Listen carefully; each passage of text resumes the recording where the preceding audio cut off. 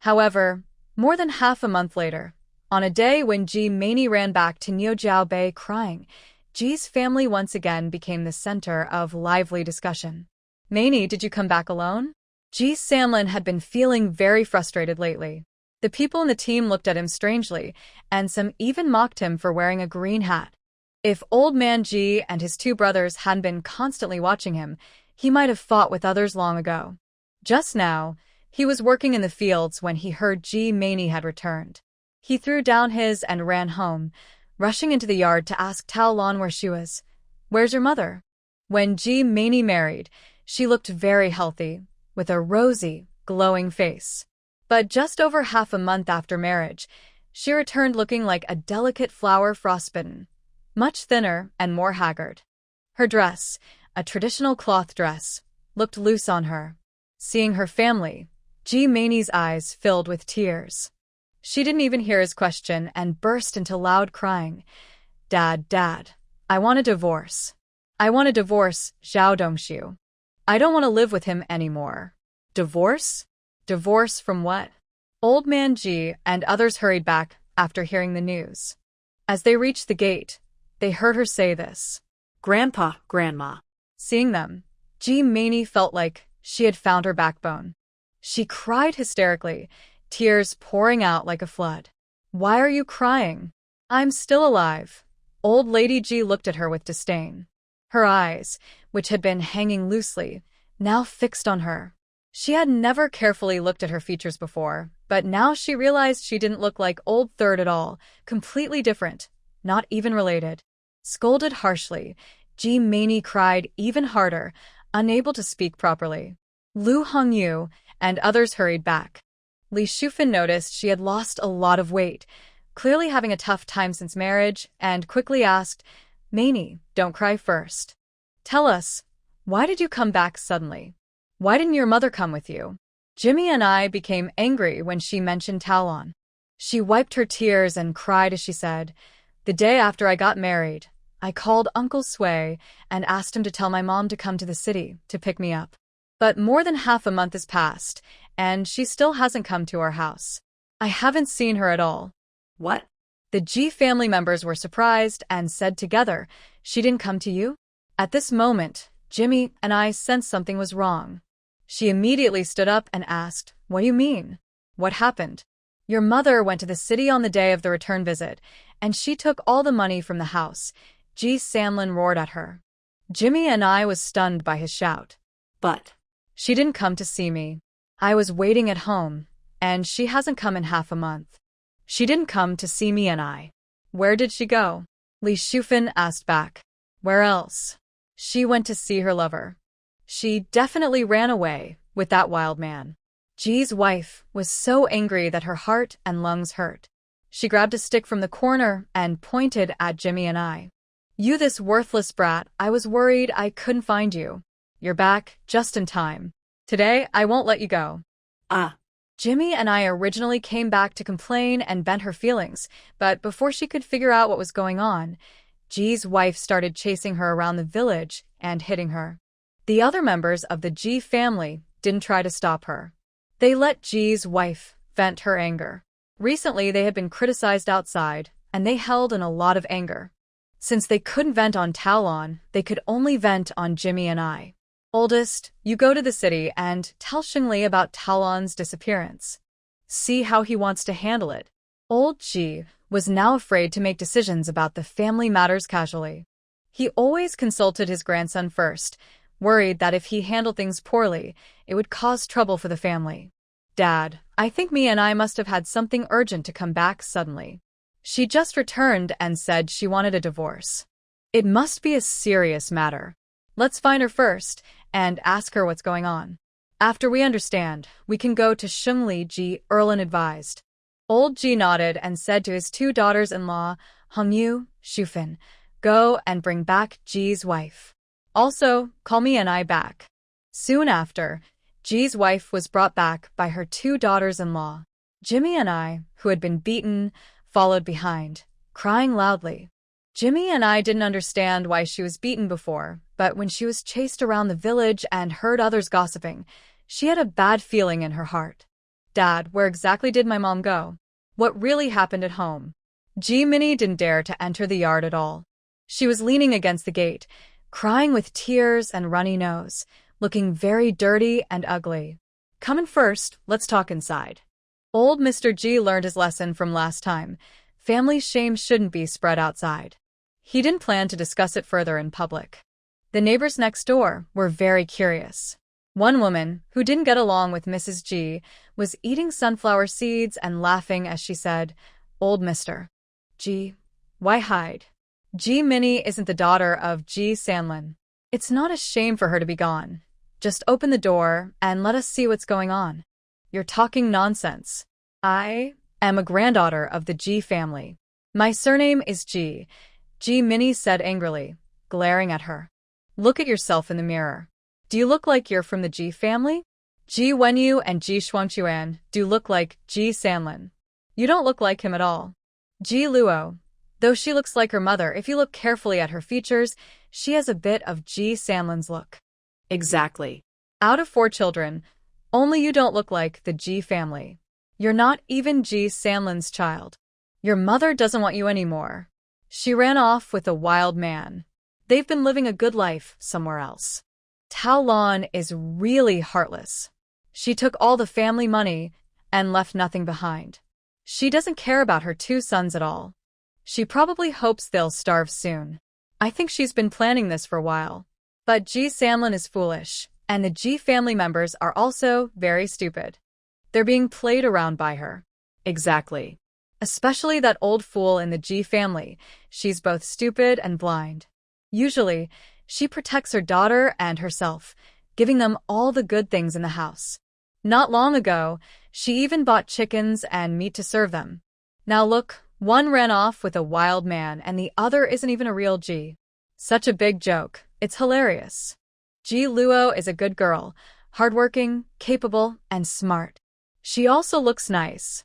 But this old fool is so biased, she lets Tao Lan bully her and even let that wild girl steal her job.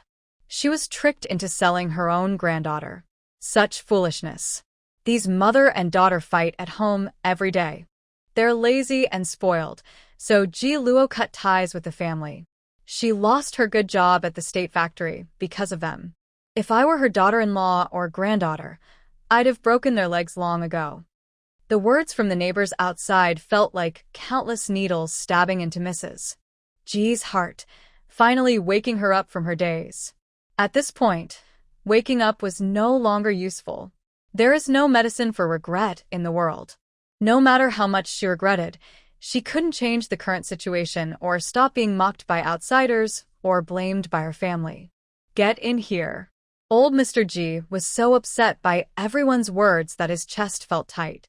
He hunched his back and moved back into the house, his face dark and frightening. Ji Meini was very scared now and didn't dare go inside. But Lu Hongyu suddenly pulled her in.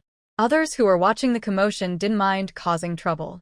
The Ji family tried to chase them out, but they couldn't push them away.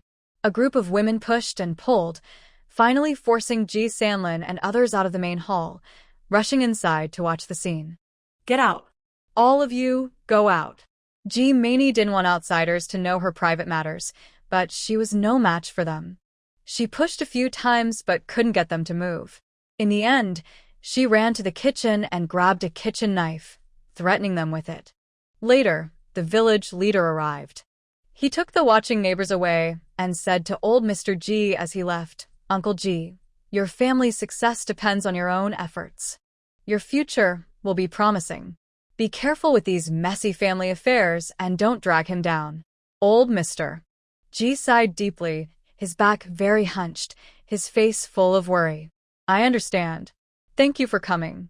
The village leader looked back at the main hall, patted Ji Daling on the shoulder, and said, "Your son is confident and smart. Talk to him more about important matters. Regarding Ji Meini, don't act impulsively.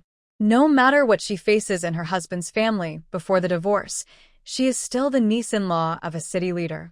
Don't embarrass them or cause trouble for the Ji family unless absolutely necessary. Also, try to persuade your mother. Hitting and scolding won't solve anything. Making a scene only causes trouble for the family. You're right, village leader.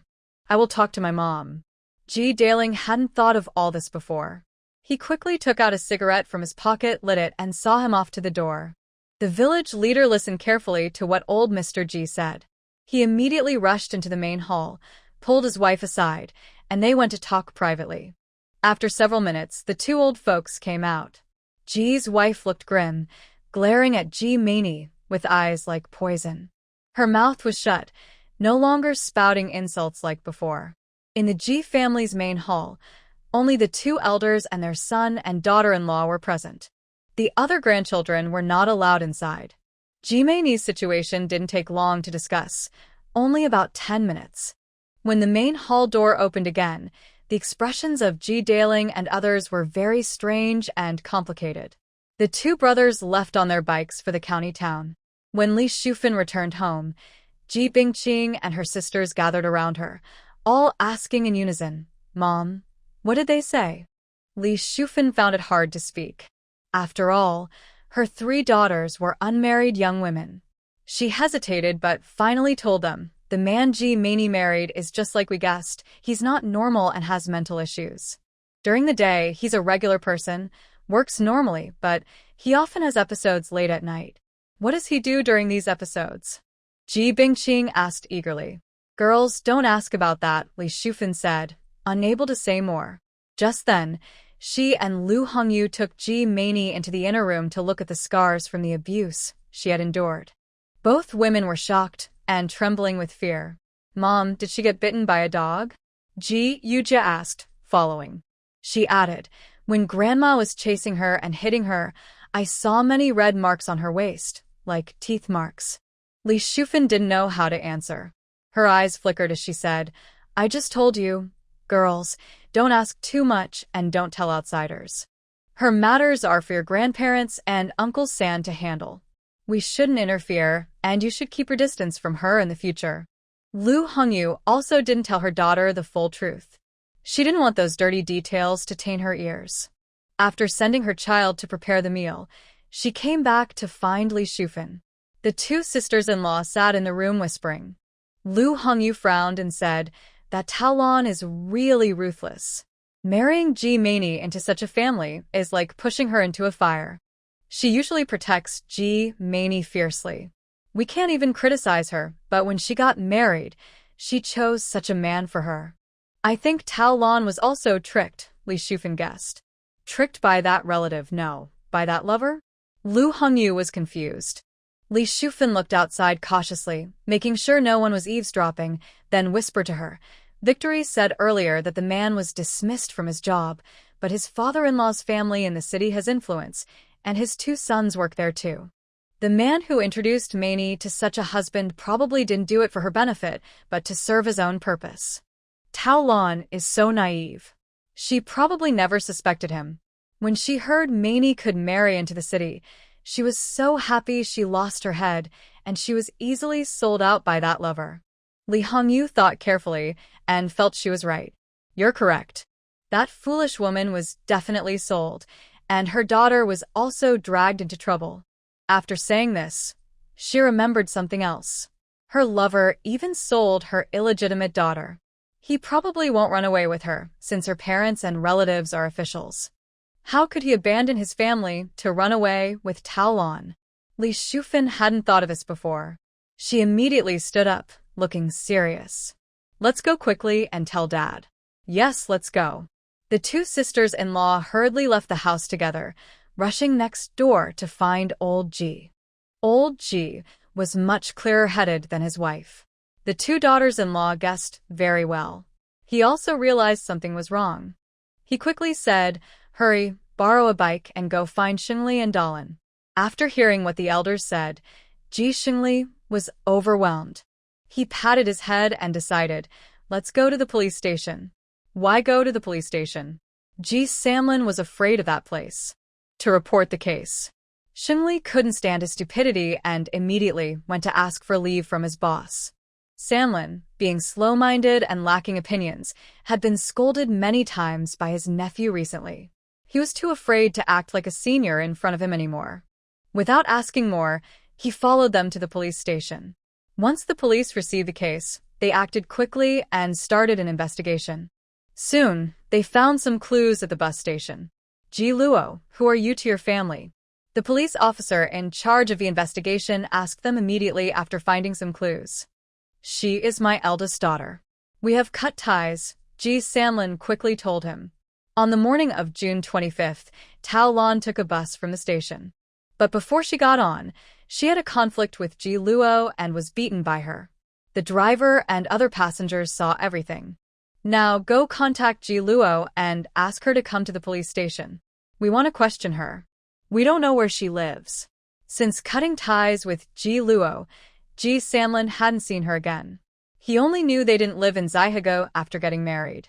He heard she rented a place in the county. Shengli also didn't know her address, but knew she sold buns on the street every afternoon. Looking at his watch, he said, she often sells buns opposite the meat factory, starting around 4 or 5 o'clock. I'll go find her now. They arrived quite coincidentally. Ji Luo was just carrying a basket to sell goods. Today, Li Jiao had to work in the afternoon, and Zhou Rongyan was walking slowly with her. Ji Luo. The Ji family group rushed over. Zhou Rongyan instinctively pulled his wife behind him, his gaze cold and sharp. What's the matter? Zhou Rongyan no longer needed his cane. He stood upright and strong, with a commanding presence that made the Ji family members feel a bit afraid. Zhou Rongyan, we just need some help from Ji Luo, not to cause trouble. Ji Xingli stepped forward first, noticing that Zhou Rongyan had recovered, and asked kindly, your legs are almost healed? Zhou Rongyan nodded. Almost. Protected by the man, Ji Luo felt warm inside. She slowly stepped out from behind him, her attitude cold toward the Ji family. What do you want from me? Ji Luo, a lot has happened at home. Aunt San has gone missing. We just reported it to the police. The officers found out you saw her a few days ago and want to ask you some questions. Ji Xingli knew her disappearance had nothing to do with her, so he spoke politely. Seeing that it took over half a month for them to realize Tao Lan was missing, Ji Luo sneered inwardly but responded politely. Ask away. Ji Luo, can you come with us to the police station? We've reported it, and the officers asked us to bring you in for a statement. Ji Luo nodded, placed a bench from her bike on the roadside, and helped Zhou Rongyan sit down. Brother Yan, I'll go first. You stay here and rest. I'll come back later. I can handle it. You go ahead. After speaking, Zhou Rongyan looked up at Ji Xingli and said, make sure to send her back safely, unharmed. Seeing how protective he was of her, treating her like a treasure, Ji Xingli forced a bitter smile. All right, I promise to bring her back unharmed. Ji Sanlin remained silent the whole time, but kept glancing at Ji Luo. She had changed a lot in the past 2 months. Seeing her now, he couldn't help but think of Bai Xuemei. When he first saw Bai Xuemei, she was about her age, wearing a white shirt like Ji Luo, bright and beautiful under the sun. That one glance had captured his heart completely. Later, he could hardly remember what happened after that. His memories were fuzzy, and his mind was cloudy. No matter how hard he tried, he couldn't recall everything clearly. When they arrived at the police station, the officer in charge came over to ask questions. Ji Luo, we've investigated. On the morning of June 25th, you had a conflict with Tao Lan at the bus station. Can you tell us exactly what happened? I had a conflict with her. That morning, I went to the bus station to sell buns. She was probably on her way to catch a bus. As soon as she saw me, she came over and asked for a bun. She wasn't asking to buy with money. She was demanding it in a rude way. I didn't give her the bun. She then started insulting me with harsh words. I couldn't hold back and hit her. I slapped her and kicked her. Suddenly, a man rushed over to stop us. I didn't know this man. He looked decent, but when Tao Lan saw him, she... Here, Ji Luo deliberately paused and pretended to feel embarrassed. Then what happened? The Ji family members asked together. Ji Luo looked deeply at Ji Sanlin with a very complicated expression and said with a sullen face, it was something like that, acting like a reckless dog. She looked at that man with disgusting eyes. At that moment, I guessed something and cursed at those shameless people. The man said they weren't that kind of relationship, claiming he and Tao Lan were cousins.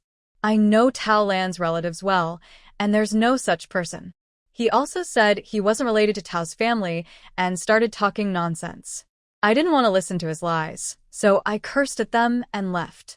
After that, I glared at Ji Sanlin and stabbed him in the chest with my eyes. I saw the man's face clearly. Tao Lan called her brother Sui, who was about 40 years old. Ji Meini's nose looked just like his, and her chin was somewhat similar. If you looked closely, they looked about 2 or 3 parts alike. Ji Sanlin didn't doubt what I said. He was so angry that his finger joints cracked. Where does he live? I don't know. Tao Lan's messy affairs have nothing to do with me. I don't have the time to investigate her matters, Ji Luo said, unwilling to reveal what she knew, to avoid trouble. The police officer recorded everything she said, then glanced at Ji Sanlin's dark face and asked, "Did you leave after that?" "Yes, I left. I haven't seen them since that day," Ji Luo answered honestly. A female police officer responsible for registration suddenly spoke up. "Can you draw?" "Yes," Ji Luo nodded. She took out paper and pens from her drawer and handed them to Ji Luo. "Draw the appearance of that man named Sui, and tell us about his height, build, and other details." Ji Luo took the paper and pen and said, "He's not very tall, about 1.72 meters. Slightly chubby, well-groomed, wears glasses, and has a bit of a leader's aura." The female police officer recorded all these features and then said, "Sketch his appearance," focusing on the main features carefully. Ji Luo, who enjoyed painting in her past life, mainly oil paintings and abstract art, was only average at sketching portraits, but she managed to capture about 70 to 80% of Sui Jianghua's look and charm. Once the sketch was finished, Ji Xingli frowned and said, "It's Sui Jianghua." The 2 police officers exchanged glances, their expressions serious. They looked at Ji Luo and confirmed, "Are you sure it's him?" "Yes, I'm sure." That morning at the station, there were many people, about 20 or so, including the driver and passengers. They all saw him. You can check with them. Also, when I left, that man didn't leave right away. Something else probably happened afterward, so you can ask the driver and other passengers about it. Next, the police officers asked a few more questions, and she shared everything she knew before leaving. Ji Luo didn't care about the other matters of the Ji family and turned to leave, but Lu Hongyu and Li Shufan, her sisters-in-law, followed her outside. Outside, Li Shufan called out to her, "Ji Luo, wait a moment." The sun was very strong outside. Ji Luo stopped in the shade, speaking calmly. "Auntie, second aunt, is there something else?" "Meini has returned." Li Shufan wanted to tell her about the family. Why did she come back? Didn't she get married? Did she return because her mother went missing? Ji Luo raised an eyebrow. "No, she only found out her mother was missing today," Li Shufan explained. Lu Hongyu briefly told her about recent family events and added, "She always thought her mother hadn't gone to the city. Recently, her man has been abusing and tormenting her. She couldn't take it anymore and ran back today." Ji Luo was already married, so she didn't mind hearing some things. Lu Hongyu also didn't hide from her about Meini being bullied by a pervert, but she lowered her voice. After hearing all this, Ji Luo felt nothing surprising and showed no sympathy. She sneered, "This is what happens when you crave vanity." Serves her right. Seeing her sisters-in-law look awkward, she sneered again, and look at themselves. No one would want a country bumpkin like her. Would decent young officials even look at her? They're the ones obsessed with vanity, always dreaming unrealistic dreams. They chose this path themselves, so no one to blame. Now she is married, and officially a wife. Whether the man is normal or crazy, she is legally married and registered with the Civil Affairs Bureau. She chose this path herself and must continue to walk it, bearing all the consequences herself. Ji Luo had suspected earlier that the man introduced by Sui Jianghua had some hidden illness, but she didn't expect it to be a mental health issue. Ji Meini only married into the family for half a month before she couldn't take it anymore. She has already endured enough hardships in this life. She is now sneaking back to her parents' house. This is not her safe place. Tao Lan's scandal has been exposed, and the Ji family definitely won't protect her. Of course, given the Ji family's attitude, even if Tao Lan hadn't been unfaithful outside, they wouldn't protect Ji Meini for offending the Zhao family. They would likely send her back willingly. Ji Luo only said a few words to them before leaving quickly to help Zhao Rongyan sell buns. Business at the stall has been good. Zhao Rongyan has been helping her sell for the past 2 days. He used to help with collecting money, but today he was selling alone and handling the money, yet he didn't seem flustered. Brother Yan, I'm back. Zhao Rongyan just finished giving change to a customer. Seeing that she was safe and sound, he felt relieved and asked, Luo, just here to ask you something? Yes, I just asked a few questions. There were many people in front of the stall. Ji Luo didn't mention the Ji family matters to him for now, and quickly helped sell the buns. After the customers left, Ji Luo quietly told him, that day I beat Tao Lan up. Later, she took a bus to the city and then disappeared. She hasn't been to Ji Meini's house in the past half-month.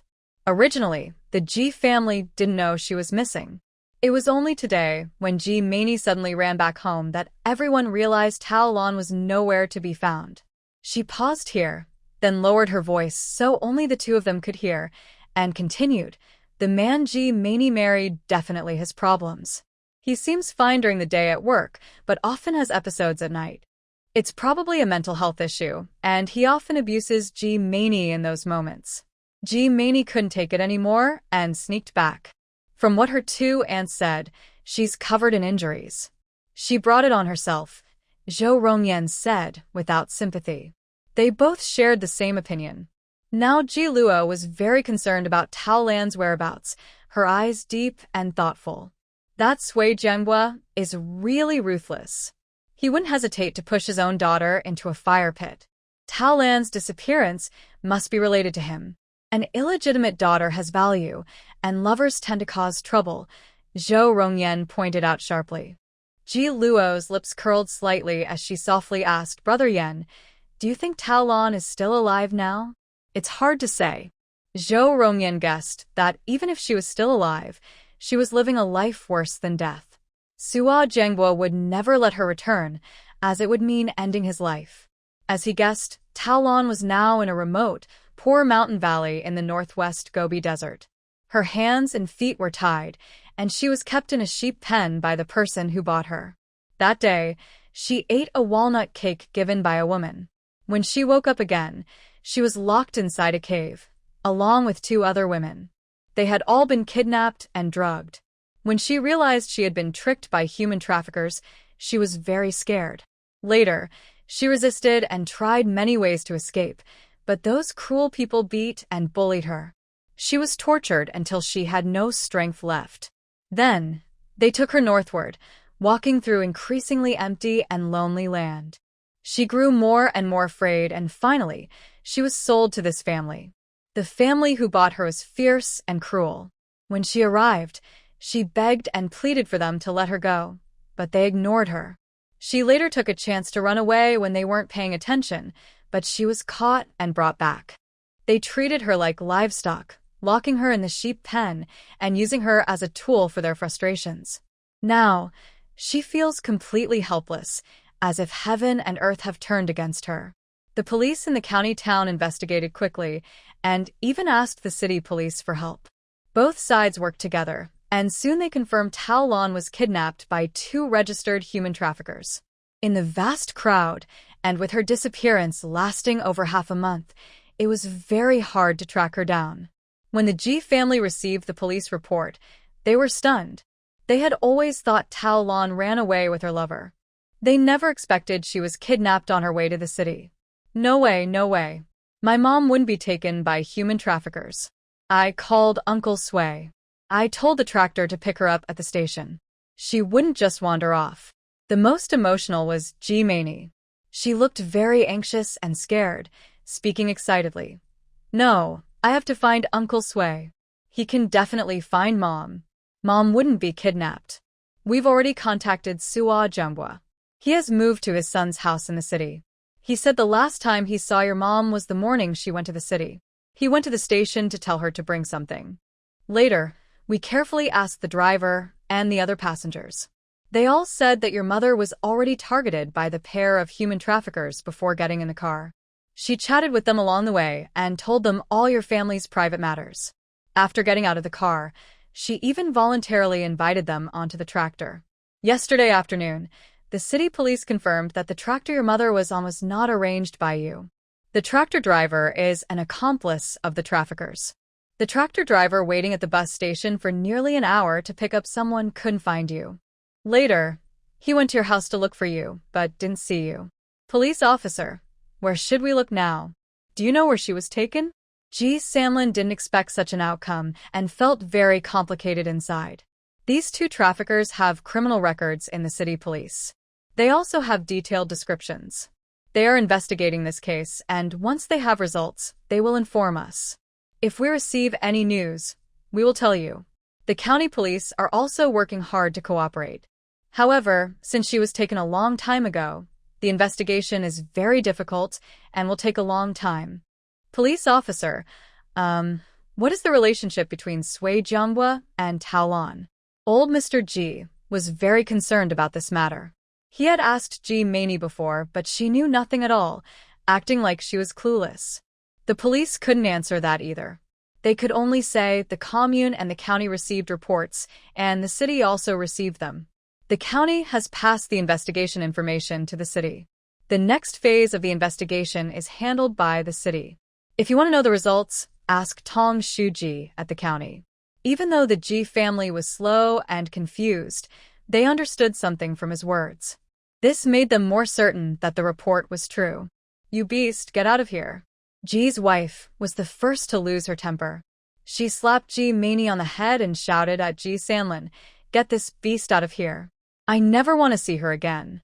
If it weren't for the old man and grandson saying that Ji Meini was now Zhao's daughter-in-law, Ji's wife would have wanted to cut her into pieces right now. Thinking about how she had pampered and protected her all these years like a wild child made her furious and crazy. Get out. You beast. Worthless. Wild child. Get out of my house. Anning, bring me a broom. I'm going to beat this beast to death. They are both terrible people, always taking from us, drinking our things, and playing tricks on us. I want to punish her badly. Although Grandma is old, she is good at fighting and scolding. Even if Ji Meini learned from her, she is no match for Grandma. Soon, Grandma drove her out of Niujiao Bay. With nowhere to go, Ji Meini cried and ran to the Tao family for help. The Tao family is very snobbish. They already knew about what happened between the mother and daughter. The Ji family also made a big fuss at the Tao family, with Ji Samlin causing trouble at his father-in-law and mother-in-law's house, smashing everything, and stealing some bags of grain. Right now, the Tao family hated the Ji family very much. Ji Meini went there to ask for help, but it was just asking for shame. No matter how much she cried and begged, they wouldn't let her in. Two aunts-in-law chased her with brooms and whips, beating and driving her out of the village, back to Niujiao Bay. She couldn't go back to her in-laws' house, and her own family wouldn't let her in. Ji Meini finally felt what it was like to have nowhere to go. She was usually not liked in the village. She argued and insulted her peers often. Now, everyone who disliked her found chances to mock and belittle her. Endless shame and humiliation filled Ji Meini's mind, making her more and more bitter, like a madwoman, shouting and screaming everywhere. At 4 p.m., Ji Luo was carrying a basket to set up her stall when a car stopped in front of her. The back window rolled down, and a middle-aged woman with short hair looked out politely and said, "Hello, young comrade. May I ask you something?" "Hello, madam. What do you want to ask?" Ji Luo replied politely. Seeing that this young woman was pretty and polite, the woman smiled faintly and asked, "Can you tell me how to get to Baiyang Commune?" Baiyang Commune is where the Ji family lives. Ji Luo pointed ahead on the street. "Go straight along this road. After about a mile, there's an agricultural machinery test station. Then turn towards the muddy narrow road opposite the test station. Walk another mile, and you'll cross a stone arch bridge. After crossing the bridge, go another mile or so, and there's a fork. Turn left, and you'll reach Baiyang Commune." "Thank you very much," the woman said politely. She then asked, young comrade, do you know about the Niujiao Bei Brigade of Baiyang Commune? Seeing that she was going to Niujiao Bei, Ji Luo had a guess. Most likely, she was from Ji Meini's in-laws family, here to pick her up. I know about the Niujiao Bei Brigade. It's a production team under Baiyang Commune, not far from the county town. The Baiyang Commune has a supply and marketing cooperative. There is a signpost at the entrance, indicating the way. The cooperative is less than 2 miles away, and a wooden sign is placed at the village entrance. Comrade, thank you so much. Seeing that her basket was filled with baked goods, the other person asked, are you selling things here? Yes, Ji Luo smiled. What do you have? Pork buns, sugar buns, flour rolls, steamed bread, and chive egg pancakes. Seeing her want to buy, she lifted the cloth covering the basket, revealing a basket of hot, steaming food. They came from the city and planned to leave soon, so they didn't intend to stop for a meal on the way. The other person took some change from her bag and said, comrade, give us 6 pork buns and 3 chive egg pancakes. Okay. Thank you for taking care of the business. Ji Luo quickly wrapped the food with oil paper, took the money, and gave change without delaying their time. After watching the small vehicle leave, Ji Luo's lips curved into a meaningful smile. She had just seen 3 people inside the car. 2 middle-aged men, 1 driver, and 1 companion. Clearly, neither of them was Ji Meini's husband. As for the woman who just spoke, she looked sharp and confident. The 2 men showed respectful attitudes toward her, so she was probably an elder from Ji Meini's husband's family. When the car entered Niujiao Bei, Ji Meini was arguing loudly and rudely, her voice sharp and piercing. Her words were extremely unpleasant, loud enough to be heard clearly from the village entrance. It was the first time a car had come to the village, and for the unworldly villagers, it was more exciting than seeing a modern collective. They all stopped working, threw down their hose, and rushed over to watch the scene. Captain Su hurried over to greet the visitors, courteous as always. Comrades, I am Su, the team leader of Niujiao Bei production team. May I ask what brings you here? Hello, Captain Su. Aunt Zhao from the Zhao family got out of the car, first shaking hands with him and explaining her purpose. I come from Pingcheng. I am Ji Meini's husband's aunt. I am here to take her home. Hearing that she was an elder from Ji Meini's husband's family, Captain Su's expression became a bit strange. Seeing that the Ji family members were arriving one after another, he called out, Uncle Ji, Meini's aunt is here to pick her up. Please go and call her back. Just as Ji's wife rushed forward to speak, she heard it was to pick up Ji Meini. She opened her mouth to scold, but Lu Hongyu quickly covered her mouth. Mom, don't say anything. Who are these people? Aunt Zhao looked at the Ji family members. Captain Su had to introduce them. These are Ji Meini's grandparents and aunt and uncle. Her father is at home. We're not her grandparents. Old Mrs. Ji shook off her eldest daughter-in-law's hand but didn't scold or blame the Zhao family. Instead, she shouted loudly, Ji Meini is now your Zhao family's daughter-in-law. Quickly take this troublemaker away, so she doesn't embarrass us anymore. Mrs. Zhao was very sharp and caught the key words. She became suspicious and asked, Old lady, what do you mean by what you just said? Ji Meini isn't part of our Ji family. She's not my granddaughter. She's the illegitimate child born from her shameless mother and a wild man. Old Mrs. Ji shouted sharply. Since this rumor had already spread, she didn't care about losing face. She yelled loudly, That wild man is also known to your Zhao family. He was the matchmaker for your nephew and Ji Meini. His name is Sui Jianghua, and he used to be the vice president of the County Reform Association. What? Mrs. Zhao's face changed dramatically. Uncle Ji, the county, and the commune haven't announced anything yet. It's still under investigation and nothing is certain. Don't jump to conclusions, Deputy Captain Su advised. I'm not lying. Yesterday, Daling and Xingli saw a photo of Sui Jianghua at the police station. Ji Meini looks just like him, especially her nose and chin. She's the illegitimate child of Sui Jianghua and Tao Lan. Those 2 scoundrels have been together for a long time. Now, they've made our 3rd son into a turtle, and our Ji family is left to raise this wild child. I was blind before, unable to see she was a wild child. Now, I see clearly. Our Ji family has been played by these two trash. Our whole family is being fooled.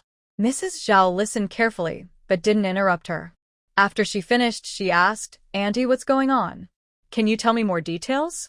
"You don't know?" Old Mrs. Ji glared at her. Mrs. Zhao shook her head and replied politely, regarding Ji Meini marrying into the Zhao family. It was actually Sui Jianghua who arranged everything. He told us that the girl, Ji Meini, was a rural girl with a clean background. Her parents are farmers, hardworking people, and she is the eldest daughter. He didn't mention anything else. "Then why didn't you let our Ji family attend the wedding when they got married?" Lu Hongyu asked. "We didn't stop the Ji family from attending. When the two children met and had their matchmaking, we sent an invitation to the bride's family. On the wedding day, we prepared 2 tables for the Ji family at the main seat. However, when the bride arrived, she was not accompanied by her family. I asked Sui Jianghua, and he said that the bride's mother-in-law didn't allow them to come, claiming that the Ji family was from the countryside and had no experience and was worried about embarrassing our nephew Dongxiu. After the wedding, I told Meini to find time to invite you all to visit our home again to show Zhao family's apology." Meini agreed verbally at the time. Regardless of her true feelings, her attitude was very good at that moment. She had no airs of a high-ranking person and treated the Ji family members politely, even when they questioned or criticized her. The Ji family was full of resentment, but when they confronted her, their anger was like hitting cotton. Nothing tangible could be expressed. Our Ji family worked hard to raise that girl. Among all our granddaughters, she lives like a young lady, with good food, clothing, and care. The other granddaughters only get what she leaves behind. Now that she's married, we saw no bride price from your side. When you came to pick her up, you only brought a few pounds of meat and a couple of bottles of wine, like you were shooing away a beggar. Don't talk to me nicely now. We had prepared to go to the city, but your people stopped us. They humiliated us and made us the joke of the whole commune. Your family is supposed to be officials, yet I've never seen such shameful treatment. Even if Ji Meini is an illegitimate child, she was raised by us with great effort. We fed her for 17 years, and she's eaten thousands of jin of grain. Yet you come with just a little bit of stuff to humiliate her.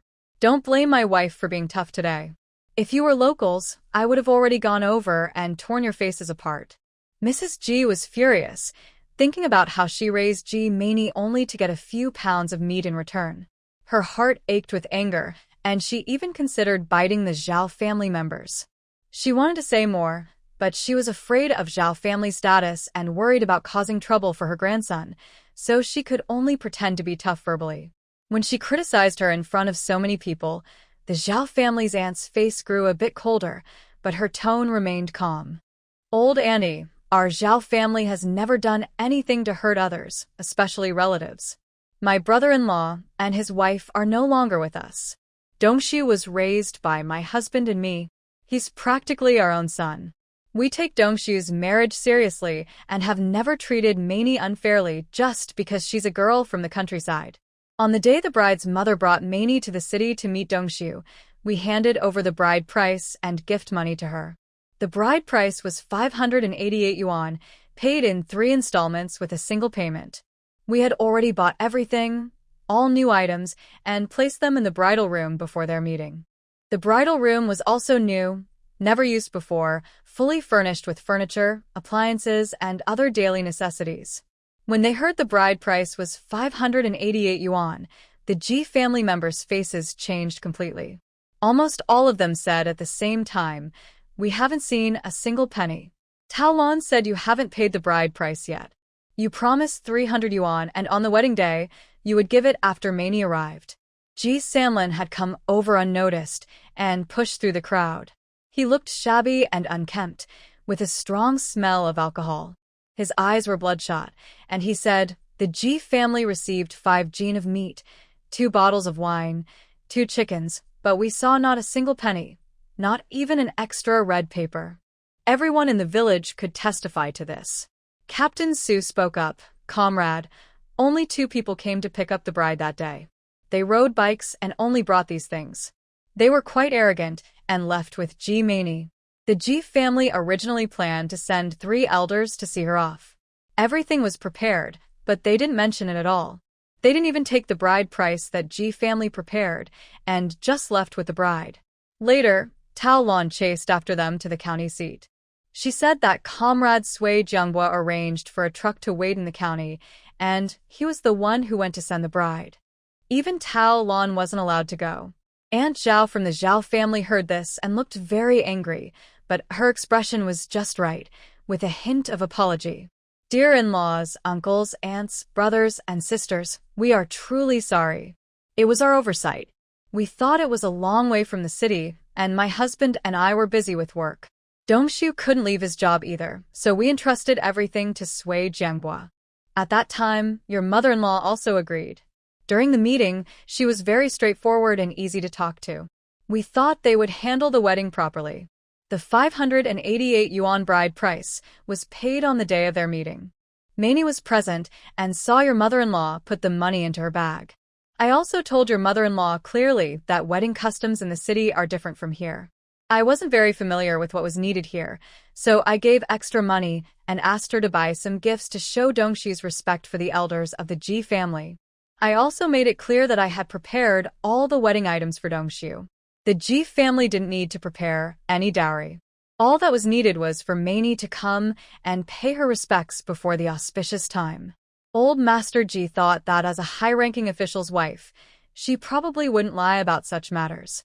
He was furious, especially since he believed that Lan had secretly taken a lot of money. He gritted his teeth and kicked Ji Sanlin, saying, "Go and bring Ji Meini here." Ji Sanlin had drunk a little but was not drunk. His mind and eyes were clear. At this moment, he was so angry, he looked like a lion. He pushed through the crowd and went to find Ji Meini. Ji Meini ran away when the car entered the village. Now she had gone to the back mountain. Many villagers saw her, so Ji Heping and others all went to look for her in the mountains. About 10 minutes later, Ji Meini was brought back.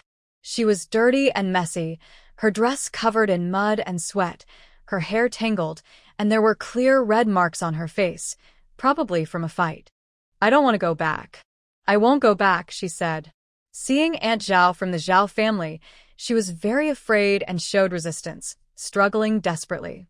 But she was too weak to break free. Aunt Zhao frowned when she saw her like this and looked at her with obvious disgust. Her attitude was cold. "If you don't want to go back to the Zhao family, you can return the 588 yuan bride price I gave your mother. I will have Dongshu to divorce you immediately. You can leave any time." "I didn't take the bride price." "It's all with my mom," Ji Meini quickly explained, trying to be clever and shifting all the blame to her mother. Anyway, her mother probably wouldn't come back, and the Zhao family wouldn't be able to cause trouble. Aunt Zhao saw through her little trick, and her expression turned cold, her eyes sharp. "Ji Meini, the Zhao family's reputation isn't something you can tarnish. I really didn't take it. It's with my mom. She only gave me 50 yuan for pocket money, saying that when she comes to the city to live with me, she will give me the bride price to keep," Ji Meini said, showing her fear and telling the truth. Seeing that the mother and daughter had really taken so much money from the Zhao family, but kept it a secret and lied when they returned, Mrs. Ji was furious. She rushed over and grabbed her, hitting her hard. Other members of the Ji family were angry too, but they were afraid that if they beat her too badly and angered the Zhao family, it would cause trouble. After she calmed down, Lu Hongyu and Li Shufan stepped in to pull her away. Mrs. Ji finally kicked Ji Meini in the and yelled hysterically, "You little beast! I was blind to spoil and protect you, a wild child, and now you've driven out my own granddaughter. From now on, I curse you and your mother's wicked daughter. May you both have a miserable life." Mrs. Zhao from the Zhao family had just learned about the Ji family's situation. She was suspicious about Tao Lan being kidnapped by human traffickers and had some vague guesses in her mind. However, without proof, she decided to go back and discuss it properly with her husband. As for the Ji family, after dealing with them once, Mrs. Zhao was sure they were not easy people to get along with and were not kind-hearted. She didn't want to have much contact with them. She took out 100 yuan from her bag, speaking calmly but with a firm tone. We from the Zhao family did give the 588 yuan bride price, and Ji Meini also admitted it. Since this money was not handed over to the Ji family, we also bear some responsibility. Now, I am adding another 100 yuan as an apology. As for other matters, Sui Jianghua and Tao Lan, the mother-in-law, are deceiving and hiding things. The Zhao family is not responsible for that. After speaking, she handed the 100 yuan to Ji Sanlin without giving him any extra look. Ji Sanlin thought about how hard he had worked to raise the wild child, only to get just 100 yuan and a little thing. He was full of anger. After taking the money, he asked, "Where is Sui Jianghua?" "He is in the city now. The couple lives at his son's house," Mrs. Zhao replied. Knowing she was going to cause trouble for Sui Jianghua, who also played tricks on the Zhao family, she decided to give them both a lesson. She took out paper and pen from her bag and wrote down the address of Sui Jianghua's son's dormitory for him. Ji Sanlin folded the address and put it in his pocket, already thinking about other plans. His wife had been kidnapped, his daughter was illegitimate, and he had become a joke. All of this was caused by Sui Jianghua. He wouldn't allow the other to live well in the city, while he was mocked at home as a useless coward. Mrs. Zhao's purpose today was to bring Ji Meini back. After finishing the matter, she signaled to the two accompanying people to take Ji Meini onto the car. "I won't go back. I won't," Ji Meini desperately resisted.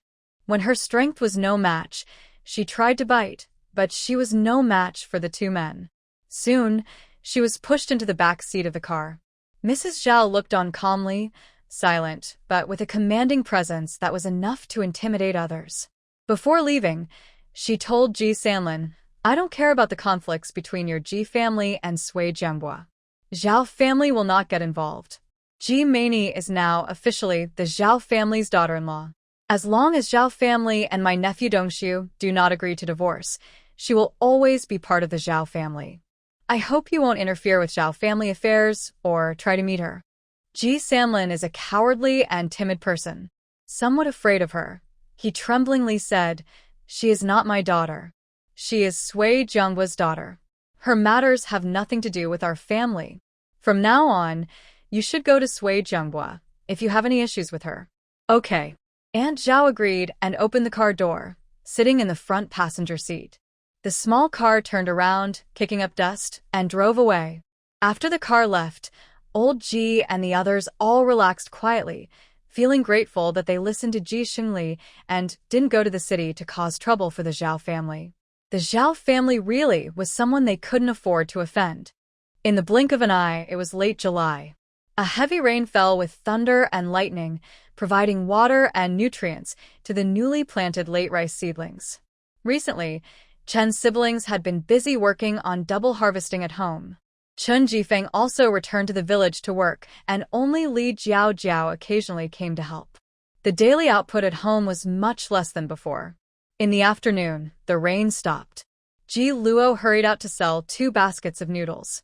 When she returned, she saw Zhou Rongyan walking back and forth at the door, looking more lively and natural than the previous days. She smiled and said, "Brother Yan, I'm going home to cook first. You'll be back in about 10 minutes. Luo, the food is ready. I've stewed the fish, and it should be almost done." Zhou Rongyan slowly walked home, saying as he went, Luo, after dinner, let's take a bath." "Okay." Even though it rained, the temperature slightly eased, but the weather was still very hot and stuffy. Just a little walk outside made her sweat profusely. The fish in the pot was already stewed, with a rich, milky white broth. Ji Luo took a large bowl and served the fish, saying, "Brother Yan, let's just have this dish tonight. No need for vegetables. That's enough." Zhou Rongyan took his rice bowl and filled 2 large bowls with rice. The couple sat at the table.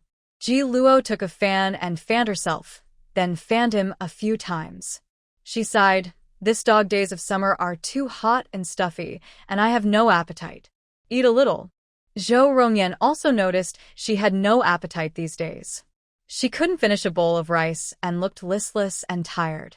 Ji Luo picked up her rice bowl, scooped a few spoonfuls of soup, and took 2 sips. Suddenly, her stomach churned. She immediately put down her chopsticks and ran to the kitchen too. Ugh. Luo, what's wrong? Zhao Rongyan quickly put down his bowl and followed her, seeing her leaning over the wooden basin and vomiting out the soup she had just drunk. He gently patted her back. Brother Yan, it's so fishy. The fish tastes terrible. After Ji Luo's energy subsided, she looked at him with a sad expression. Zhao Rongyan had just eaten fish and didn't find it bad. He said, I feel okay eating this. It tastes similar to the last time I cooked, and I didn't find it fishy. But I think it's very fishy and hard to eat. Ji Luo hadn't finished speaking when she suddenly remembered something. Her big eyes widened, and she quickly grabbed the man's arm. Yan Yi, imate. Could it be something? Zhao Rongyan asked nervously. Yanji, my period didn't come on time this month. It's delayed by 4 or 5 days. I just ate fish and felt nauseous. This might mean I'm pregnant. As she spoke, her hands moved away from his arm and gently rested on her flat stomach. In her previous life, she wasn't married and didn't have children, but she was experienced in life. Recently, she felt tired and weak, had a poor appetite, and didn't sleep well at night. Plus, she felt nauseous after eating fish and her period was late, so she was pretty sure she was pregnant. Zhao Rongyan stared at where her hands rested, stunned. After a few seconds, he suddenly hugged her tightly, his expression excited. Luo, are we going to have a baby? Probably yes. Ji Luo smiled happily, her face blooming like a flower. It's still early, and the hospital should still be open. Why don't we go get checked now? Okay, let's go. Without wasting a second, Zhao Rongyan turned around and headed out, holding her hand tightly and reminding her, Luo, slow down. Walk carefully. They left their food on the table and locked the door. Zhao Rongyan took a bicycle and took her to the county hospital. The doctor was about to leave work when they arrived just in time. She had to re-register her medical record and arrange for tests. Congratulations, both of you. You are indeed pregnant, and it's still early, about a month. Thank you, doctor. Zhao Rongyan was happier than Ji Luo. He held her hand tightly under the table and asked excitedly, Doctor, my wife hasn't been sleeping well lately, her appetite is poor, and she looks tired and weak. Please prescribe some medicine to help her recover. These are normal early pregnancy symptoms. They usually improve after the first 3 months. But your wife has a weaker body and isn't getting enough nutrients. If your family is doing well, try to buy more pork, eggs, and milk powder for her. Also, don't overwork her. She should rest more, especially at night. If she can't sleep well, try to nap during the day. Even if she can't eat much, she should still try to eat more. The doctor's instructions were all remembered clearly by Zhao Rongyan. After asking a few more questions, the couple left together. On the way home, Ji Luo's smile never faded. She kept touching her belly happily, saying, Brother Yan, we're going to have a baby. Yes, we're having a baby. Zhao Rongyan was also looking forward to their child. His eyes, full of happiness, rested on her flat stomach. Luo, do you like boys or girls? Both are fine. What about you? Ji Luo asked with a smile. I like both too. Boys are good and girls are good. If it's a boy, I will teach him how to train. If it's a girl, you can teach her to study well. Zhao Rongyan felt very happy now. Since marrying Ji Luo, he had experienced the warmth and happiness of home. These past few months were the happiest time of his life. Now that they had a baby, he was even more hopeful about the future. Double happiness. Ji Luo gently touched her belly with one hand and held his arm with the other, smiling happily. Brother Yan, your leg will heal soon and the baby is coming. These are 2 big joys for our family. Zhao Rongyan's lips curled into a deep smile. I will work hard to earn money, improve myself, and protect both of you with my life. Brother Yan, let's have more children. Ji Luo had never experienced the happiness of marriage and childbirth in her past life. She wanted to make up for it this time and enjoy the happiness of children surrounding her. Seeing her love for children, Zhao Rongyan knew he had to cooperate fully. His eyes darkened slightly. Okay. Back home, the food on the table had gone cold. Zhao Rongyan didn't let her eat the fish that might make her feel sick. He let her sit on a stool to rest while he quickly cooked an egg drop soup and stir-fried a small bowl of light winter melon. Luo, let's eat something simple tonight. Tomorrow morning, I'll go to the village to buy 2 chickens from the neighbor and some eggs. From now on, you should eat 1 or 2 eggs every day to boost your and the baby's nutrition. Ji Luo cared a lot about her health. During this busy time of earning money, she didn't hold back on food and drinks. After a month or 2 of proper care, her health had improved a lot since her crossing. Now that she was pregnant, for the sake of the baby and herself, she needed to keep up her nutrition. Even with a poor appetite, Ji Luo ate half a bowl of rice, finishing the egg drop soup and vegetables. Her stomach felt slightly full. Zhao Rongyan didn't let her do housework. He helped bring the bathwater into the room and took care of everything else himself, quickly stepping into his new role. Knock, knock. Knock, knock. There was a knocking sound outside. Ji Luo put down her work and got up to open the door. Who is it? Big Sister Luo, it's me, came Ji Bingqing's voice from outside. Ji Luo opened the door to see Ji Bingqing alone outside. She quickly greeted her. Bingqing, come in quickly. Big Sister Luo, I went to sell vegetables this morning. I didn't see you selling buns today. Why? Ji Bingqing had come to the county early that morning. She had sold most of the vegetables she brought. She handed her the remaining zucchini and a small bag of river snail meat. Big Sister Luo, during this period, we've been collecting river snail meat. I cooked a meal with it. You've worked hard collecting it. You should keep some for yourselves, Ji Luo said, knowing her family was also struggling. We collected several buckets. We've eaten 2 or 3 meals with it and just sold a couple of jin today. Ji Luo invited her inside, poured her a glass of water, handed her 2 sugar packets and a bowl of mung bean porridge. Bingqing, this morning your brother-in-law cooked this. It's a bit cold now. Just eat a little. Big Sister Luo, I had steamed sweet potatoes this morning. I only need this bowl of mung bean porridge. You can keep the sugar packets to sell, Ji Bingqing said, refusing to let her spend too much. I didn't go to the market today. This is for myself, Ji Luo said as she sat beside her.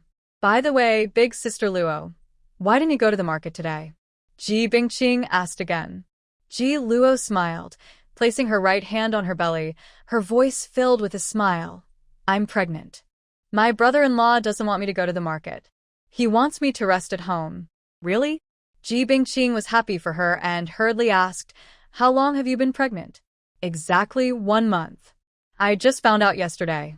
Ji Bingqing had heard about pregnancy in the village before and showed concern.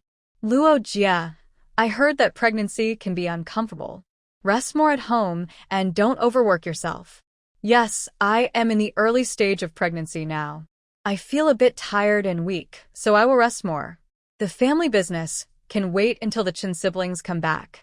Ji Luo noticed she had become darker recently and asked about farm work at home. Have the double harvest finished? Have the late rice seedlings been transplanted? We finished the day before yesterday afternoon. It's been very tiring lately. I rested at home yesterday and only just recovered today. Ji Bingqing and her sisters were quite capable.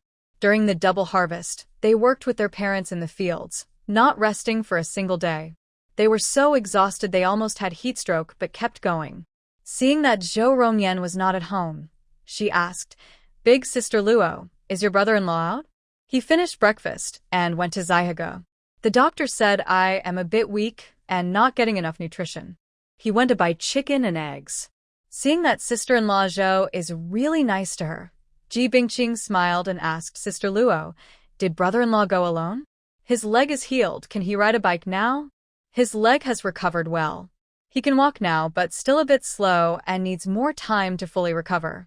While talking, noticing she hadn't eaten anything, Ji Luo pushed a steamed bun and some food in front of her. Bingqing, eat something while we talk. Okay. Ji Bingqing took a sugar bun and handed it to her. Sister Luo, have another one. You eat. I'm full. Ji Luo had a bun this morning and drank 2 large bowls of mung bean porridge.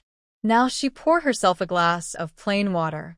Ji Bingqing was eating her bun and talking about home. Sister Luo, Uncle San took Wenwu and went to the city. Now, they're staying at the house of that Sui man. Huh? Ji Luo was surprised and looked a bit exaggerated. When did they go? Why are they staying at Sui Jianghua's house? Ji Bingqing swallowed her bun and told her with a complicated expression, they left 5 days ago, right after the rice harvest. The father and son took a bus to the city. At first, they stayed at Ji Meini's house for 2 days. After Uncle found out Sui's address, they moved into his house with Wenwu.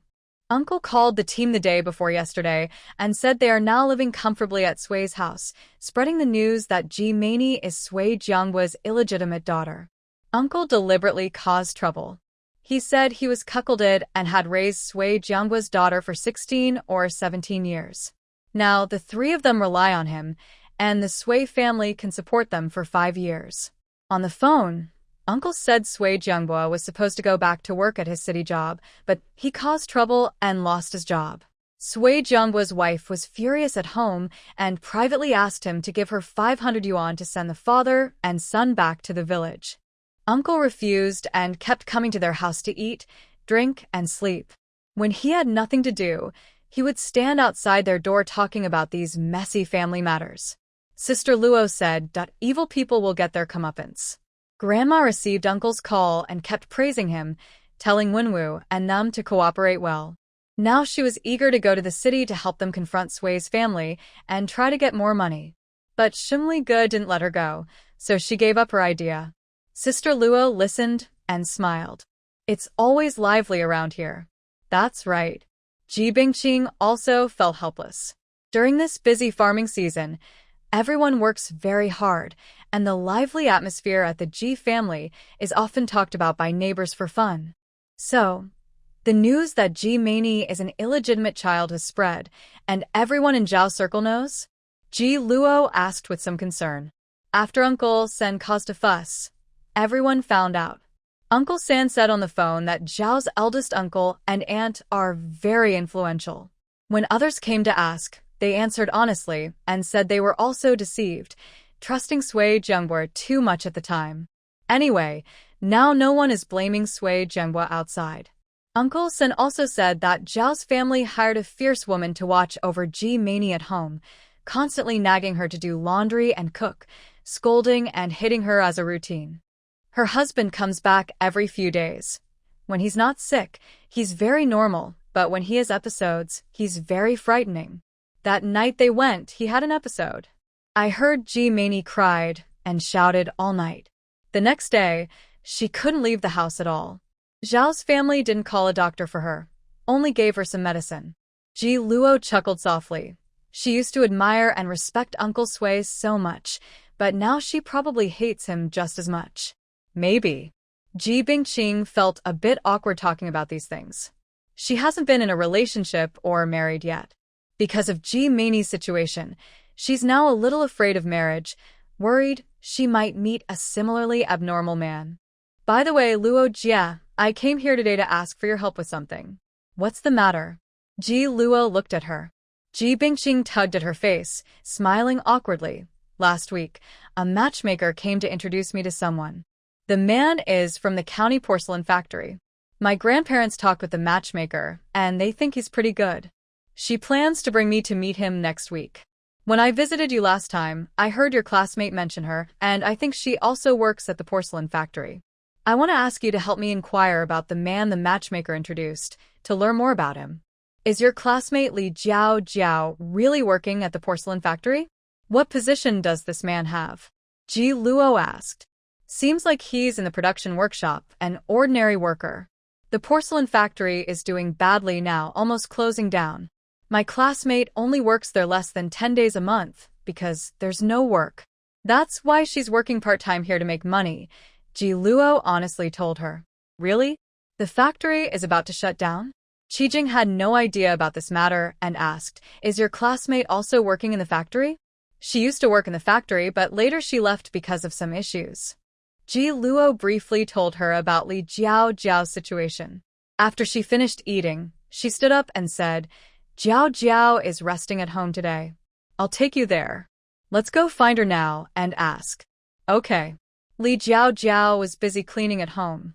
After washing and hanging up her things, she saw them arrive.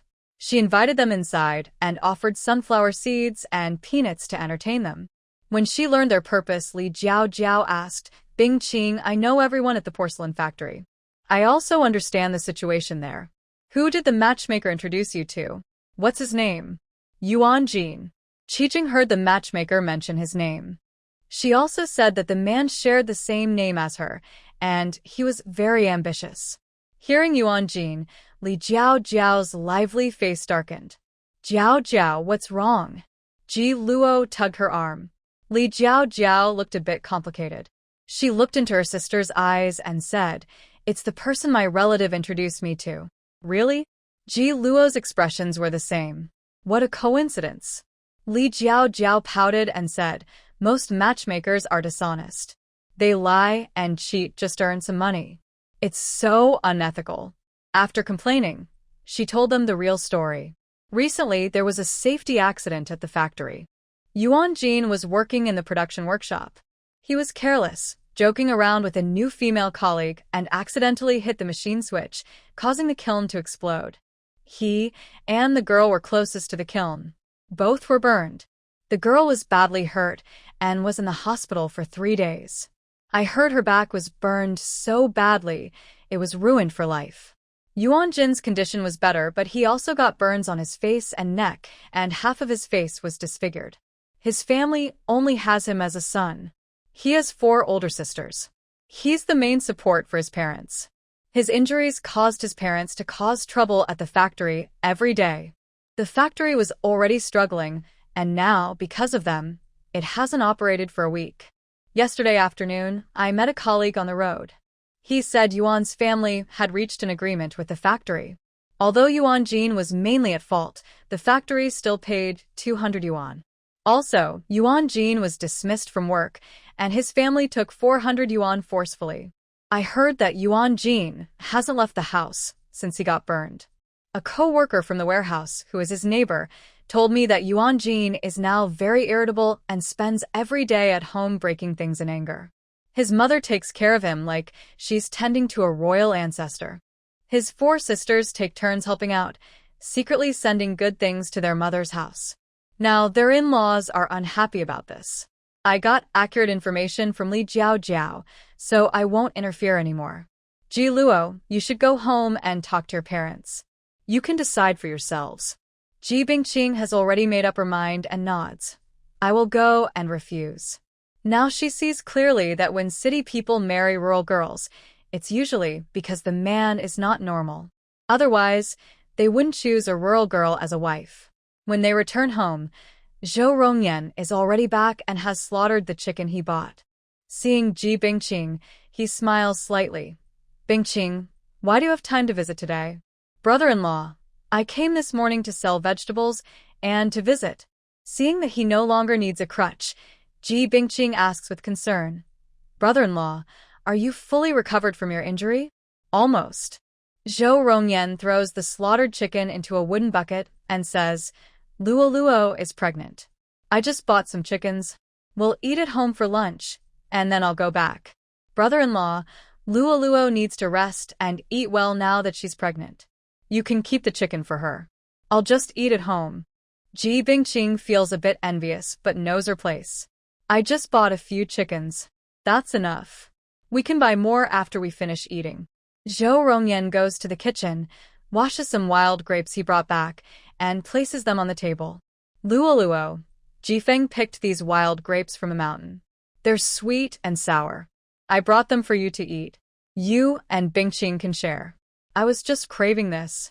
In the hot summer, plus pregnancy, she wanted something tangy and refreshing.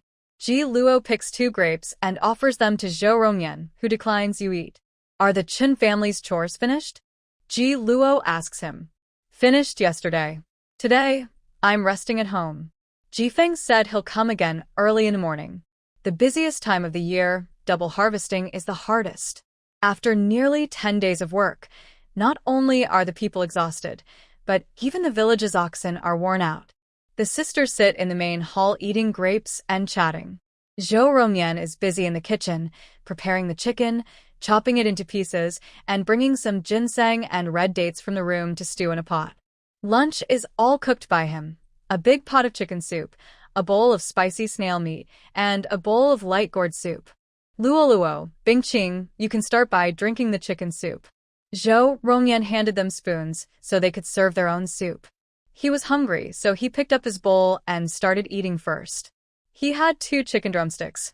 Ji Luo shared one with Ji Bingqing, scooping plenty of chicken for her and saying, Bingqing, it's a bit hot, take your time. Luoji, you eat more. Ji Bingqing hadn't eaten chicken in many years and almost forgot what it tasted like. Usually, at home, even when they ate meat and slaughtered chickens, the 3 sisters each only got a small piece. The amount of meat she had eaten in her whole life was less than what was in this bowl. Seeing this full bowl of meat, Ji Bingqing felt very touched, and her eyes suddenly turned red. Ji Luo didn't notice her eyes turning red. She also filled a bowl for Zhao Rongyan, placing it aside to cool. Brother Yan, you can drink the soup after you finish eating. Okay, you eat more. The red dates are all gone. Today, Ji Bingqing had a filling lunch at her place and felt a bit full. The sky turned cloudy again, and she was worried about heavy rain on the way home, so she hurriedly carried her basket and left. When she arrived home, her family had already finished eating and was resting inside. Ji Bingqing handed over all the money she earned from selling vegetables today to her parents and immediately told them about what she had discovered. I knew it. Our family's reputation has been bad lately because of Tao Lan and her daughter. Why would a matchmaker come to introduce someone at this time? Turns out, the person she recommended isn't good either. Li Shufan sighed and pulled her husband aside, saying, Let's go talk to your mom and tell her we don't agree with this. The older couple from the Ji family had been resting during the afternoon. When they came to talk about this, Ji's wife jumped up from the bed, looking very upset. I already agreed, and old Chui's daughter will come to pick her up in a few days. Mom, we don't agree. You should go and politely refuse, said Ji Erlin. Refuse what? With our current situation, it's good enough if someone wants Bingqing, she replied. What if the young girl is disfigured? That doesn't matter. Her face can't feed her. She only has 1 son, and her parents have jobs, a house, and 4 older sisters to support her. Life won't be too bad. If Bingqing marries her, she won't just be living comfortably. It's better than marrying a village laborer. Seeing her criticize her own granddaughter so harshly, Li Shufan couldn't hold back and retorted, Mom, Bingqing is better than Ji Meini in every way. She looks just as good, is hardworking and capable, doesn't gossip or talk nonsense. No relatives or neighbors have ever said anything bad about her. Even if now your family has lost its good reputation because of Taoran and Ji Meini's mother and daughter, no one has ever spoken badly of her. Yet you, as her biological mother, are so unkind and look down on her. I didn't have a son in the Ji family. It's okay if you look down on me. But how can you insult and look down on your own granddaughter? She is a good girl. There are many healthy and hardworking young men outside, but you insist on choosing a young man who looks ruined. What wrong have we done to make you despise and humiliate her? Seeing her usually honest and timid daughter-in-law stand up to criticize her, Grandma Ji lost her temper immediately. She grabbed the comb by the bed and threw it at her. Try saying one more word. Li Shufan moved aside to avoid the comb and said stubbornly, Mom, we have separated from the Ji family. My daughter's marriage is our own decision. Today, we are here to make our stance clear. Old Chui said we disagree with this match, and Bingqing will not go to meet him. After saying that, she pulled Ji Erlin away. The couple turned around and saw Ji Daling and his wife, along with their nephew and nieces, outside. Li Shufan didn't say anything and walked back quickly with her husband. After leaving the older brother's house, Li Shufan felt a lot of the frustration that had built up over more than 10 years was finally released. Her body felt inexplicably lighter, and she even walked more happily. Behind her, Grandma Ji was loudly cursing inside the house, calling them ungrateful and insulting her 3 granddaughters, saying they were worthless. Her voice was loud enough for Ji Bingqing and her sisters next door to hear clearly. Hearing this, the three sisters' eyes turned red. Perhaps Li Shufin's recent resistance gave them courage. Ji Bingqing suddenly strode forward. She stood at her grandparents' door, her usually gentle voice becoming sharp. Yes, we are all ungrateful, spoiled brats. Ji Meini is your favorite. If you love her so much, go live with her and her illegitimate child. Don't keep ordering us around at home. You're not wrong to scold us. You're blind. Your eyes only see the illegitimate child, and the Uncle San deserves to wear the green hat. You helped him hide it tightly. You look down on us, dislike us. To tell the truth, I also dislike and hate you. I wish I could cut ties with you forever, like Luo Jia. We don't need your care. We have parents who love us. When they grow old, the three of us will take care of them. We don't rely on anyone. This was Ji Bingqing's first time to stand up against her family and speak with a firm attitude. Afterward, she cried herself and ran back home, tears streaming down her face. Ji Yujie and Ji Panpan were the same. The two sisters glared angrily at their mother-in-law and shouted together, "We hate you. We dislike you. Get out. All of you, get out now." Their mother-in-law roared inside the house, smashing everything on the cabinet. "Just get out. Do you think I want you here?" Ji Yujie, the oldest of the three sisters, had the worst temper and was the least liked by her mother-in-law. She had long been unhappy with her grandparents, but her parents always told her to hold back and not speak impulsively. Today, her parents rebelled, and even her usually gentle older sister fought back. She decided she wouldn't hold back anymore. "Panfan, let's go," Ji Yujie said, grabbing her younger sister and leaving immediately. Ji Olin didn't say a word or try to stop his wife and daughters from protesting. After they returned to their own home, he closed the partition door between their house and his older brothers. Li Shufin and her daughter Ji Bingqing cried in the room. Ji Olin sat on a small stool at the door, smoking. As he exhaled clouds of smoke, his face was full of worry. "Dad, from now on, Panpan and I will go to the mountains to pick wild vegetables, help plant more crops, and fish or catch shrimp in the river. We'll give what we catch to the county town to sell. We will try our best to earn more money. Later, we'll build a new house somewhere else, so we don't have to listen to their insults every day." Ji Erlin sighed as he listened.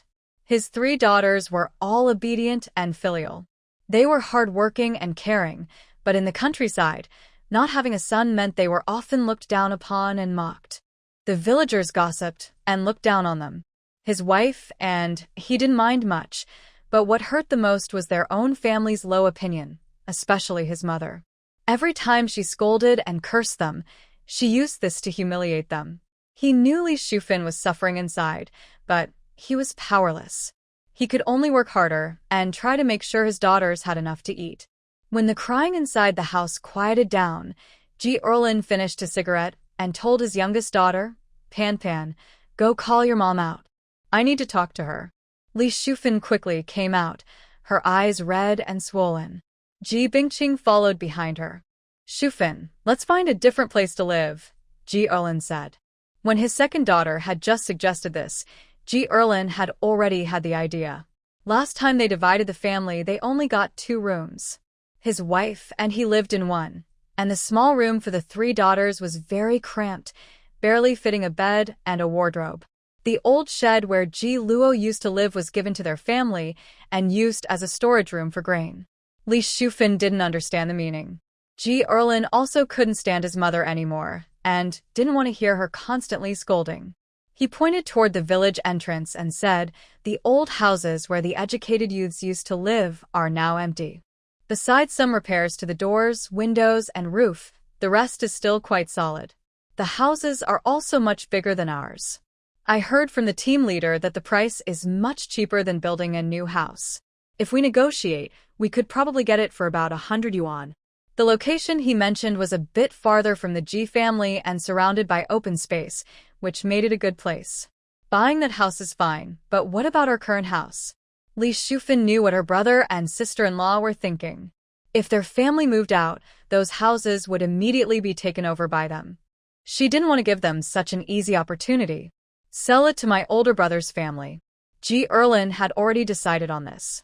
His older brother had 2 sons who would soon get married, and their current house was too small. Buying this house would just be enough. As for the third brother's family, he hadn't even considered them, since they didn't have the money to buy his house. Li Shufan thought for a moment and agreed, nodding. All right, go talk to your older brother. If he agrees, let's handle everything in the next couple of days, so we can move out early. The couple checked their money, less than 100 yuan in total, which wasn't enough to buy the old educated youth's house. When Ji Erlin came to discuss selling the house, old Ji frowned. You're selling the house? Where will we live? Will we be begging for food? Dad, I plan to buy the old educated youth's house from the team leader. The 3 kids are grown up now, and the current house is too small. The old youth house is a bit bigger, and with some repairs, it can be lived in. Ji Daling and his wife really wanted that house. Lu Hongyu thought their sudden decision was related to the argument they had at noon. She looked at her mother-in-law, who was frowning, and asked him, Second brother, are you serious? Big sister-in-law, I'm not joking. Ji Erlin kept a serious face and made an offer, 60 yuan. Is that okay? He didn't ask for too much from his brother. This price was quite reasonable. Ji Daling didn't bargain and simply agreed, all right. They handled everything quickly. Lu Hongyu paid on the spot, and the 2 brothers went to the team leader to complete the formalities. Ji Erlin also bought the old educated youth's house immediately. Li Shufan and her daughters were very happy to see everything go smoothly. Once the paperwork was done, they immediately packed their things. Grandpa Ji sat on the doorstep smoking a dry pipe. He saw his 3 granddaughters happily moving their belongings and felt uncomfortable inside. He noticed his wife still scolding and complaining inside the house. Anger rose in him. All you do is scold. What else can you do? You've driven away the 3rd family with your scolding, caused Ji Luo to cut ties with you, and now you've chased off the 2nd family too. Xinli is so annoyed by your yelling that he doesn't want to come back. Are you trying to drive me to death? Do you want everyone to dislike you because of your constant scolding? His wife was usually bossy at home and never thought she was disliked. In her mind, the younger family members were disobedient and rebellious, deliberately going against her. Now, her husband blamed her for everything, which was like poking a hornet's nest. Her sharp words exploded through the roof. Ji Erlin and his wife worked quickly. That afternoon, they bought new tiles, replaced all the broken ones on the roof, and reinforced and repaired the doors and windows. Ji Bingqing and her sisters cleaned and tidied up, and the weeds in the front yard were all cleared away. The next morning, they moved into the new house. Grandpa Ji helped by carrying heavy furniture like beds and cabinets, with Ji Erlin. Li Shufan and her 3 daughters took charge of the move. As soon as they settled in the new house, the matchmaker old Chui came. She didn't ask Ji Erlin and his wife for permission but directly brought Yuan's parents to see the house. Li Shufan was very angry and immediately refused. Yuan's parents were also quite odd. They believed their son was the best in the world, even if he was disfigured, and refused to accept anyone they disliked. They argued with Li Shufan and even looked down on Ji Bingqing, calling her unlucky and a bumpkin. Li Shufan finally got so angry she grabbed a broom and chased them out of the village. There was another fuss in the village. Most neighbors didn't criticize Ji Erlin and his wife, but many scolded Ji's wife instead. Is this old crazy woman from the Ji family? She treats her own grandchildren like weeds, and even her own daughter is just a bunch of useless grass. She's so eager to have her grandchildren's husbands be defective or ugly. Haha. Everyone found this amusing. Exactly. Other families choose sons-in-law and grandsons-in-law normally, but she only targets mentally disabled or ugly men, even mental patients. She picked a mentally disabled man for Ji Luo, a mentally ill man for Ji Meini, and now an ugly one for Ji Bingqing. This isn't motherly love, it's clearly hatred. Even a stepmother wouldn't do such things, but she can. Their old family's granddaughter, having such a difficult mother-in-law, is really unlucky. No wonder Li Shufan argued with her yesterday. The couple even bought a house outside to live in. Such a selfish old woman who only harms her granddaughter should be kept at a distance, so her hard-earned daughter won't be harmed. The family introduced by Aunt Shui doesn't seem to be a good family. That woman is unkind and does such things. Her matchmaking is unreliable. This incident has affected Ji Bingqing somewhat. She hasn't dared to talk to people for several days, staying in her room embroidering hairbands to sell later in the county. After the busy harvest, today the team distributed grain. Ji Erlin and his wife just went to collect their share and brought it back to the granary. Li Shufan, sweating, pushed the door open and told her daughter, Bingqing, I heard someone say that Chen Jifeng is harvesting wheat in the village. They need a lot of flour to make noodles and sell. We just received our grain, over 100 jin of wheat. Tomorrow, go to the county and ask if Ji Luo's family is still harvesting. They should be. I heard from my brother-in-law last time that brother Jifeng is harvesting wheat over in Zaihago, and it's about 14 yuan per 100 jin. Ji Erlin just came in and said, Bingqing, go ask Ji Luo in the county tomorrow. If they're still harvesting, we can sell our wheat for 100 jin, he added. Their family of 5 usually works hard and gets a good amount of grain. Besides paying taxes, the remaining rice is barely enough to last until next year. They don't often make noodles here and aren't good at it, so they plan to sell the wheat they receive to help with household expenses. Okay, I'll go tomorrow, Bingqing replied. Li Shufan thought for a moment and said, Bingqing, we still have a few eggs at home. I'll go borrow some from the neighbors now. You can take them to Ji Luo tomorrow. Bingqing had already told them last time about Ji Luo's pregnancy. Their family doesn't have much to offer now, so she just brought 10 eggs to show her sincerity. The next morning, when Bingqing brought eggs and vegetables, Ji Luo was at home making sugar buns, smiling as she welcomed her inside. Bingqing, you're here to sell vegetables in the city again? Luo Jie, there aren't many vegetables left at home today, so I didn't come to sell. I see you need a lot of chives, so I picked some for you. My mom also asked me to bring some eggs. Bingqing handed her the basket with a faint smile. There's not much good at home, just a few eggs to help you stay healthy. Bingqing, please thank second aunt for me.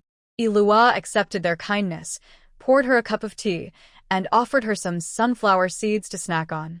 Ji Bingqing saw many evenly shaped buns on the cutting board, clearly made by her. She asked Sister Luo, are they all out selling goods?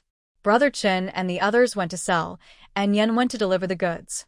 Yesterday, we took a big order for a birthday banquet, 300 sugar buns. Yan delivered the steamed ones this morning, but we still need 60 more. I'm rushing to make those now. Sister Luo, your buns are so beautiful. Ji Bingqing had never known she could make these before, so she asked Sister Luo, who did you learn from? Back in high school, the master chef in the school cafeteria was good at making noodles.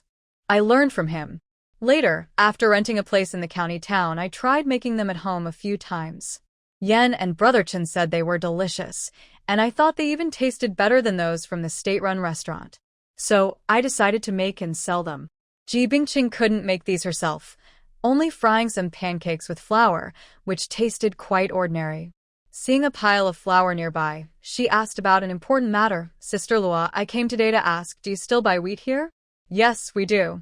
Ilua knew that Zhao also grew a lot of wheat, with each household having dozens or even hundreds of jin.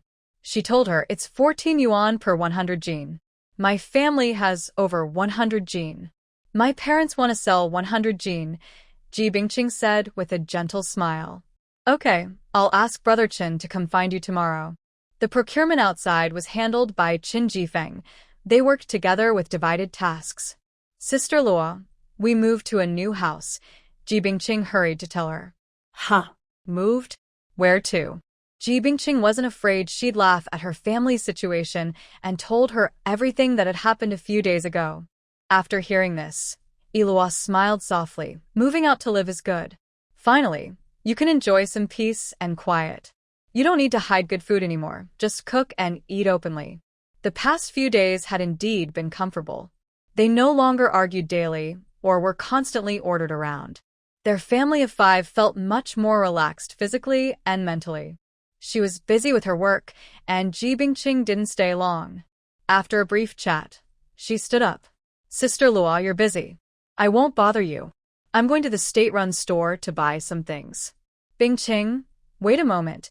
Ji Luo quickly got up and took some oil paper from the kitchen cabinet, grabbed a pound of fragrant dried tofu, and handed it to her. I kept the eggs, and I won't charge you for the chives. Take this dried tofu home to eat. Sister Luo, you keep it for yourselves. Ji Bingqing refused to accept it. This morning, I bought 2 jin of ingredients from the street to cook for lunch. Ji Luo handed her the items and suddenly remembered something. Bingqing, I think your mom knows how to make tofu, right? Yes, she does.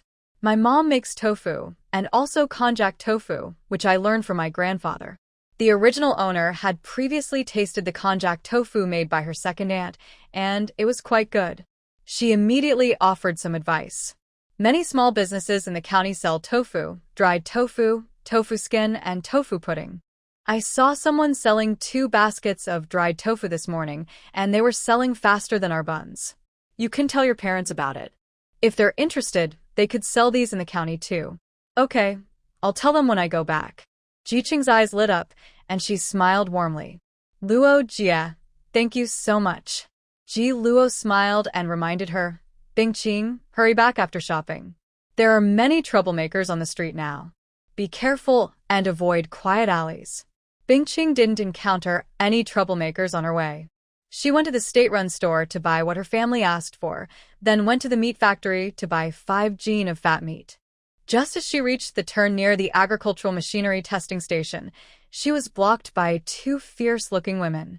One of them she recognized, Yuan's mother, who had visited her home a few days ago.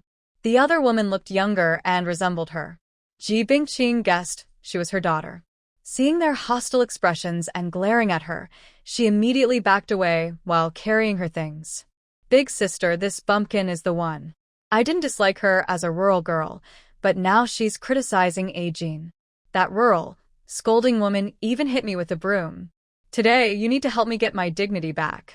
Yuan's mother, with a face full of rough flesh, looked fierce and intimidating. Scared, Ji Bingqing's heart pounded, and she quickly ran away with her things. Stop right there. The mother and daughter from Yuan's family weren't easy to deal with. They chased after her, shouting and cursing all the while, just as fierce as Ji's own wife. Help! Help! Someone's hitting me! Someone's hitting me! Ji Bingqing ran quickly, calling for help as she fled. You rural bumpkin, dare to shout for help? Big sister, run faster. Catch her. I want her to see what happens when you look down on Ajin, Yuan's mother shouted, slower than her daughter. She stopped, picked up a few stones from the ground, and threw them at Ji Bingqing as she ran. Ah! Her aim was good. The stone hit Ji Bingqing right on the back of her head. She was strong, and the stone was sharp. This caused her to bleed.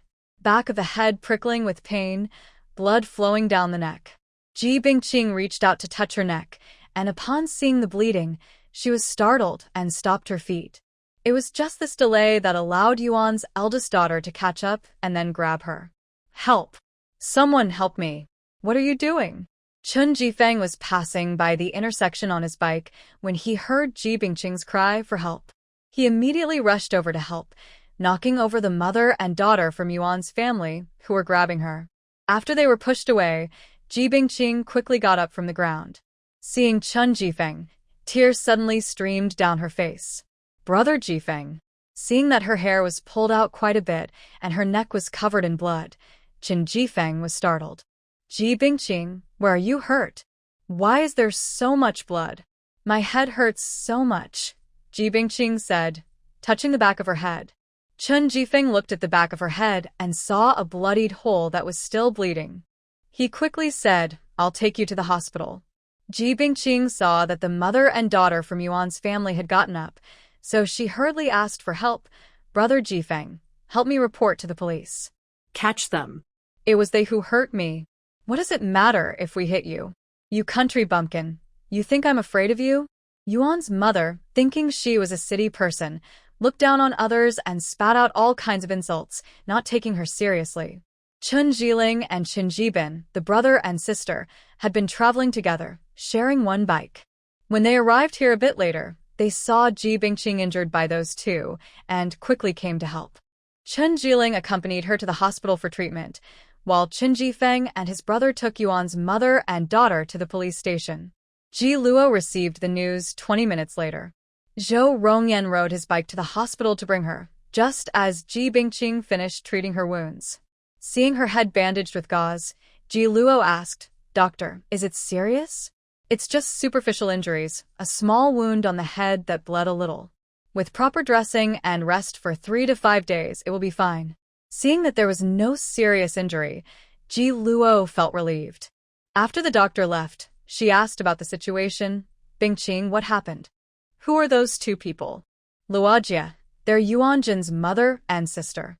Earlier, Yuan's parents came to the village with old Chui's aunt to visit. I didn't agree, and my parents didn't either. Yuan's parents said I disliked their son, and I had a big fight with my mom. They spoke very nastily, and my mom chased them away with a broom. I just finished shopping and was on my way home when they blocked my path. Without saying a word, they started insulting me and even chased me to fight. The injury on my head was caused by Yuan Jin's mother throwing a stone. Luckily, Brother Jifeng happened to pass by and saved me. Otherwise, today would have been very bad for me." Brother Jifeng and his brother took the people to the police station. They haven't come back yet. Zhao Rongyan decided to go check on them. "Luo, stay here with Bingqing. I'll go to the police station." "Okay," said Ji Luo, standing up. She told Ji Bingqing, rest here for a while. I'll make a call to the team and ask your parents to come over." Ji Bingqing wanted to say she didn't need to, but since Yuan's mother and daughter were taken to the police station, she thought it was better for them to come. She nodded and said, Luo, brother-in-law, thank you both for your trouble." Ji Olin was working at home when he heard the police broadcast calling for Ji Luo. He was surprised and ran to answer the phone.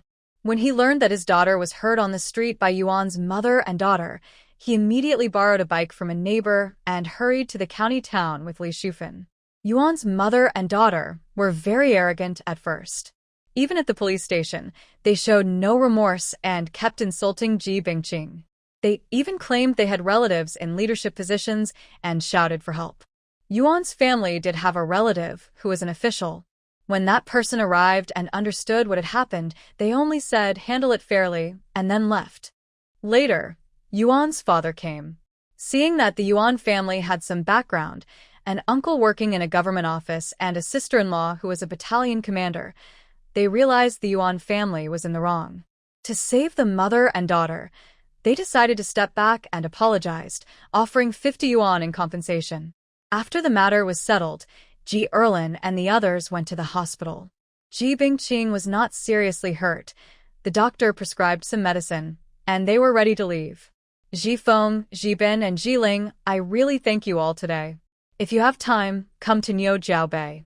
Please visit us and have a meal, Li Shufan said gratefully as they left, thanking the 3 siblings. Auntie, you're too kind, Chen Jifeng replied. Ji Erlin and his wife had their own thoughts.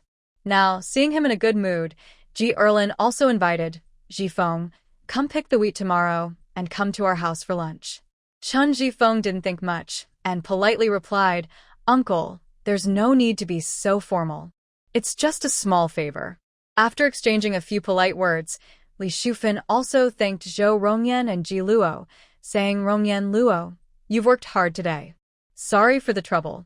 It's not a problem, Ji Luo replied with a slight smile. Now that you are pregnant, rest more at home and don't overexert yourself. Rongyan's injuries are healed, so let the men do the heavy work. You should eat well, rest well, and take good care of yourself and the baby, Li Shufan added with concern. Ji Luo nodded happily, saying, okay. The group parted at the hospital entrance. Once home, they started preparing lunch. They cooked 2 hot dishes and made 2 cold salads. Everyone ate a simple meal, then continued working. When Ji Bingqing returned home with a bandage on her head, she startled the neighbors. When they learned she had been stopped and beaten by the Yuan mother and daughter in the street, they sighed in sympathy.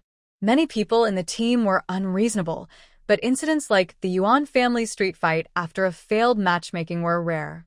Now, Team members were even more hesitant to ask Lao Chuigu to help with matchmaking.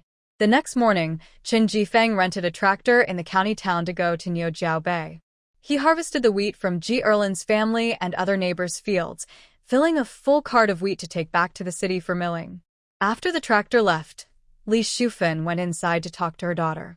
Bingqing, I want to talk to you. Mom, what do you want to say? Since moving here, the three sisters had their own small rooms, just big enough for a bed and a few small pieces of furniture. It was much better than living in the Ji family before. How do you feel about Qin Jifeng? Li Shufan asked. When Qin Jifeng was harvesting wheat, Ji Erlin and his wife helped nearby. They observed his attitude and behavior carefully and were very pleased. Ji Bingqing understood what her mother meant. She remembered the scene when Qin Jifeng saved her yesterday. Her ears turned red with shyness. He's quite good. A mother knows her daughter best. Seeing that she also liked Qin Jifeng, Li Shufan smiled and gently patted her shoulder. Your dad, and I think he's a good, hard-working young man. His family members are kind and well-behaved. The only problem is that his house is quite old. But I think he's diligent. He works with Ji Luo in business and has probably saved some money. Fixing up his house for marriage shouldn't be a problem.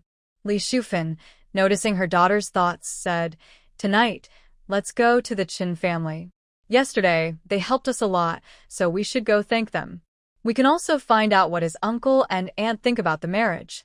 The couple wasn't in a hurry to arrange their daughter's marriage, but after the trouble caused by the Yuan family, their daughter's reputation was somewhat affected. Plus, due to past messy events, the Ji family had a bad name in the commune, and no one of marriageable age wanted to marry into the Ji family.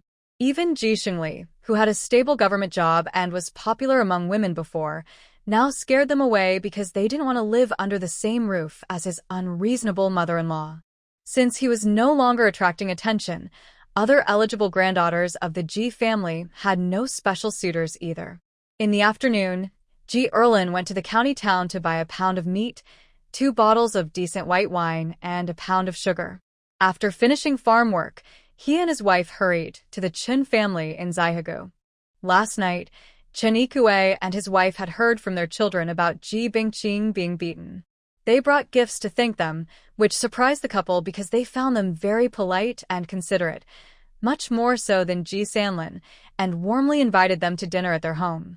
As for their nephew's lifelong marriage, the Chen couple hadn't considered Ji family daughters before, but because of Ji Luo and the good comments about Ji Bingqing from their children, they started to have some interest. Early the next morning, Chen Yikue took his children to the county town, specifically to ask their nephew what he thought. When they arrived, Ji Luo was washing his face and brushing his teeth. Seeing the elders, he quickly brought a stool to greet them. Uncle, please sit. Why are you visiting today? Our siblings have been bothering you for a while. I haven't had a chance to come see you. Now that the busy season is over, I thought I'd visit. Uncle, you're too polite. Thanks to Brother Jijun and others helping out recently, I couldn't manage everything myself, Ji Luo said politely. Zhao Rongyan was busy in the kitchen and just came out, sweating heavily. He carried 2 large baskets of freshly made buns and called out, Captain, come, have some buns. No need, no need. I already had breakfast at home. You can sell these, Zhao Rongyan replied. Since their children had been working here, their family often ate buns and steamed bread, which Ji Luo had brought home for his family. Uncle, have 2 more. Freshly made hot buns are the best. Ji Luo handed him 2 large meat buns, then turned to pour him a glass of plain water. She said, please sit down for a moment. Brother Chen has gone to set up his stall and won't be back for at least half an hour. Chen Yikue took the buns and said, I'm just here to visit. Nothing urgent. You all go ahead with your work. Ji Luo usually wakes up early. Since she was confirmed pregnant, Zhao Rongyan told her to rest more in the mornings. He and Qin Jifeng took care of the early chores. Chen Yikue saw how quickly and evenly Ji Luo made the buns, almost like they were machine-made. He smiled and said, Ji Luo, you're really talented. Your buns look better than those from the state-run restaurant. Uncle, I've become more skilled with practice. My sister-in-law and Ji Ling are now making them just as fast. The wife and daughter-in-law of the Chen family are both hardworking. They don't talk much, but they work steadily and are quite talented at making these kinds of noodles and buns. The daughter-in-law and daughter are helping with the buns nearby. Chen Ikue noticed they were a bit slower than Ji Luo, but they still did a good job. He asked with a smile, "Not many people here know how to make noodles." Who did you learn from? Back in high school, the chef at the school cafeteria used to make noodles. I watched him and gradually learned. Seeing that she learned just by watching, Chen Ikue praised, "You're very smart." Ji Luo. While they were talking, Li Jiao ran back with a basket. Seeing unfamiliar elders, she politely greeted, "Uncle." "Hello, young comrade." Chen Ikue, having heard about this place from his children, guessed she was Ji Luo's classmate. He smiled and said, "I am Ji Jun's father. I came by to visit today." "Oh, so you're Uncle Chen from the Chen family. I'm Ji Luo's classmate. My name is Li Jiao." She introduced herself with a smile, then cheerfully went inside and told Zhou Rongyan, "Brother Zhou, pack me another basket. 20 meat buns, 20 flour rolls, and 20 sugar buns." "Taking more orders?" Ji Luo asked with a smile. After the double harvest in the countryside, it's now time to deliver grain. The grain station is very busy. He Jie just hurried off to work and said they're all too busy to eat today. They asked me to deliver the buns. Ji Luo gave her a thumbs up and said brightly, "You should ride your bike to deliver them." He Jie loves chive and egg pancakes, so bring him 2 separately. Okay. After Zhou Rongyan finished packing the goods, Li Jiao hurriedly rode off on her bike. When she left, brothers Chen Jijun and Chen Jibin each carried a basket to sell goods. They now have fixed selling spots and don't worry about running out of stock. Every day, customers are already waiting before they arrive. Seeing how busy their business is, everyone is too busy to help, so Chen Ikue finished his bun and started helping too. When Chen Jifeng returned and saw his eldest uncle helping carry water, he smiled and asked, "Elder uncle, why did you come today?"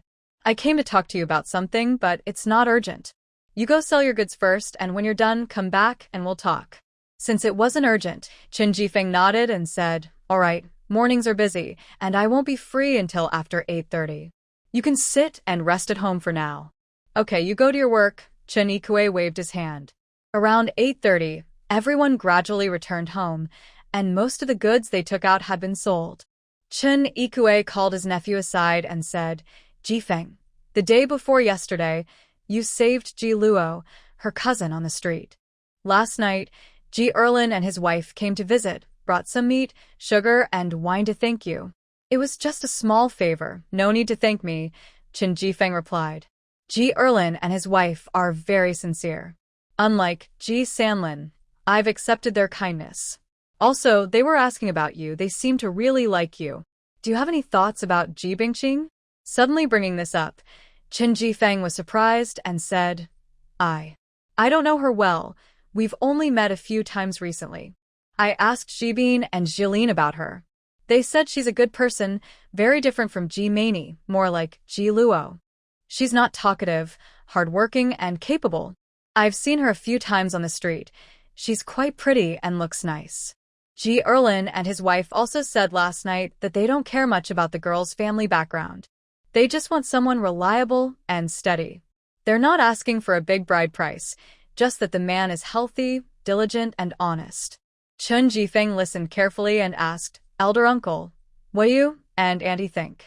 "I just asked Rongyan a few questions. He thinks highly of Ji Bingqing. Rongyan and Ji Luo are sharp, and the people they trust are usually good. You're 23 now, and we can't wait any longer. We don't have many requirements for a future wife, just someone who's thrifty and has a good personality. If you still have a good impression of Ji Bingqing, I'll ask Ji Luo to help introduce you." Chen Jifeng scratched his head, and the scene of rescuing Ji Bingqing the day before yesterday suddenly flashed in his mind. Unknowingly, he remembered how it felt to hold her up. His ears turned red, and he awkwardly replied, Okay. Seeing that he agreed, and that Ji Bingqing also had a good impression of him, Chen Ikue smiled and said, "All right, the rest is up to your eldest uncle." There have been many messy things in the Ji family lately. I think Ji Erlin and his wife are a bit anxious. Since that's the case, it's better to settle things sooner. Chen Jifeng wasn't ready for marriage yet and didn't expect it to happen so quickly. Eldest uncle, this is a bit sudden. We haven't even tidied up the house and I'll talk to Ji Erlin and his wife about this. Once everything is settled, we'll ask someone to tear down the old house and take some time to build 2 new rooms. Chen Yikue knew his nephew had some savings, so building 2 or 3 rooms wouldn't be a problem. Eldest uncle. Chen Jifeng had previously wanted to build a house at home, but now he had other ideas. He told him, "Eldest uncle, I plan to do business in the city in the future. Business here is very busy, and I have to get up in the middle of the night every day. It's not convenient to live at home. I want to buy a small 2-bedroom apartment in the city. I asked Li Jiao about it before. A 2-bedroom in the county town costs about 300 or 400 yuan. Her classmate's family has a ready-made house for sale, with painted walls, cement floors, and just a few pieces of furniture needed to move in." Seeing his plan to buy a house in the county town, Chen Yikue asked hurriedly, "Do you have enough money for that?" "Yes, I do." Chen Jifeng smiled and told his uncle honestly, "I split the earnings with Ji Luo 37. Last month, I made over 800 yuan in profit, and I got 248 yuan of it. I've saved it all." Seeing that he earned over 200 yuan in a month, Chen Yikue was surprised. "You're making good money. This month should be even better." Chen Jifeng was a bit hopeful about getting his paycheck this month. He also told him, Rong Yan's leg has mostly healed. He'll probably return to the army soon. Ji Luo is pregnant too, and she will go with the army when the time comes. Ji Luo told me before that once she stops working here, she wants me and the others to work alone, and all the money we earn will be ours. Chen Yikue had heard him say this before and was very happy. Rong Yan and Ji Luo have done us a great favor. After that, he said, "Jifeng, I'll go back now and ask your aunt to buy more eggs. In the next couple of days, I'll ask Jijun and the others to bring some over. Also, I'll bring a duck for Ji Luo. You should also buy some meat for her sometimes to show your thanks." "Big uncle, I understand," Chen Jifeng replied. "All right, you go ahead. I'm going to talk to Ji Luo and Rongyan now and ask them to help introduce us." When Chen Yikue came over to explain his purpose, Ji Luo was a bit surprised. "Uncle, have you talked to Brother Jifeng? Does he have feelings for Bingqing? I just spoke with him. He's a straightforward guy who only knows how to work hard. But I know he thinks Bingqing is a good girl, diligent and frugal. Since both sides are interested, I'll help him talk to her." Ji Luo had never acted as a matchmaker before and didn't know the process. She asked the man beside her, "Brother Yan, do you know how to set up a match?" Rong Yan smiled. "No, I don't. But it's something you get better at with practice." Chen Yikue, who was the team leader, understood the process well. He immediately asked for advice and also took note of the promised bride price from the Chen family. This was a good opportunity, so they decided to act quickly. After finishing their chores, they rode bikes to Jiao Bay to help with the matchmaking. Ji Luo? At the village entrance, they met a neighbor. The neighbor almost didn't recognize her. "Aunt Xiulan," Ji Luo greeted. She casually asked, "Did you just come back from picking vegetables?" "Yes, I picked some." Since she left the Ji family after being injured last time, no one besides her family had seen her. She had changed a lot lately. Aunt Xiulan looked surprised. "Ji Luo, you look so different now. You're like a different person." Ji Luo smiled. Her skin was whiter, she had gained some weight, and she was dressed neatly. Her hair was no longer dry and yellow like before. She truly looked like a different person. Aunt Xiulan's gaze shifted to Rong Yan, who was pushing his bike and standing with both feet on the ground. She was surprised again. "Rong Yan, your leg is better?" "Almost fully healed." His leg still moved a little strangely, and he felt slight dull pain at the wound. They planned to go to the city for a checkup in a few days. News spread quickly in the countryside. The news that Ji Luo and her group had returned soon circulated in the team and reached the Ji family. Ji's wife, hearing the news, asked her eldest daughter-in-law with a worried face, "Why did she come back?" "I don't know. They went to the second brother's house." Lu Hongyu also wanted to know. Since there was nothing urgent at home, she twisted her hips and went out to find out. Ji Erlin and his wife had just finished weeding in the field. When they heard Ji Luo and her group had arrived, they immediately finished their work and headed home. They even picked 2 cucumbers from the field to give to Ji Luo. Bingqing, is your wound feeling better? Ji Luo was fanning himself with a palm fan and also showing concern. Much better now, the scar is starting to form. Ji Erlin and his wife washed their hands and came over. They each carried a small stool to sit down. Li Shufan smiled and asked, Ji Luo, Rongyan, is there something you came to tell us today? We are here on someone's behalf to be matchmakers, Ji Luo said with a smile. As soon as she finished speaking, Ji Bingqing's pretty face turned bright red as the sun hanging outside. Matchmaking? For whom? Ji Yujie and Ji Panpan didn't know yet. For Bingqing and Chen Jifeng. Seeing that Ji Erlin and his wife were both smiling and seemed happy, Ji Luo continued, Captain Chen and his wife, and Chen Jifeng, are all satisfied with Bingqing. They asked us to come here. The situation at the Chen family, uncle, and aunt should know more than I do, so I won't say too much. I'll just get straight to the point. The old house in Zaihagu, Chen Ge, is not planning to fix or rebuild it for now. He wants to buy a small 2-bedroom apartment in the county town. His older uncle and his wife support this too, but the wedding and the celebration will be held at the old house. When they heard Chen Jifeng plan to buy a house in the county town, Ji Erlin and his wife looked very happy. Li Shufan hurriedly asked, Ji Luo, is this really what Jifeng said? Yes, before we came, he was discussing this with Captain Chen. He probably already went to look at houses. Ji Erlin and his wife were very pleased with Chen Jifeng. Their only concern before was about the house. His old house back home was like a dangerous building, seeming like it could collapse at any time. They were worried that their daughter wouldn't have a place to live after marrying him. Now that they knew he wanted to buy a house in the county town, they were overjoyed. Chen's family also mentioned the bride price. Chen Ge plans to buy a house in the county town, but he doesn't have much money left. He will give 200 yuan as bride price. With 3 turns and 1 sound, he only managed to exchange for a bicycle ticket. His bicycle was bought at the beginning of the year, so it's quite new. He said, Uncle and Aunt, since you don't have a bicycle, he will buy one for you.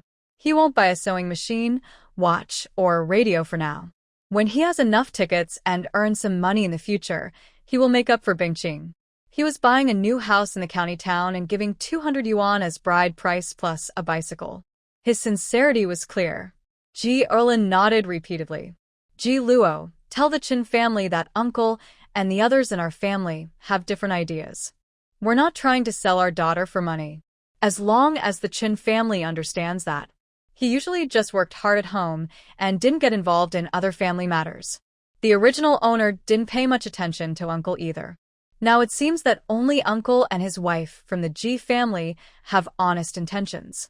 Second uncle, Jifeng, is very upright and hardworking. He has no bad habits and is a very good person. The late Chen couple raised him well. He is honest and keeps his promises. He said he would give Bingqing everything she needs in the future, and he will do what he promises. Zhou Rongyan spoke a few words in support of his brother, then added, Captain Chen and his wife care for him a lot. Jifeng just decided to buy a house in the county town. The captain said he would ask a carpenter to help make furniture, bed, wardrobe, table, and chairs as a wedding gift. Rongyan, we know Jifeng is a diligent and reliable person. His parents are gone, and it's not easy for him to support himself. The money he has saved is from frugal living. He's buying a new house in the county and giving 200 yuan as a bride price. That shows sincerity and also respects us and Bingqing. This decision about the 3 big items and 1 small item, buy or not, is up to him. We don't insist on having them, especially now when buying these things costs a lot and isn't necessary. It's better to save that money for other uses. Bingqing is our daughter, who was raised by us. We know her well. She's very frugal. She doesn't like to buy or use things like sewing machines, radios, or watches. The couple, Ji Erlin and his wife, are also very frugal. Their 3 daughters are the same. They hate to spend even a penny. They barely buy half a pound of meat, and their savings come from strict frugality. Second uncle, I will pass your message to Ji Feng. We'll set a time for both families to meet and discuss things more carefully, Zhao Rongyan said. Ji Erla nodded with a smile. Okay. We'll talk more when we meet. They came today specifically for this matter. Now that it's settled, they need to go back and prepare for the afternoon sales. After finishing their talk, they got up to leave. Rongyan, Ji Luo, it's rare for you to come back. Stay for a meal before you go, Li Shufan offered. Second aunt, we won't stay for a meal today. We'll come again next time for a proper talk, Ji Luo replied, not wanting to trouble them. All right, thank you for your effort today. Li Shufan was happy that her eldest daughter's matter was settled. She was pleased and thought about the chives growing in the vegetable garden. She quickly arranged Yujia, Pan, go to the field and harvest the chives so Sister Luo can take some home. Okay. The sisters quickly ran out.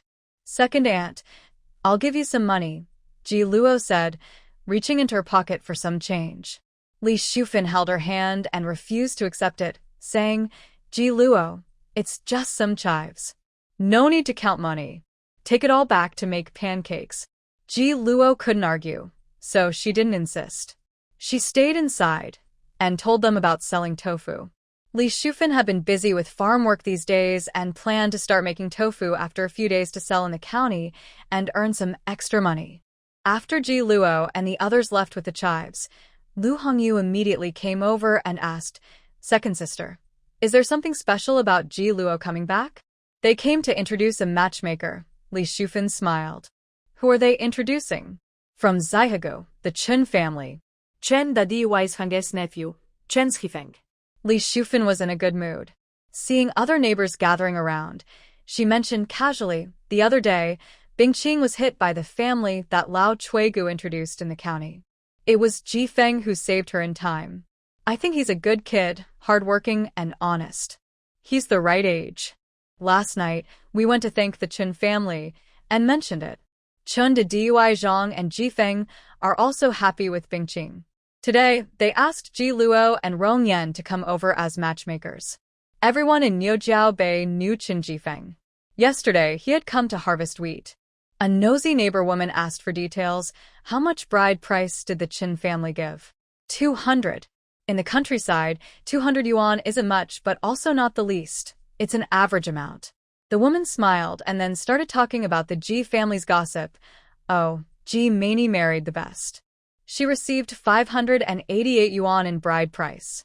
In our 10-mile radius, or rather the whole county, that's the highest. Your granddaughter, Ji's granddaughter, is not even as good as a wild, illegitimate girl.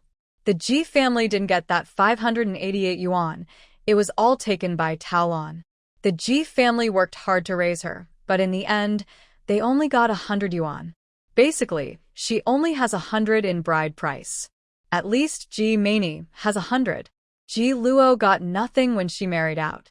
Speaking of Ji Luo, you saw her just now. She's like a different person. She looks really pretty now, just like her mother. She's wearing new clothes and pants, a watch, and those sandals she's wearing are only 3 yuan from the supply store. That must be Zhao Rongyan who bought them for her. Her good life shows in her complexion. After marrying Zhao Rongyan, Ji Luo gained a lot of weight and looks healthier. Her face has color now. When she walks, Zhao Rongyan is always protecting her closely. He treats her very well.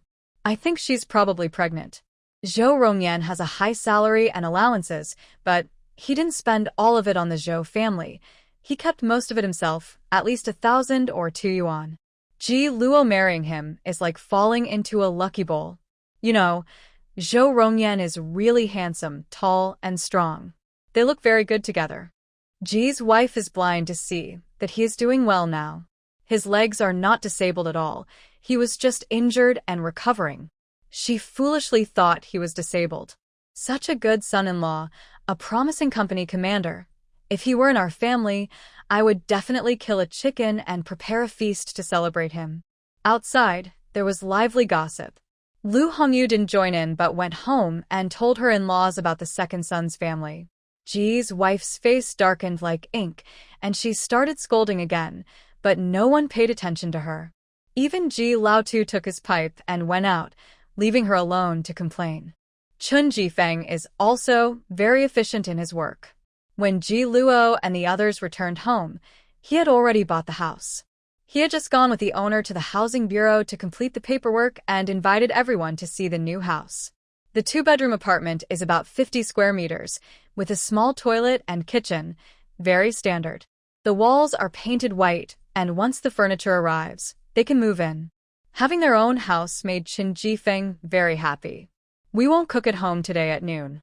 I'll treat everyone to a good meal at the state-run restaurant to celebrate. Okay. Everyone hurried out of the house. After locking the door, Chun Jifeng said, Ji Luo, called Zhao. Ask her to come and eat with us. Let's go to her place. I'll go and call her. Ji Luo asked Chun Jifeng and the others to order food at the state-run restaurant first. She and Zhou Rongyan went to call Li Zhao at her home. When they reached the door, they heard a quarrel inside. Li's young wife and a neighbor were standing outside. Ji Luo, why are you two here? Li's young wife looked a bit embarrassed. We came to invite Zhao to eat. Ji Luo heard that inside, Li Zhao and another young woman were arguing loudly. The argument seemed to involve her as well. There are so many vendors outside making money. Party officials and police leaders often buy our buns. They never said I was involved in shady deals, and they didn't arrest us.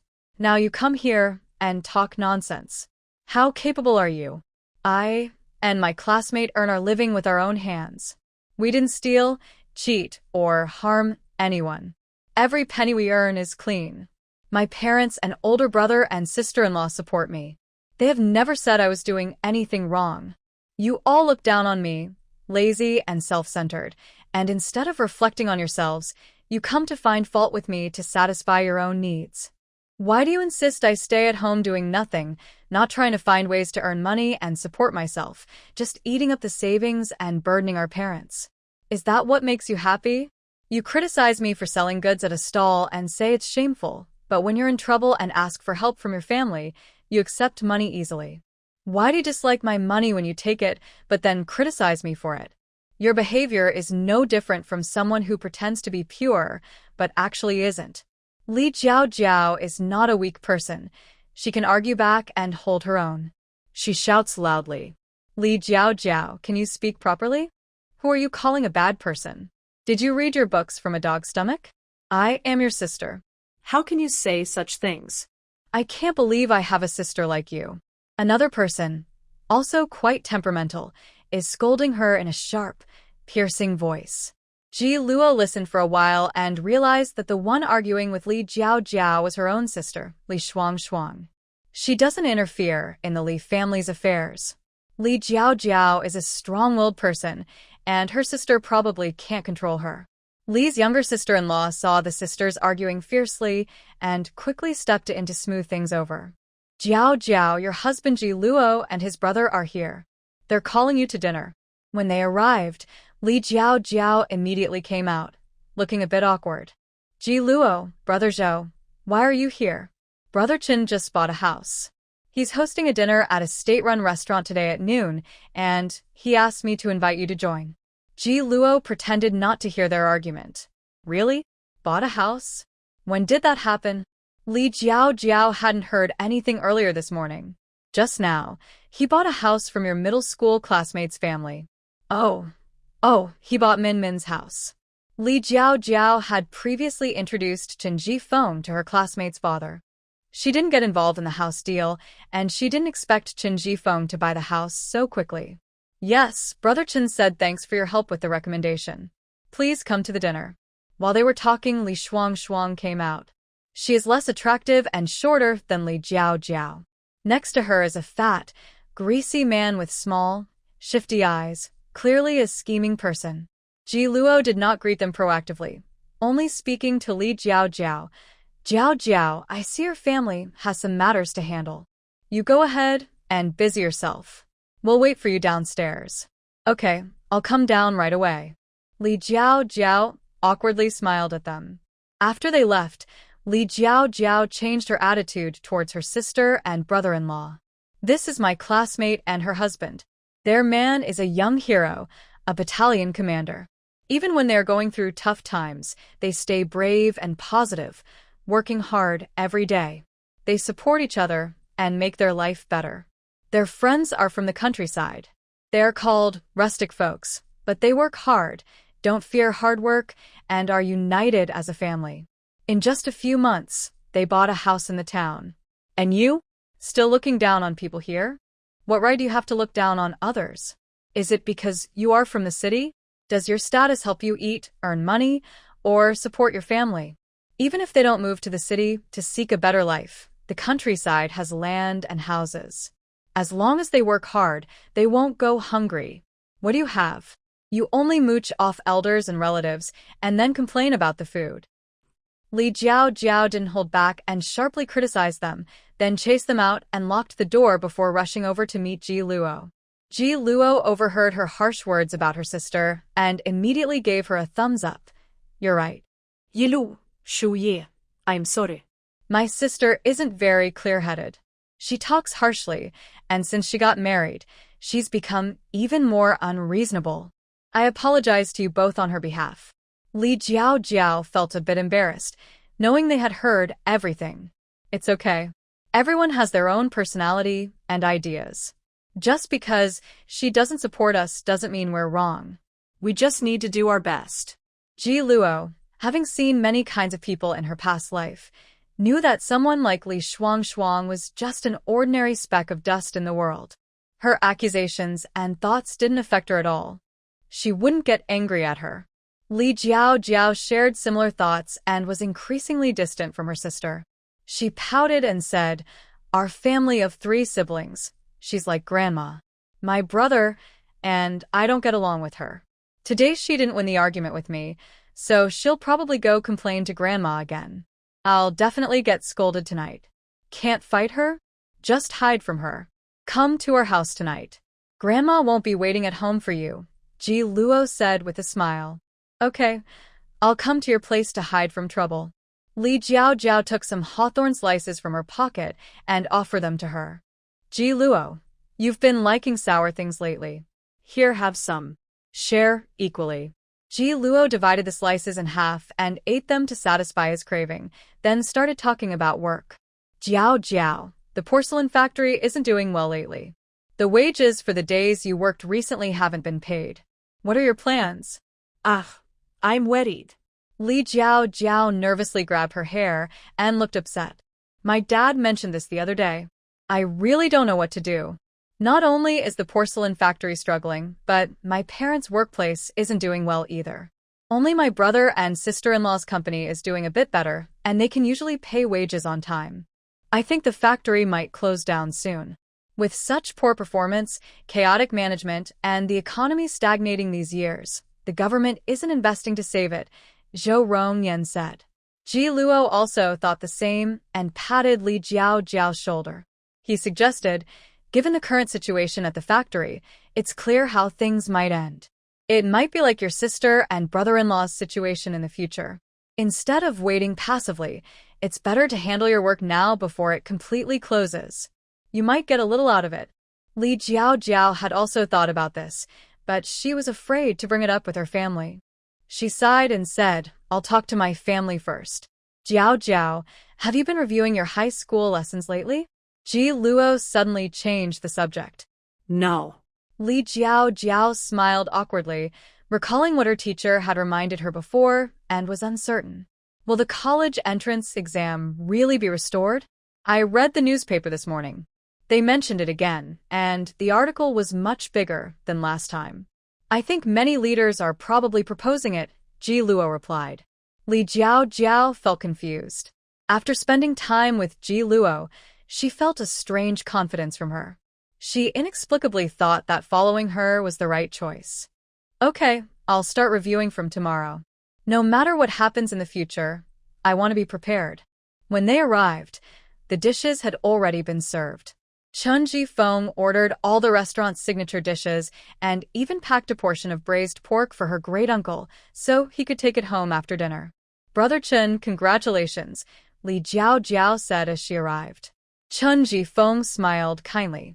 "Thank you, Zhao. "I appreciate your help in recommending. Your classmate's dad didn't ask for a high price when selling the house." "You're welcome. I was just connecting the dots," she replied. Li Jiao was on her way here when Ji Luo told her about his happy news. She smiled and said, "Brother Chen, you work so efficiently. You have double happiness in one day. I really envy you." Chun Jifeng smiled and replied, "Thanks to Ji Luo's help. Otherwise, I couldn't afford a house, and the engagement wouldn't have been so quick." Ji Luo kept his gratitude in his heart. Just now, his eldest uncle was also advising him not to forget this great kindness. "Brother Chen, the house is something you earn through your own effort. We help each other to succeed. Don't take all the credit yourself. Also, the marriage was saved by your kindness to Bingqing. Uncle and the others approve of your character and ability, which made this good thing happen. It has nothing to do with me." Ji Luo really thinks highly of Qin Jifeng. Although he doesn't have a high education, he is honest, hardworking, and eager to learn. When he and Zhou Rongyan discuss complex topics, he listens carefully and asks questions when he doesn't understand. Most importantly, he is honest, loyal, and caring. He has no bad intentions and isn't petty. People like him are the best to train as trusted assistants. Since Ji Luo started working with him, he's been paying attention to his character and ability, wanting to develop him. So now he is slowly teaching him step by step. Chun Jifeng can tell that Ji Luo is genuinely trying to teach him, and he is very grateful. When all the dishes are served, everyone starts eating immediately. Almost everyone's chopsticks go straight to the oily braised pork in the middle. "Luo, you should eat something leaner." Zhou Rongyan picked out a piece with more lean meat for her. Recently, her appetite hasn't been good, and greasy food makes her feel sick. "One piece is enough. You all eat. I'll have something lighter, like pickled vegetables and tofu or vegetables." Ji Luo's appetite is average. He just wants something tangy and tasty. Everyone else is happily eating the braised pork. Chun Jibin is eating with his mouth full of oil. The braised pork at the state-run restaurant is really delicious. Ji Luo's cooking is even better. Chun Jifeng has tasted her cooking and thinks it's better than the restaurant's. Ji Luo hasn't cooked much lately. For lunch, his sister-in-law and Zhiling take turns cooking. For breakfast and dinner, Zhou Rongyan cooks. Seeing they like her braised pork, she smiles and says, "Brother Chen, buy a piece of pork belly tomorrow, and I'll cook for you." Okay. When they earn money, they should enjoy good food. Sometimes, indulging in a rich meal to reward themselves helps them stay healthy and earn more. "Ji Luo, when do you think we should go to your second uncle's house to propose?" Chen Ikue asked her. "Uncle, Brother Yan's leg is almost healed. We plan to go to the city for a checkup first, and then come back before going again. Is that okay?" Ji Luo asked him. "Yes, that's fine. We also need 2 or 3 days to prepare things. It's better to wait until you return." Chen Ikue agreed with her plan. Then he said to Zhou Rongyan, "Rongyan, go to the city hospital for a good checkup. Rest more if you can. Wait until you're fully healed before reporting to the army." "Captain, I understand," Zhou Rongyan replied. Chen Ikue smiled and said, "Ji Luo is a good girl. You married a good wife. Now your days are better, and you have children. Your good days are still ahead." "Yes, Luo is a lucky star. She brought me good fortune," he said. Without Ji Luo, Zhou Rongyan might never have been able to walk normally again or return to his favorite army. He might have lived a confused and wasted life. To him, she is not just his lover but also his savior and lucky star. He usually doesn't talk much or say emotional words. He shows his feelings through actions. Today is the first time he said these things in front of others. Ji Luo felt warm inside. Under the table, she reached out and held his broad hand. Her eyes were full of happiness, shining with joy. Zhou Rongyan's deep eyes also held a smile. He held her small hand with his big one and helped her serve food. Li Jiao, sitting nearby, saw them quietly holding hands. She felt a bit envious but also happy for Ji Luo. She had a hard time at her own home, and now she finally found a good husband. She believed she would have a happy life in the future. After dinner, Chin Ikue carried the packed braised pork home, and everyone else returned to their place. Before they reached the door, Li Jiao saw her grandma, sister, and brother-in-law waiting outside. Her face immediately darkened. Ji Luo, sorry. They must be here to cause trouble. It's okay. We rent the house from your uncle's family. We previously got their permission to sell noodles there. Your grandma and the others can't interfere, she said. While they were talking, Zhou Rongyan had already taken the keys and opened the door. He stepped forward and said, "Elder, I am the tenant of this house. Do you have something to discuss?" His tone was normal, but his commanding presence was intimidating. Grandma Li from the Li family wanted to say something but hesitated when she saw his sharp eyes. She didn't dare speak. Seeing her silence, Li Shuang immediately accused, "This is a private house. You can't sell things here."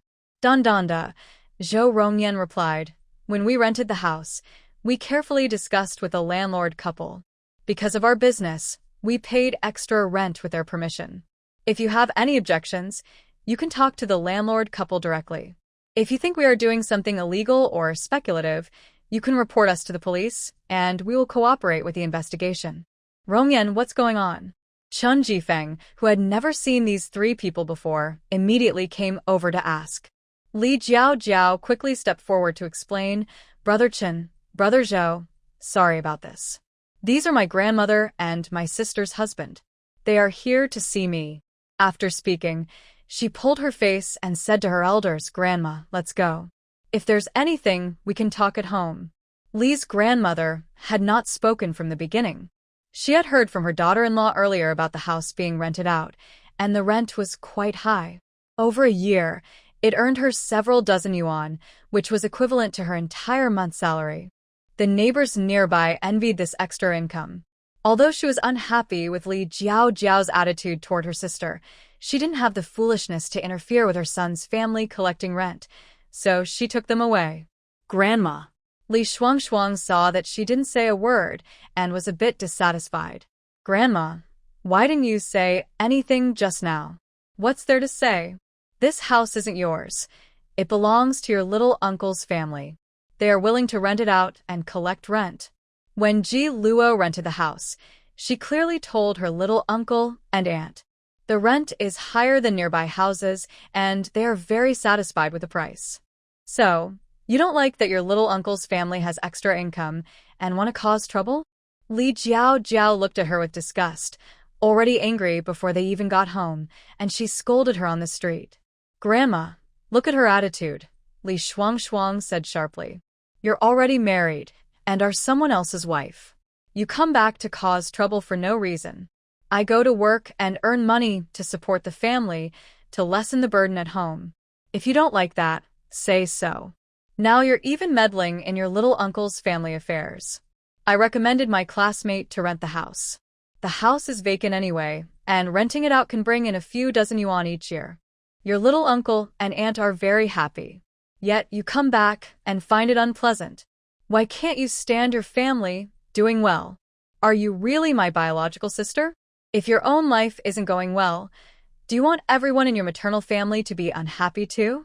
Is that how you find your balance? As the younger sister, I usually live frugally. Every time you come back, I have to give you a few extra yuan. When your two children come back, I often buy food for them. I have never treated them unfairly. I believe I have been good enough to you. But now I end up in this situation, taking my money and being criticized for my faults. Now you even run to grandma to report me. Having a sister like you is really bad luck for me." Li Jiao doesn't like grandma, but she knows grandma's weakness. She cares most about her younger uncle and aunt, using them as shields. If not for that, she wouldn't have directed her anger at herself today. "Jiao, we are family. It's not right to talk to your sister like that," finally spoke Li Jiajia, the brother-in-law. "When she was criticizing me at home before, Why didn't you say we are family? Didn't you see how she treats me? Li Jiao hates her brother-in-law the most. Not only is he a bad person, but her sister's current situation is also partly his fault because he encouraged and instigated her. Seeing them argue, Grandma frowned and said, "Enough, why are you fighting?" Sisters arguing makes people laugh. What kind of example is this? Grandma, it's them who came back first to criticize me. Their words were very harsh. I couldn't stand it, so I argued back, Li Jiao explained. I think since my sister got married, she shouldn't interfere in our family affairs. But she not only meddles in my matters but also causes trouble for my younger uncle's family. I think you should criticize her properly. She has offended all her family members, turning everyone into enemies. That's not good for her at all. Grandma agreed with this and told Li Shuang, "Your sister is right. Offending the family doesn't benefit you at all. Grandma, it's her bad temper. She's becoming more uncontrollable," Li Shuang said, not feeling she was at fault.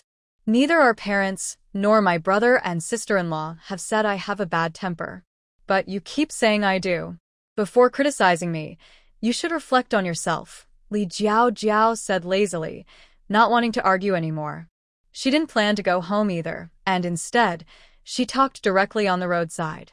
"Grandma, what do you want to talk to me about?" "If there's nothing urgent, I'll go work and earn money," she said. Now, my parents' workplace isn't doing well. They haven't even received their salary this month. I also don't get paid at my job. I can't just stay at home and drain my parents' savings, she explained. Her brother and sister-in-law's workplace is also average. My sister-in-law is about to have a baby, and raising a child will be expensive. I need to find ways to earn some money to help my family. No matter how much I earn, it can reduce our financial burden a little. As a younger sister-in-law, I should be more proactive. Then my sister-in-law won't criticize me behind my back. Every word I say is for the good of my family, my parents, and my older brother and sister-in-law. Since I act so filial, Grandma, Li can't find a reason to scold me. She speaks to me gently. "It's nothing special, just that you and your sister argued. I came to help settle things." Li Jiao knows Grandma's personality well. If she hadn't said those words about being filial, she would have been scolded today. "Grandma, I didn't argue with her, and I don't want to. She is married now. She belongs to someone else's family. It's not my place to interfere. Later, I will get married too. I only want to help my family as much as I can before I leave home. Earning a little more helps. Even if I don't give my parents or brother and sister-in-law money, being able to support myself is already helping reduce the family's burden." Now there are many people selling goods on the street. Officials from the police station and government offices buy buns and steamed bread from us. They didn't say our business was illegal, but my sister keeps talking behind my back. She just can't stand that I'm doing well, that our life at home is better than hers. She's always bored and looking for ways to make money and support the family, but she spends her time causing trouble instead. Li Jiao glared at Li Shuang and her husband, then turned to leave. "Grandma, I'm going now. I need to work. I earn 1 yuan a day. When I get my weekend paycheck, I'll buy some meat for you." When she returned, Ji Luo and the others had already started working. She quietly asked, Zhao, did Grandma scold you?" "No, I figured out her personality and weaknesses. I acted first, so she didn't scold me at all," Li Jiao said with a smile, feeling a little proud. Ji Luo smiled softly and reminded her, "Your sister and brother-in-law aren't very smart. They'll come back to bother you again. They're not just not smart, they're full of garbage in their heads," Li Jiao thought irritably. She sighed and said, "Lazy and greedy, with a strong jealousy. Especially my brother-in-law. Don't be fooled by his appearance, he's full of bad thoughts. He never takes responsibility himself and always encourages my sister, that fool, to jump around. It's really unlucky to have such relatives. Their family matters are not for outsiders to judge."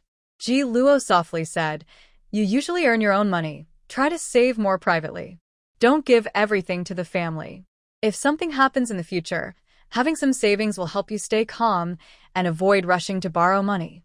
I give my mom 10 yuan each month, and I save the rest myself." My parents are quite understanding and caring. They treat me better than my sister, Li Jiao said with a smile. After busying at home for 2 days and leaving everything to the Chen siblings, Ji Luo and Zhou Rongyan took the early bus to the city. Ji Luo had been here for several months. For the first time, she took the inter-county bus and experienced the bumpy dirt roads. Usually, she didn't get carsick, but since she was pregnant, her body was a bit delicate. On the way, she was jolted like a wilted eggplant, feeling tired and unwell. She kept feeling queasy and leaned weakly against Zhou Rongyan. Seeing her discomfort, Zhou Rongyan was worried. He hugged her gently to make her comfortable and kept massaging her temples and head with one hand.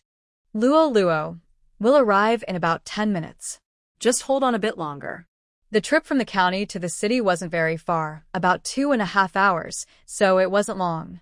But Ji Luo felt terrible from the bumps, and her voice was weak. Brother Yan, I feel like my bones are falling apart. The road is too bumpy. Zhou Rongyan was used to tougher roads and could handle even worse conditions.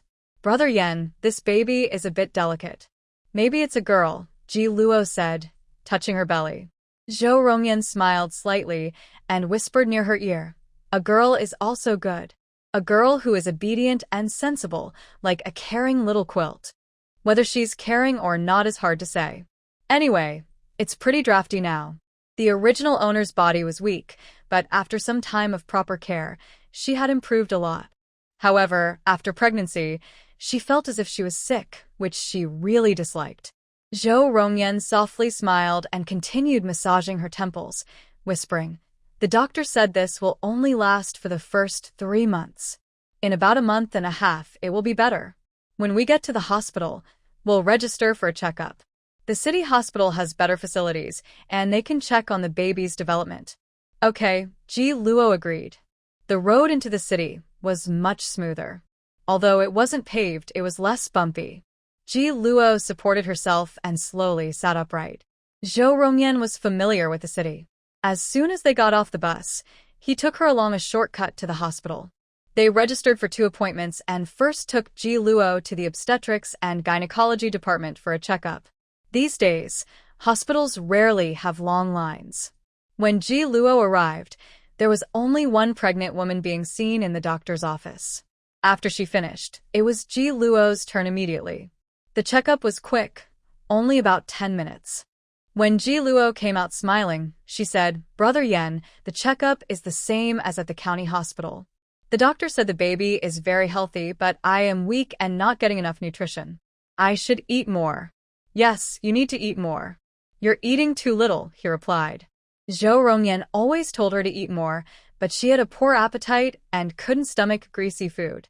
She mostly ate dry bread, rice, and vegetables every day. Brother Yan, the state-run store in the city has more things. After your checkup, go and look around. Buy some health supplements.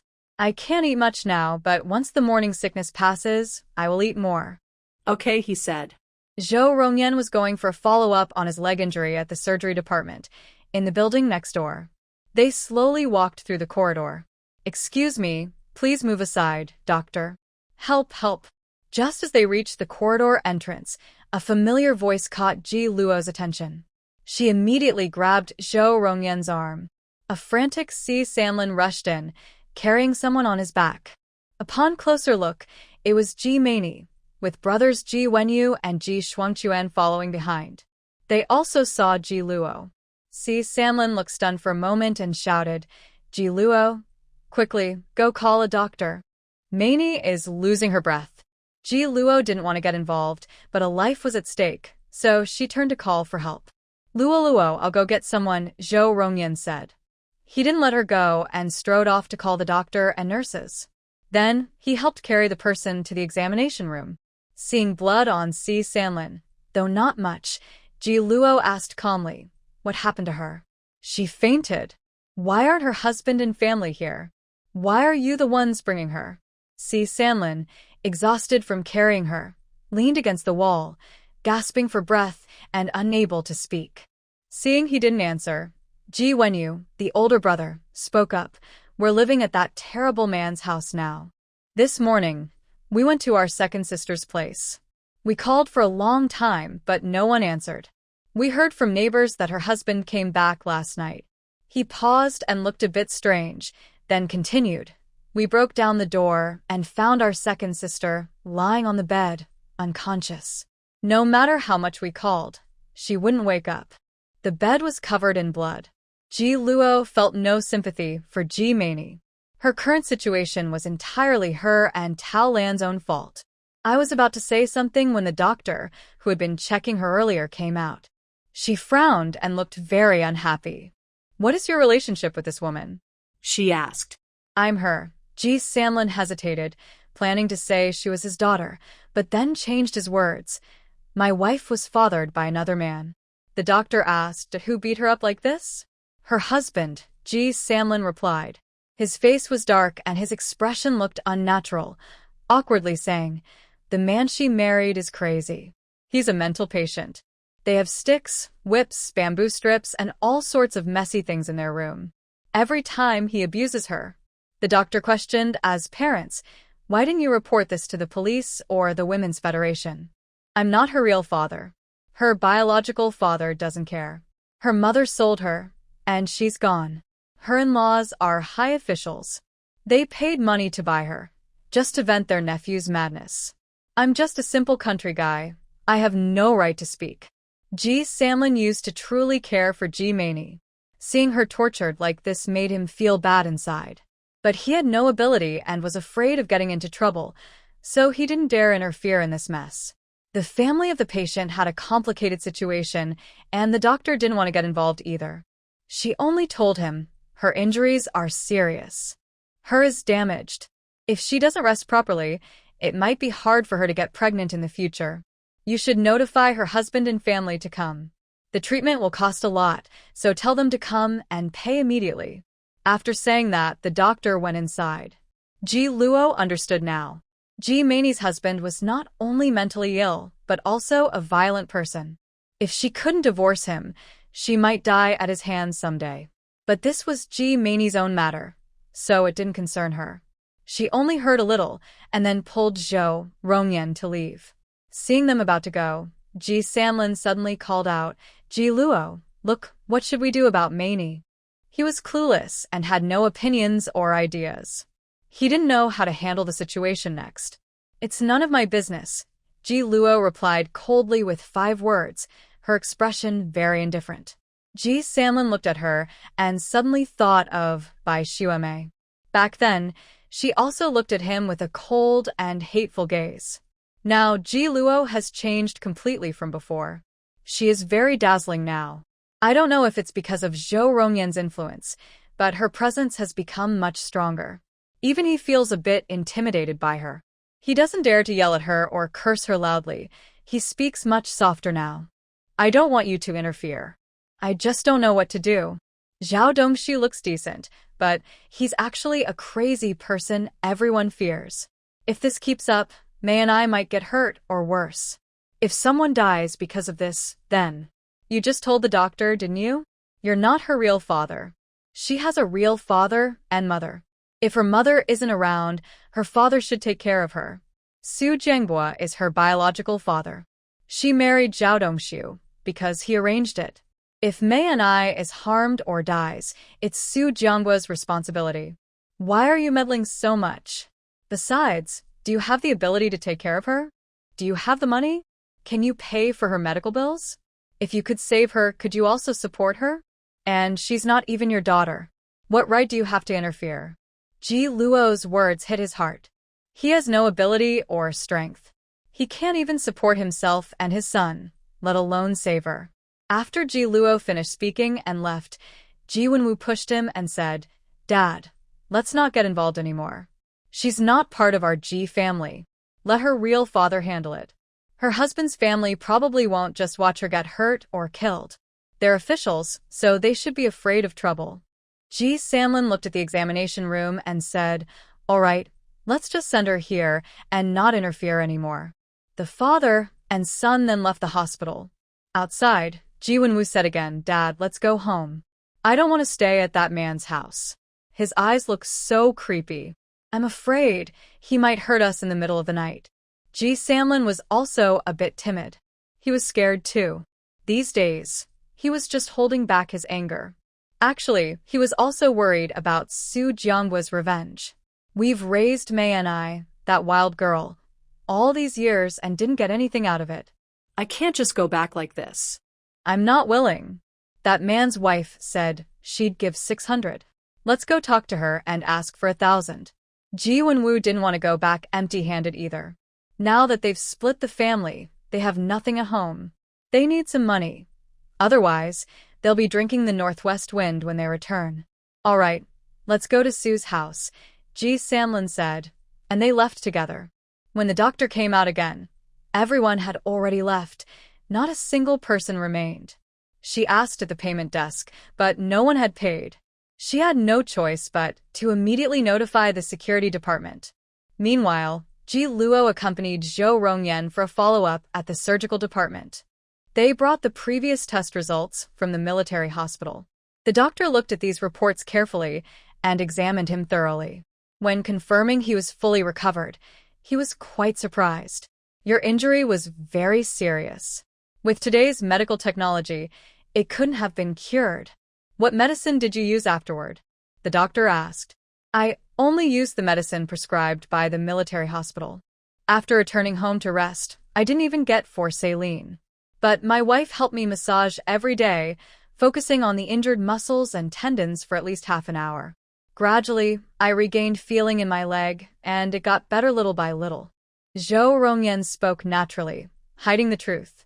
He wouldn't reveal the miraculous opportunity that had happened to Ji Luo, nor let anyone know her special condition. Normally, even with daily massages, recovery like this is unlikely, the doctor said after a careful check. He confirmed that Zhou Rongyan was fully healed, with his muscles, nerves, and bones all restored well. Finally, he sighed and said, "This kind of case is very rare. It's a great blessing in life." Zhou Rongyan slightly smiled. Indeed, very lucky. Thank you, doctor. You're welcome, the doctor replied with a smile. When Zhou Rongyan came out carrying a bag of test results, Ji Luo, waiting outside, immediately stepped forward and asked, Brother Yan, how is it? Luo, everything is fully healed. In front of others, Zhou Rongyan didn't show his true feelings. But in front of her, he smiled, with a joyful expression in his eyes. That's great. Ji Luo felt completely relieved. She held his hand tightly and tilted her head up, saying, You must take good care of yourself from now on. Don't get hurt again. You're not alone anymore. Not by yourself. You have a family, a wife, and children. Think more about us. Zhou Rongyan held her hand tightly and nodded, promising, Luo, I will stay safe and healthy and be with you until old age. A warm smile appeared in Ji Luo's eyes. She was very happy and playfully said, Captain Zhou, I'm a little hungry. I want to eat something. Please buy me some noodles, okay? Sure. She finally had an appetite. Zhou Rongyan didn't delay even half a second and immediately took her to a nearby restaurant to eat noodles. As they reached the door, a female obstetrician called out to them, Hey, you two, please stop. Doctor, is there something you need? Ji Luo asked her. Do you know those 3 people from before? The doctor asked them. Ji Luo nodded. I know. Seeing that she knew, the doctor quickly inquired, Do you know where those 3 people went? Where do they live? That man is very irresponsible. He left the patient at the hospital without caring, didn't pay the medical bills, and left without saying a word. We are now trying to find them everywhere. Doctor, please don't bother looking for them. It's no use even if you find them. The person brought in is named Ji Meini. She is not his biological daughter. His mistress had a child with a wild man outside. Ji Meini is now married in the city. Her husband's family is high-ranking officials in the city, probably the head of the forestry bureau, with the surname Zhao. Her husband also works at the forest farm, named Zhao Dongxiu. The injuries on her are caused by Zhao Dongxiu's abuse. It's best to contact Zhao's family. She provided accurate information. The doctor thanked her and immediately asked the hospital security to contact Zhao's family. The hospital leaders personally called the forestry bureau. The story of Zhao Dongxiu abusing Ji Meini until she fainted spread. When Zhao Dongxiu's uncle heard, his face turned very dark. He quickly called his wife to come to the hospital to handle the matter. Zhao's family was worried about causing a serious incident. Mrs. Zhao hurried over, paid the medical bills, and learned that Ji Meini was fine. However, her was injured, and her recovery might affect her future pregnancy. She showed little emotion. Later, Mrs. Zhao arranged for a caregiver to look after Ji Meini without informing her nephew to come over. Instead, she hurried back to her workplace to calm the rumors. At the state-run restaurant, Ji Luo ordered a light vegetable noodle with a poached egg. Zhou Rongyan asked the chef to cook 2 eggs and also brought a small dish of spicy and sour radish. He ordered a salty vegetable noodle with fried dough sticks for himself. Seeing that his bowl had no eggs, Ji Luo took one and put it in his bowl. Brother Yuan, don't be so frugal. You should eat at least 1 egg every day. Once you're healthy again, you need to replenish your daily nutrients. Luo, you eat too. Zhou Rongyan specially cooked 2 eggs for her, smiling slightly. Did you forget I already ate 2 boiled eggs this morning? Oh, right. Ji Luo really forgot and playfully patted her head. Pregnancy makes me stupid. My brain has become dumber after I got pregnant. Before leaving this morning, she boiled eggs to take with her in the car, but she had no appetite and didn't want to eat, so she let him finish them. Seeing her playful and adorable side, Zhou Rongyan smiled gently. Your brain isn't really dumb. You're very smart. It's just that you weren't feeling well this morning and didn't pay much attention. Li Luo smiled as she looked at the simple bowl of noodles. Her appetite was sparked, and she picked up her chopsticks to stir the soup, eating slowly.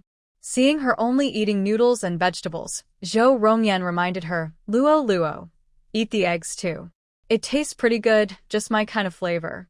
I'll eat some noodles first to fill up. Li Luo looked up and saw that he was almost finished with his noodles, so she said, Brother Yuan, add 1 or 2 more noodles. I want to eat enough.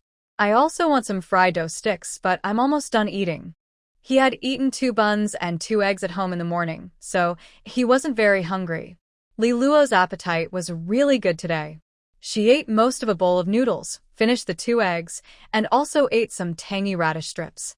Finally, she was so full she couldn't eat anymore, so she gave the remaining noodles to him. Zhou Rongyan never disliked her leaving leftovers. These days, wasting food is rare. Seeing she really couldn't eat more, he picked up the bowl and finished the rest. After eating, the 2 strolled around the nearby streets and then visited the only park for a relaxing break. When passing by the Xinhua bookstore, Li Luo wanted to go inside. She pulled him along, saying, Brother Yuan, let's look at some books and pick up some review materials for the college entrance exam. Okay. Zhou Rongyan followed her without hesitation, carrying his backpack. The city's Xinhua bookstore was much larger than the one in the county, with a wider variety of books. As soon as Li Luo stepped inside, her system, which had been silent for days, sent her a message. Enter all the books into the system. Got it. Entering books into the system was easy. She didn't need to look at each one individually. Everything in her line of sight was automatically recorded. Zhou Rongyan saw her browsing around and knew she was recording points. They planned to stay in the city for a night or 2, so they weren't in a hurry to go back. They had plenty of time to add more resources to the system. Luo, take your time looking, I'll go see the engineering books. Zhou Rongyan pointed to the nearby bookshelf. Okay, you go ahead. Li Luo winked at him, and the couple understood each other without words. She quickly circled around, entered all the books into the system, and then went to pick the books she wanted. Suddenly, as she picked up a book, a middle-aged man behind her staggered back 2 steps and then fell to the ground with a dull thud. Hey, are you okay? Li Luo immediately dropped her book and went to help him. Zhou Rongyan was nearby and rushed over. Luo, I'll help him. The man looked very dizzy, his lips trembling, and suddenly he broke out in a lot of sweat, which seemed like symptoms of low blood sugar. Ji Luo immediately took a can from her backpack, opened it, and fed him sweet water, urging loudly, Comrade, open your mouth, drink the sweet water quickly. The staff at the Xinhua bookstore also came over. One of them recognized the man and hurried to help, saying, "Director Su, you're having another low blood sugar attack." Seeing that he was indeed suffering from low blood sugar, Ji Luo fed him large sips of the sweet water. "Comrade, he only has low blood sugar, nothing else wrong, right? He just has low blood sugar." The staff knew Director Su well. After he drank half the can, his face looked much better. She said to him, "Young comrade, you caught it just in time. Director Su is fine now." Director Su caught his breath and said, "Little sister, thank you so much." "You're welcome. It's good that you're okay." Ji Luo smiled faintly and handed him the empty can. "There's a little left. Please finish it. It's best to add some sugar so you can recover quickly." "Thank you." Director Su accepted it. Seeing that he was fine, the others reading in the store gradually left. After finishing the can, Director Su took a moment to rest on the ground, then got up as if nothing had happened and politely thanked her again. "Little sister, thank you for the can." Ji Luo took the empty bottle, placed it in the man's backpack on his shoulder, and smiled, saying, "Since you have this low blood sugar problem, be sure to eat breakfast on time. It's also good to keep a couple of candies in your pocket for emergencies." "Oh, thank you for reminding me." Director Su was not very old, probably around 40. Seeing Zhou Rongyan standing protectively beside her, he smiled and asked, "Is this your husband?" "Yes, he's my husband," Ji Luo replied with a gentle smile. "Such a good match, a perfect couple," Director Su said with a smile. "You're too kind," Zhou Rongyan politely responded. Everyone in the bookstore was quietly choosing and reading books. After exchanging a few polite words, they each went back to their own selections. It wasn't until Ji Luo and the others finished choosing their books and left that Director Su followed them outside. He no longer lowered his voice and said, "To comrades, I really appreciate what you did today. It's already lunchtime. Would you do us the honor of joining us for a meal?" "Director Su, it's just a small favor." "No need to be so polite," Ji Luo replied politely. "It's rare to meet young comrades who share our values. Please, accept our invitation. We'll just order a few simple home-style dishes at a nearby state-run restaurant. How about it?" Director Su asked sincerely. He said so, and Ji Luo and the others agreed. "All right, let Director Su handle it." "Don't say that." Director Su smiled and led the way, casually asking, "Which organization are you both from?" From their appearance and demeanor, they didn't seem to be from the countryside. Director Su's intuition told him they worked in government or state-owned enterprises. "Director Su, we are not locals. We come from Nanxi County. My husband is a soldier, his surname is Zhao, and mine is Ji, with the character for season." They introduced themselves first. Director Su is the manager of the bedding factory, transferred here 3 months ago from a textile factory. He appears to have been promoted to factory director, but in reality, the bedding factory is not doing well and is close to closing down. He is secretly targeted and reassigned. In these 3 months, he has been working hard to reform but hasn't seen much progress. Now, he is worried about the factory's management. This morning, he went to Xinhua bookstore to find ideas from books. He was so engrossed in reading that he forgot to eat breakfast. After arriving at the restaurant, Director Su ordered 2 signature dishes and 2 local specialties. He also carefully ordered a warm bottle of soy milk for Ji Luo. "Director Su, how are the overall operations of the state-owned factories in the city?" "Our state-owned factories in Nanxi County are all doing poorly. Many are close to shutting down, unable to pay wages, and some have even stopped work altogether. The county government can't help either. Things are very bad right now." Ji Luo asked casually about these issues. Director Su sighed and told her, "The situation in the city is slightly better than in the county. Last October, a group of young officials advocating reform was transferred here. They have a long-term vision and have implemented bold reforms.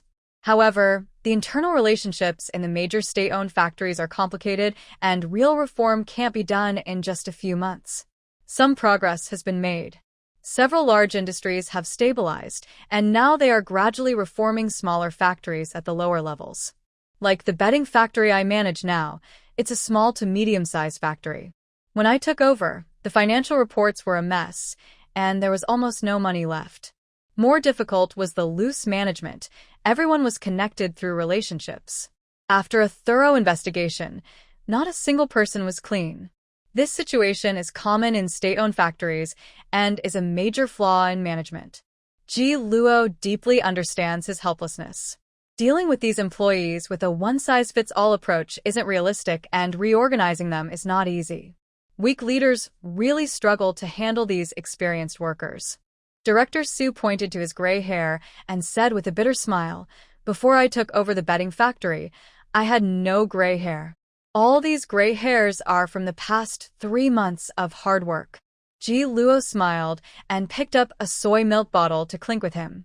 Managing such a big factory is definitely hard work. When the factory recovers and becomes prosperous in the future, you'll look back and be proud of yourself. That's my hope. Director Su clinked his cup with her and, using tea instead of alcohol, raised it to Zhao Rongyan.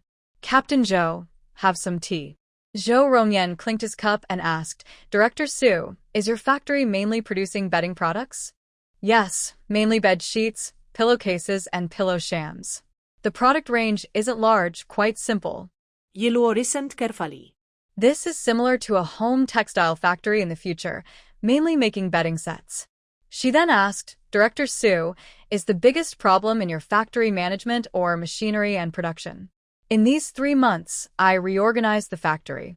All the relationships with relatives and friends have been cut off. We recovered about half of the stolen assets. The remaining employees are dedicated and feel a strong sense of belonging to the factory. Due to a lack of funds, I only purchased 1 new set of equipment for now. The main production equipment in the workshop is still the original machinery, about 60 to 70% new. It's not too old, so it won't affect the production speed for now." Ji Luo understood and nodded confidently. "So management and production are fine. The biggest problem is still the products they can't sell." "Exactly. "We can't sell well. The profit from last month's shipments just covered the factory's expenses." Ji Luo thought about the bedding and duvet covers sold in the county's state-run stores. She smiled softly and said, "Director Su, as a customer, I want to tell you some honest feedback, okay?" "Xiao Ji, go ahead." Director Su listened carefully. "My husband and I haven't been married long. When we got married, I bought all the bedding myself from the county's state-run store. Honestly, the styles in the store are outdated. The colors are bright but look tacky and ugly. I didn't like any of the styles on display. In the end, I just picked 2 sets to get by." Director Su understood her meaning and said, "Most of the bedding in Nanchang County is supplied by our factory. The old styles were indeed outdated, but we've already started to reform in this area. The day before yesterday, I visited a state-owned store. Recently, the styles and colors of the products have changed, but I still think they are not very attractive. There are too few options to choose from.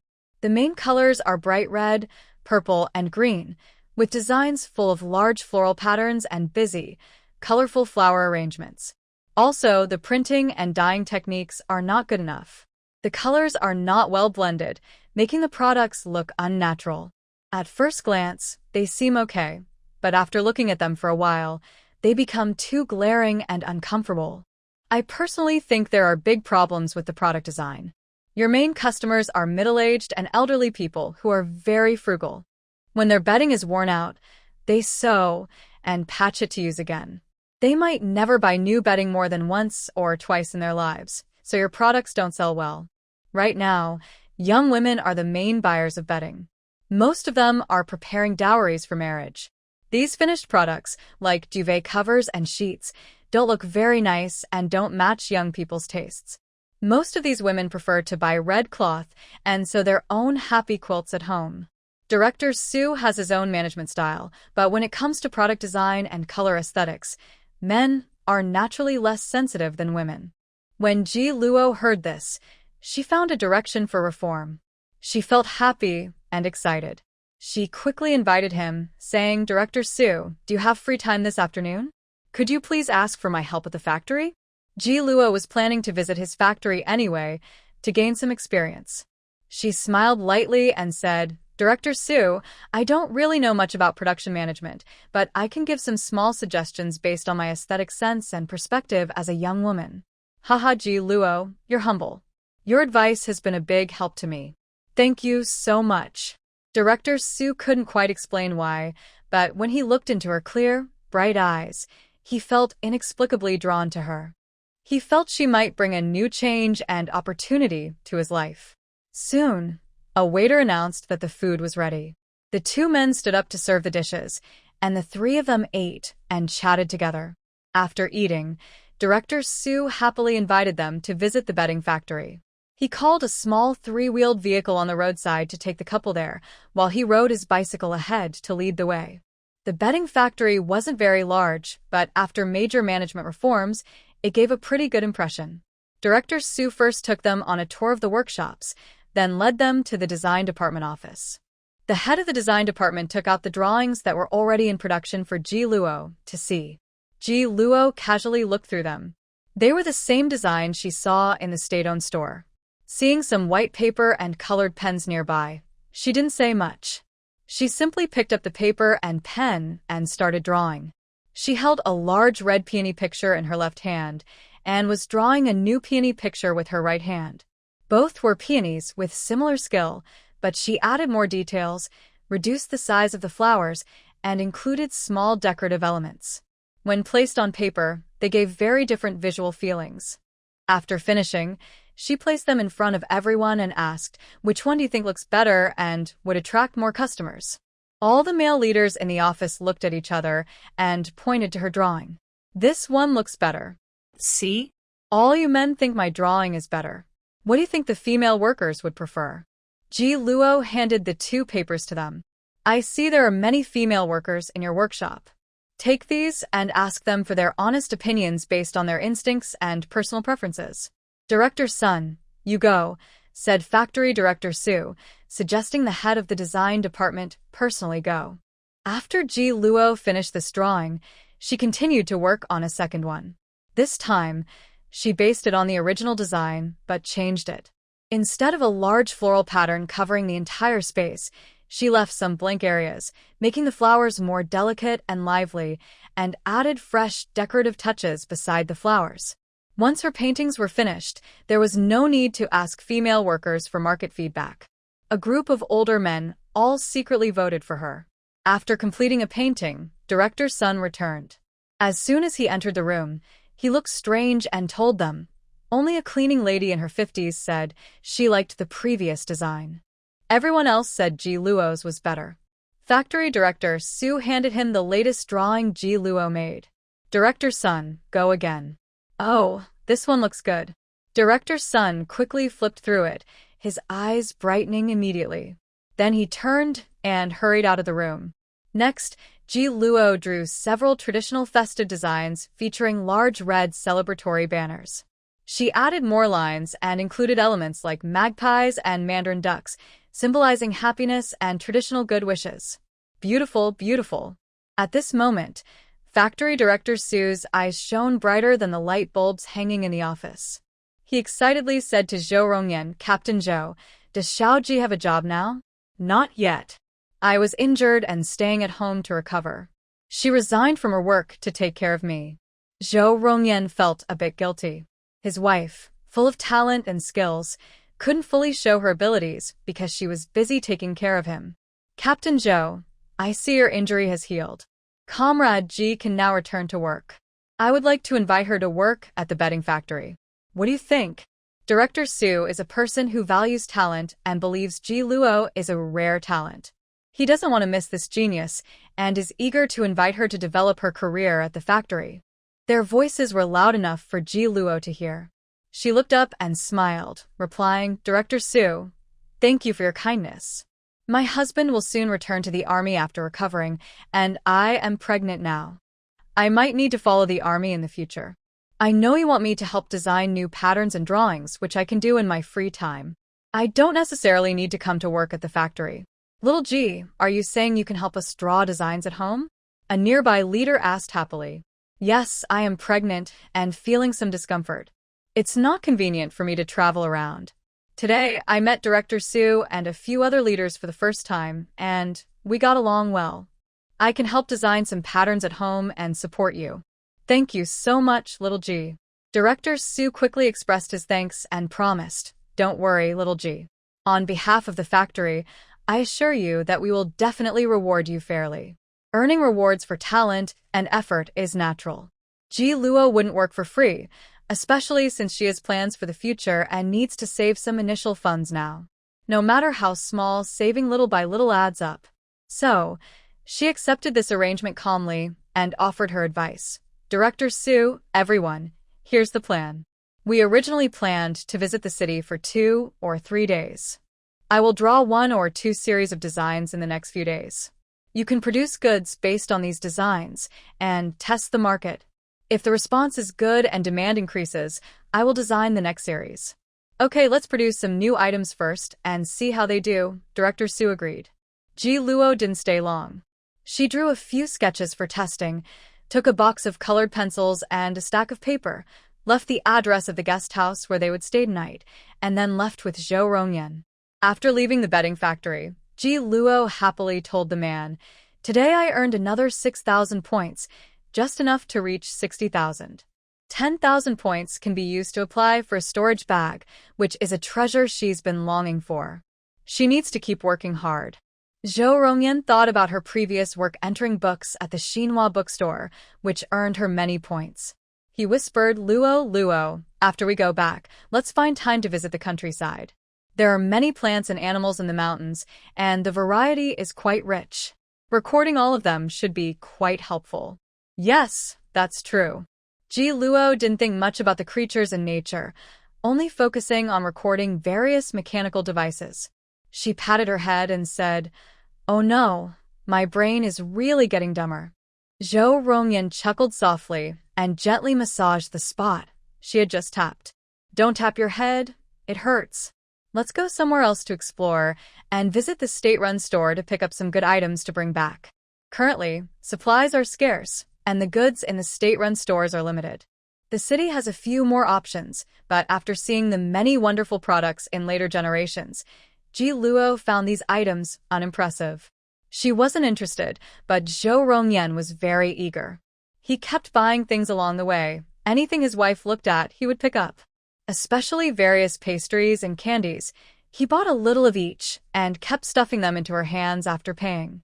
"Brother Yen, they have dried seafood here. Let's buy 2 dried cuttlefish and 2 jean of kelp." Ji Luo finally saw something she was interested in. The clerk at the counter had noticed they had bought quite a lot and guessed they were well off. She brought out a basket filled with cuttlefish for them to choose from, saying, "Dried cuttlefish are seafood from Guangdong province. They come from far away, so they're expensive. By weight, one costs nearly 10 yuan. Earlier, Zhao Rongyan had chosen sour plums to stimulate her appetite, and the clerk had seen that.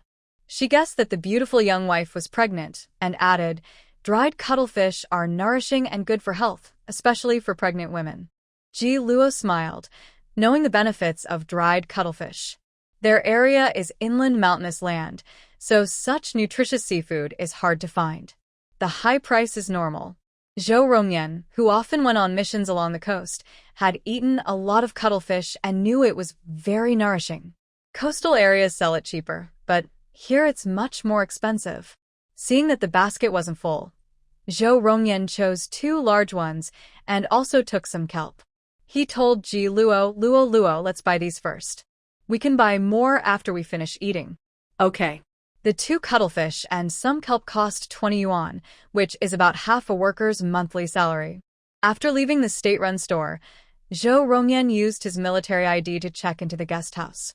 Once inside the room, he said to her, Luo, you've been out all day. Rest here for a while. I'll go buy dinner. Brother Yen, just get me some light vegetables, no meat. Ji Luo still didn't want to eat meat, preferring something fresh and tasty. After saying this, she lay down on the bed feeling a bit tired. Zhao Rongyan unfolded the blanket and covered her belly with the corner of the quilt. I took the keys out. Rest assured and sleep peacefully. I'll call you when I return. Go quickly, Ji Luo said, pulling his hand. Zhao Rongyan quickly left the house. He ordered 2 dishes at a state-run restaurant and asked the chef to steam a special egg custard and cooked a bowl of spicy and sour sweet potato noodles. When he returned, Ji Luo was already asleep. He thought the egg custard and noodles would get cold and not taste good, so he woke her up. Luo Luo, wake up and eat first. After eating, you can sleep again. Brother Yuan, you're so fast, Ji Luo said, just waking up and sitting up slowly. She smiled at him. Brother Yuan, I just had a dream. I saw a little boy calling me mom. Zhao Rongyan looked at her belly and raised an eyebrow. Could it be a boy? I don't know. I just dreamed that I saw clearly it was a boy and he was chasing after me and calling. Ji Luo thought about the baby in her dream. White, chubby, and very cute. Her maternal love started to overflow. She touched her belly and said, the baby in my dream is white and well-behaved, chubby and very adorable. You're only over a month pregnant now. The baby is probably only the size of a bean. You need to eat more so he can grow chubby and healthy. Zhao Rongyan opened the box and placed the egg custard and noodles in front of her. I asked the chef to cook these separately. This is spicy and sour sweet potato noodles, without any meat. Try the flavor. Smells so good, Ji Luo said, feeling hungry. She swallowed and immediately picked up her chopsticks to eat. How is it? Zhao Rongyan watched her eat beside him. It's okay, sour and spicy, very tasty, Ji Luo replied. She loved this dish. The handmade sweet potato noodles had no strange additives, and they were soft and smooth. While eating, she said, Brother Yuan, these spicy and sour sweet potato noodles are delicious. Tomorrow, let's buy some more to bring home. I love eating this. Okay, I'll buy some tomorrow, Zhao Rongyan agreed. Seeing that she could eat comfortably, he was happy too. He pushed the egg custard toward her. Luo Luo, you should eat the egg too. It's a lightly salted and oil-free egg custard. Okay, you eat too, Ji Luo said, not interested in the dishes in his bowl. She focused on eating her noodles. After dinner, Ji Luo no longer felt sleepy. While Zhao Rongyan went to wash the dishes, she took out her brushes and paper and started designing by the window. Zhao Rongyan quietly worked on other chores, poured her a glass of plain water nearby, and walked softly so as not to disturb her drawing. After finishing, he sat quietly beside her, reading a book. Brother Yuan, this is my flower series. What do you think? Every time she finished a drawing, Zhao Rongyan would look at it and smile, saying, Luo Luo, these designs you drew, any leader with a bit of eye for talent would want to take them. Actually, her designs weren't perfect, but with some casual creative tweaks, they were enough to surpass the current design level. The next morning, Director Su arrived early, bringing them a hearty breakfast and picking up 2 sets of floral and bird designs that Ji Luo had created the night before. He was so happy he seemed to float when he walked. 1 set had 10 drawings, 2 sets made 20, plus the 20 new styles she sketched at the factory yesterday, totaling over 40 new designs in one day. All departments at the factory quickly coordinated production. The dyeing and printing department was especially focused, with Director Su personally overseeing the improvements, hoping these new products would be a big hit once launched. Before leaving the city, Director Su first sent them 100 yuan as payment and also brought a bag of nutritional supplements for her. They returned to the county in the afternoon, around 3 o'clock.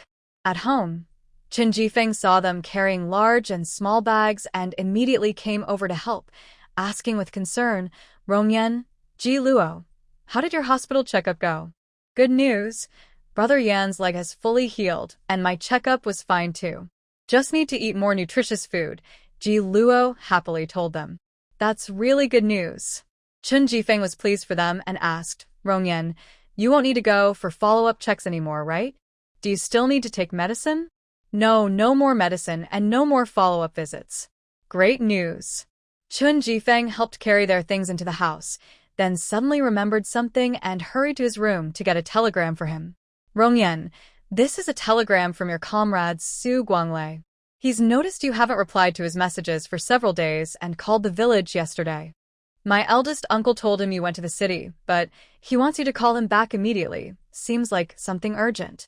Okay, I'll go now. Zhao Rongyan moved all his luggage into the house and then said, Luo Luo, I need to go to the post office. You rest at home first. Go ahead and do your work. Ji Luo, exhausted from sitting in the car, felt like her bones were falling apart. She slumped in a chair, weak and tired, chatting with them. Has everything been normal at home these days? Pretty normal here. It seems there are quite a few issues at Li Jiao's house. She hasn't come over these days. When we passed near her house yesterday afternoon, we even heard neighbors talking about her arguing with her sister, almost fighting. Huh? Why did it get so intense all of a sudden? Ji Luo frowned. We also find it hard to ask directly. We only heard from her neighbor that her sister introduced her to a match. Li Jiao didn't agree. Her sister's parents also interfered, and then the two sisters had a fight. Ji Luo was speechless. Her sister is really out of her mind. Ji Luo, you're right. My sister is truly crazy. Li Jiao just saw Ji Luo come home and hurried over. She happened to hear her words at the door. Seeing her approach, Ji Luo quickly asked, Jiao, did you argue with your sister again? This time, it's worse than just arguing. I even slapped her. Our sisterly relationship is over as of yesterday. Li Jiao sat down angrily on the bench and said, she's always bored and causes trouble. Yesterday, she came back and said she wanted to introduce me to a match. The person she introduced is a relative of her in-law's neighbors. That guy is worse than Yuan. He's lazy, has a bad temper, drinks, plays cards, and gambles. His 5 older sisters spoil him, and he never works or earns money. He always asks his sister and brother-in-law for money. Such a person is avoided by everyone, but she's trying to fix me up with him. Do you think she's acting like a proper sister? After she finished, Chen Jibin said, your sister wouldn't introduce you to someone for no reason. Is it because that family promised her money? Jibin, you guessed right. That guy is 23 years old. He's been on 7 or 8 blind dates and no girl likes him. His family said that if anyone introduces a match for him, they will give a thank you gift of 50 yuan. My brother-in-law's mother was tempted. She whispered to my sister and encouraged her to fix me up with him. She actually listened to her mother-in-law and introduced me to such a man. I was really furious with her yesterday. I was also angry at their shamelessness. When I lost my temper, I slapped her and threatened to cut that old man into pieces with a kitchen knife. I argued loudly with my brother-in-law and drove them away with violence. Ji Luo listened and felt speechless. She asked, what's your parents' attitude? My parents are protecting me. Last night, they took my brother to argue with that wife and scolded my sister harshly. My dad also made it clear that they won't interfere in her affairs anymore. We don't have to see her during festivals, and the money they took before is considered as feeding the dog. Your parents are wise. It's good that they cut off such a crazy sister. Yin Luo comforted her with a few words, then got up and went to the bedroom.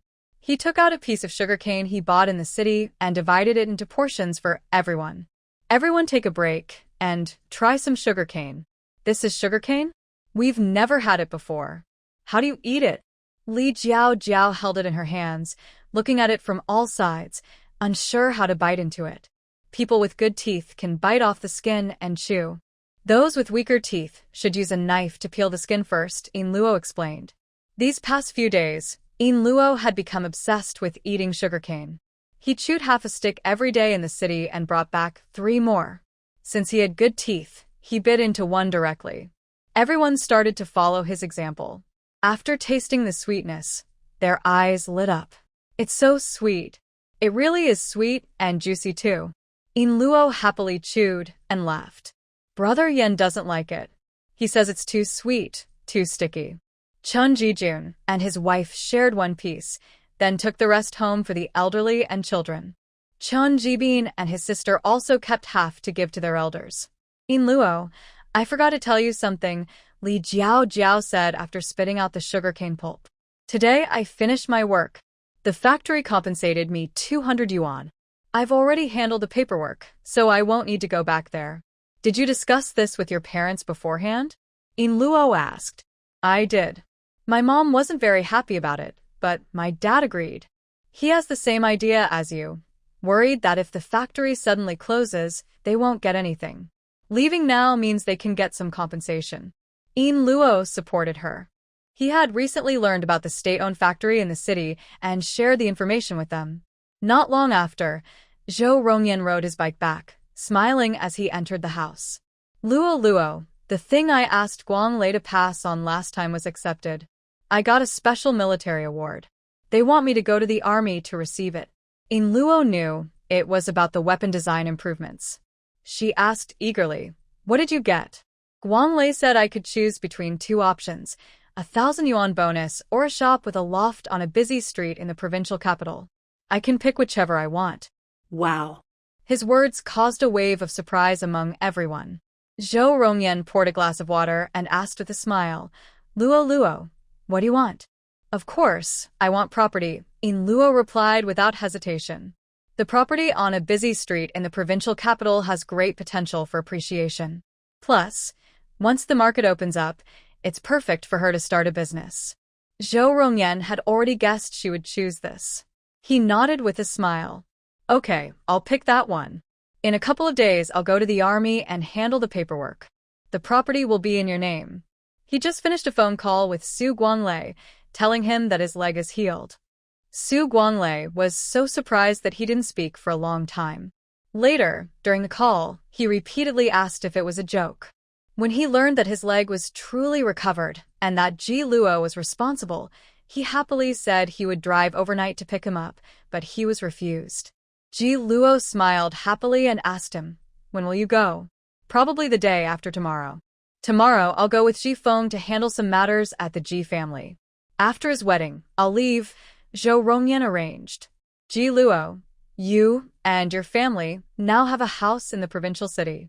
In the future, when you move with the army, you won't have to worry about where to live.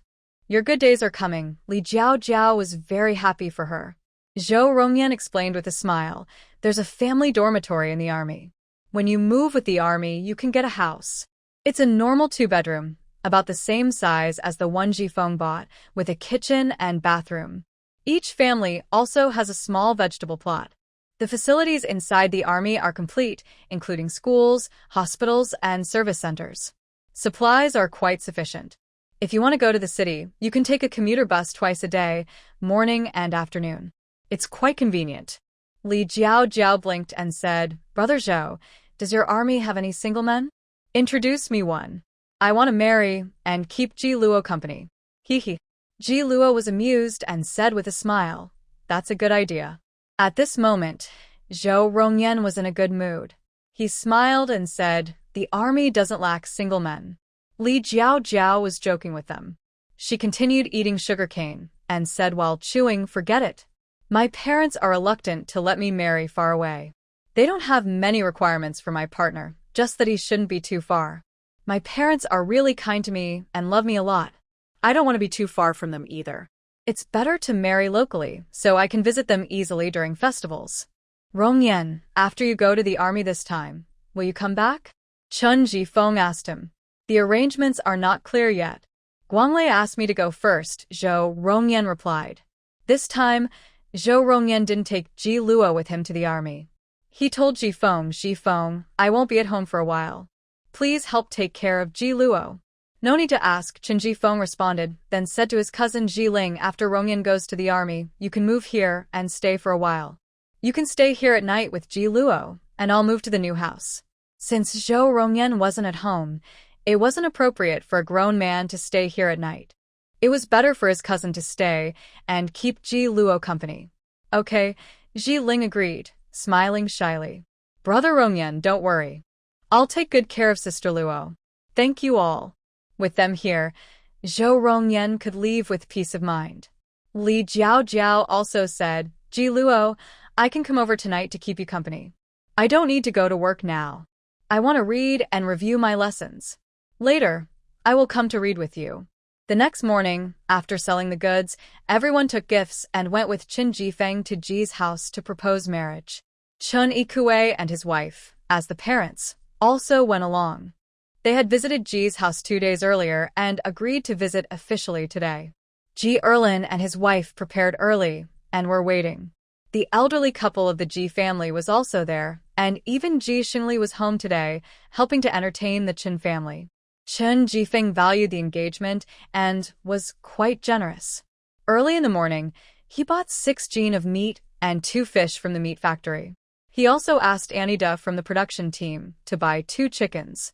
Additionally, he brought a basket of handmade sugar buns, along with cigarettes, wine, and red sugar dates. He also bought new clothes for his future parents-in-law. His future bride had a traditional dress, and his 2 sisters-in-law each received a pair of sandals. Although he didn't like the elderly couple of the Ji family, he showed proper manners by giving them cigarettes, wine, and sugar, which also helped boost Ji Bingqing's reputation. Chen's family brought so many gifts, which surprised Ji Erlin and his wife. The other family members and neighbors were also slightly shocked. They felt secretly happy and warmly invited Chen's family inside, serving red date tea to entertain them. Ji Erlin and his wife hadn't told anyone about Chen Jifeng buying a house. When the elders from both sides met and discussed, the Ji family finally learned about it. They were not only surprised, but even Ji Xingli was stunned. At this moment, Ji's wife felt a complex mix of emotions. She truly didn't expect Chen Jifeng to have saved so much money that he could afford a house in the county town. It seemed she had been mistaken before. Chen Jifeng and Ji Bingqing, the main couple, sat nervously in the middle. Neither dared to speak. One was tense, clenched fists, and the other lowered his head, afraid to look up. Ji Luo wanted to laugh at how nervous they looked. Zhao Rongyan also pressed his lips and chuckled softly, kicking Chen Jifeng gently and whispering, "Relax." Chen Jifeng wanted to relax but couldn't. Chen Yikue, familiar with his personality, also wanted to laugh and made a polite suggestion. "Jifeng, you and Bingqing can go out for a walk to get to know each other better. As for the rest, I will talk with your future father-in-law. Since we are all familiar, we can speak openly." Ji Erlin also smiled and said, "Bingqing, you and Jifeng go out for a walk. Don't go too far, and come back later to help your mom with dinner." Okay. They went out, and Ji Luo did not follow. She sat at the table, casually eating sunflower seeds, and did not talk to the Ji family. Zhao Rongyan didn't speak much, but Ji Xingli tried to talk to him. The two of them chatted casually. "Ji Luo, how many months pregnant are you?"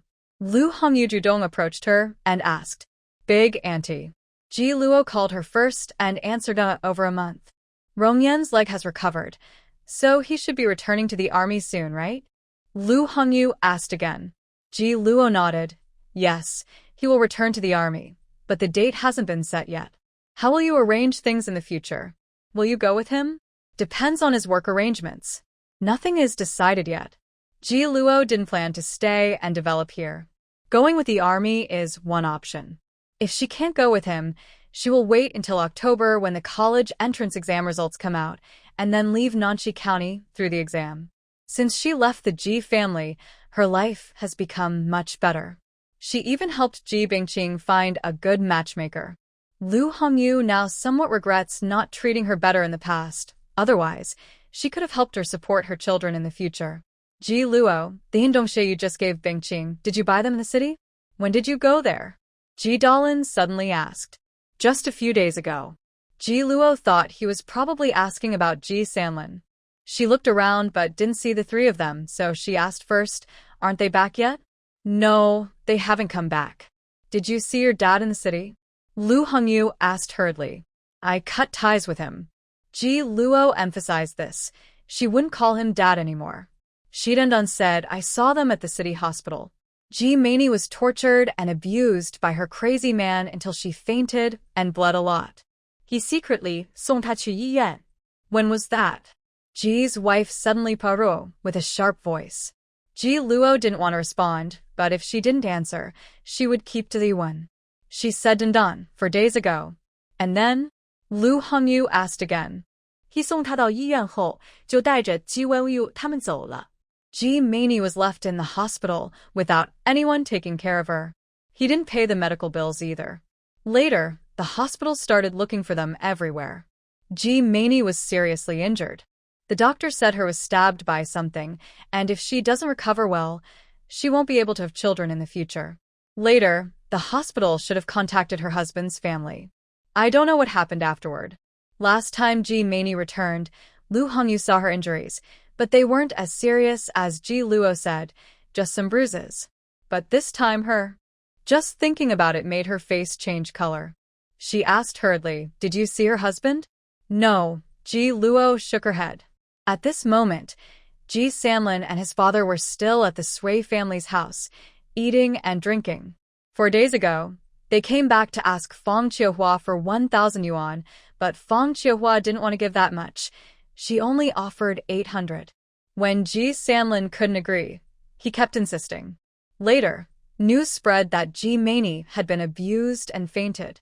The Zhao couple went to the Sui house to cause trouble and even threatened Sui Jiangbor about his son's job to calm the messy rumors. Soon after, Feng Qiuhua's parents came to pressure her to divorce Sui Jiangbor, but the Sui family's 2 sons disagreed. Seeing the situation getting worse, Ji Sanlin's courage unexpectedly grew. When Feng Qiuhua was willing to give 1,000 yuan, he suddenly changed his mind and raised the price to 1,200. He's still arguing with the Sui family. He's a shameless person, barefoot and fearless, shamelessly clinging on, threatening that he won't leave until he gets the money. The Sui family was so angry at his shamelessness that they wished they could cut him with a knife. Especially Sui Jiangbor, who now deeply regrets not killing this scoundrel earlier. Today's engagement went smoothly. The Qin family was generous, and Ji's second brother and his wife weren't petty. The dishes Chen's family brought included some meat, except for 2 hens that were kept for eggs. The rest of the food was cooked at noon. Ji's wife saw that 5 or 6 jin of meat was all cooked and became anxious, feeling her heart ache. She ran to the kitchen and scolded Li Shufan, but Li Shufan, now standing tall, retorted directly. Ji Xingli was a very proud man. He thought his second uncle and aunt did nothing wrong and didn't want the Qin family to look down on the Ji family. He privately told his grandmother off in the past. With him overseeing things at home, the meal was quite pleasant. They also decided to hold the wedding in early winter. Ji Luo and the others finished eating and left. Chen Yikue and his wife invited them to sit at Zaihago, and Ji Luo, wanting to take a walk in the mountains, went with them. Once they left, the Ji family started causing a scene again. Ji's wife began grabbing everything she could. She took both hens and also snatched the clothes Qin Jifeng gave to Li Shufan. This made Ji Olin, a shy man, finally lose his temper. He grabbed a firewood knife and pointed it at her head. He suddenly tried to attack his mother, shocking everyone in the Ji family and causing old lady Ji to lose control and urinate on the spot. Old Mr. Ji saw his second son lose his temper and, fearing it might lead to violence, quickly stepped in to stop him and took away the firewood knife from his hand. Usually, second brother Ji didn't talk much, but that didn't mean he was stupid. He knew his mother's behavior was supported and encouraged by his father. Now that they had moved out and separated the family, they still came to bully him. He couldn't stand to see his life getting worse. His eyes turned red with anger, and he crazily drove them out of the house. In the end, they left on bad terms. The 2 old people from the Ji family went back cursing all the way. Ji Xingli didn't say a word the whole time. He didn't even sit at home. He just rode his bike straight back to the county town. At that moment, Ji Luo and the others had already arrived at Shihago by bike. From afar, they saw people arguing in the village.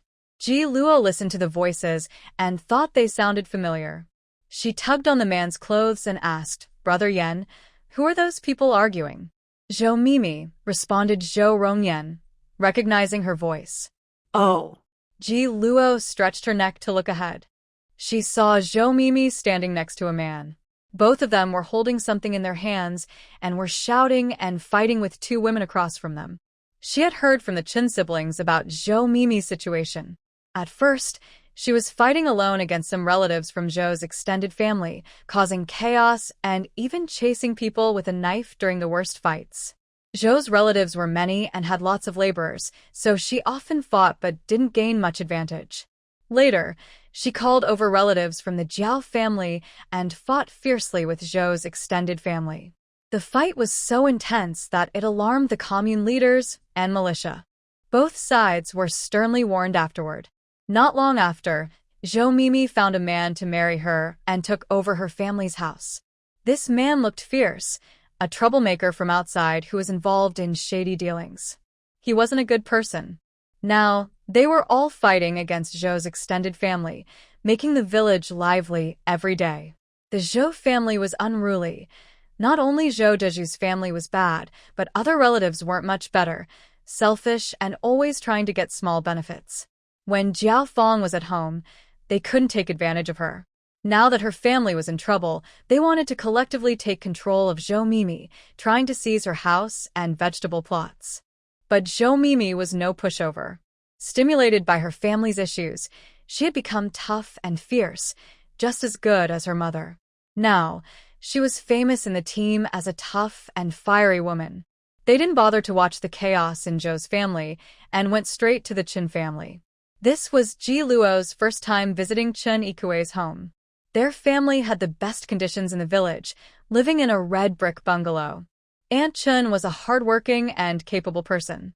The house and yard were very clean and tidy. Even the small vegetable garden nearby was well organized. Rongyan, Ji Luo, sit quickly. Today, Chen Jun and his family were resting at home. His brothers had just gone to the field to dig loaches and eels, bringing back a small basin. They cheerfully invited, eat dinner at home first, then go back. Tonight, we'll fry a basin of eel and loach. Okay, I haven't had that in a long time, Rongyan said, loving that dish. Yu Xiuzhu brought them tea, and also washed a fresh cucumber for Ji Luo. Ji Luo, eat a raw cucumber, it's refreshing. This is my favorite. Thank you, sister-in-law.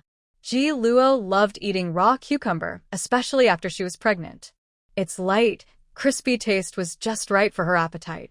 Chen Xiaodong, the little grandson of the Qin family, was over 2 years old. Today, his parents were at home, and he was very clingy. He was lying on Chen Jun and wouldn't come down. He was a bit shy and kept shrinking into his arms. Xiaodong, come here. Auntie has a lollipop for you. Ji Luo always carried candies in her pocket. She had previously given some to her sisters, Ji Bingqing and others, and now she had 2 left for Xiaodong. Seeing the 2 candies, one red, one green, his eyes sparkled, but he was still shy and hesitant to come over, staying in his dad's arms and staring intently. Xiaodong, Auntie gives you candy. Take it and say thank you to Auntie. Yu Xiuzhu patiently guided him and also held him. Xiaodong had never seen Ji Luo before. He looked at her carefully and didn't reach out to take the candy.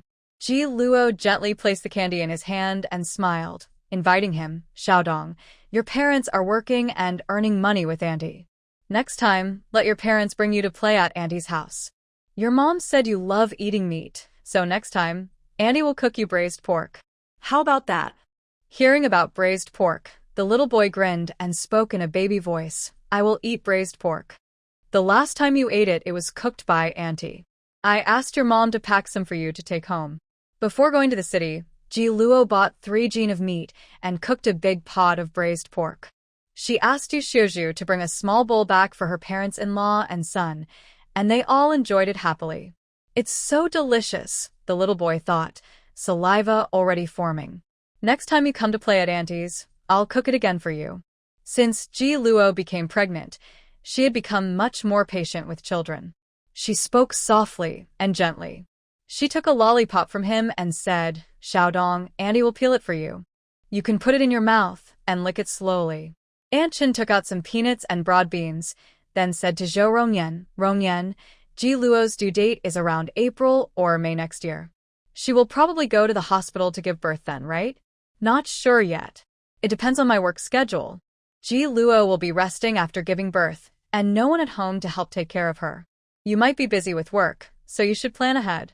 Giving birth is dangerous, especially the first time. You both need to be very careful.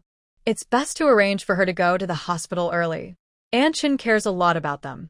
Both are good children, but their family is a bit messy. Luckily, neither of them has gone astray. They support each other and manage to live well. Zhou Rongyan replied, with a plan in mind. If I don't get transferred for work, I will have the baby at the military hospital. There are kind sisters in the family quarters. I will ask someone help take care of Ji Luo during her postpartum period. That's good, as long as you've arranged everything. Aunt Chen smiled. They sat for a while at the Chen family house. Zhou Rongyan then called the brothers to go hunting in the mountains, bringing their homemade bows and arrows. Ji Luo and Chen Jiling also went to play. On the way, Ji Luo kept recording plant information. The original owner knew a lot about plants, mostly their names and basic uses, but more details could be added later. The Chen siblings grew up in the countryside. They knew many flowers, grasses, and trees. If they didn't know something, they asked others. When they reached the back mountain, Zhou Rongyan said, Luo, Luo, it's pretty safe around here. You and Jiling can explore nearby. We'll check the surroundings. Don't go far, and call us if you need anything. Okay, you guys go ahead. I just saw some black fungus. Jiling and I will go pick some. Recently, after the rain, black fungus grew on rotting wood. Ji Luo carried a small bamboo basket and happily went to pick some. Chen Jiling saw there weren't many fungi and said, Luo Jia, you pick the fungus. I'll gather some pine needles to use as fire starters.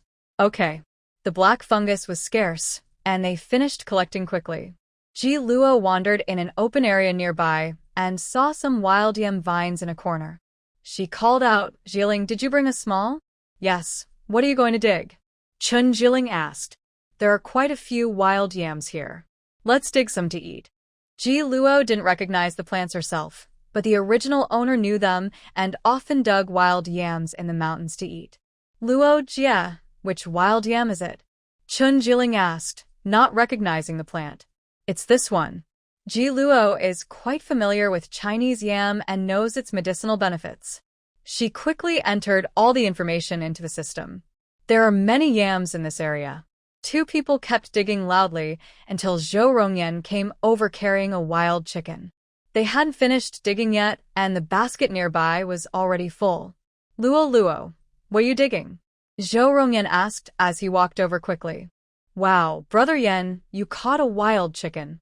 Ji Luo's eyes lit up at the brightly feathered bird, and she asked excitedly, Did you shoot it with an arrow? Yes. Every time Zhou Rongyan went hunting in the mountains, he never returned empty-handed. Today, worried about her, he only caught one and came back early. The Chun brothers followed closely behind. They also caught a rabbit, thanks to Zhou Rongyan's help. The three brothers worked together to corner and catch it. Seeing their good harvest, Chen Jilin smiled and said, We'll have good food tonight. What are you digging here?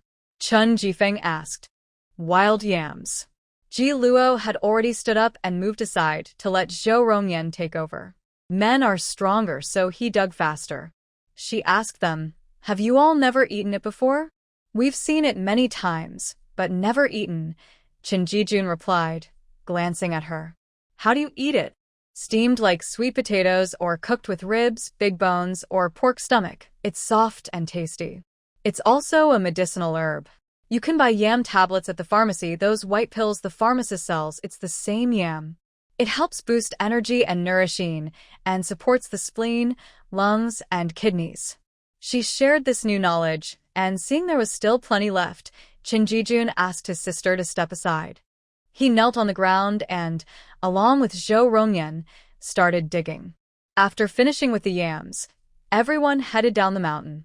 Zhou Rongyan led Ji Luo to explore nearby areas. The countryside has many different plants and vegetables, making it a good place to earn points. Naturally, they didn't want to miss this opportunity. They planned to return to the county later. The Chin family had already started preparing dinner. They stir-fried the wild chicken and rabbit they caught, used some yams with ribs for stew, and Ji Luo cooked a simple stir-fried yam dish herself. They also had braised chicken and rabbit, along with eel and lochin mud. Ji Luo took only a bite of each, and didn't want more. She ate quite a bit of the stir-fried yam and the soup. Seeing how much she liked the wild yam, Zhou Rongyan took all the remaining yams when they left and asked Aunt Chen to gather some if she found any while collecting herbs in the mountains. When they returned home, it was still quite early, and neither neighbor had finished dinner. Next door, a young boy saw them and said, Brother Zhou, this afternoon some police officers came to your door. They wanted to see you. They asked me to tell you that when you get back, you should go to the police station. Okay, little Yong, thank you. Both neighbors knew that Zhou Rongyan was a soldier and that they ran a noodle business at home. Ji Luo often gave food to the neighbors' children.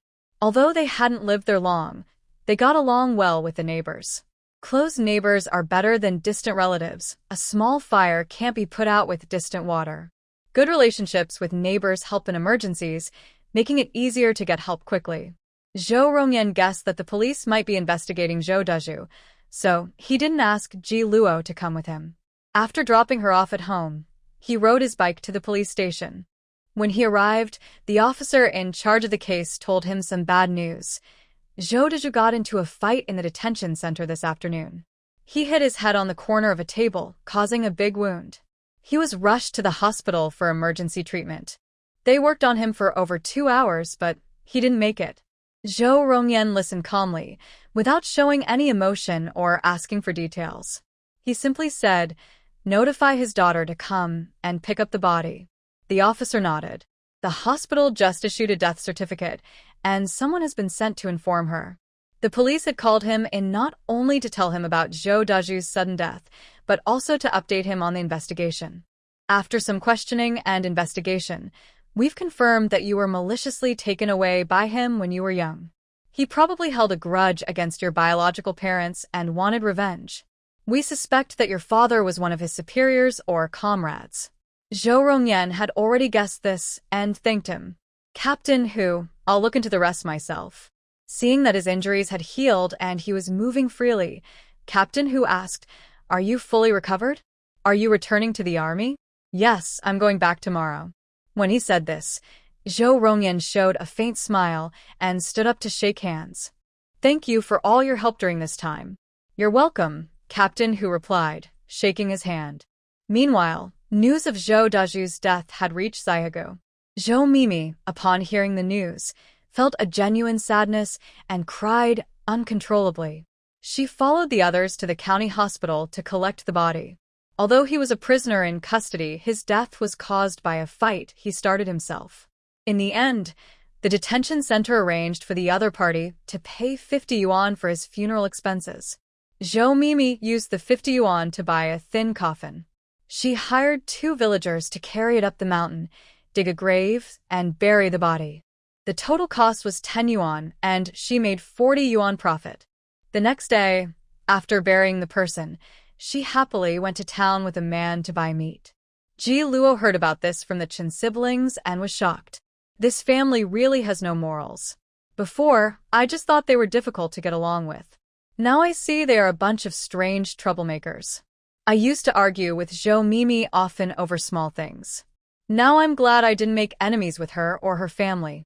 Chen Jilin now fears this family and avoids arguing with Ji Meini. When she sees her with that troublemaker, she keeps her distance.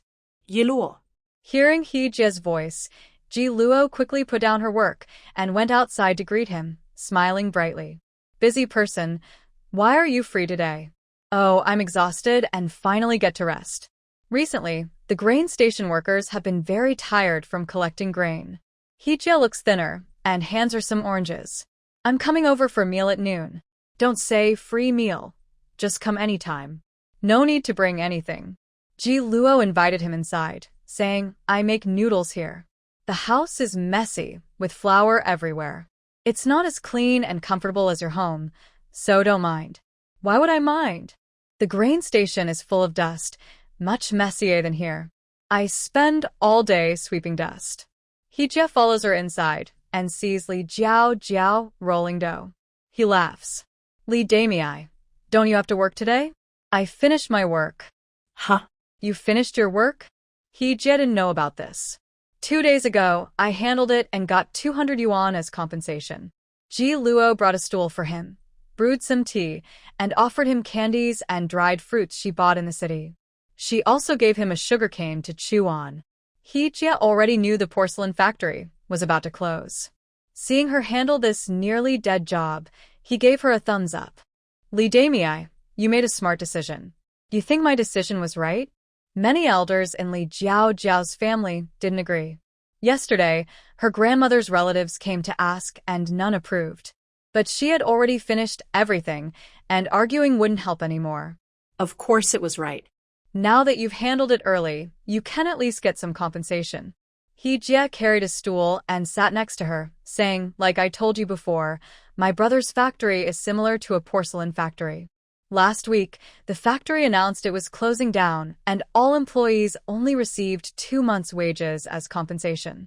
A lot of people kept protesting inside the factory, but it was useless. The factory leaders just left, leaving a mess behind. They didn't want anything from the factory, so they just took what they could and left. Li Jiao looked surprised and asked, your brother is a middle-level manager, right? Did he get a bigger payout? No way. He only cares about himself. He's a coward outside and only cares about himself inside. He didn't take anything he should have, not even an extra stool. He's so stupid. Jie didn't get along well with his brother. They argued every time they met. After he got a job at the grain station, his brother became even more jealous, and their relationship was so tense it could explode at any moment. Li Jiao knew about his family situation and said with a shrug, now it's worse. He lost his job and has more time to bother you. Exactly. We just had a big fight at home, so I came here to stay for a while. Every family has its problems. Li Jiao heard from her that Jie's family was stubborn and old-fashioned. His parents only cared about the eldest son and grandson, being overly biased. They couldn't see how good Jie was and only wanted to squeeze him to support the older brother. Move out and live on your own. Your salary is decent. Rent a place nearby, stay away from them, and you can have some peace. Jie looked unhappy and said, they're after my job now. What? Li Jiao's eyes widened in shock. She slammed her chopsticks on the table and raised her voice. Can they be any more shameless? They're useless and always leeching off you. Now they're after your job too. How can they be so shameless? I've gotten used to it. Jie was already heartbroken by his family. Many years ago, he lost all hope in them. His family was terrible, but he wasn't weak. He had been fighting against them all these years and hadn't lost much. Still, these days he felt very frustrated. Parents and brothers like that, better to cut ties early. Just end it quickly, Ji Luo advised, with the tone of someone experienced. Jie listened and smiled, but his smile was tired. I came today to learn from you. I need to plan ahead so I won't suffer too much when I leave. Since this was a serious matter, Ji Luo gave him many helpful suggestions right away. 3 classmates were talking about these things, while Chen Jifeng and others listened nearby. They sighed with rare emotion. Our family is poor, yes, but we don't have these messy problems. Our siblings get along well. Much better than those 3 families. Ji Luo is right. Every family has its own difficulties. Yu Xiuzhu felt grateful that her parents-in-law educated their children well. Their family had never fought or argued. Compared to city folks, their living conditions were a bit worse, but they got along very harmoniously, helping each other and living without much worry. Is Ji Luo at home? Suddenly, someone outside called out. Ji Luo immediately stood up and went out. It was the mail carrier. She politely said, "Comrade, hello. I am Ji Luo. There's a package from the city, quite heavy," the mail carrier said as he set down a large parcel. "Thank you, comrade," Ji Luo replied. She looked at the delivery slip, saw it was heavy, and called inside, "Brother Chen, help me carry this in." Chen Jifeng came out wearing an apron. He used some effort to lift the package and asked, "Ji Luo, what is this? Why is it so heavy?" "It's a shipment from the city's bedding factory," she explained. "The bedding factory sent it?" Chen Jifeng said as he walked over, then asked, "Do you know anyone from the bedding factory?" "A few days ago, I went to the city and met Director Su from the bedding factory. I helped them design some patterns. Today, they probably sent me some samples." She hadn't told everyone about this before. After setting down the package, she quickly opened it with scissors and called out, "Jie, your hands are clean, come help me open these sheets and pillowcases so I can see my own designs." Wow. Jie helped her pull open one side, and everyone else immediately started shouting in excitement. "Ji Luo, so beautiful," Li Jiao's eyes sparkled. This sheet was pink, with fresh white jasmine flower prints, a style young girls loved. "Luo Jie, it looks so good, much prettier than what's sold in the state-run stores." All the women liked these beautiful bedding items. Chen Jiling was very excited. Luo Jia, where can I buy these? Are they expensive? They're just samples from the factory, not officially on sale yet. The bedding in our county state stores and supply cooperatives all come from this factory. They have new designs now, and they'll be here soon. There will definitely be buyers. The factory director, Sue, generously sent her a sample of each of the more than 20 products.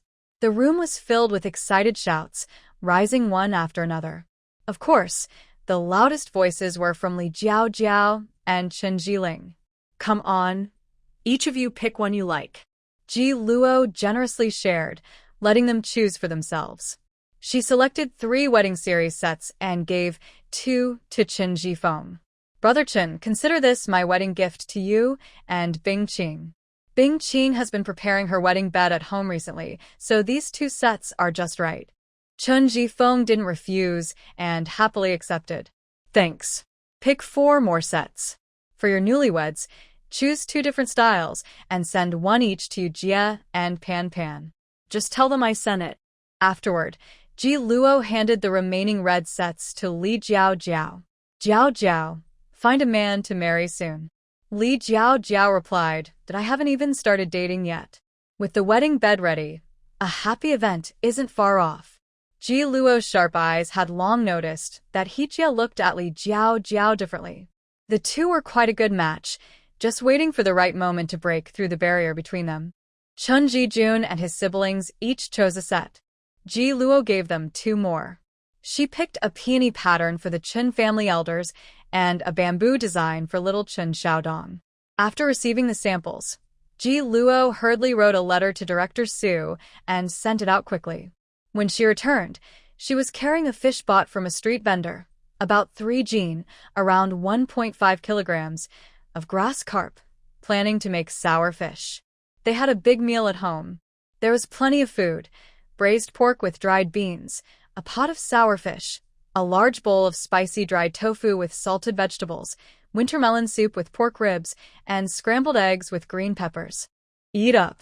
If the rice isn't enough, have some buns or steamed bread. Eat freely. Ji Luo served half a bowl of rice and sat down, greeting her guests. Jia, these are just simple home-cooked dishes. Don't be picky. Are classmates still saying such polite words? Jia rolled his eyes. Ji Luo chuckled softly. All right, let's not talk anymore. Just eat. All the dishes today were cooked by Ji Luo herself. They were spicy and flavorful. Everyone loved them. She only tasted a little of each, but drank a bowl of winter melon soup. They enjoyed a warm, fragrant lunch at home. Zhou Rongyan, carrying simple luggage, had already arrived at the provincial military base. The sentry at the gate saw that his legs had fully recovered and could move freely. Excited, he saluted. Commander Zhou. Zhou Rongyan returned the military salute with a smile and patted his shoulder. Xiao Lu, long time no see. Commander Zhou, your legs are better? Xiao Lu looked at him in disbelief. Yes, I'm fine. I'm back today to report. Zhou Rongyan exchanged a few simple greetings with him and carried his luggage straight to the leadership office building. Rongyan, Su Guanglei, and the others had already been waiting. Seeing that his leg was truly healed and that he looked energetic, a group of men excitedly rushed over and warmly embraced him. The military district commander and political commissar also came out. After exchanging greetings, the leaders checked his leg on the spot. Aside from the ugly scar, his tendons, bones, and nerves had all recovered normally, with no lingering effects. In the office, Commissar Qian immediately asked, "Be honest with us. What good medicine did you use?" "Commander, Commissar, I've told you everything. I didn't use any special medicine. After returning home, I only used the medicine from the military hospital. I didn't ask the clinic doctors for treatment or anti-inflammatory injections. If I have to say I used any medicine, it would be the herbal remedies made by a barefoot village doctor to relax muscles and improve circulation. Over the past 2 months, I've been boiling herbal water for foot baths every now and then." The secret medicine was something Zhou Rongyan would never reveal. He absolutely couldn't let Ji Luo cause trouble for him, nor could he let their happy little family fall into crisis. Really didn't use anything? The commander seemed a bit skeptical. Zhao Rongyan showed a bitter smile. No, really? Actually, I think it's strange too. After thinking carefully, I believe it's because my wife has been massaging and pushing my muscles every day, combined with the medicine from the hospital. The effect stacked, and I was lucky enough to recover. You've really been lucky. At that time, he was badly injured. The military leaders felt very sorry for him. Later, they didn't let him retire officially. Su Guanglei requested on his behalf. After careful consideration, they finally agreed to give him 6 months to recover. They never expected him to recover and return to the team. No matter what, having such an outstanding talent back was a great thing for their unit. The two leaders then asked about his family. When they learned he had married a strong, intelligent, and capable wife, they all felt happy for him. Commissar Qian arranged everything. The leaders of the research institute will come to the military district tomorrow afternoon.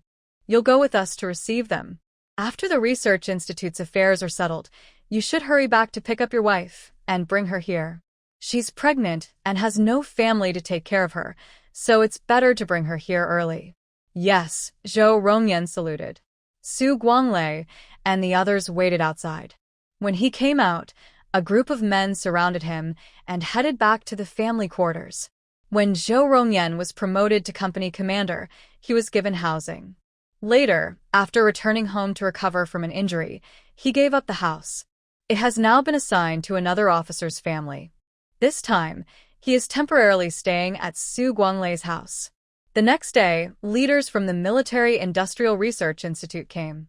The plan Zhou Rongyan submitted last time solved a current technical problem, so he was praised by the leaders.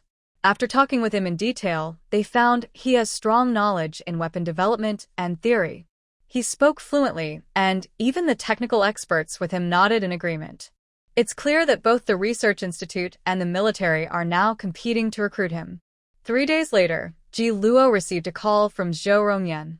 Brother Yan, did everything go smoothly? Pretty smoothly. Zhou Rongyan, calling from the military, also asked about her health. How's your appetite these days? Are you eating on time? Yes, I eat on time, a bowl at each meal. My appetite seems a little better than before, and I eat more vegetables now. Since your appetite is better, try to eat more. The remaining squid can be split into 2 or 3 meals for soup. Today I made bone and kelp soup. I was drinking it when you called. Ji Luo takes good care of herself. She changed the subject. Brother Yan, when will you come back? Luo, I was just about to tell you that. The Research Institute leaders asked me to work there. The military leaders didn't agree, and we've been in a standoff for 2 or 3 days. We just made a decision. They will transfer me to work there for a month to help solve their current problems. His skills and abilities have been recognized, and Ji Luo is happy for him. Brother Yan, you focus on your work. I'll wait for you at home. Luo, it's not convenient to take you to the Research Institute. For this month, you can stay in Nanxi County. As soon as I finish my work, I'll come to pick you up. Zhou Rongyan was actually quite worried.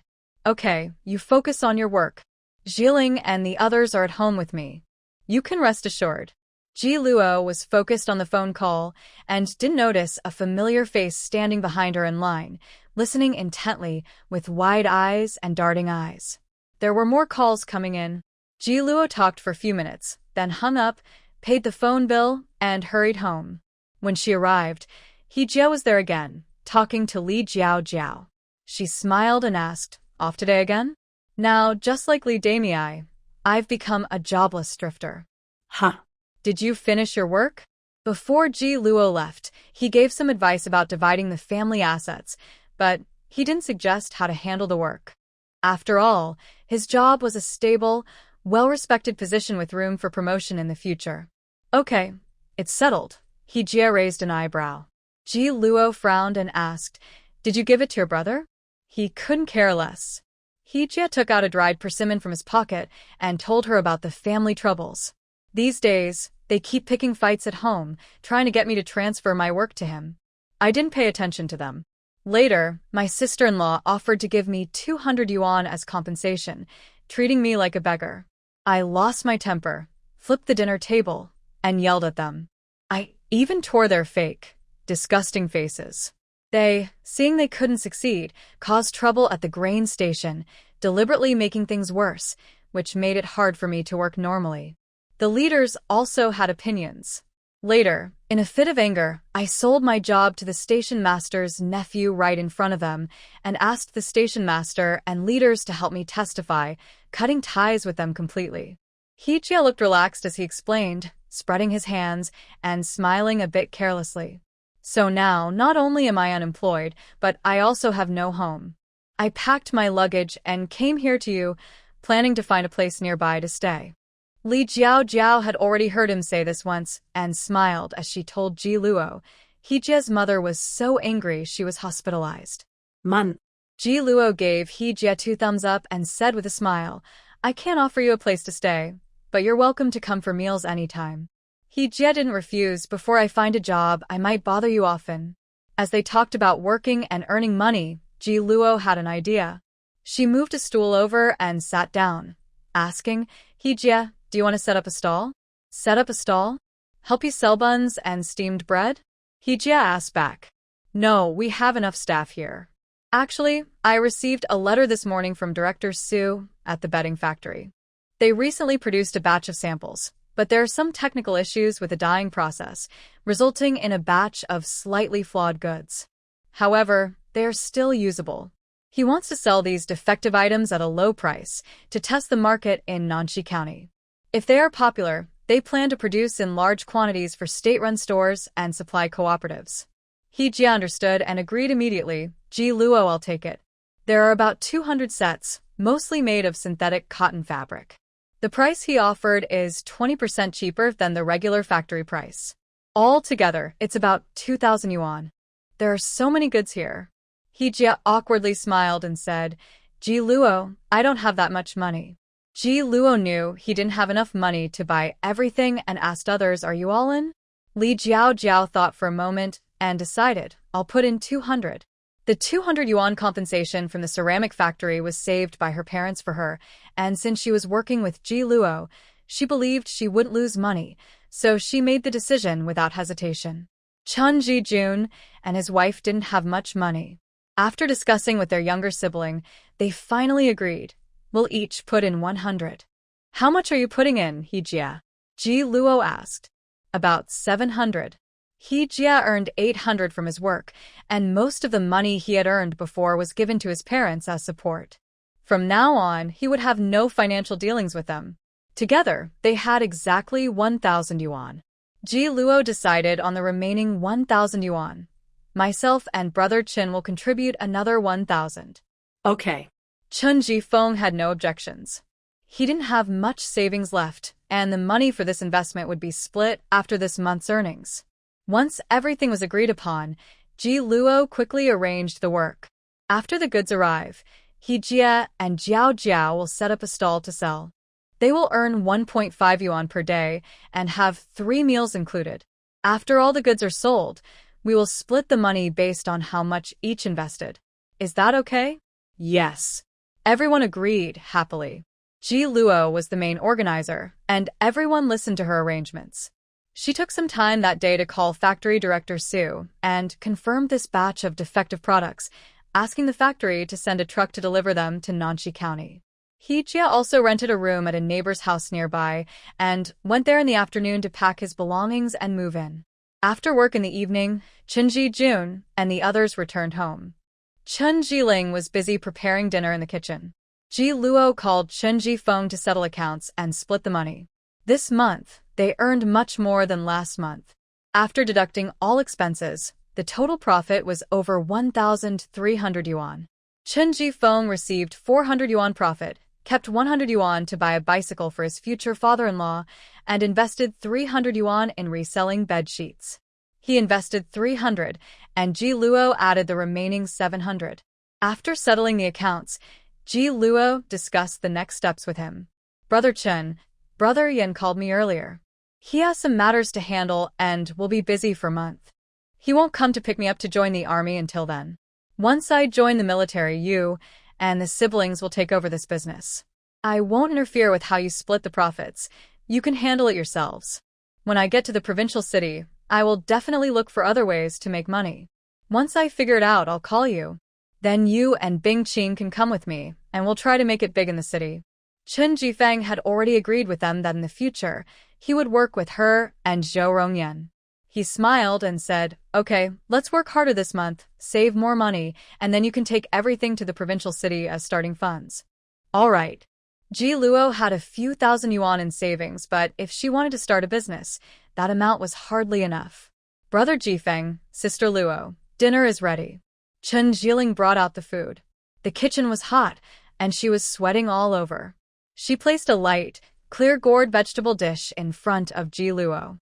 "Luo Jia, I made sour vegetable tofu soup and gourd. Brother Jifeng, and I will just eat some leftovers. I can't eat that much. Let's eat together." Ji Luo only asked for half a bowl of rice and said, "Jiling, Jiao Jiao, and the others will come to study later. We might not sleep until around 10. You should go to bed early. No need to wait for us." "Okay, I need to get up early tomorrow, so I'll sleep early tonight." Since moving here, Chen Jiling had been waking up very early, around 4 in the morning, to help Chen Jifeng, which disrupted her usual routine. He didn't come for dinner tonight. He suddenly cut ties with his family today and hadn't told his sister yet. He and his sister had a good relationship. In the evening, he visited his sister and her husband's house and also asked his brother-in-law to help him prepare some shelves overnight. Li Jiao Jiao finished dinner at home and then came over. Since graduating high school, she hadn't studied much and had forgotten many things she once learned. Recently, influenced by Ji Luo, she had been reviewing her lessons hard. Ji Luo first took a shower, then washed and hung her clothes to dry. Only after finishing these chores did she sit at her desk. He didn't return until nearly 8 o'clock. He carried a large bundle of bamboo sticks and wooden poles. When he arrived, he said, "My brother-in-law just found me some good wooden boards to display goods. I'll go pick them up early tomorrow morning." "Cut ties with your family? What's your sister's attitude?" Li Jiao Jiao asked. "My sister is even more fiery than I am. She has the worst relationship with the family. If I weren't still at home, she wouldn't visit her parents during festivals. After I made my decision, she was the first to support me. She even asked me to move into their house." Both siblings felt exploited. They disliked their older brother and sister-in-law and had long been disappointed with their parents' favoritism. "Your family is messed up because your brother is clueless. Mine is because my sister is full of nonsense. Both are weird," Li Jiao Jiao complained helplessly. He just smiled and took out some roasted peanuts from his pocket for them to eat. His sister had put them in his pocket. He asked, "Why are you guys studying high school textbooks so late at night?" "To prepare for the college entrance exam." Ji Luo smiled as she told him. Huh? "Do you think the college entrance exam will be restored?" He hadn't touched high school textbooks since graduation. He sat down on a nearby bench and asked, "Ji Luo, did you hear some news somewhere?" "Just from the recent newspaper reports. Currently, in a remote county town, they couldn't access timely policies." Ji Luo, with her past life memories, added, "Many professors and scholars were sent to work on farms for reform. All of them were cleared and reinstated last year. Since so many university professors and teachers have been called back, they probably won't be teaching elementary or middle school, right?" "That makes sense." He Jia, who managed to get a job at the grain station, was smart and politically aware. He quickly said, "Starting tomorrow, I'll study with you guys too. These professors and scholars have been cleared for almost a year. They should be pretty prepared by now. If the college entrance exam really is coming back, I think we'll get official notice soon." Ji Luo also thinks so. "She guesses it will be soon," Li Jiao Jiao said, admiring their quick thinking. She had never considered this before. If it weren't for Ji Luo reminding her, she might have waited until the policy was announced before rushing to review her books.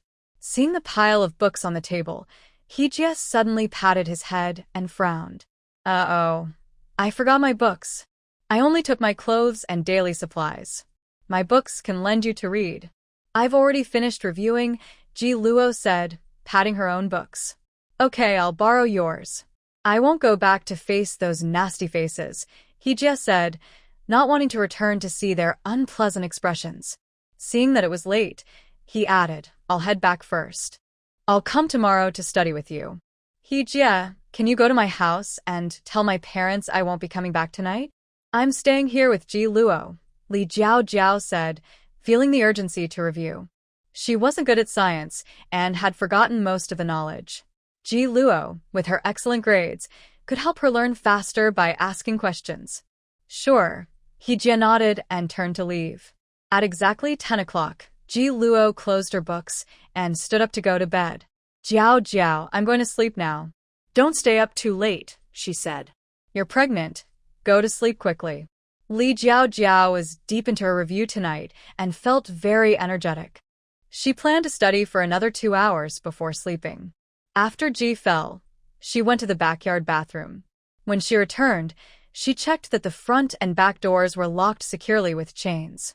Only then did she go back inside and lie down to sleep. In the early morning, Li Jiao turned off the lights and got into bed. She had just reviewed and recited an article. Lying there, she still felt no sleepiness, and with her eyes closed, she silently read her textbook. Suddenly, she heard a faint noise outside. She immediately sat up alert. After listening at the bedside for 2 or 3 minutes and confirming the rustling sounds outside, Li Jiao quietly put on her shoes, gently opened the bedroom door, and tiptoed toward the back door where the noise was coming from. She saw someone trying to pry open the door. She was startled and quickly ran back to her room, woke Ji, and said, Ji, wake up. What's wrong? Ji was usually a heavy sleeper. When she was woken, she turned over groggily and asked, Jiao, what's happening? There's someone trying to break in, Li Jiao whispered. Trying to break in? Yes, sleepiness instantly disappeared. She got up quickly and quietly asked, Are they trying to open the front door or the back door? The back door. I just peeked outside and they even brought tools, Li Jiao said, a bit scared but trying to stay calm.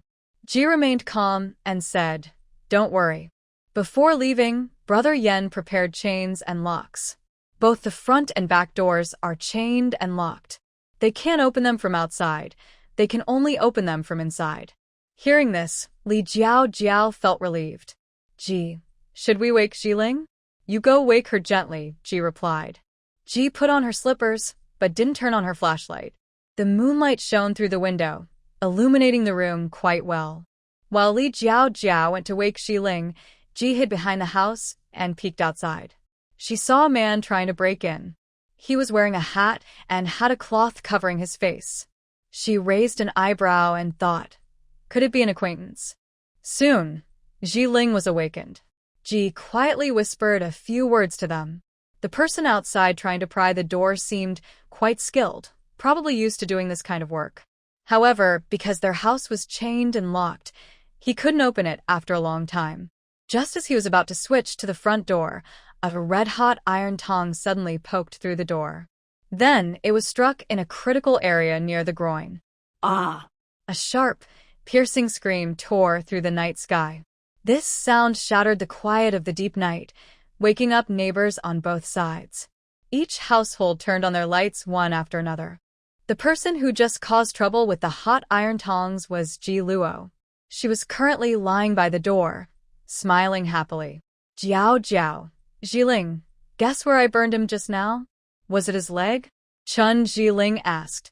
Between his legs, Ji Luo cheerfully told her. Chun Xiling. Seeing that the man ran away in a panic, crying all the way, Ji Luo didn't chase after him. She threw the hot tongs aside and turned around to see Li Jiao frowning and silent. She asked, Jiao, what's wrong? The person who pried the door had already run away. Chun Xiling casually turned on the light and saw that Li Jiao looked upset and complicated. She asked, Jiao, what's wrong? Seeing her expression, Ji Luo had a guess and said confidently, Jiao, do you know the person who just pried the door? Li Jiao swallowed and honestly replied, It's my brother-in-law. What? Ji Luo and Chun Xiling both gasped at the same time. At this moment, Jie knocked on the door, ringing the front doorbell. Ji Luo, Li Jiao, are you both okay? Yes, we're fine, Ji Luo replied. She quickly took the keys to unlock the chain. Seeing that the neighbors had gathered, she explained, "A thief tried to break in, but we caught him. We used the tongs to burn him, and then he ran away." Seeing that everyone was safe, Ji relaxed and asked, "Should we call the police?" The door wasn't damaged, and we weren't hurt or robbed. "Let's just forget about it this time," Ji Luo said, thinking of Li Zhao. She temporarily let the matter go and told the neighbors, "Sorry for waking you all. Only the women are home." "Lock the door tightly," said the old neighbor from next door. Then he and his family left first. Others gradually went home too. After everyone left, Ji Luo closed the door and locked the chain. She looked at Li Zhao and asked, "Zhao, from the sound you heard, are you sure it was him?" "It was him. I wouldn't mistake him," Li Zhao replied, her face showing a complicated mix of emotions and guilt. "Ji Luo, I always knew my brother-in-law wasn't kind-hearted. He has a lot of scheming thoughts, but I really didn't know he would do such a thing, breaking into a house to steal. I'm sorry. It has nothing to do with you. Don't blame yourself," Ji Luo said. She wouldn't blame her. Tonight, she was the one who discovered the break-in. After confirming it was her brother-in-law, she didn't hide it. She wouldn't let her mistake or her family members' wrongdoings be blamed on her. Zhao, I saw him pick the lock before. His technique was quite skilled, so it's probably not his first time doing this. Do you think your sister knows about it? Ji Luo asked again. Li Zhao frowned and said, "It's hard to say. Her sister has been married for 5 or 6 years, and she's already had 2 children. She couldn't possibly be completely unaware of her husband's nature and behavior. Moreover, since he's been involved in sneaky, shady activities outside, there should be some clues. They sleep in the same bed, so even if she's not very smart, she should know something. All right, it's late. Let's sleep first and deal with this tomorrow." The 3 of them separated and went to their own rooms. Li Zhao lay on her bed for a long time, but couldn't sleep. She slept for about 3 hours, and when Qin Jifeng came to knock on her door, she got up too. "Brother Qin, Jiling, you go ahead and do your things. I need to go home for a bit." Jiling knew she wanted to talk to her elders about what happened last night. She nodded and said, Zhao, go handle your business." When Li Zhao returned home with a gloomy face, her parents, brother, and sister-in-law were still not up. She opened the door, called them, and told them everything about last night. Zhao, are you sure it's him?" Li's mother looked shocked. "Mom, I can't mistake his voice," Li Zhao replied. Thinking about her terrible brother-in-law at home, she felt very uncomfortable. She gritted her teeth and said, "Ji Luo, for my sake, last night we didn't call the police or tell the neighbors. Otherwise, our family's reputation would be ruined. Go to the He family." Li's father looked very upset. He used to think his eldest son-in-law was just lazy and ambitious, but now he realized he was blind. "Dad, what do you want to do?" Li's son asked. If Li Shuang still has a bit of sense, she should divorce and go back to her parents' house.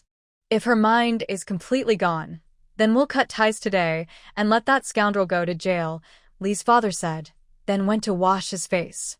After the family finished washing up, everyone except the pregnant eldest sister-in-law of the Li family rushed to her in-laws' house.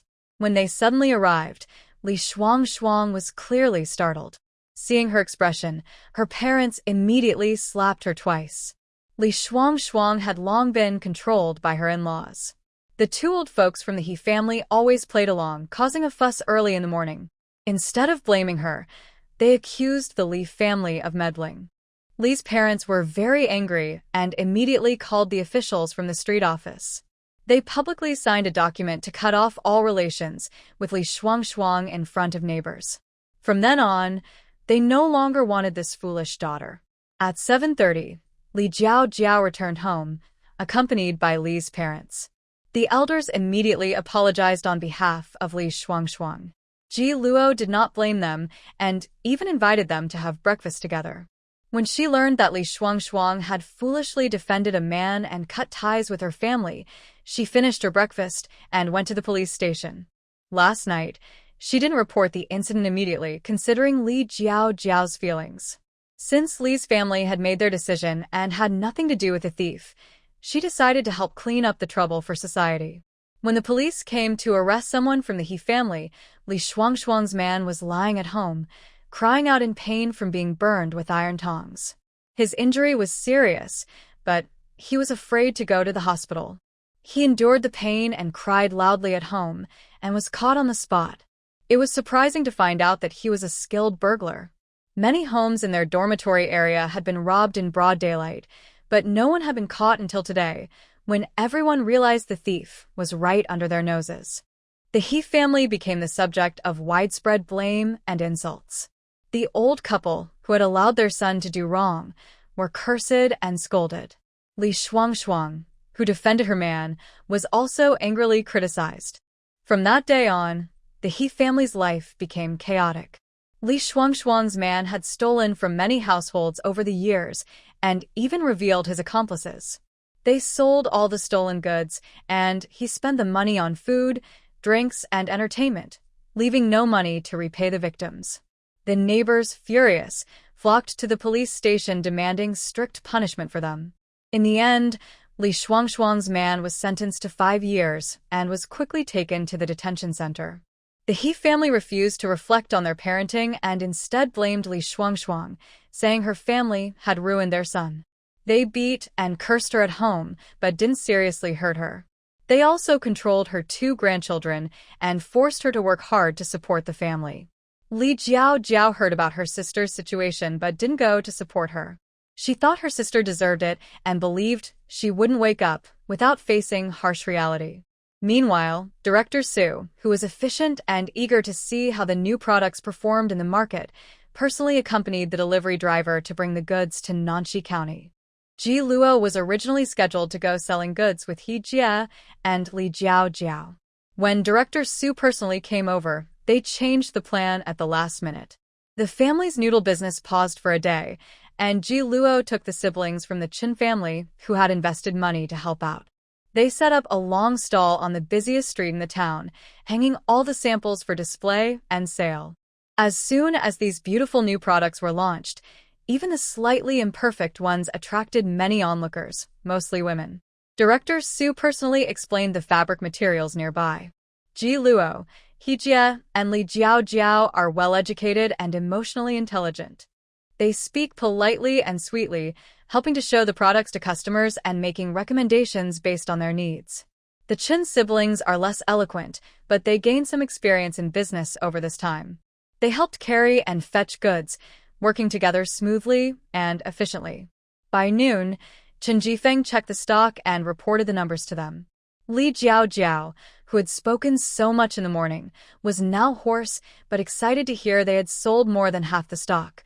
"We're so great.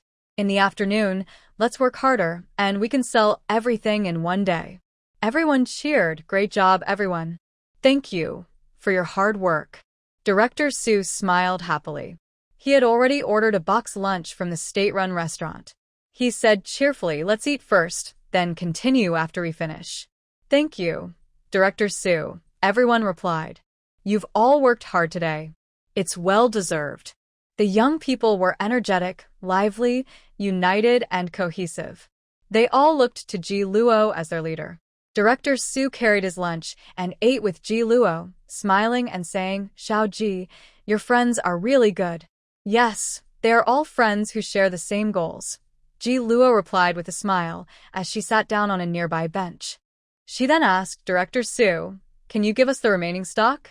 In a few days, send us another batch." "Okay, I'll send a truck of goods in 3 days. At the standard factory price, you can set your selling prices." All the defective products from the factory had been sold out. The next batch would be genuine items, priced 20% higher. Today, when selling, they also explained clearly to customers that although some items had small flaws, the quality was still good. Most customers who came in the morning bought at least one set. After eating, Ji Luo and Director Su settled the payment on the spot. Once the transaction was complete, they drove back to the city. After they left, He Jie took 20 sets of goods and said to them, "Ji Luo, you sell here. I'll send 2 sets to my sister, and then go to the grain station.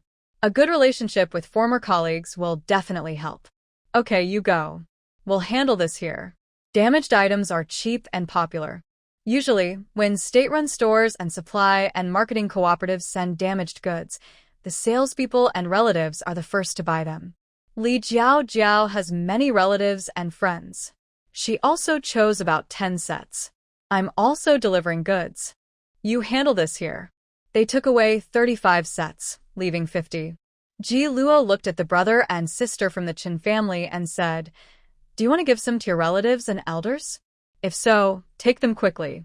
There won't be many left later. I'll take 2 sets, one for my mother-in-law's family and one for my own family." Yu Xiuzhu just discussed with her husband. The sheets and quilt covers they brought back yesterday were very popular with the 2 elders at home. Since it was rare to find good quality at such a low price, she bought 2 sets to show respect to the elders. Within less than 2 hours, all 50 sets were sold out. The wedding celebration gifts were also taken away, all prepared early for their daughters' dowries. After selling the goods, they went home. The 8 heads gathered together. Ji Luo did the accounting, while He Jie and Chen Jifeng counted the money. Total profit is 426.8 yuan. Since everyone worked together today, we won't calculate extra wages. We'll split the money based on each person's contribution. Chen family gets 21.34 yuan, Li Jiao gets 42.68, Chen Jifeng gets 64.02, and He Jie and I each get 149.38 yuan. Ji Luo finished the calculations and showed the bill to everyone. After everyone confirmed, he immediately distributed the day's profit. Then he said, "I've ordered another batch of goods from Director Su. It will arrive in 3 days. We'll split the money then." Okay. Everyone had no objections and was very happy when they received the money. This afternoon, they didn't plan to sell noodles anymore. The Chun family left early, and Chen Jifeng also took some time to buy a bicycle at the supply and marketing cooperative. He then rode it to Niujiaobei, ate dinner at his future father-in-law's house, and returned home later. That night, Chen Jifeng brought a message to Ji Luo. "Ji Luo, Uncle Ji-san and his sons have returned. I heard Bing Qing say they took 1,000 yuan from the Sui family by trickery." Ji Luo listened and only sneered, 1,000 yuan in hand. Now we can eat, drink, and relax for many years. Chen Jifeng, who had seen Ji Sanlin's behavior before, then told her, "Ji Mei and I was beaten and fainted last time. She only stayed in the hospital for 2 days before being taken back home. Her husband also took her to the forest farm. There is also Talong's lover, who was recently taken away by the police for questioning. His wife then divorced him. When Uncle Sand and the others returned, the lover still hadn't been released." Ji Luo listened with a faint smile. "This story is really interesting. Yesterday, I watched my family show in the morning, enjoyed the lively scene at Li Demei's house, and in the evening, listened to your family's story. Life is really fulfilling," he joked. Ji Luo and Li Jiao glared at him, while Chen Jifeng sat nearby, smiling endlessly. He took out the roasted broad beans that Ji Bingqing had given him and slowly chewed with his cousin. Around 8 o'clock, Li's mother arrived. Li Jiao opened the door for her. "Mom, why are you here?" Li's mother followed her inside and saw everyone reading. She smiled and said, "Your neighbors and your aunt have been asking if we still have the sheets for sale. They want some too." "Madam, all the stock delivered this morning has been sold out. The next delivery will be in 3 days. There are no more defective goods, only genuine products," Ji Luo said as she moved a stool over. "Madam, please sit." "Ji Luo, how much are the genuine products? Are they more expensive than the defective ones?" Li's mother asked. They had already agreed on the prices earlier. Wholesale prices for genuine goods are about 20% higher. Since they don't issue receipts for sales, the prices are a bit higher. Actually, the prices are slightly more affordable than those at the supply and marketing cooperative. Li's mother didn't think it was expensive and smiled. "If I knew there were good products today, I would have asked Zhao to keep a few more. Madam, I still have 10 sample sets. I can't use so many myself. I'll keep 2 for myself, and you can take the rest. Anyone who wants them can buy at a 10% higher price than the defective ones." To thank her for helping sell the goods, Ji Luo sold the samples sent by Director Su at a discount. Good, give them all to me. They will definitely want them, Li's mother said, also wanting some herself. Ji Luo handed her the remaining 8 sets, saying, these are defect-free, made of the same fabric as today's stock. Alright, you can keep reading. I'll take these back to share with them, and later I'll bring you the money, Li's mother said, then she hugged the items and left. Less than 20 minutes later, Li's mother returned, bringing not only money but also placing an order. Ji Luo, once the next batch arrives, send about 20 sets to our dorm area. Many people want them. Bring more red wedding quilts. Every family needs to prepare a wedding quilt for their daughters to be. They all like these sheets. Okay? Once the goods arrive, I will ask Zhao to send them over first, as Ji Luo agreed. Zhao was busy doing math problems and didn't look up, saying, Mom, I'm staying here tonight. I won't go home to sleep. Make sure to lock the door at night. Mu thought about her eldest son-in-law's behavior last night, and her mood quickly turned sour. Seeing they were all busy studying, she didn't stay to bother them and quickly got up to leave. The goods hadn't arrived yet, but orders from relatives, friends, and classmates kept coming in. Ji Luo counted the orders and called Director Su the day before shipping, asking him to send an extra truck of goods. One truck with 200 sets still wasn't enough to sell here. After 10 busy days, they sold a total of 6 trucks. When sales in the county town slowed down, He Jie and Li Zhao rode bikes to the local commune to sell. Good products sold easily. They never had leftovers. In the end, everyone calculated that Chen Jijun and his siblings earned 150 yuan in total. Li Zhao got 300 yuan, Chen Jifeng earned 400 yuan, and Ji Luo and He Jie invested more and earned more. The two of them made over 1,000 yuan profit. After all the goods were sold, He Jie waved his hand generously and treated everyone to a big meal at a state-run restaurant. Back home after dinner, He Jie suddenly took out all the money he had earned recently and placed it in front of Li Zhao, saying something shocking. Li Mei, I'm giving this to you for safekeeping. Li Zhao. Do you want me to keep it? She was a bit confused and didn't fully understand his meaning. She pointed at the stack of money in front of her and asked, Why do you want me to keep it? Isn't it better to deposit it in the bank? Stupid. He Jie looked a little helpless. Seeing Ji Luo's deep smile, he awkwardly cleared his throat and said, Ji Luo, explain it to her. Are you asking me to be your matchmaker too? Ji Luo asked with a smile. Yes, please be my matchmaker, He Jie answered loudly. They said it so openly that Li Zhao finally understood. Her face instantly turned bright red as a cooked shrimp. Ji Luo looked at her and smiled. Comrade Li Zhao, Comrade He Jie is proposing to you. There's a bride price of 1,000 yuan.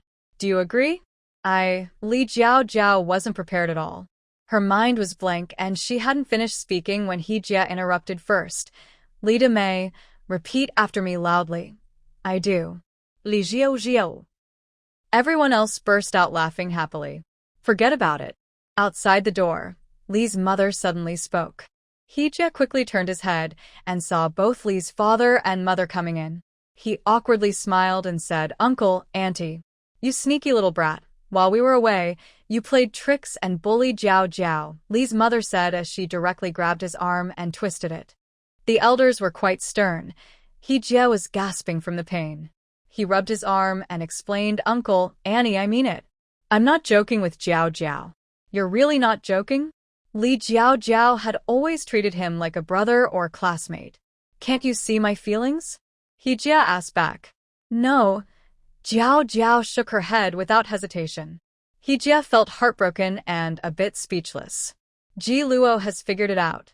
Ji Luo was making tea for the two elders. She had noticed it, but she didn't expect He Jie to suddenly propose. She had always thought he would take things step by step, and only after Zhao saw his feelings would things develop naturally. Zhao was a bit slow to react in these matters. Seeing her parents staring at her, she smiled awkwardly. Li's father saw that He Jie was serious and not joking. He said, Take it slow first. There's no need to decide immediately. Marriage isn't just up to two people. He had heard from his daughter about the Li family. The Li family wasn't much better than her husband's family. Both were pretty average. Luckily, Ji was clear-headed. But with such parents, brothers, and sisters-in-law, there would be endless trouble in the future. Ji knew he was considering the Li family. He looked serious and said, "Uncle, I have cut ties with them. I've paid the alimony all at once. I won't have any more contact with them. From now on, I will only interact with my sister's family, grandparents, uncles, aunts, and my maternal relatives. None of them will be involved anymore." The entire Li family was hard to get along with, each one more selfish than the last. Now, he was selling bedding and sheets, and those relatives were trying to take advantage of their blood relation. Some of them were shameless, wanting to take everything without paying a cent. He had long been prepared for this and firmly refused. Ji Luo helped him by acting as the boss, claiming she was the one in charge, and Ji was just helping her sell goods.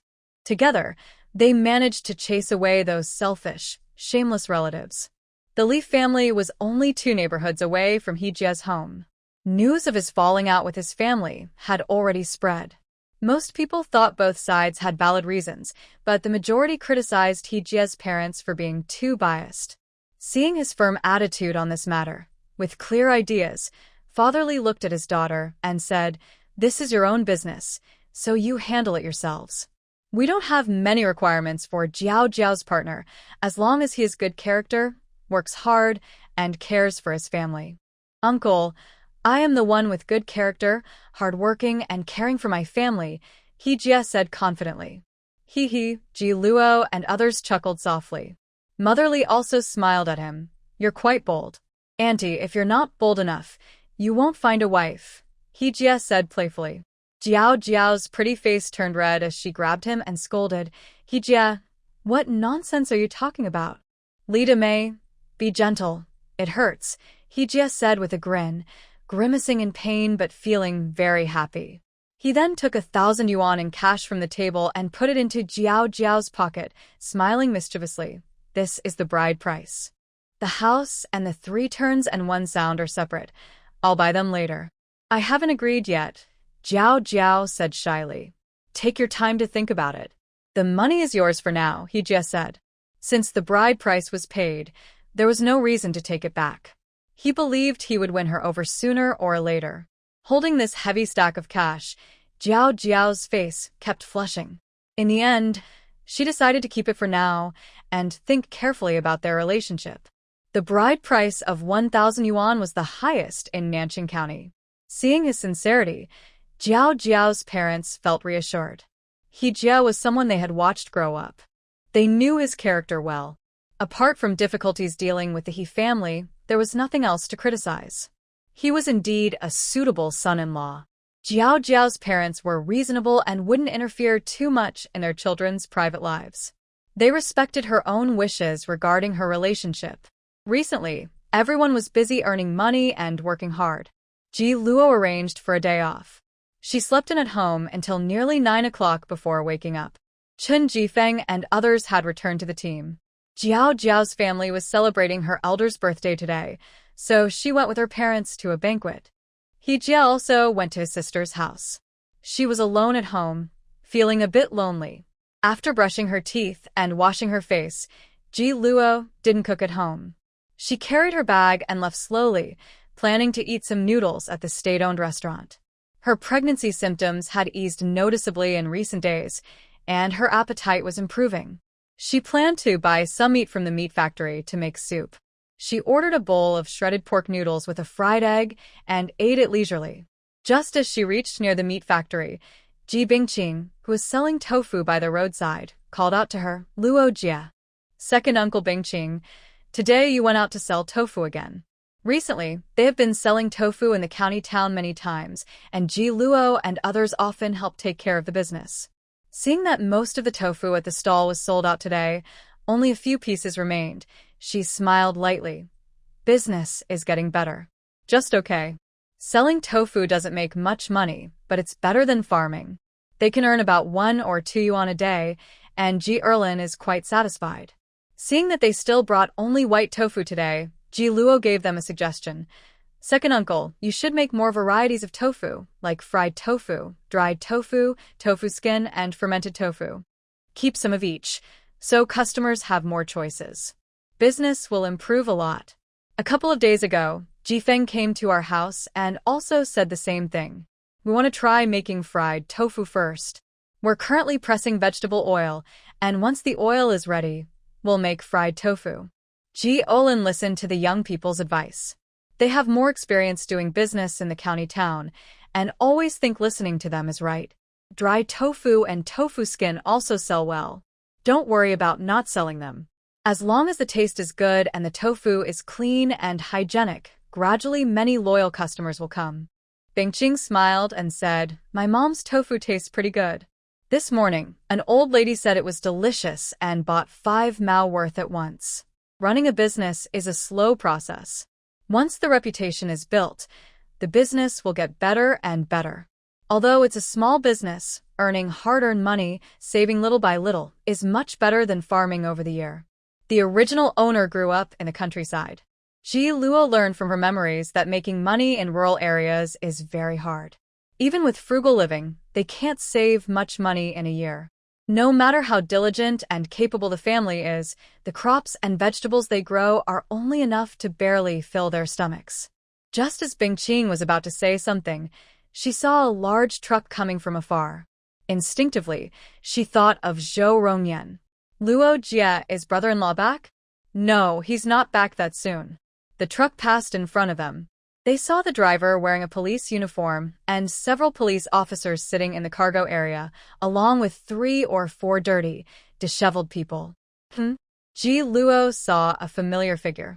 The person was sitting in the middle of the truck, just lifting their head, and their eyes met hers. Luo Jie, do you think that person looks a bit familiar? Bingqing also saw it. The vehicle had already driven far away. Ji Luo withdrew her gaze and looked at the father and daughter with a deep look, asking, Didn't you recognize them? Who is it? Ji Luo's attention was fully on the police officers. Talon, Ji Luo said the name. Huh? Ji Luo was momentarily stunned. Ji Bingqing also reacted quickly, raising her voice slightly. Yes, it's Aunt San. She looked so shabby just now that I almost didn't recognize her. How did she come back? Wasn't she kidnapped by human traffickers? Ji frowned. It seems she was rescued by the police officers. Ji Luo pouted. She thought she would never see Talon again, but unexpectedly, she was able to return. From her tired eyes, it looked like she had been through a lot of hardship recently. Bingqing, you're selling tofu here. I'll go ask at the police station, Ji Luo said, eager to find out what was going on. Ji Luo, with nothing else to do, also wanted to know about Talon's experiences during this time, so she immediately said, Second uncle, I'll go with you. Let's go. Ji Luo wanted a companion, and with Ji Luo beside him, he felt more at ease. Ji Luo had been to the police station many times and was familiar with the officers there. As soon as they arrived, she explained their purpose. The officers didn't hide anything and directly told them, The women we just brought back were all previously kidnapped. Last week, a female student who was sold to a remote mountain area in the northwest escaped and reported it to the police. The local authorities, along with the military and police, worked together to rescue all the women who had been taken there. We have 5 women here, just brought back from the provincial capital, and haven't yet notified their families. After confirming this, Ji Luo immediately used the police station's phone to call Ji Sanlin. Ji Sanlin had been relaxing at home these days. When he heard that Talon had been found, he quickly borrowed a bicycle from a neighbor and rushed to the police station in a hurry. Second brother, where is she? Ji Sanlin asked as soon as he arrived. I haven't seen her yet, but the police confirmed her identity. They're processing her paperwork now. Ji Luo's face looked very grim. When he saw Ji Sanlin try to rush inside, he grabbed him and looked at Ji Luo beside him. His expression was complicated as he said, Third brother, I think you shouldn't bring Talon back. She's a shameless, worthless woman. Don't bring her home and embarrass the Ji family. What's wrong? Ji Sanlin sensed something was off. I just heard the police say she was sold to a remote village in the northwest, a poor and isolated place where every household was very poor. Many men couldn't find wives, and more than half the men in the village were bachelors. The family that sold her had 2 brothers, both bachelors. To avoid starving, Talon actually volunteered to be their shared wife. Ji Luo was stunned when he heard this. He repeated his question to make sure the police officer wasn't joking. After a long pause, he couldn't speak. Not only was he stunned, but Ji Luo was too. He grabbed his arm tightly. "Second brother, are you serious? The police officer told me so." Ji Luo pushed him away and looked at Ji Luo. Ji Luo was there too. "If you don't believe me, ask her." Seeing Ji Luo staring at him intently, Ji Luo calmly said, "She previously had an affair with Sui Jianghua and gave birth to a child. She's already worn a green hat.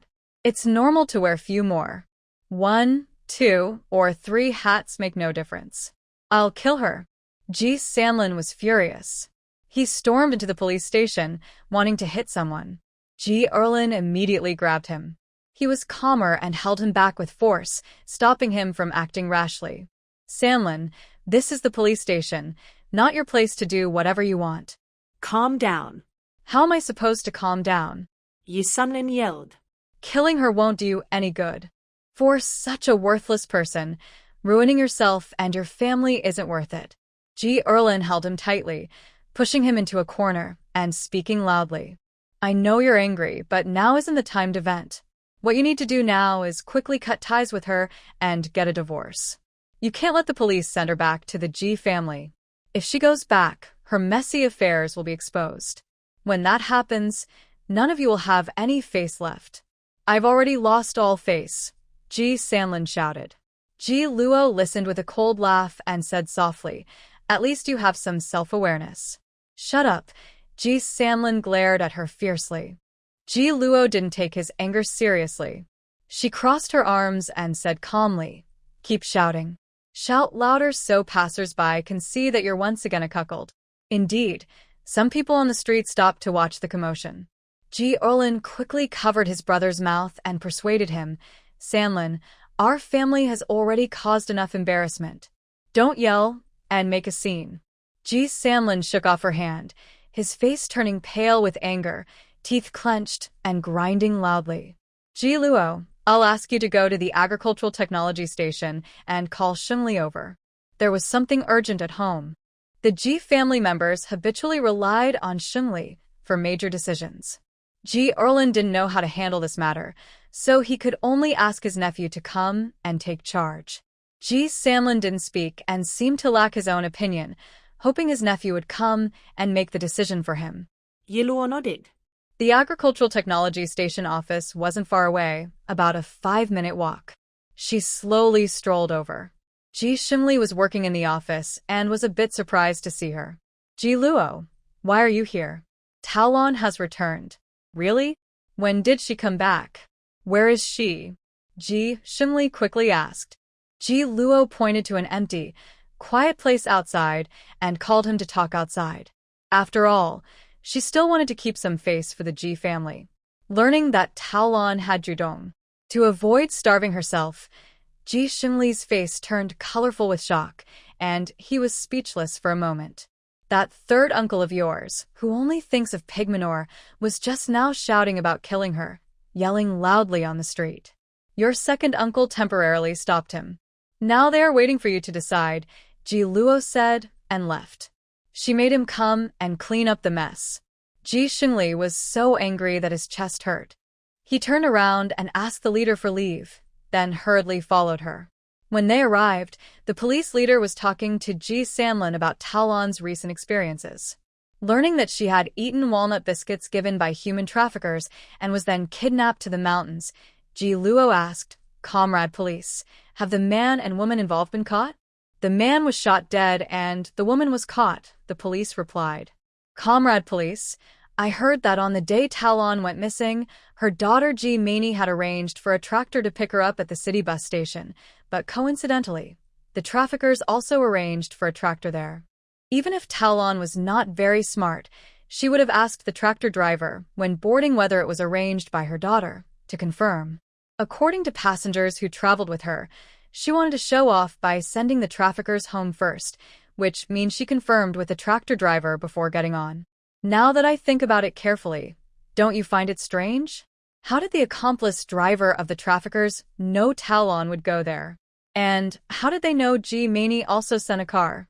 Ji Xingli listened carefully and then spoke after she finished. Yes, comrade police, it feels like someone planned everything in advance, just waiting for her to go so they could act. Their guess seemed reasonable. The police leader asked, who do you think wants to harm her? Anyone who finds her no longer useful would do it, Ji Luo said without naming names. Who are you talking about? Ji Sanlin couldn't guess. Don't worry, it's not you. You just don't have that kind of mind, said Ji Luo with a roll of her eyes. Ji Luo. Ji Sanlin grinned at her. Next time, please go be a pig in your next life. Don't force a pig's brain to match a human body. A pig's body would be more suitable. After saying this, Ji Luo turned and walked away. You. Ji Sanlin raised his hand, wanting to hit her, but Ji Xingli grabbed his arm impatiently. Third uncle, can you stop causing trouble? It's her mouth that needs a lesson, Ji Sanlin shouted. You're just a fool, and others say so too, Ji Xingli said, copying Ji Luo's harsh words. Seeing he was about to yell again, Ji Xingli warned him early, if you shout again, handle your own mess, and don't come to me. Third brother, shut up, Ji Erlin said helplessly. Ji Xingli was busy dealing with the matter behind the scenes. Ji Luo didn't stay to watch the drama and went back to see Ji Bingqing, who had sold all the tofu. She quietly told her about Talon. How can she be so shameless? How does she still have the face to come back? Ji Bingqing learned more and thought that if Talon's story spread back to the team, she didn't know how people would gossip about her in the future. Just thinking about it made her feel disgusted. Before marrying Ji Sanlin, Talon had already been messing around outside and had a love child. She was a shameless person, so it was normal for her to do disgusting and strange things. Ji Luo had seen many similar reports and videos in her past life. Many victims of trafficking were forced, but some, like Talon, actively sought to survive. She felt sympathy for those victims, but for Talon, a wicked woman, she had no pity or compassion. Bad people will be punished. She instinctively felt that Talon's final punishment hadn't come yet. Now that she was sent back to her hometown, her next round of bad luck was probably about to start. Not to mention others, but the two old folks in the Ji family, the Tao family members, her own precious daughter Ji Meini, and even Sui Jianghua, they all probably wished she would disappear. Of course, the police would continue investigating. When Talon found out she was kidnapped by Sui Jianghua on purpose, she would definitely go after him. That would make the situation very interesting. She was looking forward to a dog-eat-dog ending. Ji Luo talked with her for a few more words, and then left. She went to the meat factory across the street to buy a pig's stomach. At home, she slowly washed it clean, then took dried cuttlefish, red dates, lotus seeds, and other ingredients, and put them in a clay pot to simmer. There was no rice cooked for lunch, so she heated 2 steamed buns as her main food and sat alone at home, leisurely drinking nutritious pig stomach soup. At this moment, Ji Sanlin and the others saw Talon. She had tidied herself up when she came out, looking a bit more tired than when she left, but not as miserable as expected. She hadn't lost weight or looked particularly thin. The biggest change was her demeanor. When she was with the Ji family before, she was proud and arrogant, always puffing up her chest like a fighting rooster, as if she looked down on everyone. Today, when she appeared, she kept her head lowered, probably trying to hide her shame and face. Her eyes kept darting away from Ji Sanlin and the others. You shameless woman, you've been living well these days. Ji Sanlin suddenly saw another woman who had been kidnapped. Although she was rescued, she looked like she had lost her soul, unwilling to live. She was so thin she looked like a piece of paper with messy, yellowish, grayish hair, looking older than her own mother. But Talon was completely different. Aside from being a bit exhausted and having a darker, rougher face, she looked the same as she did 2 months ago when she left home. It was clear she hadn't suffered during her kidnapping. She probably even enjoyed it. Ji Sanlin's anger, which had been suppressed by Ji Xingli's advice, suddenly flared up. He rushed over, grabbed her, and slapped her hard several times. Then he rode on her and started beating her wildly. His strength was so great that even the police couldn't hold him back. Third uncle, stop hitting her. We need to focus on the matter.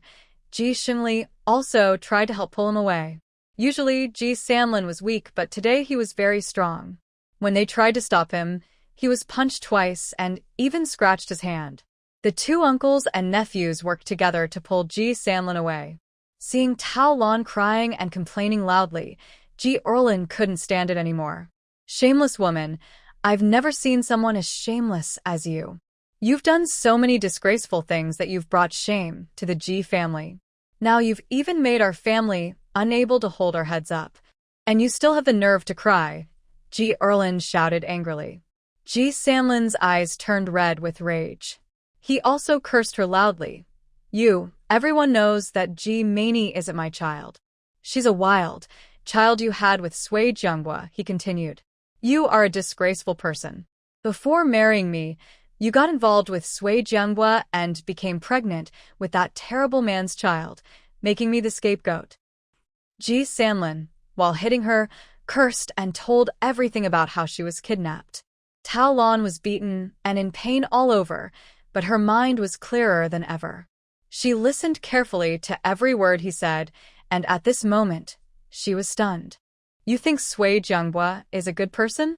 Ji Meini is his child, yet he arranged for her to marry a mentally ill person. You are the illegitimate child, harmed badly by your own parents. She is now all bruised, and her stomach was hurt by that crazy man. She can't have children in the future. The man they found for her is no good. I am a scoundrel, but I never hit you before, not even when drunk. The crazy man you found is worse than me. Are you satisfied now? You are the terrible child, living a life worse than death. Do you know how you were kidnapped? It was all arranged by Sui Jianghua. The kidnappers probably knew him. He ordered them to take you. Ji Sanlin didn't understand what Ji Luo said earlier, but later, Ji Xingli and the police carefully analyzed and guessed. He listened nearby, and finally his simple mind understood. When Tao Lan heard his words, she became very upset, acting wild and crazy. Impossible, impossible. He wouldn't do this to me or Meini. The police are investigating the kidnapping. They just called the city police to question Sui Jianghua and the kidnapper. They should have clear results soon. But right now, they can't give a definite answer. One officer said, it's very likely that your kidnapping was deliberately planned, not random. Sui Jianghua committed a crime and has been arrested by the city police. He's helping with the investigation. As for your daughter's situation, Ji Sanlin is telling the truth. We've already looked into it. Her husband has a special mental illness caused by childhood trauma. His mother was unfaithful and had affairs, and his father was an alcoholic who abused her. Later, a tragedy happened. His mother accidentally killed a man and then committed suicide. All these events were witnessed by her young son. Since then, his mind has been affected. He reacts badly in certain environments, and his condition is worsening, with no cure. Tao Lan thought about how much she loved and cared for her daughter. She blamed Sui Jianghua for causing her current situation and felt betrayed when he kidnapped her. These past days had been full of shame and disgust. She was so angry she almost broke down, crying and yelling wildly. No matter how much she cried or made a fuss, it was useless. She believed she brought this on herself. Ji Sanlin hated her and wanted to hurt her. They argued loudly until police officers arrived to stop them. Later, Tao Lan knelt in front of Ji Sanlin, begging for forgiveness. She wanted him to take her in and go back to the Ji family. She promised to live a good life with him. But Ji Sanlin, seeing her now, felt sick and knew he could never take her back. Because the Ji family was in a special situation, Ji Sanlin was considered a victim. He shouted about wanting a divorce, and with Ji Xingli helping, the police issued a document. Ji Sanlin then took the document to the nearby Civil Affairs Bureau and finalized the divorce with Tao Lan alone. After their divorce, the police did not send Tao Lan back to Niujiao Bay. Instead, they sent her to Tao's family. They did not tell Tao's family about what she had been through during this time, only saying she was rescued after being kidnapped. Because Taolan had been involved with a reckless man and had a child out of wedlock, the Tao family was angry with her. They refused to let her into the house.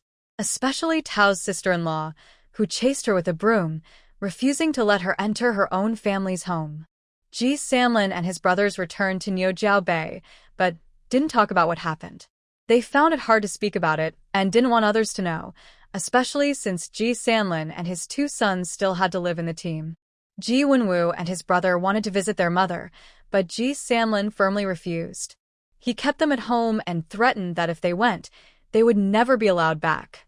In the end, the brothers stayed quietly at home, waiting for his anger to pass before they went.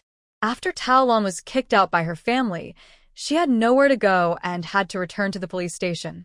There, she begged the police leaders to help her contact Ji Meini. She truly cared for Ji Meini. She didn't realize Zhao Dongxiu was mentally ill at first. She only wanted to see her daughter suffering and felt very sad. She wanted to contact her immediately and go to take care of her. Although she was hateful and detestable, when she begged the police leaders, they had to help her. They quickly contacted the city police and asked them to send a message to Ji Meini. After Ji Meini was discharged from the hospital, Zhao Dongxiu took her to the forest farm, locked her in the dormitory, and didn't give her any chance to escape. He also hired a maid to watch her constantly. This time, the Public Security Bureau called the forest farm and specifically asked to speak with her. She immediately seized the opportunity. On the phone, she cried loudly, telling the police about how Zhao Dongxiu beat and detained her. She sobbed uncontrollably, shouting for help and begging for rescue. After understanding the real situation, the police sent someone to the farm and took her away. Zhao's uncle and his wife quickly received the news. They felt their nephew's condition was worsening and worried that it might lead to serious consequences, which could also cause trouble for them. They originally hoped their nephew would get married and have children, thinking that might help his health improve. But now, Ji Meini was injured and might not be able to have children anymore. Keeping her would only bring problems. In the end, they personally brought Zhao Dongxiu over and arranged their divorce on the same day, letting Ji Meini leave. They didn't give her any compensation. The Zhao couple was not kind-hearted. They had already signed an agreement when they met that day. They paid a bride price of 588 yuan and later gave Ji's family 100 yuan, settling everything with that money. Ji Meini was eventually taken to Nanqing County by a police car, arriving the next morning. Since her marriage, she had been through a tough time. Especially in the past 2 weeks, she had become very thin, with sunken eyes and cheeks. Her clothes were loose and ill-fitting. She was also mentally affected, often trembling and shrinking in fear when she saw people. Seeing her like this, Tao Lan held her and cried loudly, her heart breaking. She cursed Sui Jianghua and Zhao Dongxiu loudly. But cursing didn't help. Although they were guilty, the one who truly pushed her into trouble was her own mother. Though mother and daughter were reunited, they had nowhere to go and no shelter. They had no money either. In the end, the Women's Federation temporarily arranged a simple place for them to stay. A few days later, Ji Bingqing came to visit and brought some freshly fried tofu. Chen Jifeng opened the door and saw the tofu in her basket. He asked, "Did you bring fried tofu to sell today? Is it selling well?" "Yes, it's sold quickly. I fried 10 jin, about 5 kilograms, and it was all gone in half an hour." Ji Bingqing was shy. Although she was engaged for some time, she still blushed every time she saw Chen Jifeng. She handed him the basket and shyly said, "This is for you. I cooked it today for you to eat. You should have lunch here at noon. I need to go back this afternoon, and we'll take you home." When Chen Jifeng got engaged, he was very nervous. Recently, he has met and interacted with her more, so he looks more natural now. He also took the initiative to move a small stool and sit down. Li Jiao and the others are busy and have all greeted her. Ji Bingqing saw that Ji Luo wasn't at home and asked, "Brother Jifeng, isn't Sister Luo at home? Her homeroom teacher just came by. The house is full of flour and there's a lot of stuff. There's no place to sit, so Ji Luo went for a walk and chat with her teacher nearby. Chen Jilin was sitting in a corner making buns, joking with her. Bingqing, isn't the house very lively these days? Ji Bingqing helplessly smiled. Don't mention it. It's like a big show every day. They are very glad they moved out and separated from the old house, as they are now far from it. The neighbors no longer constantly watch and gossip. My grandma is always yelling and scolding at home. She used to cherish the talented and capable brothers, but now she even scolds them. Yesterday, she went to old Tao's house and scolded all morning. Her voice was hoarse when she came back. Today, she's probably still causing trouble at home. She wants to find that mother and daughter and beat them up, but they aren't at old Tao's place and no one knows where they are. Fortunately, Brother Xinli warned Uncle San early and didn't let him reveal the messy things about Aunt San. Otherwise, it would have been even worse. Chun Jifeng was helping knead dough nearby and said to her, "Now, the mother and daughter are living in the county town, in a place arranged by the Women's Federation. It's only a short stay of 1 week. Jifeng, have you seen them?" Ji Bingqing asked. "I saw them yesterday morning when I went to sell buns. Ji Meini has changed a lot. She looks dazed and a bit mentally unwell," Qin Jifeng recalled. Actually, Ji Meini isn't mentally ill. She's just exhausted and hopeless. She and her mother have no money at all. Recently, her mother told her everything that happened. Now, seeing her mother makes her feel sick and full of hatred. She blames all her suffering on her mother. Her experiences have completely twisted her mind. Now all she thinks about is revenge. Ji Luo. Ji Luo was walking on the street with her teacher when she heard her mother-in-law's voice. She was a bit surprised, turned to look at her, and said calmly, "What's the matter?" Her mother-in-law, with a grim face, hurried over, glanced at teacher Zhao, and stared directly at Ji Luo with sharp eyes. Her voice was hoarse, like a duck's quack. "Have you seen Tao Lan and Ji Meini? What are you looking for them for? Don't worry about others. Just tell me if you've seen her." Grandma from Ji came all the way to the county town today, secretly coming without telling the family. She came to ask Tao Lan for the 588 yuan bride price. She's been worried about this for a while. Now that Tao Lan is back, the money should be given to the Ji family. I haven't seen her. It seems the police sent Tao Lan back to the Tao family. The Tao family didn't let her in and drove her away. Yesterday, Grandma from Ji went to the Tao family and heard from neighbors that Tao Lan was indeed chased away and hasn't returned to her parents' house since. Seeing that Tao Lan wasn't home, Ji Luo thought for a moment and said, "I heard that Ji Meini was brought back by the city police. They should be together. Under these circumstances, probably no relatives will take them in. You should ask at the police station." "Take me to the police station," Grandma from Ji ordered bossily. Ji Luo didn't want to get involved in this mess. She just pointed the way, "Go down this road, then turn left after 300 or 400 meters. After that, she called teacher Zhao and left. Grandma from Ji was now only thinking about money. She didn't bother with nonsense and hurriedly went to the police station. The police didn't know their exact address, but told her that the Women's Federation had arranged a place for them. A female officer led her and took her to the Women's Federation office. When the leader saw someone coming to pick up Tao Lan and her daughter, relatives, they finally had a place to stay. The leader immediately pointed her in the right direction and told her to go to a nearby temporary shelter. When Grandma from Ji arrived, Ji Meini was arguing with Tao Lan, hysterically losing her mind. "It's all your fault. It's your fault. I have nowhere to go. It's because you're cheap, cheating on men outside, causing trouble for me. You and your daughter caused all this. I hate you both, you cheap people. Get away from me. Go away. You're so dirty. How can you be so shameless? At home, with 2 men, then kidnapped to the mountains, and married to 2 men at once. What kind of mother are you?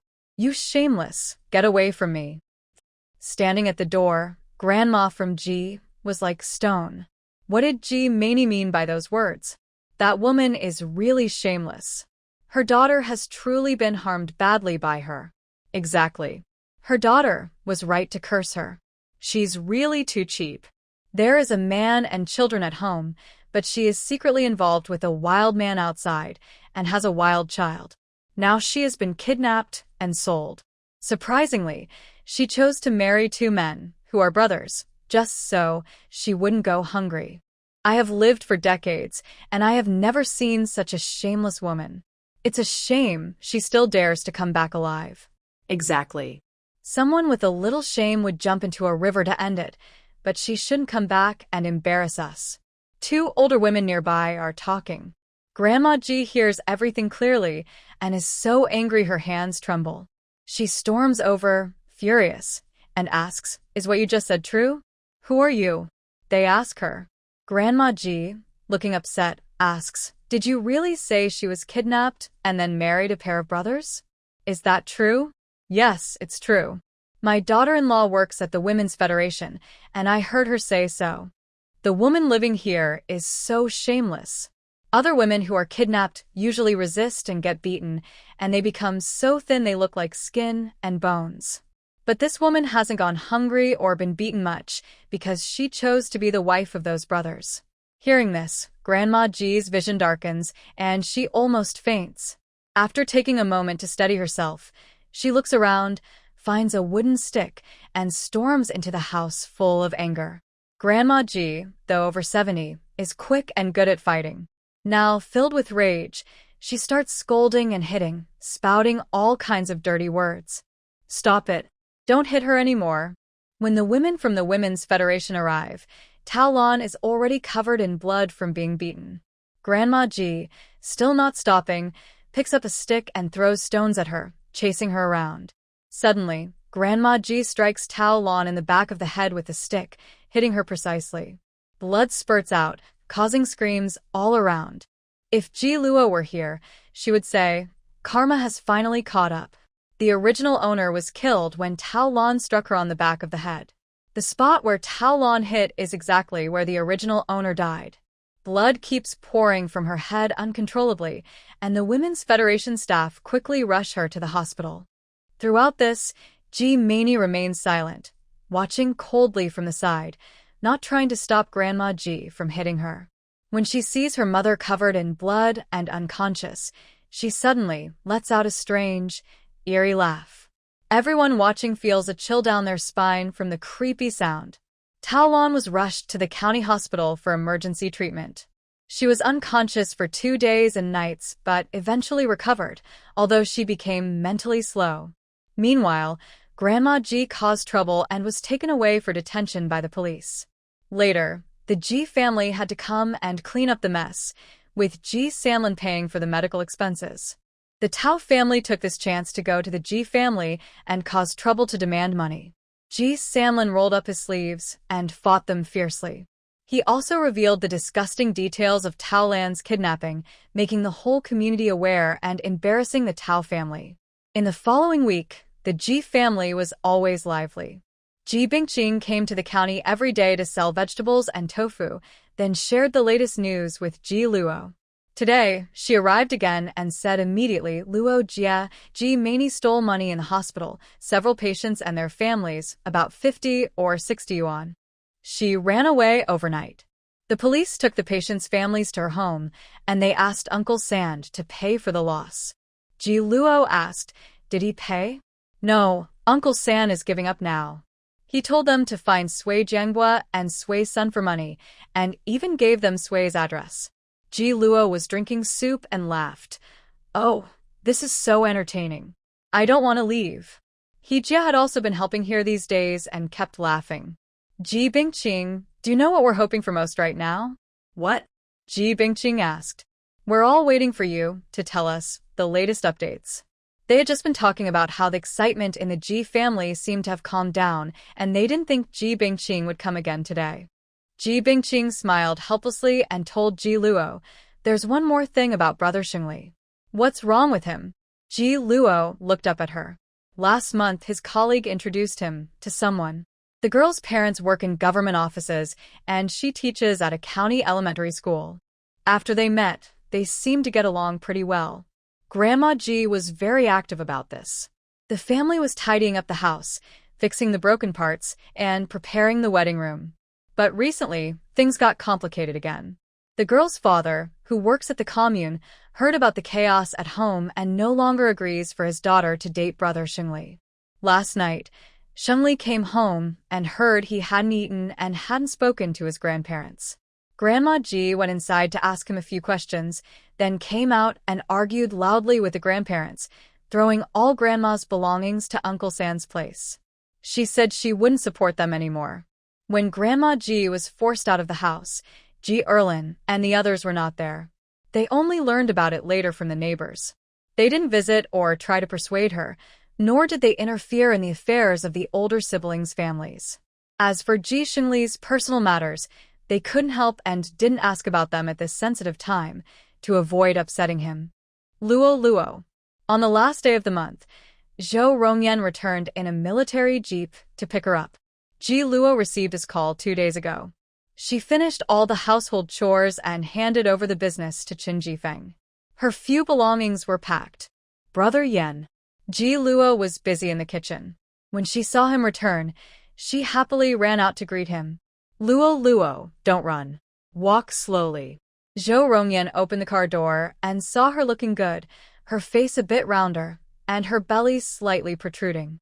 He smiled and said, "Been waiting long?" "Just in time. The food will be ready soon." Seeing that he looked well, her face a little whiter after a month apart, she smiled brightly. "Have you not been training in the sun lately?" "Just morning exercises. The rest of the day, I stay in the lab." Zhao Rongyan put one arm around her, gently touching her belly with a smile in his eyes. "Is the baby behaving?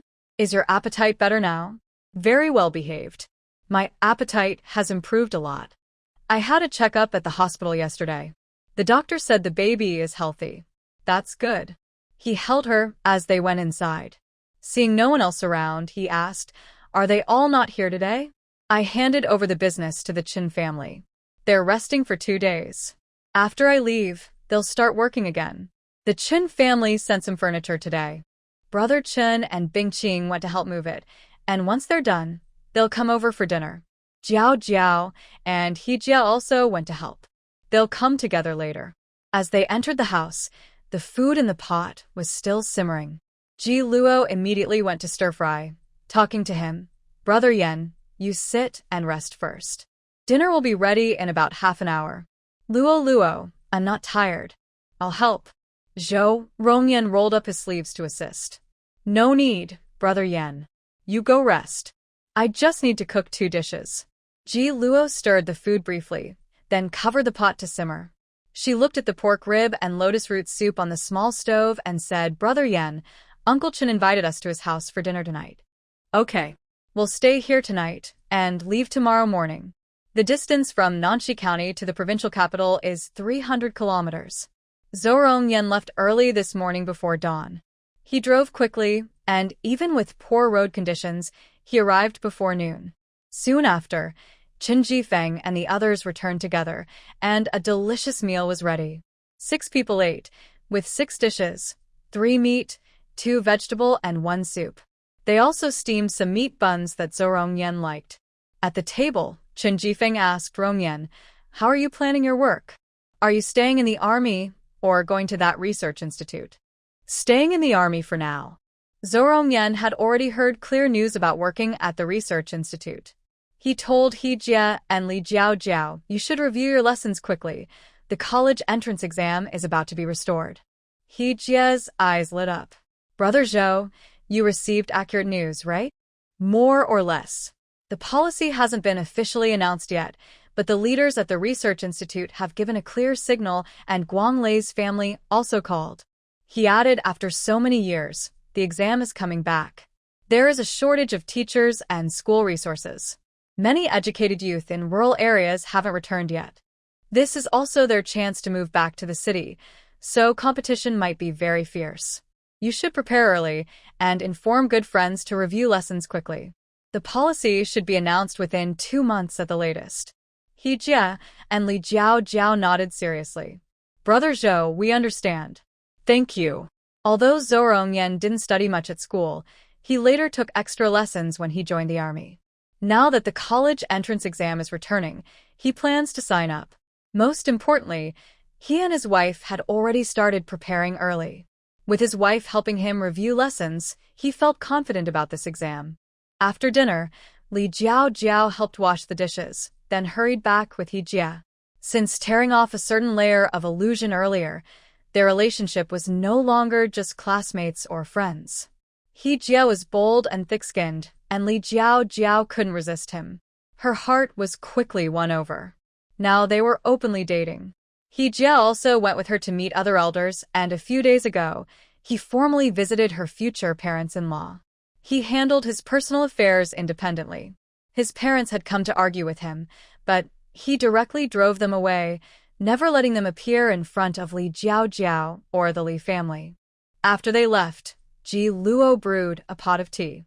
The four of them sat around the table drinking tea and chatting. Luo, I've already handled the paperwork for the house the Research Institute rewarded me. The shop downstairs is quite large, about 70 or 80 square meters. The attic has 2 rooms, both quite spacious, much bigger than these rooms. I know you want to do business.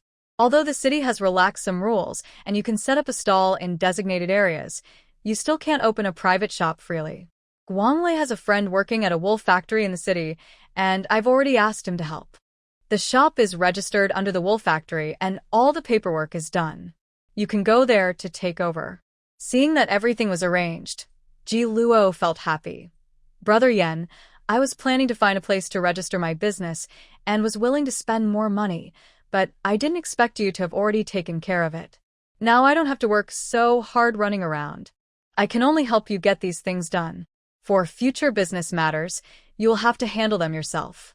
I might not have much time to help you. Zhao Rongyuan is returning to the army for official duty. He will need to focus on training and maybe sent out on missions.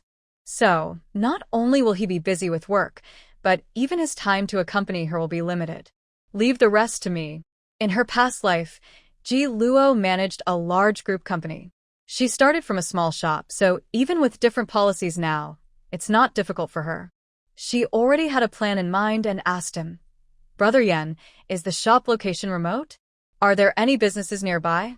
The shop is at the main street intersection, not far from the planned market area by the government, about a 3 to 5 minute walk. Most nearby shops are run by state-owned companies or are affiliated with them. That street is quite lively. When Zhao Rongyuan went to handle the paperwork, he looked around and said, Luo, that street mainly sells grains, oils, dried goods, and some furniture and daily necessities. Ji Luo, how about we open a bun shop? Chun Jifeng suggested. Ji Luo didn't want to do that anymore. She shook her head and said, starting a breakfast shop can make money, but it's too tiring. I'm pregnant and can't handle that kind of work. After you marry Bingqing, you'll also need to think about having children. You don't have elders to help, so you'll need to take care of the kids yourself. We're not suited for such hard businesses. Right, Jifeng, breakfast shops are too exhausting. They have to wake up in the middle of the night. It's too tough for the 2 sisters to carry pregnancies and give birth. Their bodies wouldn't handle it. Zhao Rongyuan also disagreed. Ji Luo, what kind of shop do you want to open? Chun Jifeng asked her. I'm thinking of selling bedding, bed sheets, and other bedroom supplies for now. Ji Luo hadn't told Zhao Rongyuan about selling bedding before. Now she quickly shared her income details and asked for his opinion. Brother Yuan, what do you think about selling this kind of stuff? Yes, the bedding in the provincial capital looks a bit better than in the smaller cities below, but not as nice as your designs. I believe that as long as the products are good, they will sell well. Additionally, Guanglei's brother is the deputy factory director at a yarn factory and has a close relationship with them. Our shop is affiliated with their factory, so we can also go there to buy yarn. The autumn and winter seasons are coming, and the peak season for yarn sales is here. Prices are high, and profit margins are large. If we open a shop now, we can make good money this year. Ji Luo knows the current price of yarn. The defective products in state-run stores cost at least 15 yuan per jean, half a kilogram, and they are all taken by internal staff. People outside have no connections and can't buy any. Since Su Guanglei has connections there, Ji Luo quickly decided, Brother Yuan, let's invite Vice Captain Su to invest. We will share the profits with him at the end of the year.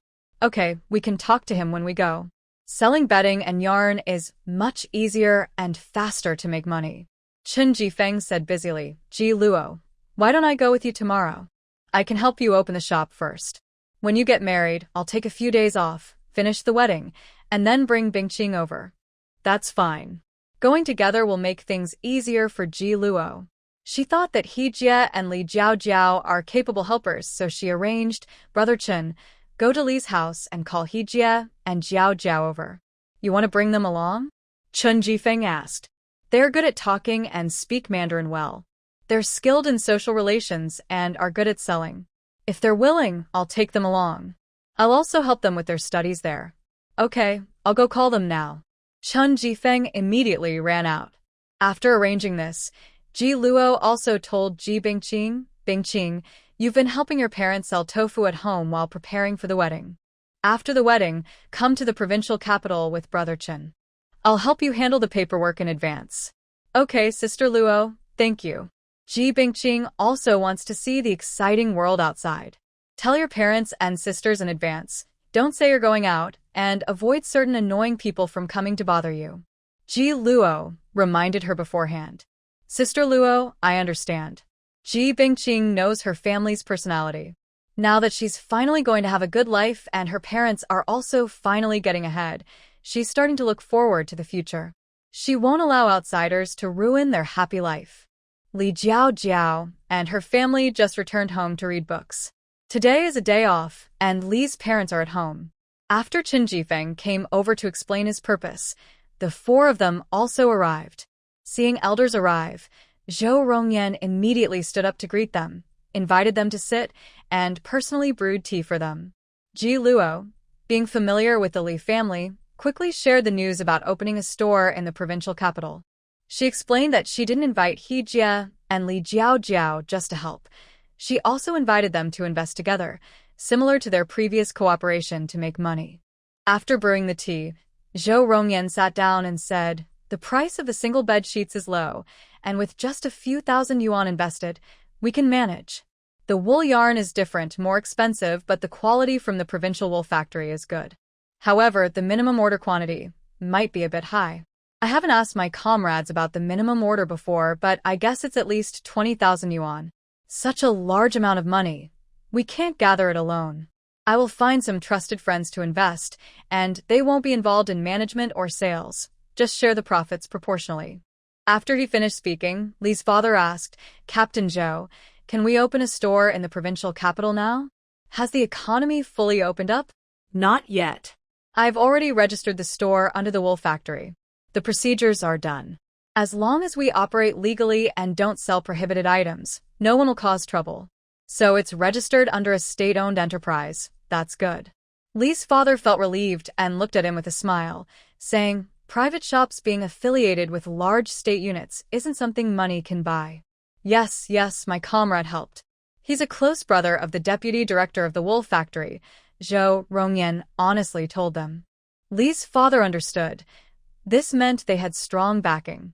As long as they worked diligently and honestly, they wouldn't need to worry about sources or management. Big profits were coming their way. This opportunity was very rare. He Jie and Li Jiao agreed immediately to go to the provincial capital with them tomorrow, even using all their savings to buy stock for the store.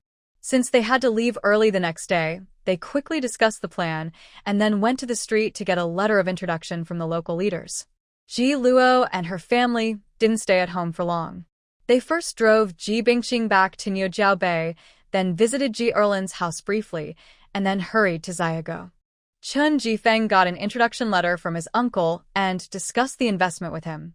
Previously, Chen Jijun and others had made good money selling bedsheets and later regretted not investing more. Now, with this great opportunity, the whole family pooled their money and gave him 1,500 yuan.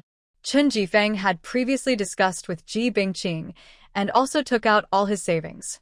When combined with the money from uncle's family, it totaled exactly 3,000 yuan, which he immediately handed over to Ji Luo. Ji Luo took some paper and a pen and formally drafted a shareholding agreement and receipt, which Chen Yikue and Chen Jifeng signed and stamped with their fingerprints. Li Jiao and He Jie did the same. Since they are not married yet, Ji Luo prepared 2 separate copies for them to sign individually. In the future, dividends and profits will be divided based on each person's contribution. When Li Jiao returned home with the shareholding agreement, her parents carefully read it. Her father praised her thoughtfully, saying, "Your classmate Ji Luo will surely become an important person in the future. No one her age can compare." From then on, whenever Ji Luo had a new project, Li Jiao blindly trusted her and handed over all her savings to her for management. After dinner at the Qin family, Zhou Rongyan bought 4 or 5 chickens and ducks from neighbors and nearly 100 eggs. These were to nourish Ji Luo during her pregnancy. Seeing how well Zhou Rongyan treated Ji Luo, they wished they could cherish her like a precious treasure. Buying so many eggs and poultry for her to eat made the unmarried girls in the team very envious. When leaving, Chen Yikue and his wife prepared many dishes for them, packed with dried and pickled vegetables, and also pulled out a lot of vegetables from the field to put in the trunk, so they could take everything to the provincial city to enjoy. Just as the first light of dawn appeared, after loading all the luggage onto the car and saying goodbye to Li's parents who came to see them off, Zhou Rongyan drove away from Nanxi County with everyone. Ji Luo sat in the front passenger seat, and Zhou Rongyan carefully placed a thick cloth cushion on her seat so she wouldn't feel too bumpy. Chun Jifeng and the others had never left the county before. They were very excited, full of energy, with no sign of tiredness. They chatted nonstop and had a great time along the way. Every time they reached a city, Zhou Rongyan would stop so everyone could get out, use the restroom, and rest. Although it delayed the trip a bit, the journey was very comfortable, and even Ji Luo didn't feel carsick or tired. They stopped and went along the way, which took some time, and finally arrived in the provincial city at 2 p.m. Wow, no wonder the provincial city is more prosperous than our hometown, they exclaimed. As soon as they entered the city, the rural folks' eyes lit up with curiosity. Everything looked new and interesting, and they kept marveling, like Lu Lao entering the Grandview Garden. "Rongyan, what kind of car is that?" Chun Jifeng pointed at the approaching car and asked. "It's a bus." On July 1st this year, the city launched the newest bus line, the 001 bus. The starting point is Hedong train station, and the end point is Hishi. This bus route has 18 stops and passes near a shop. In the future, you can take this bus to the train station or other places along the route. There is a ticket seller on the bus who charges based on the distance, and the fare is very cheap. While Zhou Rongyan was explaining, the bus had already driven past, so Ji Luo quickly recorded this information into the system. When she saw her points suddenly jump over 5,000, she was surprised and asked quickly, "Brother Yan, are we passing the train station later? Will we see the train?" "We are heading toward the train station now, about 2 or 3 kilometers away. If we're lucky, we might see the train stopped at the platform waiting for passengers," Zhou Rongyan said, though he wasn't sure if they would see it. "We've never seen a train before. I hope today's luck is good, and we get to see one," Ji Luo said excitedly. Li Jiao pressed her face against the window glass, watching eagerly, and asked, "Brother Zhou, how much longer until we get to the shop?" "It's about 2 miles past the train station, not far now. The roads in the provincial city are much wider than in the county, and although there are many bicycles, there's no traffic jam." In just a few minutes, they arrived near the train station. They were lucky enough to see the most common green train of this era. All of Li Jiao's attention was on watching the train, while Ji Luo focused on her system points. When she saw her points suddenly surge past 90,000, she almost jumped with excitement. "Luo," Zhou Rongyan noticed her happy expression and subtly winked at her. Ji Luo giggled happily, avoiding others' eyes, and made a 9-hand gesture to him. Zhou Rongyan's eyes lit up, over 90,000 points now, close to 10,000. Her long-awaited storage bag was almost within reach. He also wanted to see this magical storage treasure and experience its amazing functions. Soon, Zhou Rongyan pressed the brake, and the jeep stopped outside the shop. "We've arrived, get out." "This place has a great location," Ji Luo said as she got out of the car. Seeing many people coming and going in the busy noon, She smiled and said to Qin Jifeng and others, "Friends, our new battleground is here." Zhou Rongyan took out the keys and opened the door, then called out to two men, "Jifeng, Hejia, move the luggage out first. After we eat, you can come back and take your time to tidy up." Okay. The first floor shop was empty, with a concrete floor and lime-painted walls.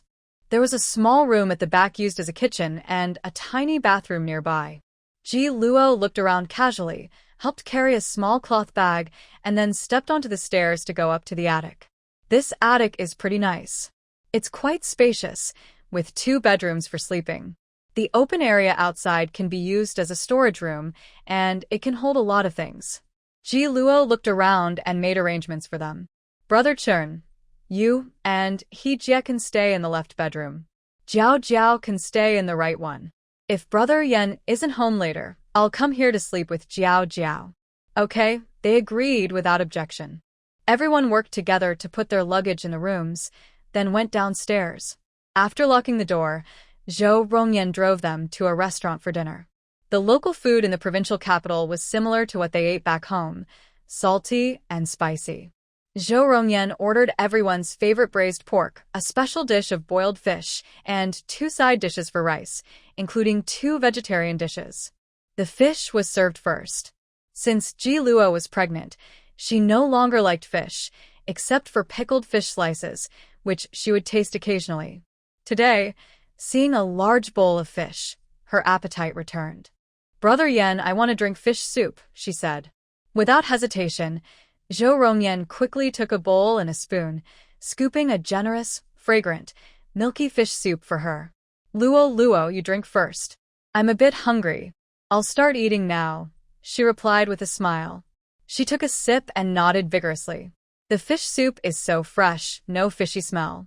The chef here is really skilled, much better than the cooks in the county town. Seeing her finally interested in the food and liking the dish, Zhou Rongyan used chopsticks to pick a piece of fish for her. By the time all the dishes arrived, she had already finished a bowl of fish and fish soup, then filled her bowl with rice and ate quickly and heartily. "Eat some more," Zhou Rongyan said, scooping some vegetables onto her plate and choosing a lean piece of pork belly. "This meat isn't fatty. Eat 1 more piece, then have another bowl of fish soup after you're done." "No more fish soup. I've had enough after eating this," Ji Luo said, refusing to let him serve more. She ate while asking, "Brother Yan, are we going back to the army today?" "Yes, I've already applied for the house. It's all cleaned up, and we can move in once we bring our luggage.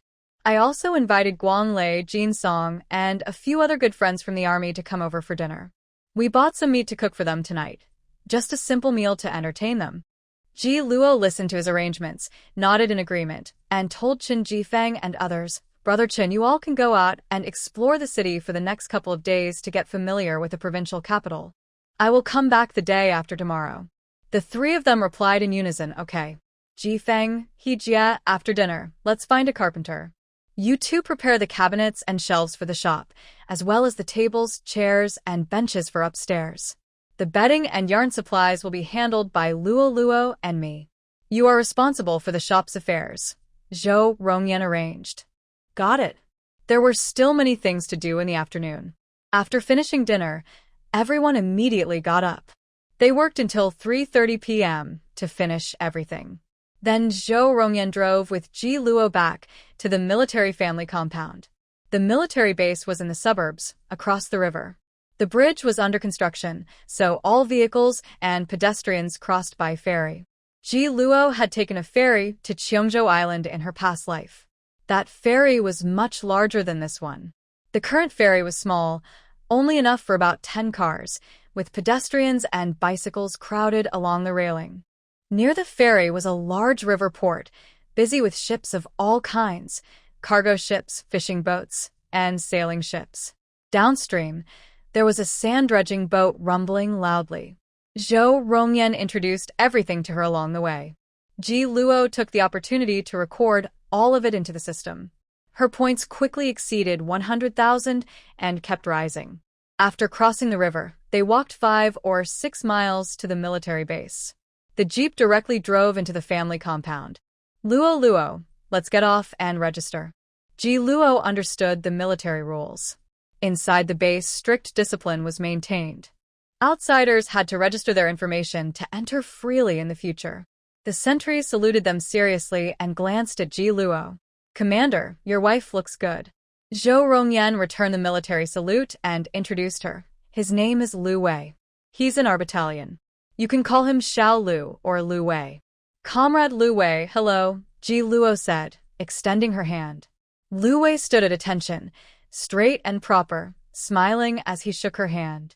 "Hello, sister-in-law. Just call me Xiao Lu." Ji Luo smiled and invited him. "Come over for dinner tonight." "Thank you, sister-in-law." "Thank you, commander." Lu Wei grinned widely. After Ji Luo finished registering her information, Zhou Rongyan told Xiao Lu, "Call the others to come too. Bring your own bowls and chopsticks. I don't have enough here." Yes. The jeep arrived at the house. All the neighboring military wives came out to see Zhou battalion commander's new wife, who married into the family. When Ji Luo stepped out of the car door this season, everyone's eyes lit up. One loud military wife shouted, "Oh wow, Commander Zhou, where did you find such a handsome young wife?" Zhou Rongyan usually looks very serious, but this time he also smiled and joked with them. "I found her while searching with a lantern." Ji Luo's eyes were gentle as she opened her bag, took out candies she bought in the city, greeted the sisters-in-law, and handed candies to them and the children. She warmly invited, "Sisters-in-law, later come over with the men and kids to eat. We can get to know each other better." "Sure. We'll come," they replied. The military family often hosts dinners when they move with the troops. When they first arrived, they also hosted a gathering, mainly to meet and talk, not necessarily with lavish food. While the women talked, Zhou Rongyan had already opened the door and started moving the full luggage from the trunk into the house. A military wife with a braided hair ran over, panting, holding a 2- or 3-year-old child. Seeing Ji Luo, she smiled happily and said, "This must be my sister-in-law. My husband Peng Jinsong told me you're very beautiful, and indeed, you look like a flower." Zhou Rongyan introduced Luo. "This is Peng Jinsong's wife, Zheng Minfang, and their son, Peng Kong." Zheng Minfang had nice features, was tall, and her tone of voice showed she was cheerful and generous. Ji Luo smiled and introduced herself. "Hello, sister-in-law.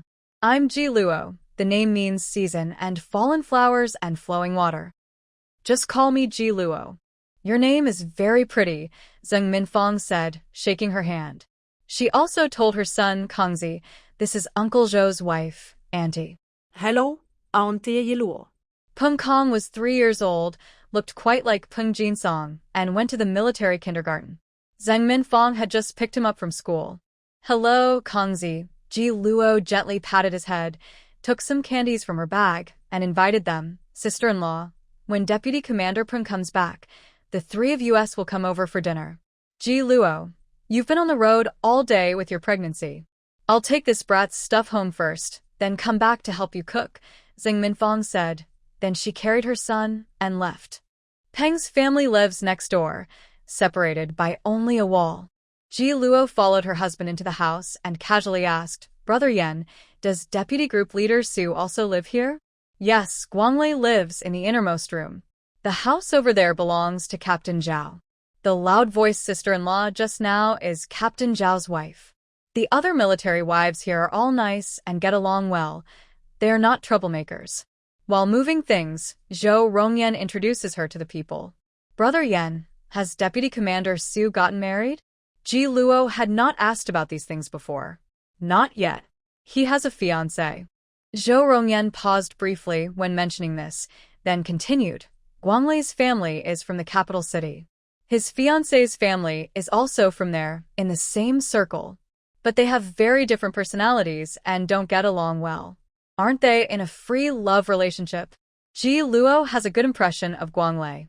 From Zhou Rongyan's brief words, she guessed that he probably comes from a good family background and might face a lot of outside pressure regarding marriage. The girl's parents introduced them, and her family is well-educated, cultured, and good-looking. They had a good first impression of each other, but they didn't get to know each other deeply and hurriedly got engaged. After meeting and interacting over the past 2 years, they realize their temperaments and personalities are completely incompatible. They are from very different worlds. Guanglei tried to accommodate and change, but things didn't improve. Instead, their relationship worsened, and now they are stuck in this deadlock. Zhao Rongyan knows about Guanglei and his fiancée's situation. It's a private matter of his brother, so he doesn't say much and usually doesn't bring it up. He only drinks with Guanglei when he's feeling down. After understanding the situation, Ji Luo didn't ask further and immediately helped pack her luggage and tidy up the bed. Zhang Minfang soon arrived, followed by Peng Kong, who happily carried a clean green apple in his arms and handed it to Ji Luo. Auntie Ji Luo, eat the apple. Kongzi, you eat it. Apples were rare and valuable in this era. They sold for about 4 or 5 mao per jean at state-run stores, so ordinary people couldn't afford to eat them often. Ji Luo, eat it. The brat's father went to the city yesterday and bought 2 jean back. Zhang Minfang handed the apple to her and saw they brought a lot of dishes, full bowls of meat, and a bag of prepared chicken and duck. She smiled and asked, "Did you buy these in the countryside?" "Yes, from our hometown." Zhou Rongyan took out 2 ducks and said, "Let's cook the ducks tonight." "Okay. We'll leave the chicken for Ji Luo to make soup." Zhang Minfang started working immediately, chopping the 2 ducks in the kitchen while shouting, "Kongzi, go play with Shi and the others. Don't fight, or I'll spank you." "Mother Tiger," Peng Kong shouted back. Zhang Minfang suddenly turned around, her big eyes glaring at him. "Say that again." "Dad said it. He said you're a fierce mother tiger." "Not something I said," Peng Kong finished and ran away quickly, disappearing in the blink of an eye. Hee. Zhou Rongyan and Ji Luo couldn't help but laugh. Zhang Minfang ground her teeth, rubbing her jaw back and forth, both amused and annoyed. "I'll deal with you tonight."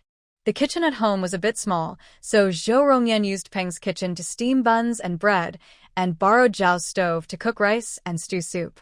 Next door, a few sisters-in-law and their children came over after school to help. Most of them were from the countryside.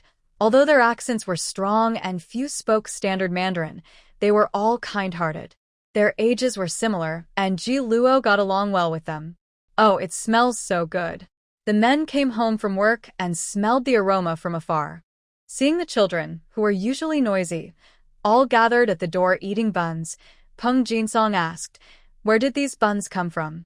"Dad, Uncle Zhou, and Auntie Ji Luo came." Auntie Ji Luo made a lot of buns, all meat buns. "She told us to eat first," Peng Kong reported immediately. Seeing them all with sauce on their faces and the buns big and white, Peng Jinsong almost drooled and asked, "Where's your mom?" "Mom is helping with the cooking," they replied. While the father and son were talking, Ji Luo came out of the house, smiling as she greeted them. "Deputy Group Leader Su, Deputy Battalion Commander Peng, long time no see." "Ji Luo, long time no see," they both smiled. Su Guanglei noticed she had gained some weight, her skin was fairer, and she looked much more beautiful than when she first married.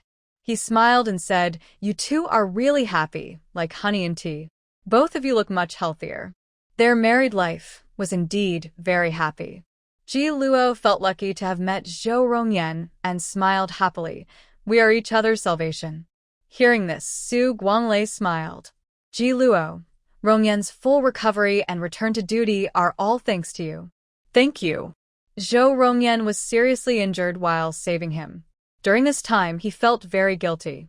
Now that he was fully recovered, with no disability or aftereffects, the guilt weighing on his heart finally eased a bit. "He is my husband. It's only right to take good care of him," Ji Luo said with a gentle smile. Zhou Rongyan stood nearby.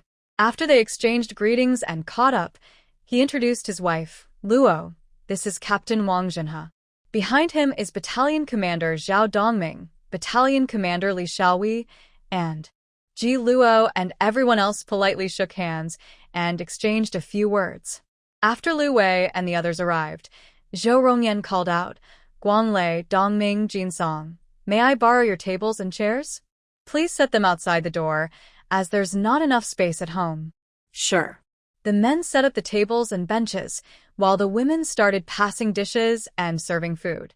The lively dinner began quickly. Tonight's main dishes were rice with steamed buns and mantou. There was plenty of food prepared, with 8 dishes per table, 3 meat dishes, 2 vegetable dishes, and 1 soup. They served braised duck with konjac tofu, stir-fried lava beans with twice-cooked pork, braised tofu with pork, sliced fish and sour soup, spicy and sour pig offal, pork ribs with kelp soup, steamed green beans, and spicy shredded potatoes. Ji Luo's cooking is really delicious. After eating her dishes, I realized my husband Zhao's words weren't false. The meals I cook are really as bad as pig feed. No wonder they've been eating my food for so many years, said Manhwa, Zhao Dongming's wife, who was loud and easygoing. Zhao Dongming and his sons enjoyed the meal very much, and he chuckled. You even wanted to help in the cafeteria before. With your cooking skills, it's better for your own family to eat your food. Don't go ruining the soldiers' meals in the entire military district. Everyone else laughed. Wang Meihua also smiled and said, I'm not good at stir-frying, but I can cook rice and prepare vegetables well. Your sister-in-law is excellent at cutting and washing vegetables. Her knife skills are very fast, and she can do the work of 10 people. Today, we really appreciate everyone's help. Otherwise, with my slow pace, we wouldn't have finished eating by now, Ji Luo said with a smile. She was decent at cooking, but slow at chopping vegetables. Back home, Chen Jilin usually helped her. Oh, Commander Zhao, your wife is beautiful, well-educated with a high school diploma, and very good at talking. Did you find her under a 50-watt lantern? Wang Meihua said loudly. Zhou Rongyan smiled, looking in a good mood, and greeted everyone eat the food. If it cools down, it won't taste good. The portions were generous, and there were many people, big eaters all around. All the dishes were finished clean, and not a single steamed bun or mantou was left. Everyone was full. After dinner, Zheng Minfang and the others volunteered to clear the tables and wash the dishes for Ji Luo. Thank you so much, sisters-in-law, Ji Luo said politely, thanking them and giving each family a big bowl of braised tofu as a token of appreciation. This braised tofu was a gift from Ji Erlin and his wife, a full bag weighing about 7 or 8 jin. Tonight, they cooked 2 jin to eat, and everyone enjoyed it very much. She can speak well, handle social relationships, and has a cheerful and generous personality. Her sisters-in-law all like her very much, and when she left, they invited her to visit their homes another day. The woman took her child and left first. Lu Wei and the little soldiers also thanked the couple and then left. Su Guanglei and the others are still here. Ji Luo brewed tea for them and brought out some peanuts and melon seeds to entertain everyone. Zhou Rongyan closed the door. After the couple sat down, he talked about investing in the store and joining as partners. Little sister-in-law, was the bedsheet factory you found reliable? Captain Wang asked her. Yes, it's a factory in our city. I know the manager. All the products produced are based on my designs. Brother Yen came with me to visit the factory once. Ji Luo stood up and went to the room to get 2 sets of bedding to show them. While demonstrating, she smiled and said, This month, Brother Yen came over. We set up a stall in our hometown, Nanxi County, and sold 1,600 sets, earning a total of 4,000 yuan. That's great.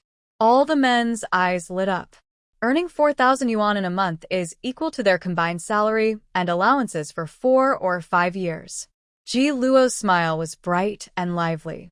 This time, we brought 3 partners with us. They are staying at the shop. I have already ordered 5,000 yuan worth of goods from the bed sheet factory, and they will start shipping in the next few days. Zhou Rongyan had just mentioned inviting them to invest together, planning to run a business selling bedding and wool yarn products. Su Guanglei, who knew about the wool yarn factory, said, The minimum order for the wool yarn factory is 30,000 yuan. Autumn and winter are coming soon, and wool yarn sells well. It's definitely a good way to make money. Deputy Captain, 30,000 yuan? Not 3,000. We all have to use our savings, and we still can't gather that much, Li Xiaohui said. Whatever you can contribute, I will find a way to cover the rest. Su Guanglei's savings weren't much. His money had already been invested in other brothers' businesses, but he could ask his family to help out first.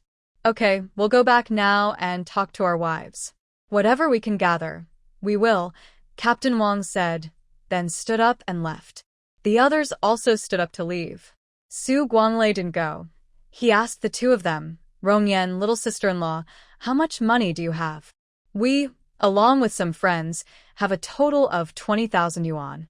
Chunjia has 3,000 yuan, He Jie and Li Jiao together have 4,000 yuan.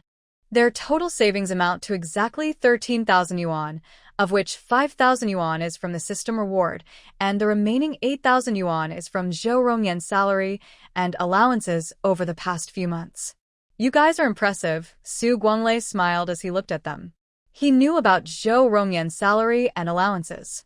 The rest of the money seemed to be earned by Ji Luo through business. When they got married, Ji Luo probably had no money at all. In just 3 or 4 months, she quietly became a millionaire, showing strong earning ability. Captain Wang and others soon arrived, along with their wives. They came to talk carefully with Ji Luo, looked at the bedsheet she brought, asked about wholesale and retail prices, profit margins, and so on. In the end, everyone agreed to invest money. Each family contributed 1,000 yuan, making a total of 5,000 yuan from 5 small families. They still needed 10,000 yuan. Su Guanglei generously supported, signed an investment agreement written by Ji Luo, and immediately called his family to gather more money. The wives of the comrades were very supportive. Everyone trusted Zhou Rongyan and Ji Luo, and things went very smoothly. After discussing everything, everyone went back home. Ji Luo tidied up the house quickly and hurried to wash and take a shower. The couple was busy all day. After washing, they lay on the bed. Ji Luo also took out the storage bag rewarded by the system and showed him. Brother Yan, this is the magical Pokemon storage bag. This is too small. The storage bag was only as big as Zhou Rongyan's thumbnail, shiny silver, shaped like a small bag. It felt cool to the touch, not made of fabric or ordinary metal. Though it looks small outside, the inside space is very large. I already bonded with it through blood recognition. I can feel a connection with it. Inside, the space is as big as 2 or 3 training grounds. Ji Luo had just followed the system's instructions to form a contract, and now she was showing him its amazing features. Picking up a small comb nearby, she silently thought enter, and the comb disappeared into thin air. Did it go inside?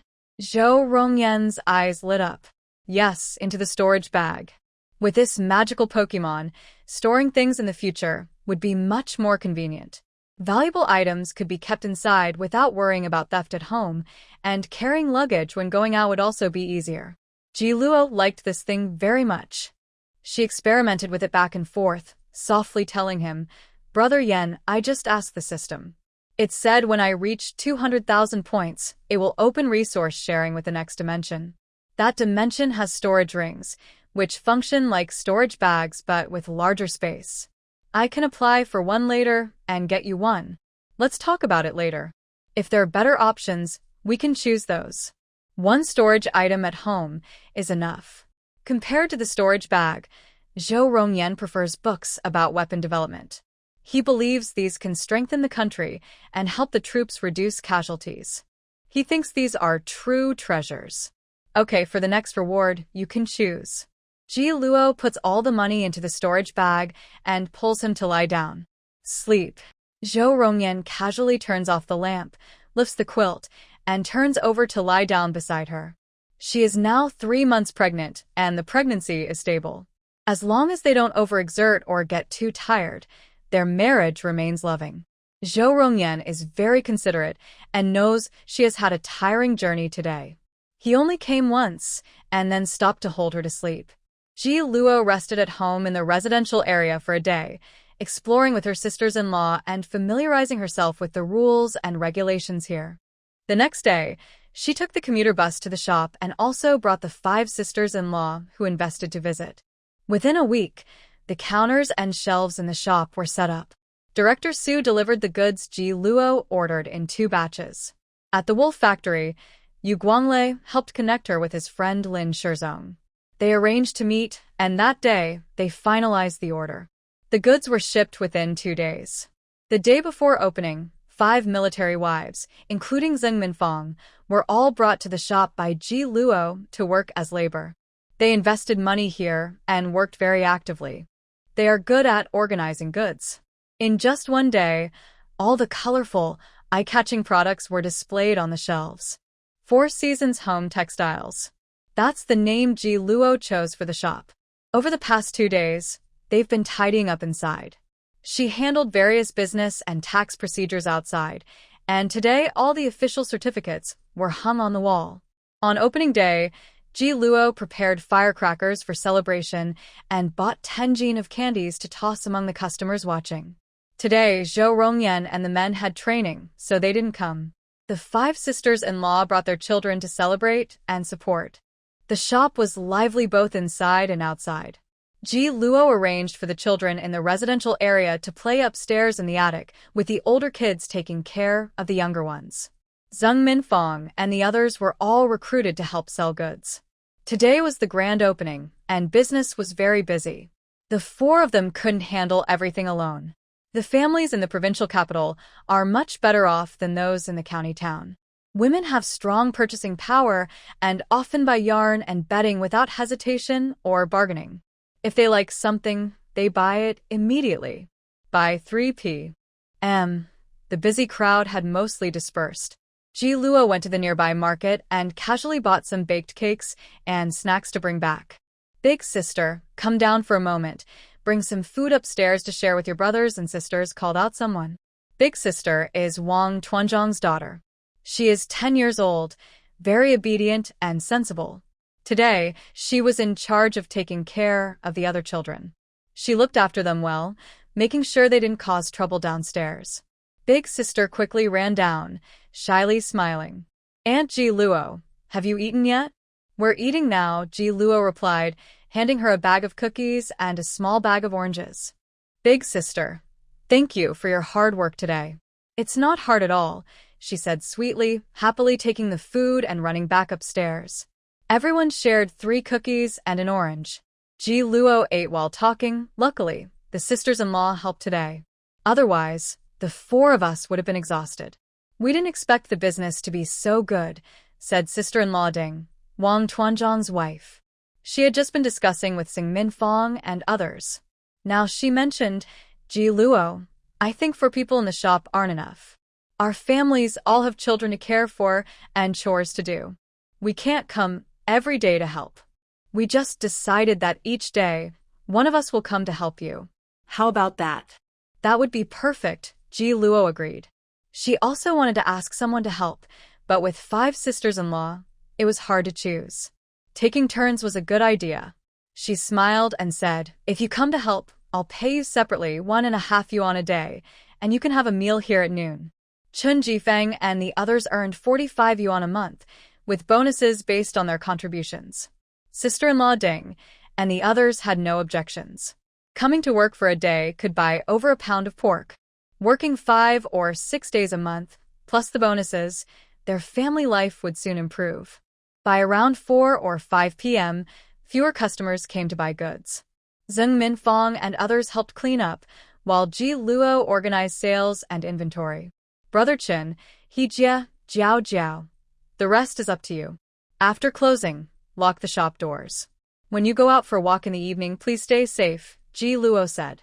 Ji Luo and the other sisters-in-law took the bus back to the military family compound, handed over the work, and then everyone left with the children in a rush. When they arrived home, the men had finished work and were back, and for the first time, everyone was cooking dinner at home. I finally get to eat a meal cooked by my old Wang. Sister Ding happily ran home. Just as she reached the door, Captain Wang came out and asked, why are you so late coming back? Today, the shop opened and business was so good that we were busy until 3 o'clock just to eat a quick snack. We only rested at 5. Sister Ding said as she went inside. Seeing that he was cooking vegetables in a pot without complaining, she called her children. Big girl, Xiaoji, Xiaoyong, come quickly and serve the rice. Tonight, all the meals were cooked by the men. Even Su Guanglei cooked his own food. Soon, everyone was carrying bowls and chopsticks, gathering together to talk about the shop opening. We sold 1/5 of our stock today.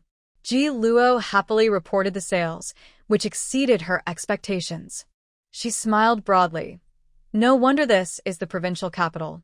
There are more rich people here, and the women buy things quickly and generously. Some are a bit reluctant to part with their money, but Ji Luo and her classmate Li Jiao are good at talking. When they promoted the double happiness quilt, they recited poems and blessings, explaining the meanings of the patterns. The young women listened and were moved, so even those who hesitated bought them. Studying is important. You see, educated people sell things with elegant words. I was listening nearby and even wanted to buy 10 or 8 sets to keep. Also, they greet customers with smiles. Unlike the staff at state-run stores who look down on people, these girls always welcome everyone with a smile, politely seeing them off. They give each child a candy, making the customers very happy.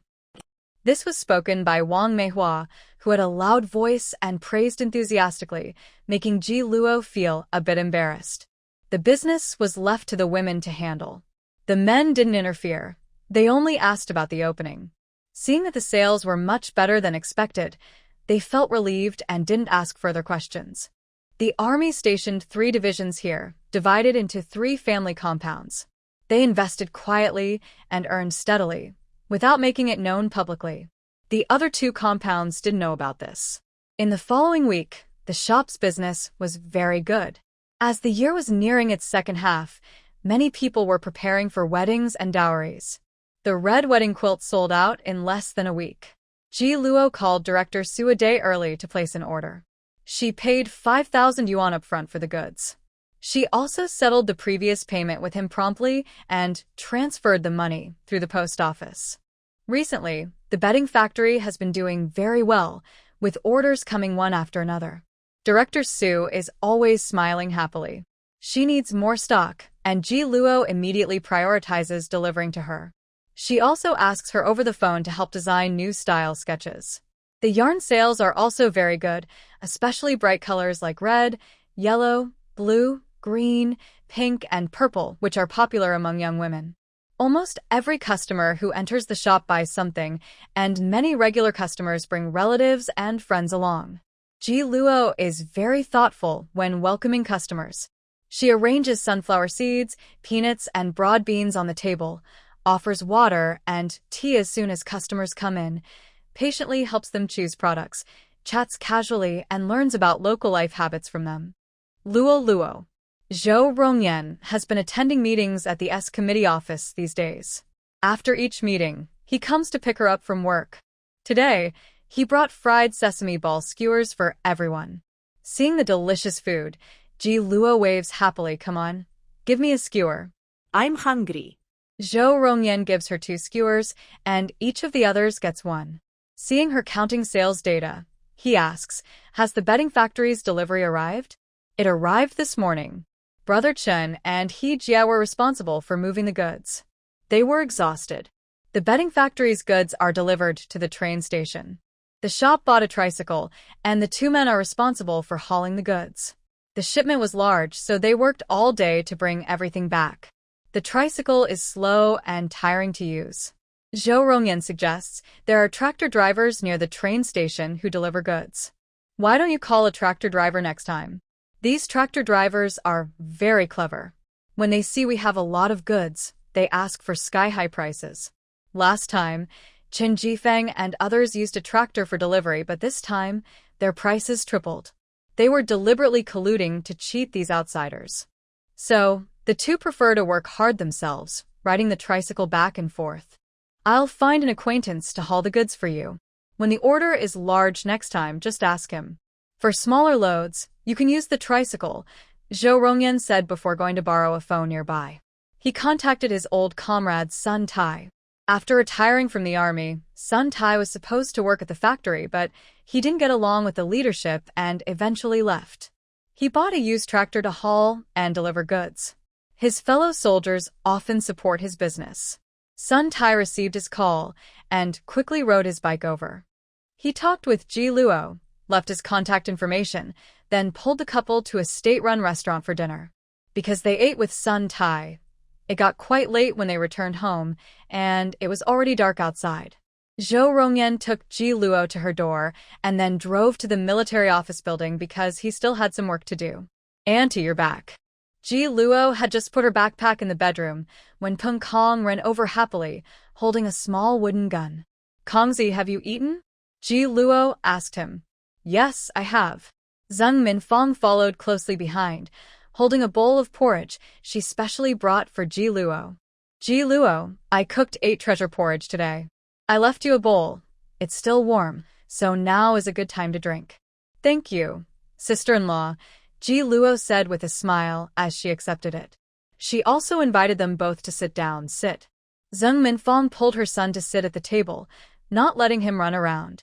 She pointed to the left side and whispered, "Vice Captain Su's fiancé is here." She didn't call ahead and came suddenly. As a result, she didn't see Vice Captain Su here and was upset all afternoon. Ji Luo raised an eyebrow and quickly asked, "Has Vice Captain Su returned now?" "He came back half an hour earlier than you." Zhang Minfang leaned in and whispered softly, "Vice Captain Su's fiancé has a difficult personality. She didn't notify us before coming. We don't have the key to Vice Captain Su's house, so we invited her to rest at our place. She ignored us, didn't go inside, and just stood at the door with a stern face for over 2 hours. When Vice Captain Su saw her when he returned and asked why she didn't call earlier so he could arrange to pick her up, guess what she said?" "What?" Ji Luo asked, playing along. She said, "What's the use of me notifying you? I'm not as important as your work and your comrades." Ji Luo listened and slightly raised her eyebrows, softly saying, "It seems there's a big problem between them." Zhang Minfang pursed her lips and continued. She spoke quite sharply, with a biting tone. When she entered the house, she complained about the place being dirty and messy.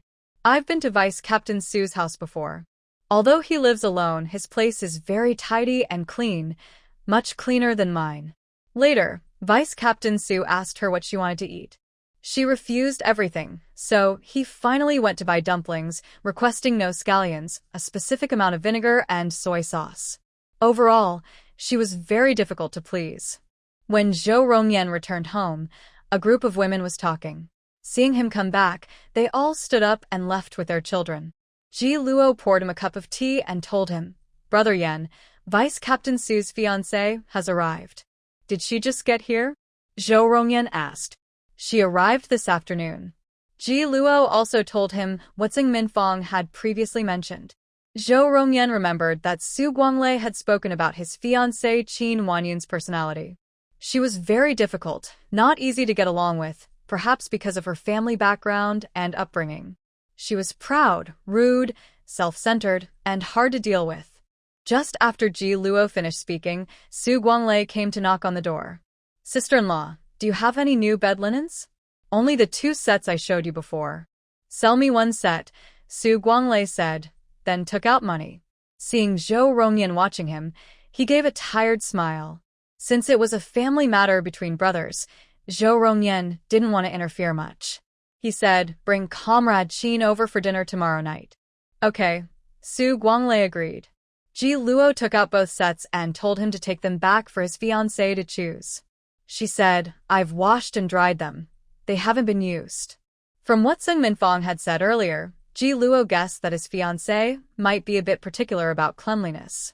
When Su Guanglei returned with the 2 sets of bedding, Qin Wanyun didn't complain. She looked them over and asked, "Where did these come from? Could they be someone else's wedding dowry?" "No. Rongyan's wife bought them for everyday use," Su Guanglei replied, then went to clear the dishes. His tone was very calm. "You can make the bed yourself. The unused set is on the stool. I'll return it later." "You're not going to help me make the bed?" Qin Wanyun raised her voice a bit. "I'm washing the dishes, and I haven't taken a shower either." In the past, when she came over, Su Guanglei would help her make the bed and tidy up. But she would complain, saying he shouldn't touch the bedding without a shower because it was full of sweat and bacteria. She also disliked the army's bedding, saying it looked ugly and was uncomfortable to sleep on. She was very picky, gradually ruining his good impression of her.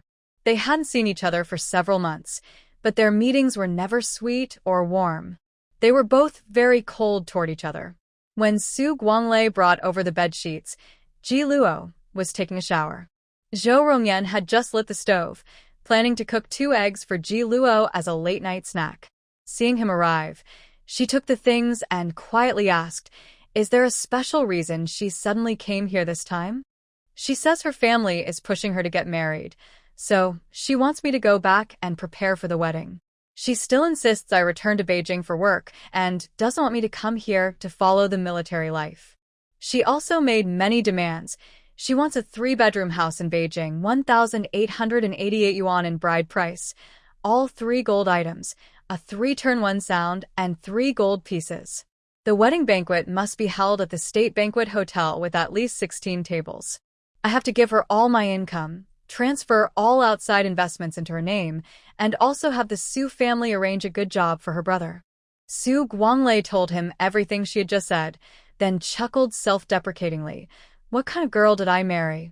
A princess from the old court? Don't talk nonsense. Zhou Rongyan patted his shoulder, understanding his feelings, and asked, "Is her family going through hard times?" Yes, her grandfather made mistakes and was demoted. Now he's working in a small government office. Her parents are not very capable, and this has affected the family. They're rushing her to marry, hoping to tie the Su family down and stabilize the situation. Zhou Rongyan frowned. If the Qin family wanted to tie the Su family now, they would probably just push for the marriage, not make such excessive demands. They definitely wouldn't make these demands. They're all her own ideas. The more Su Guanglei interacted with her, the more he saw her flaws. Maybe her environment influenced her, making her increasingly vain and materialistic, which he found more and more distasteful. Marriage is a very important part of life. Choosing the wrong person can affect your whole life. It's not just about family harmony, but also your career and future children's growth. You should think carefully about this, Zhou Rongyan advised. He had already considered these points himself. With a sigh, Su Guanglei left feeling exhausted. After Ji Luo finished her shower, Zhou Rongyan told her about what her brother had just said. She frowned. This girl isn't very smart. She makes so many unreasonable demands, which will only make Su Guanglei and the Su family dislike her. Even if she marries into the Su family, their marriage might not be happy. The Su family's reputation is far above the Qin family. If she were smart, she wouldn't have let things get so tense. They've been engaged for 2 or 3 years without tying the knot. Zhou Rongyan could tell that Su Guanglei was very unhappy with her. The Su parents also weren't pleased, and it was likely that the elders of the Qin family had already noticed. But her personality was set, and it was almost impossible to change her now. All right, enough about them. Go take a shower. Ji Luo pushed him toward the bathroom. Su Guanglei's relationship is very cold, while their side is very happy and sweet. After taking a shower, Zhou Rongyan washed and hung up his clothes. Ji Luo brewed 2 cups of jujube tea and peeled boiled eggs. The two sat in the study to review their lessons. Because they invited Su Guanglei and others to dinner at their house, Ji Luo bought some good dishes on her way to work the next day. As soon as she got home, she started to prepare everything quickly. The men had trained all day, and their clothes were soaked with sweat. When Zhou Rongyan entered the house, Ji Luo called out, "Yenge, go take a shower first. There is hot water in the kettle.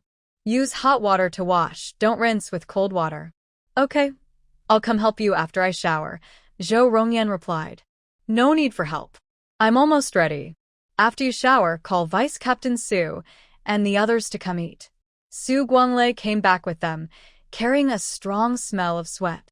When he entered the house, Qin Wanyun, instead of preparing hot water for him, frowned in disgust.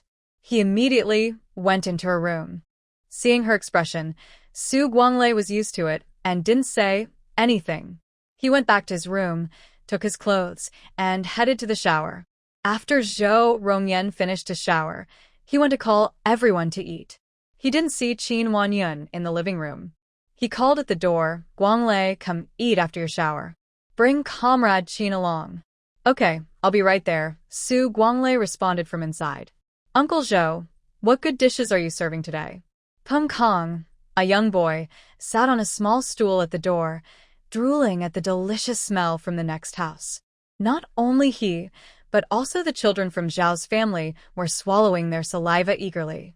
Eat your own food. Uncle Zhou's house is hosting guests today. Don't be so annoying, Meng Fong shouted from inside. Mom, I'm just asking. I didn't ask Aunt Ji Luo for food, Peng Kong pouted, unhappy. Su Guanglei had just finished a shower, and his clothes were washed and hung on the balcony to dry. Seeing the three children drooling so much, he joked, Is your own food not tasty? You're drooling all over my door. Their own dishes are never as fragrant as others. Even with the same dishes, they always think others are better. Zhou Rongyan also smiled and waved at them. Come over, I'll serve you some food. The three children immediately jumped up happily and ran over. Zhou Rongyan called Captain Wang and Li Xiaohui's children, asking them to bring their bowls and come over together. Ji Luo was carrying dishes to the table when she saw everyone arrive. She smiled gently and said, I left a bowl of braised pork for you all, 3 pieces each, and a pumpkin cake for each of you to take home. Is that okay? Okay, thank you, Aunt Ji Luo. A group of children happily cheered and jumped with joy. When Su Guanglei led Qin Wanyan over, Ji Luo was dividing the meat. Seeing them arrive, she greeted with a smile, Comrade Qin, hello. Please come in. Qin Wanyan looked quite pretty, charming and lovely. She wore light makeup and dressed well, blue checkered blouse with a ruffled collar, matching blue pants, fashionable small leather shoes, her hair in long braids with butterfly clips at the ends. In this simple military camp, she was quite eye-catching. While she greeted with a smile, Qin Wanyan stood at the doorway without moving, her eyes fixed on Ji Luo. She thought that the wife of Captain Zhou was a rough, loud countrywoman, but she turned out to be quite beautiful, tall and slender. Even pregnant and wearing loose clothes, she had her own unique charm and beauty. Ji Luo quickly divided the braised pork and pumpkin cakes, placing one of each into the children's bowls. That's enough. Go back now. It's time for a family to eat. Uncle Su, don't take my pumpkin cake. As Peng Kong took a few steps, the pumpkin cake in his bowl suddenly disappeared. He looked up and saw it being eaten by Su Guanglei. He stomped his feet and cried out in protest. You little rascal Kongzi, your dad would share half a bun with me, but you're so stingy. You have so many good things, and you won't share a pumpkin cake with me, Su Guanglei teased him playfully, pretending to reach for his meat. Dad, Uncle Su is taking my meat, Peng Kong shouted for help. Peng Jinsong came over with a bowl and said, You little bunny, you have meat to eat, but you don't show me respect? Wow, 2 of the 3 pieces of meat were snatched away. Ugh. It's easy to imagine the little kid crying loudly, tears streaming down his face. Seeing they had made the children cry, Ji Luo quickly stepped forward to comfort them.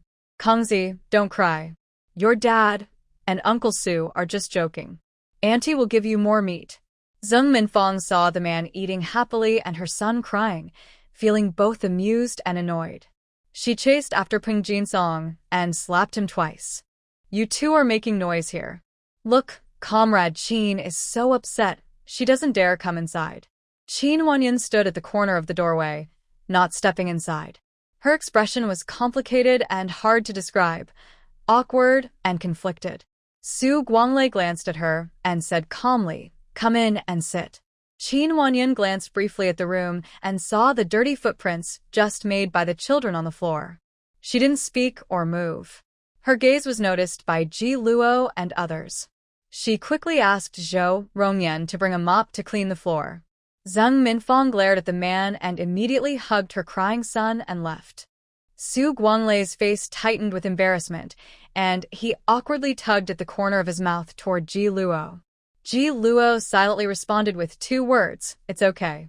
After Zhou Rongyan quickly finished mopping the floor, she also used a towel to wipe the chair again and kindly invited, Comrade Qin, sorry about the mess at home. Please don't mind. Come in and sit. This time, Qin Wanyan entered the house, but her delicate brows were always furrowed. She didn't even try to smile and looked unhappy with a stern face. Please sit. Zhou Rongyan put the mop back in the bathroom and came out to greet the guest. Qin Wanyan knew his name was Zhou Rongyan. Earlier this year, he saved Su Guanglei's life. She had also heard that he was badly injured and nearly disabled. She knew Su Guanglei had a good relationship with him, but this was her first time meeting him. The room was messy earlier, so she hadn't seen his face clearly. Now, as she looked up at him and recognized his features, her pupils widened in surprise. Her expression changed, but Su Guanglei and Zhou Rongyan didn't notice her eyes or change. Ji Luo had gone to the kitchen to serve food and didn't see it either. Su Guanglei was used to her rudeness and didn't say anything. He went to the kitchen to help with bowls and chopsticks. Ji Luo, why did you make so many dishes? Su Guanglei had told her yesterday that just a few dishes would be enough, but she prepared a lot. There are only 6 dishes. The rest are pancakes, pumpkin pancakes, and egg pancakes. I thought Comrade Qin is from the north and might not be used to rice, so I made 2 kinds of pancakes separately. Ji Luo carried out 2 plates of pancakes and placed them in front of Qin Wanyun, politely and kindly saying, Comrade Qin, welcome to our home. It's simple here, just plain food. Please don't mind. Qin Wanyun stiffly forced a small smile. Thank you. Today, to suit her taste, the dishes prepared were light. There was braised pork, squid and red date pork rib soup, mincemeat with vermicelli, chives and shrimp, pan-fried fish fillets, and vinegar-sautéed potato strips. Only the fish fillets had chili, meant for the 2 men's meals. Zhou Rongyan brought 4 bowls of rice and separately handed 2 bowls to the 2 women, then gave one to Su Guanglei, saying, Guanglei, serve a bowl of soup for Comrade Qin to cool down. Okay. Su Guanglei was about to take the bowl when Qin Wanyun suddenly spoke, her tone cold. Wash your hands. Su Guanglei paused, frowning as he said, I just finished taking a shower. You took a child's pumpkin cake to eat earlier, and your hands are greasy. You even touched the child's head. Qin Wanyun disliked his messy and unhygienic side very much. At this moment, her brows were tightly furrowed, and her disgusted expression was clear. Her tone was cold and firm. Su Guanglei clenched his teeth but said nothing. He got up to wash his hands. Zhou Rongyan and Ji Luo didn't speak either. They silently went to the kitchen. One had just touched the child's head, and the other had just finished cooking, covered in cooking fumes. They decided to wash up as well. The noise inside the house wasn't loud, but outside, Zheng Minfang, with sharp ears, overheard and quietly told Peng Jin's song near his ear. She felt a little sympathy for Su Guanglei. I didn't go over to look, but I can tell that Deputy Commander Su is at his limit. This probably won't work. Today, Peng Jinsong heard Su Guanglei mention Qin Wanyun's marriage demands. He knew his wife was very discreet and wouldn't share everything. He told her in a voice loud enough for the 2 of them to hear. Zheng Minfang was stunned, her eyes wide in shock. She pointed silently at the next room and asked, Did she really make those demands? The deputy commander said it. Su Guanglei only told him and Zhou Rongyan. They were the closest and had known each other for many years. They had always been the best partners. Oh my goodness. Zheng Minfang couldn't believe it. Back home, even giving 300 yuan as bride price was considered very important. Now Qin Wanyun was making such outrageous demands. It truly opened her eyes. Jinsong, does Qin's family come from a powerful background? Is her family much wealthier than Deputy Commander Su's? Peng Jinsong scoffed. Her family is much worse than Su's. Her grandfather was demoted after a mistake, and their situation isn't good now. They need Su's family to help, so they pushed her to talk about marriage here. Her family is much worse than Su's, so why does she make such unreasonable demands? How does she think Deputy Commander Su will agree? She must be sure he'll accept. All these demands are hers, not her family's. Her family now just wants her to marry into Su's family quickly. They definitely wouldn't make such demands. She's vain and probably thinks Su's family cares about reputation and will agree to her conditions. That way, she can show off and make Su's family look like they value her. Zheng Minfang was speechless. It seems Deputy Commander Su has run out of patience with her. If she keeps acting like this, it probably won't work. Married people can get divorced, but what about those engaged? Peng Jinsong couldn't understand Qin Wanyun's way of thinking. Exactly. She's too self-important. With Deputy Captain Su's family background and abilities, he can marry any girl he wants. She thinks too highly of herself. The couple was talking at home, while next door, under Ji Luo's polite hosting, for people had already started eating. But after just a few bites, Qin Wanyan scolded again because Su Guanglei was eating too quickly. Can you slow down? Eating isn't a battle. I'm eating my way, you're eating yours. Can we just mind our own business? Su Guanglei, who had trained all day, was very hungry. Plus, men in the army usually eat quickly, so he had developed the habit of eating fast. Seeing his attitude, Qin Wanyan got angry and raised her voice. Su Guanglei, why are you shouting? Su Guanglei was also a temperamental person. Her attitude and rude teasing had triggered his temper and anger. Zhou Rongyan quickly pulled Su Guanglei back, reminding him not to lose his temper. Ji Luo also hurried to smooth things over, saying, Deputy Captain Su, eat slowly. Don't be in such a rush. Comrade Qin means well. Eating quickly isn't good for your stomach. Chewing slowly and carefully won't hurt. Especially for those of you who are tired and hungry from training, take your time. Drink some soup to warm your stomach. They spoke in time, and neither of them choked. Su Guanglei didn't say anything else, just picked up his bowl and continued eating, slightly slower than before. Seeing his attitude, Qin Wanyan felt very wronged, full of resentment and dissatisfaction. She put down her chopsticks without saying a word, her face full of anger and grievance, and got up to leave. With a loud bang, the door closed. Zhang Minfang and Sister Zhao came out and exchanged silent glances, saying a few words without speaking aloud. Peng Jinsong was still eating when he came over with his bowl and sat down where Qin Wanyan had been. He asked, You were eating happily. Why did you start arguing again? Just eating. Su Guanglei didn't want to say much. He was also full of anger inside. Ji Luo couldn't persuade either. Seeing that the sisters-in-law were still eating, she waved to them, scooped a pumpkin cake onto each plate, and served 2 spoonfuls of squid and pork rib soup to each of them. Sister Ji Luo, what kind of tonic is this? Sister Ding asked. They had never tried squid before. Squid, a fish from the sea, nourishes the liver and yin, and helps build strength. It's especially good for women to improve their health. Zhang Minfang hadn't tried it either, but had seen it in the state-run store. She said, This stuff is really expensive. One costs more than 10 yuan. That expensive? Sister Ding, and the others were all surprised. It is a bit expensive, but eating it is really good for the body. Ji Luo just cooked a big pot. The women divided it among themselves, and the remaining portion was given to 3 men. You 3 each get a bowl.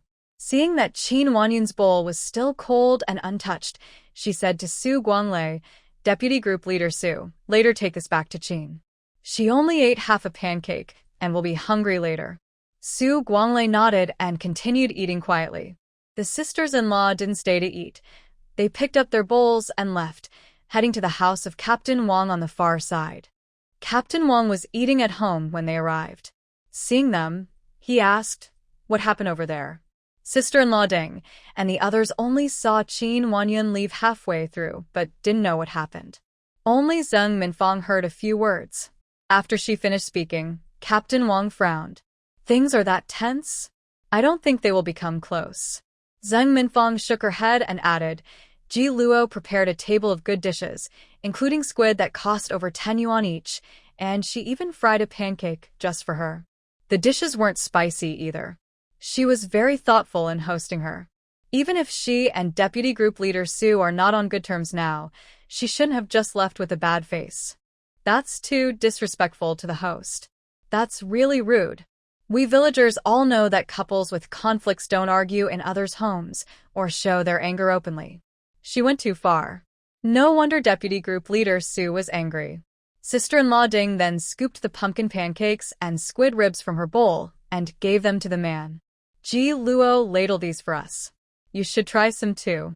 What is this? Captain Wang asked, eyeing the squid. It's that squid that costs over 10 yuan each. It's a sea fish, and Ji Luo said it's good for nourishing yin and boosting vitality. Ding, who hadn't eaten it herself, was reluctant to eat and brought it home for her husband. Eat it. Captain Wang scooped some back into her bowl, gave the ribs to his daughter, and ate the pumpkin pancakes himself. He also told them, don't talk too much about Deputy Group Leader Su's family affairs. He knows his own boundaries. Meanwhile, Su Guanglei finished his bowl of rice, got up, and added more rice to Qin Wanyun's bowl, along with some vegetables. He then carried the cold soup back to her. Qin Wanyun was sulking in her room. When he returned with the food, she didn't come out. Su Guanglei, not in the mood to coax her, placed the dishes on the table and went back to eat. Bang! Before Su Guanglei could sit down, a loud crash of dishes came from his house, igniting his anger instantly. Seeing him angrily run back home, Zhou Rongyan and Peng Jinsong immediately threw their bowls and chased after him. Ji Luo also had to put down her chopsticks, sighed, and followed. Qin Wanyun, do you have any manners at all? Su Guanglei shouted loudly, causing the entire residential area to shake. The children eating outside on the open ground trembled with fear. You don't even have basic politeness. You're supposed to be an educated person, yet where did you learn your manners? Has your family ever taught you respect? For your information, my wife-in-law was in the kitchen preparing a meal and carefully considering your tastes, just to entertain you. But you threw a tantrum, complained about everything, and now you're smashing dishes. Are they owed to you? You're arrogant, rude, selfish, and unreasonable. Who do you think you're embarrassing? Do you think you're embarrassing me? No, you're embarrassing yourself and your Qin family. Someone like you, Su Guanglei, can't take it, and I don't want you anymore. Our Su family are simple folks. All the men have crawled out of trenches and pits. We've lived on roots and bark, from old to young, eating coarse grains. You're someone who only eats fine food and drinks coffee. We're not on the same path. The bride price and house you want, the banquet at the National Guest House. You think I can afford that? I can't marry a wife like you. Go back to your Qin family. Whoever can afford it, let them marry you. Su Guanglei, full of anger and frustration, shouted everything out and then pointed at the spilled grains on the ground, glaring and shouting, "Pick it up for me." Qin Wanyun was stunned by his sudden anger. Tears streamed down her face, and she looked very wronged, crying pitifully. Seeing she didn't move, Su Guanglei shouted again, "Pick it up." Qin Wanyun was a fiery person. She was usually spoiled by her elders at home and had never suffered any grievance. Seeing Su Guanglei treat her like this, she puffed out her chest and yelled back, "I won't pick it up." "Not picking it up? Fine, then get out. Leave right now." Su Guanglei had never spoken to a woman like this before. Though he was rough, he was polite in dealing with others. Today, Qin Wanyun made him break his usual manners. "Just leave, you think I care?" Fuming, Qin Wanyun stormed into the house, grabbed her luggage, and left. As she walked out, she said, "Su Guanglei, I was blind to marry you. One day, you'll regret it. You were blind, I was blind too. I will never regret this decision in my life." After releasing the built-up anger inside him, Su Guanglei felt completely relieved, like never before. Now, he regrets not ending his relationship with her earlier. In the end, Qin Wanyun left crying and sobbing, without anyone to see her off. Everyone was here trying to comfort Su Guanglei. "Sorry, sister-in-law," Su Guanglei apologized to Ji Luo. She had worked hard preparing a table of good food while pregnant, but everything ended up a mess. "No need to apologize. It's not your fault," Ji Luo said, not making a fuss. She even took a broom to help clean the house and gave Yan Go a look. "Brother Yan, you guys go ahead and eat. I'll finish cleaning and come over." The meal was finished in silence. After eating, Su Guanglei went out and borrowed a military jeep. He pulled Qin Wanyun, who was crying loudly outside the military base, into the car, then took her to the train station. He bought her the earliest train ticket, saw her onto the train, and then returned home. Back at the residential area, he went to the phone room and called his parents. When he returned, his mood seemed much better. When he arrived home, Zhao Rongyan handed him a bottle of wine. "Want a drink?" "No need," Su Guanglei replied. Usually, when he was upset, they would drink a little together. But now he was in a good mood and didn't want to drink. Zhao Rongyan didn't insist. He placed the wine bottle on the cabinet and sat next to him, trying to comfort him. You two really aren't suitable. Forcing the relationship only makes both of you suffer. Breaking up now might have some impact on each other, but in the long run, it's better for both of you. Su Guanglei nodded and said, I called my family. My parents aren't against breaking off the engagement. My mom said she will handle the matter. He hadn't talked much with his family before, only mentioning that Qin Wanyun's personality wasn't very good. Tonight, he explained everything clearly to his parents. His parents didn't expect her temper to be so bad. Arrogant, rude, vain, and not very smart. They also couldn't see through her family background. Such a girl isn't suitable to be a daughter-in-law of the Su family. If your parents step in, the rest of the matter is easier. Maybe this isn't the right match, but the next one might be. One day, the right person will come. Zhou Rongyan comforted him. I hope so, Su Guanglei replied. Since his engagement, he hadn't contacted any other women. After breaking up, he guessed his relatives would start fussing over him immediately. Zhou Rongyan stayed and talked with him for nearly half an hour. When he returned, Ji Luo was in the study grading papers for He Jia and Li Jiao. They have been working very hard lately. Besides selling goods to make money, they spend all their other time studying. These test papers are from Ji Luo, who arranges weekly exams for them and explains their mistakes. Their grades have clearly improved. Brother Yan, is Deputy Commander Su okay? Ji Luo asked him. He's fine. He already told his family, and his parents are stepping in to cancel the engagement. Zhou Rongyan sat beside her, holding her in his arms, resting his head on her shoulder, and sighed, I'm lucky. I married the best wife in the world. Ji Luo chuckled softly, turned to give him a sweet kiss, and smiled, I'm also lucky. I married the best man in the world. Ha! Zhou Rongyan laughed softly, and they both smiled warmly, noses touching, filled with affection. Wife, one more time. Young people are full of energy. A little taste is not enough. Their deep love made the room's temperature rise quickly, and soon they returned to the bedroom. In the quiet night, a gentle tune played that made the moon shy. The news about Su Guanglei and Qin Wanyun spread in the family courtyard for 2 days. The other two families' mothers-in-law and sisters-in-law started to get curious, along with the nurses from the military art troupe and the hospital school, who all had subtle ideas. Su Guanglei is young and capable. He is a company commander at a young age, tall and handsome. Many people heard he comes from a good family background. In fact, many in the army had feelings for him, but he was already engaged, so those with thoughts of him gave up. Now that they know he broke up with his fiancée, those who were interested started to come around. Some even tried to flatter Ji Luo, hoping she could help introduce them. The shop was very busy, so Ji Luo had no time to pay attention to these people. She politely refused, working from early morning to late evening, staying out of these matters.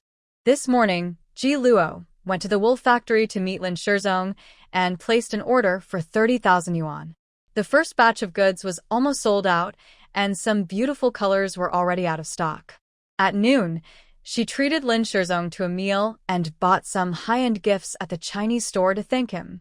Although he is a good friend of Su Guanglei, their relationship is based on friendship and mutual visits, which makes their bond strong and lasting. When she returned to the shop, she saw 2 or 3 older women standing at the door loudly shouting in a local dialect. Zheng Minfang was negotiating with them, while Li Jiao and others stood nearby. What's going on? Did something happen? Ji Luo pushed through the crowd and approached, holding 3 bed sheets. These were all styles from the store. Ji Luo, you're back. Li Jiao hurried over to help her and immediately explained what happened. They bought these 3 days ago, and are here to return them today. They claim our bed sheets are defective. We just opened them and found no flaws, only paint and soup stains from the back. They refuse to admit they dirted them and insist our products are faulty. They're causing a fuss, demanding compensation, 100 yuan per set. I've seen people like this before. Ji Luo glanced casually at the dirt on the sheets and said to Chen Jifeng, Brother Chen, call the police. Ask the authorities to come and handle this. Just say someone is maliciously extorting money. Who do you think is extorting money? A fierce-looking old woman shouted at her. Ji Luo took a step back, worried she might bump into her belly, and spoke calmly.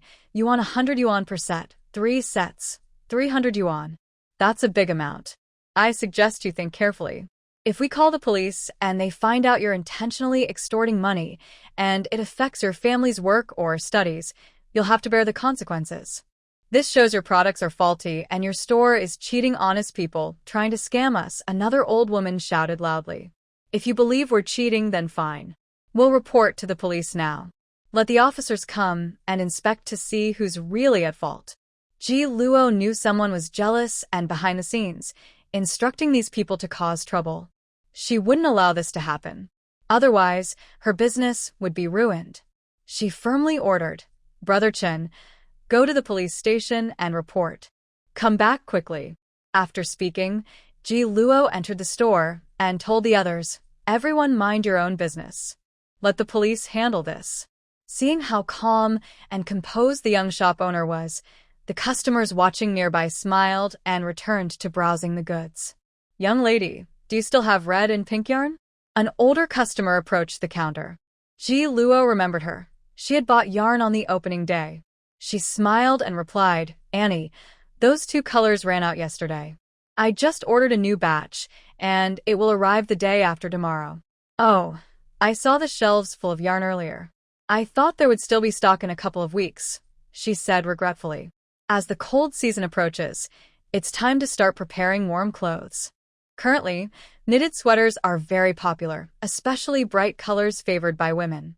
As soon as they are displayed, they sell out quickly. While talking, Ji Luo poured her a cup of hot tea and kindly said, Andy, is it convenient for you to come by? If so, I can set aside some goods for you in advance, and you can pick them up anytime. Actually, it's not far, but I usually work and only have free after work. By the time I come over, your shop is already closed. Seeing her situation, Ji Luo suggested, Auntie, here's what we can do. Tell me your address and how much you need. The day after tomorrow, when the goods arrive, I will ask the sales assistant to deliver them to your home. That would be great. If you arrange for delivery, that would be even better.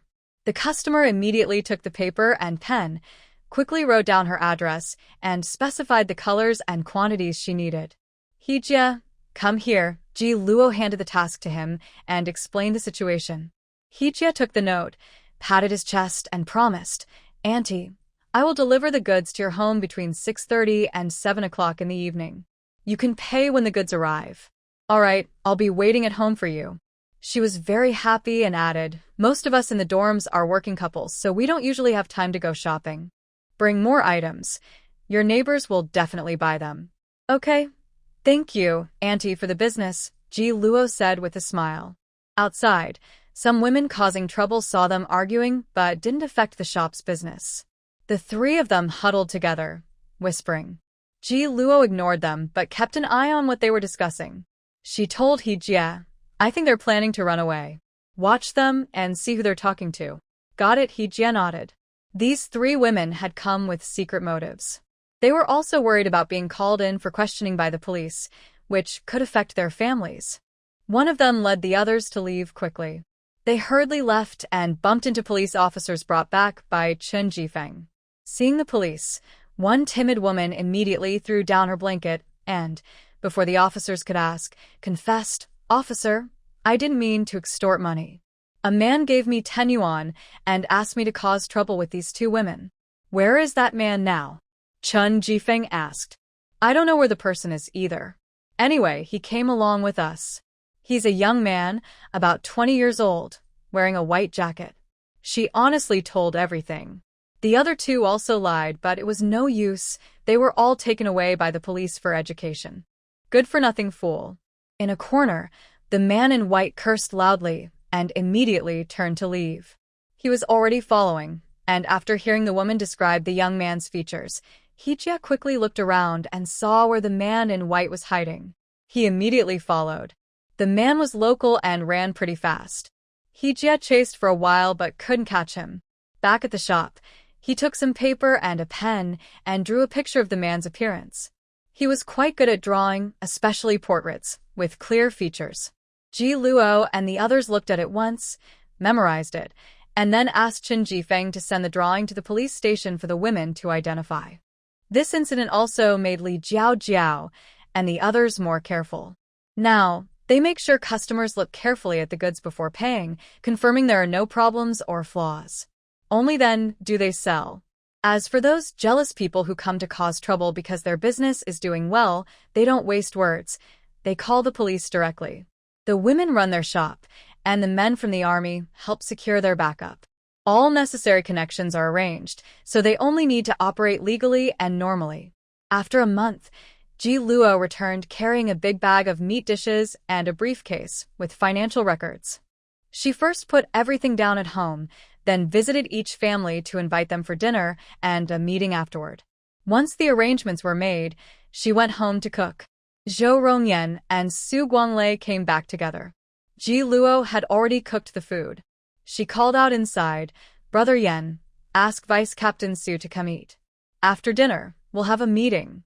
For dinner, they kept it simple. Braised pork with dried green beans, 2 big bowls of spicy and sour potato strips everyone loved, and a bowl of pickled cabbage tofu soup. The 2 men trained intensely every day and were always very hungry when they got back. They sat at the table and started eating quickly. Ji Luo's appetite had improved, and she now ate more. Each meal she finished 1.5 bowls of rice, and she ate large bites of greasy pork. Just as they put down their chopsticks, others started arriving one after another. Zhou Rongyan immediately stood up to clear the dishes, washing them quickly. "Little sister-in-law, is there something wrong with the shop's business?" Captain Wang asked after sitting down. Ji Luo took a cloth bag out of the house and placed the heavy bag on the table, smiling happily, sharing the money. Su Guanglei opened the bag and saw bundles of cash, surprised. "Is this all pure profit?" "Yes, the pure profit for 1 month from our families. My classmates have already received theirs."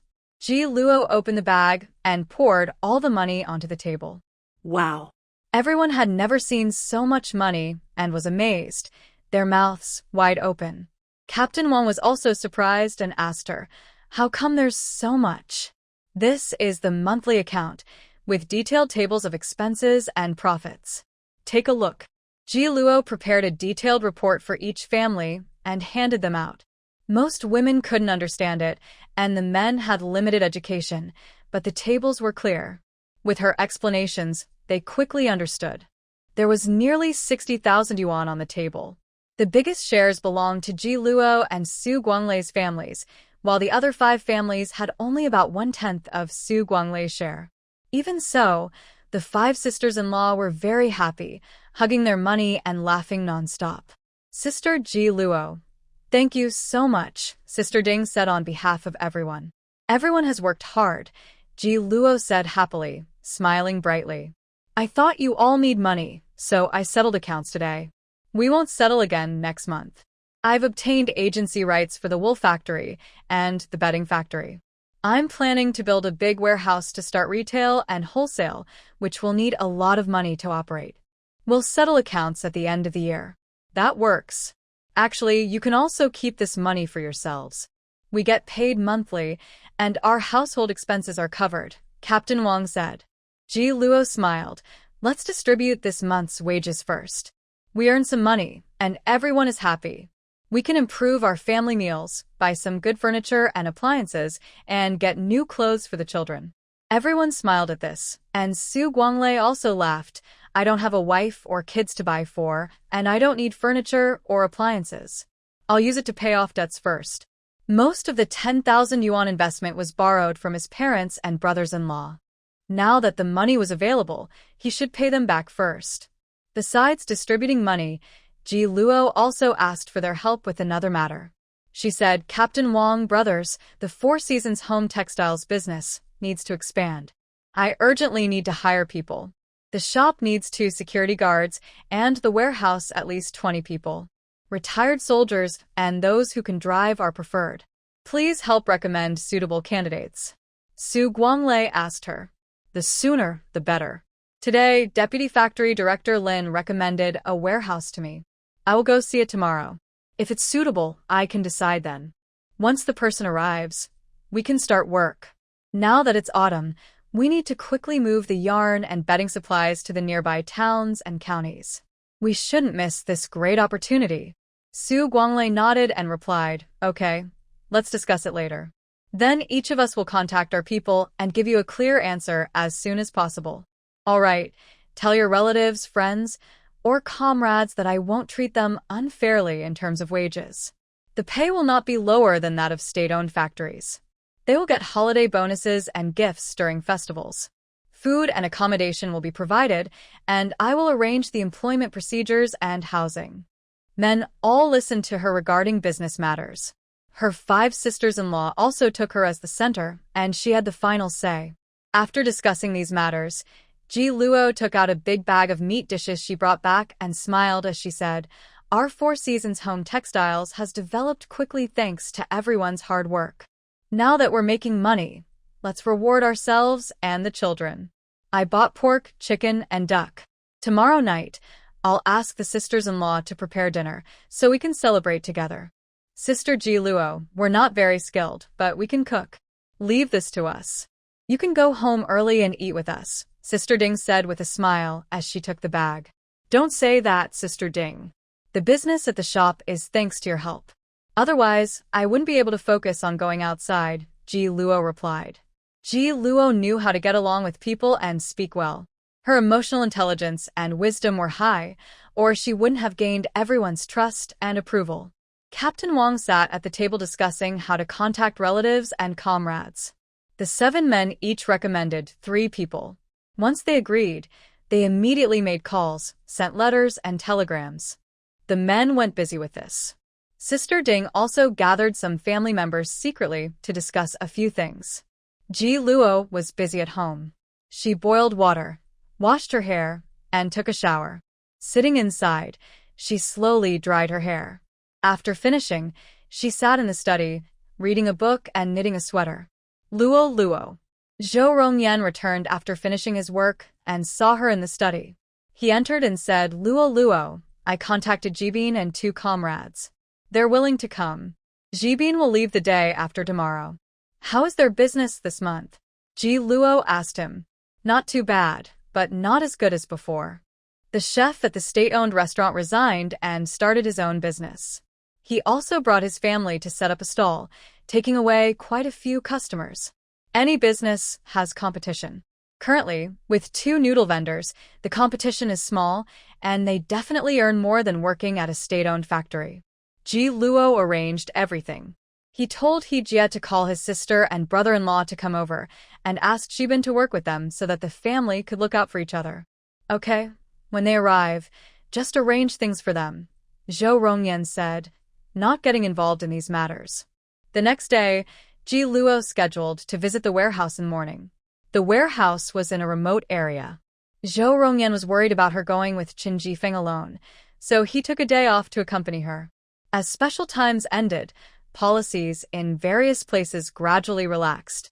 Society's security was clearly worse than before. Idle troublemakers and thugs were always causing trouble on the streets. Robberies and thefts happen often. Organized crime groups were also active, and police officers were much busier than last year. Ji Luo was pregnant and running a big business. Her store's success made her a target of jealousy. Someone might be secretly watching her. He was very worried. Usually, Qin Jifeng accompanied Ji Luo when she went out. First, having him there made potential troublemakers hesitate. Second, he was learning and gaining experience. When she reached the late stage of pregnancy, he would take full charge of the store. Today, the couple went to see the warehouse location, and Qin Jifeng also came along. He wasn't relaxed just because Zhou Rongyan was there. After walking a bit, he rode his bike to catch up with a tricycle, saying, Rongyan, there are 3 people behind us. They've been following us since we left the shop. They don't seem to be just passing by. Zhou Rongyan was sharper than him. He had noticed shortly after leaving the shop. The people hadn't turned around, and he said, let them follow. Watch what they're up to. Later, don't leave Luo's side. Okay. Qin Jifeng had learned a lot in this month. He said, "The provincial capital is much more prosperous than our hometown, but it's also more chaotic. There are many pickpockets and thieves, some working in gangs. They're quick to escape after stealing. Reporting to the police doesn't help much. It's just the beginning. It might get worse," Ji Luo thought. In her past life, she had read historical records. This chaotic period lasted until the early 1980s, after the strict crackdown. When she hired staff, she prioritized veterans, mainly for safety, both personal and business security. To protect Ji Luo, Zhao Rongyan rode the tricycle slowly, sticking to main roads. The three people behind them kept a close but not too close distance. Their speed slowed, and they fell behind. It was obvious they were heading toward them. When they arrived at the warehouse door, the person introduced by Lin Shizong was already waiting. After they greeted each other and recognized one another, they went inside to check the warehouse. The three people following behind pretended to pass by, all riding bikes past the warehouse entrance, but they all glanced inside briefly. The warehouse is quite large, renovated earlier this year. The doors, windows, and roof are all new, making it one of the better warehouses in the area. Ji Luo discussed the price with the other party. Since it was someone introduced by Lin Shizong, they didn't ask for an unreasonable high price. When she expressed interest in a long-term lease, they offered a fair rate. After agreeing on the price, they signed a 3-year contract on the spot. They handwritten the lease agreement, signed and stamped it, exchanged the money, and handed over the keys. Everything went smoothly. Ji Luo discreetly put the keys into her storage bag. After parting from the landlord, the three of them rode their bikes back the way they came. Ji Luo sat in the cargo area of the tricycle and saw the three people who had followed earlier now bringing 3 more people. She immediately told Zhao Rongyan, "Brother Yan, they have 6 people. It looks like they're planning to attack. Luo, leave these people to me. Later, you stay far away. Ji Feng, don't interfere with what I'm doing. Watch over Luo and don't leave her side," Zhao Rongyan instructed. "Okay." Chen Jifeng looked back and saw that all 6 men were tall and strong, not typical thugs. He frowned and said, "Rongyan, be careful. They probably have weapons on them, so stay alert." Zhao Rongyan nodded. He had already checked the terrain earlier. There was a spot ahead that was perfect for an ambush. He quickened his pace without leaving a trace. "Follow us all you want. If you have something to say, just say it." On the roadside, Zhao Rongyan casually picked up a stick and stood in the middle of the road, blocking the way. Ji Luo and the others stood under a nearby tree. Chen Jifeng also held a stick for protection. Ji Luo wasn't worried about Zhao Rongyan. She knew his skills from what her sister-in-law had told her at home. His fighting ability was comparable to Su Guanglei's, and he always ranked first in military competitions. As for his rank being lower than Su Guanglei's, it was because he joined the army 2 years later and had fewer solo missions, so his experience and achievements were slightly less. The 6 men following behind, Ji Luo looked carefully. 5 of them were tall and muscular, while the man in the middle, wearing a black jacket, was thinner and looked much younger, probably around 20.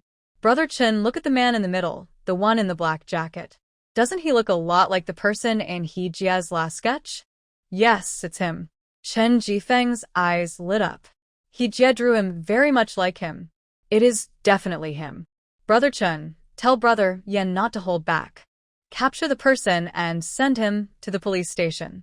The person who last incited the maid to cause trouble at the shop, and today brought people to follow, seems very jealous.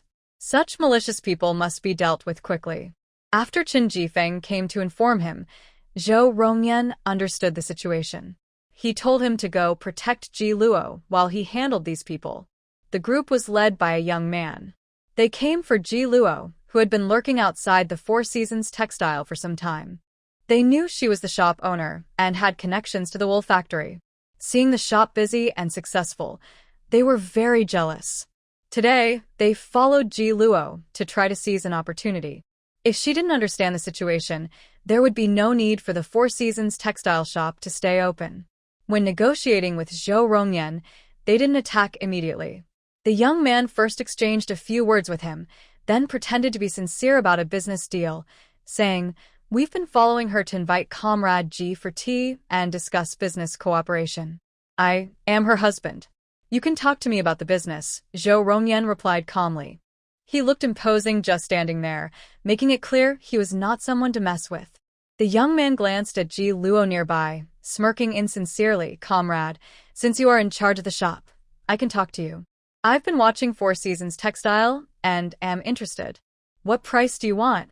Hearing his confident tone, Zhao Rongyan coldly asked, what price can you offer?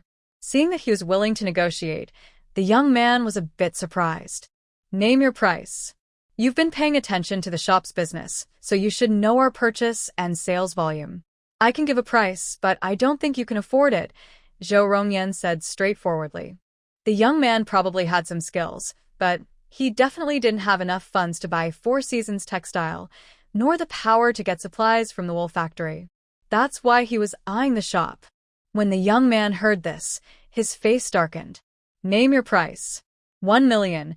Zhao Rongyan deliberately offered a high price. You're joking. The young man's face changed instantly, his narrow eyes flashing with coldness. If you can't pay that, then there's no point in talking. Yuan Zhou also had no intention of selling the shop to him. This was a store carefully run by Ji Luo, and it was now quite profitable. She was planning the next step of expansion and had enough funds. She wouldn't hand over her business easily. Of course, he also knew she couldn't give 1 million yuan. The young man saw through this and realized he was deliberately playing tricks. He sneered coldly. A few outsiders come to the provincial capital to run a business. You probably don't know the rules here. I only know that the law of the country is the real rule. Yuan Zhou was tired of wasting words. When he saw the person next to him pull out a short stick hidden behind his back, her gaze shifted away from them. If you're going to fight, do it quickly. All of you come on. Old Go, catch that woman. Even if she doesn't give up her shop, she must give it to me. If she doesn't cooperate, don't worry about the goods in her belly. Just do it. If someone gets hurt, I can handle it. The young man showed a ruthless side. His command hit Yuan Zhou's bottom line and revealed that this young man was a tough character, probably involved in many wrongdoings before. Today, she was determined to get rid of this troublemaker. His accomplices were all from the underworld. They had some skills, were strong and aggressive, but Yuan Zhou had been trained systematically and could handle them easily. Ji Luo, although trusting the man, was very nervous when fighting actually broke out. She clenched her fists tightly, her expression serious and tense. When Yuan Zhou knocked the young man to the ground with his stick, Ji Luo finally let out a deep breath of relief. She quickly took the rope hanging on the tricycle and handed it to Qin Jifeng. Brother Chen, go help Brother Yan tie him up and take him to the police station. Got it. Qin Jifeng looked around to confirm it was safe, then took the rope to help. Yuan Zhou had beaten all 6 men so badly they couldn't get up. They were all crying out in pain. The young man shouted loudly, threatening, "You better let me go, or I'll make you regret it. The police are already after you. I have to take you to the authorities." While tying him up, Yuan Zhou deliberately used about 80% of her strength, pressing on his shoulders and shoulder blades until they almost dislocated. Ah! The young man screamed in pain but still threatened. "Do you know who I am? I'll give you one chance. Let me go, and I'll pretend this never happened. Otherwise, I'll ruin your business." Funny, I've been waiting to see who's backing you. From their skills, Zhou Rongyan could tell these weren't ordinary troublemakers. They were definitely trained by some local gang leader. He needed to find out who they were before making further plans. 2 men were and taken to the police station. Ji Luo followed behind on a tricycle. It took about half an hour to reach the station. Zhou Rongyan stayed inside for half an hour during the interrogation. When he came out, he told Ji Luo, that young man's last name is Yang. His grandfather is a senior leader, and his parents and relatives are government officials. He's quite arrogant and often involved in illegal activities. His accomplices revealed a lot, and the case is quite complicated. It will take some time to investigate. Ji Luo understood and asked, "Brother Yan, will the police handle the follow-up, or do I need to stay here to follow up?" "I'll call the team leader and Guang Lei now." Some matters need their involvement to go smoothly. After learning about the young man's background, Zhao Rongyan realized some things were beyond what he, as a company commander, could influence. Since CG Textile is a family business of their brothers, it was right for them to step in and help coordinate when they faced difficulties.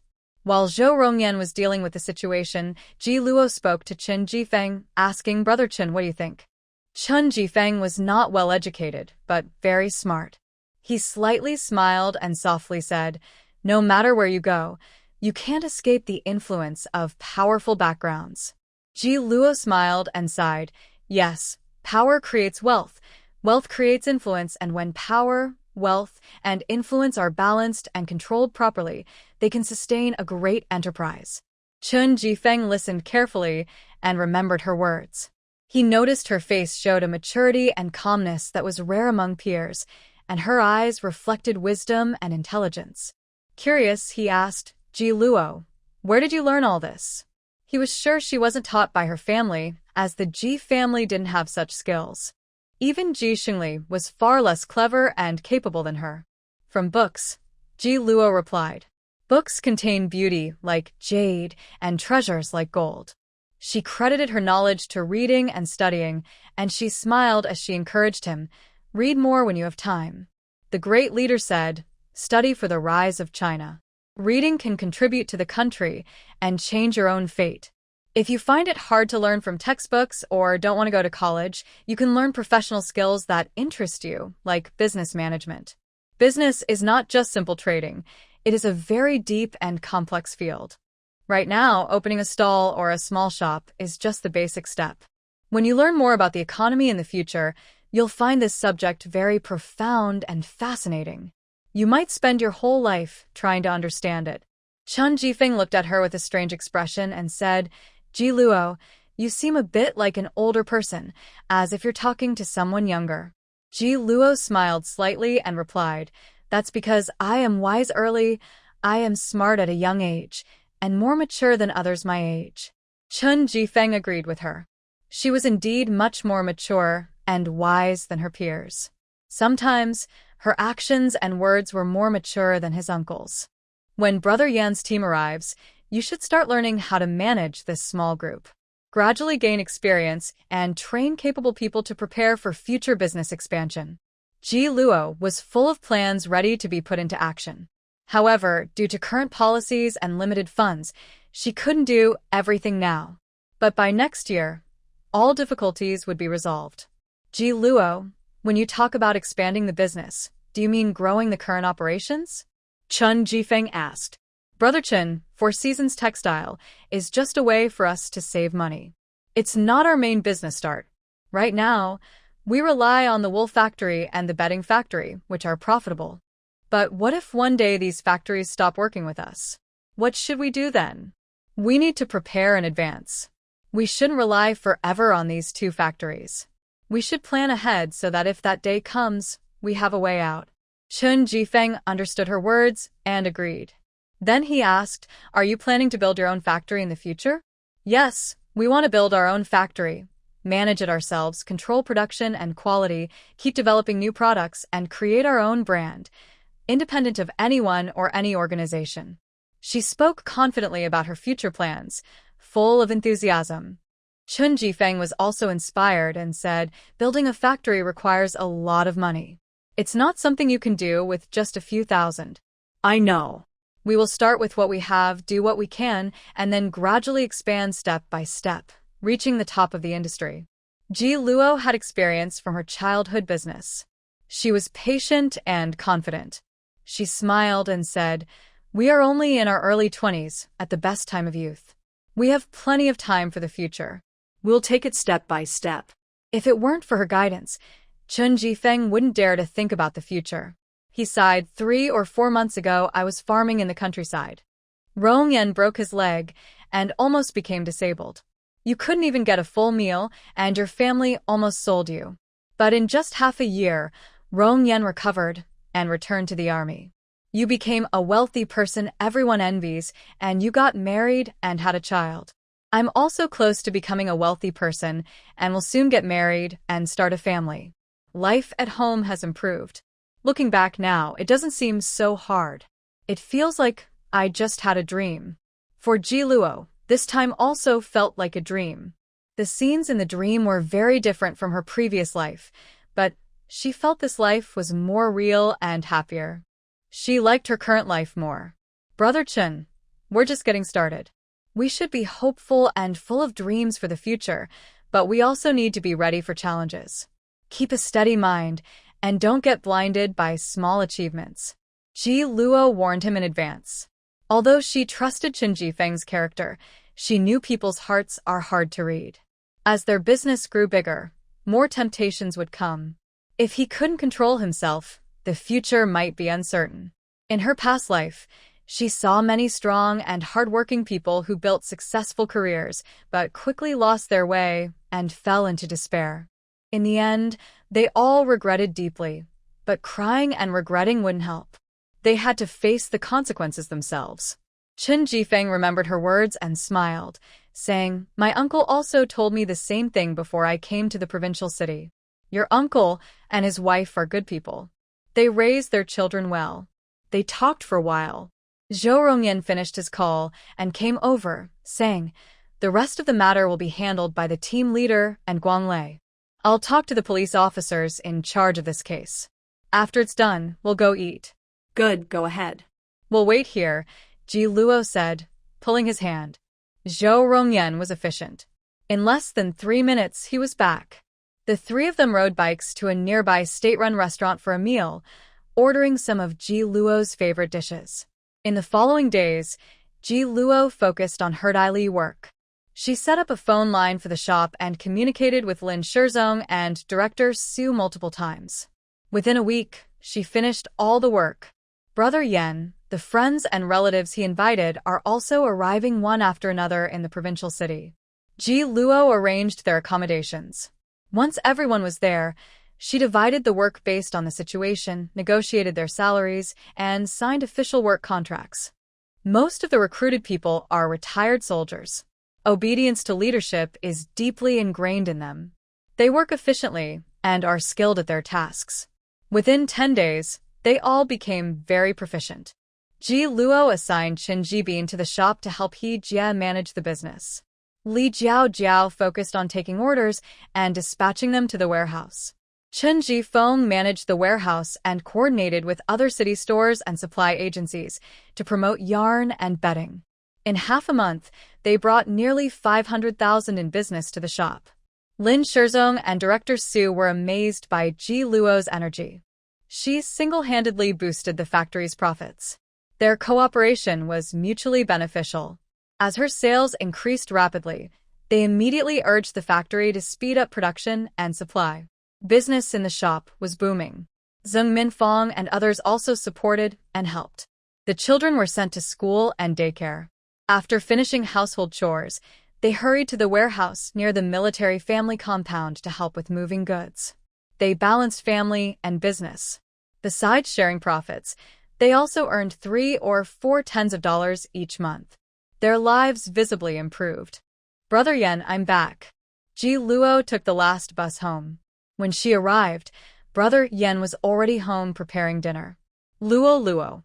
Brother Yan came out from next door, smiling as he said, Luo, Aunt Sue is here. She invited us to dinner tonight. I didn't cook at home." As he spoke, the dignified and elegant Mrs. Su came out. She had a neat short haircut, dressed appropriately, and wore a gentle smile. "Brother Yan, this is your wife, Ji Luo, right?" Hello, Aunt Sue. "I'm Ji Luo." Ji Luo quickly greeted her. "You're such a beautiful girl." Aunt Sue warmly exchanged greetings with her, smiling happily. "Brother Yan is so lucky to marry such a beautiful and kind wife. He's blessed for life." "You flatter me, Aunt Sue," Ji Luo said with a gentle smile. She asked proactively, "Did you come today, Aunt?" "Yes, I arrived around 4 in the afternoon." Aunt Sue looked at her with a smile. Seeing her belly clearly protruding, she asked with concern, Luo, is the baby still behaving well? I heard you've been busy with the shop every day. Is the little one causing trouble?" "The baby is quite well behaved now that the months have passed. The baby moves more often, kicking me every day." Ji Luo, who is pregnant for the first time, keeps detailed notes on her baby's changes. Every time the baby kicks, she gently strokes her belly to respond. In the evening, she also hums songs and reads books to help with prenatal education. Your child is healthy and lively. While speaking, Mother Su invites her inside and smiles warmly. Zhao Luo, you've had a busy day. Sit down and rest. I brought some fruit and pastries from home. Have a little to fill your stomach. Thank you, Auntie. Ji Luo follows her into the house and sees the neighborhood children gathered there, all sitting in a circle eating snacks and pastries. They are happily munching, with crumbs all over their faces. She smiles warmly. I wondered why I didn't see you all today when I came back. Turns out you're all here eating treats. Grandma Su invited us to eat pastries. They're very tasty. Little Punkong replies cheerfully. If you like it, eat more. Mother Su really likes these children. She hands some pastries to Ji Luo and quickly washes an apple for her, then hands it over. Zhao Luo, you eat first.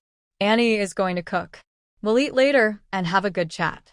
Auntie, I'll help you. Ji Luo quickly stands up. No need, no need. Rong Yan is helping me.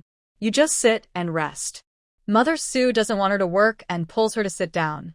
Seeing Zhou Rongyan put her briefcase back home and coming over with a steaming enamel cup, he smiles and says, Rongyan, help me clean the fish. I'll handle the rest. You can chat with Zhao Luo. Okay. Zhou Rongyan hands the hot tea to Ji Luo and then goes to the kitchen to help with the fish. While busy in the kitchen, Ji Luo is pulled by a group of children to tell stories. She then goes home, grabs a book about war, and comes back to sit in the living room, vividly explaining the stories to them. Children raised in military camps grow up influenced by their environment. They admire soldiers and heroes very much. War stories are their favorite. As she tells the stories, they listen carefully and attentively. When she reaches exciting parts, they shout slogans and cheer passionately. Guanglei Su comes back, carrying 2 skewers of meat. Seeing Ji Luo still telling stories to the children, he deliberately lowers his footsteps. Quietly, he takes the pork into the kitchen and helps Zhou Rongyan with his work, taking over his tasks. Captain Wang and the others, along with the sisters-in-law, gradually returned home. That evening, Su Guanglei invited everyone over for dinner. After a quick wash and tidy up at home, they hurriedly gathered to help prepare the meal. Su's mother, who is from the north and good at making noodles, steamed buns and fried noodles as the main dishes, also cooked 2 pots of dumplings. They prepared several meat and vegetable dishes, making the meal plentiful and delicious. Just as they were about to start eating, there was a knock at the door. Su Guanglei, standing outside, went to answer and saw a young woman he didn't recognize. She was tall and pretty, and she asked confidently, Hello, is this Vice Captain Su Guanglei's home? Yes, I am Su Guanglei. May I ask who you are? He replied, unsure if he had seen her before. I'm Lin Wei. Hello, Vice Captain Su. I came to see Aunt Su, she said with a gentle smile. Su's mother was carrying dumplings and heard Lin Wei's voice. She put down her bowl and quickly came over, smiling warmly. Xiao Wei, you've arrived. Sorry, Auntie. I think I came at a bad time and interrupted your dinner. Lin Wei politely apologized. No, you came at the right time. Please come in and join us, Su's mother said, pulling her inside. She noticed Lin Wei was holding a gift and pretended to be a little annoyed. Xiao Wei, I told you before not to bring things over. Annie, I didn't buy anything. These are some pastries my mother packed in my bag. My grandma sent them from Haishur. I brought some for you to try, Lin Wei explained. You're such a kind girl, just like your mother. We've enjoyed your family's good pastries many times, Su's mother said as she led her inside. Seeing her son standing nearby, she introduced him. Guanglei, this girl is Lin Wei. Her mother and I are colleagues. I met Xiao Wei at the train station today. She's a military doctor, an expert in imaging. She's been sent to Sha City for training and will work at the hospital here for half a year. After introducing her to her son, she also introduced Lin Wei. Xiao Wei, this is my second son, Su Guanglei. Dr. Lin, nice to meet you, Su Guanglei said politely, extending his hand. Lin Wei shook his hand briefly with a simple smile. Vice Captain Su, I've heard of you. It's a pleasure to meet you. The room was filled with quiet, busy heads, all eyes focused on Lin Wei. She acted confidently, smiling politely and greeting everyone. Hello, comrades soldiers, sisters-in-law, and children. My name is Lin Wei, a doctor in the imaging department at Kyoto 303 Hospital. I am here on a short-term assignment in Shacheng. I'm very happy to meet you all today. Dr. Lin, welcome, said Captain Wang, stepping forward to shake her hand and briefly introducing the people around her. When guests arrived, Su Guanglei greeted them warmly. Peng Jinsong found a moment to elbow him and wink silently, asking, "Did your mom arrange a new match for you?" Su Guanglei quickly denied, "No." Peng Jinsong chuckled softly, whispering loud enough for both to hear, "This one is better, much more attractive than the last." Su Guanglei gritted his teeth and said, "Shut up, eat your food." Zhou Rongyan saw them whispering and could guess what they were talking about, even if he didn't catch every word. His gaze shifted from Su Guanglei to Lin Wei, who was already seated. He looked at her carefully and exchanged a friendly, smiling glance with Ji Luo. "Dr. Lin, please eat," Ji Luo said, sitting with her at the same table. Noticing she seemed a bit nervous, he took the initiative to chat. "Dr. Lin, I heard you work at Kyoto Hospital. Are you from Kyoto originally?" "I'm not from Kyoto. My hometown is Haishur. My parents were transferred to Kyoto 3 years ago. After I graduated, I also applied to work at Kyoto Hospital," Lin Wei replied. While she was talking, others spoke with strong accents. Only Ji Luo's Mandarin was very standard. Seeing her fair, rosy skin and stylish outfit, more fashionable than the other sisters-in-law, he smiled and asked, "Sister-in-law, where are you from?" "We are both from the province, from Nanjing County under Yucheng," she answered. Surprised, Lin Wei said, "You speak Mandarin very well, like a broadcaster. I thought you were from Kyoto too. I like listening to the radio and reading along with broadcasts, so I practice my Mandarin," Ji Luo said with a gentle smile. Mother Su brought out the last dish. Seeing that they had started talking, she smiled and called everyone, "Eat quickly, eat quickly. The food will get cold and won't taste good. Eat and chat at the same time." "Auntie, thank you for your effort," everyone politely said. "It's nothing. Just simple home-cooked food. I hope you like it," Mother Su said, busy preparing dinner without a break. "Thank you, we like it," they replied. Everyone sat around the table. The men divided the main dishes and dumplings evenly, giving some vegetables to each family's children, who then carried them outside to eat, so they wouldn't cause a fuss inside.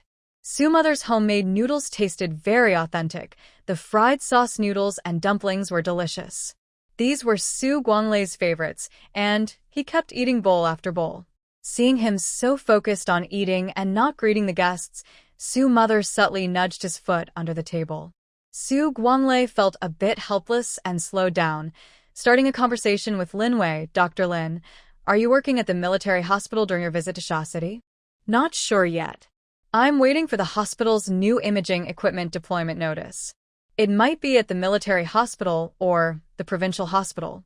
I came today to handle some paperwork, and my residence is arranged at the staff family compound of the military hospital.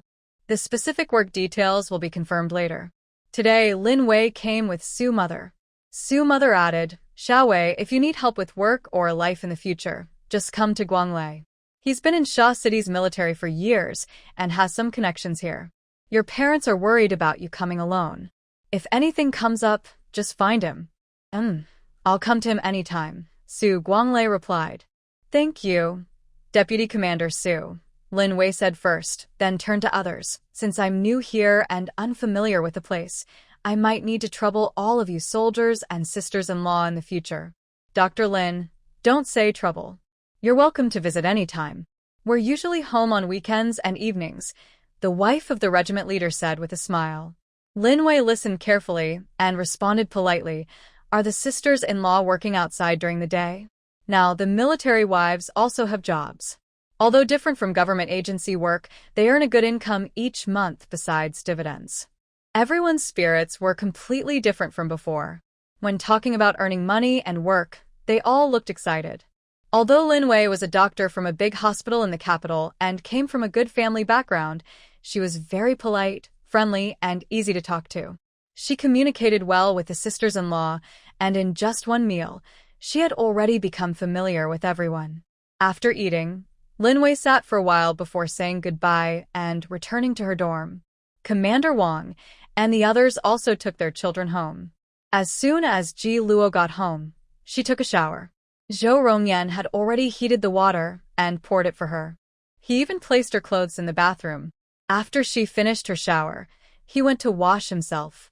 Once he was done, he washed and hung their clothes to dry.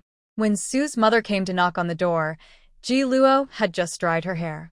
She smiled and warmly invited her in, saying, "Auntie, please come in." Seeing the house was clean, tidy, and spotless, with a few flowers on the shelves adding a nice touch, she said happily, "Rongyan, now that you have a wife, the house feels livelier and warmer. Life is very different from before." When Zhou Rongyan was badly injured saving Su Guanglei, Su's parents came from the city to visit. They also visited the house as guests. At that time, he was alone, and the house was quiet and empty. Now, with a wife, the house feels much happier and warmer.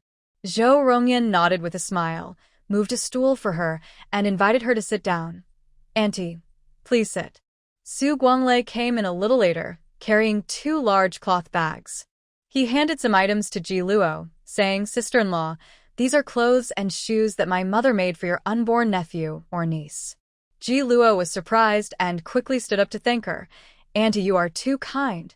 Su's mother gently pulled her to sit, smiling kindly as she spoke to the couple. "Zhao Luo, you probably know about Rongyan's injury earlier this year. If he hadn't risked his life to save Guanglei, he wouldn't be safe and healthy today. Your father and I would have suffered great pain.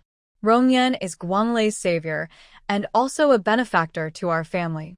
Rongyan is a loyal and kind boy.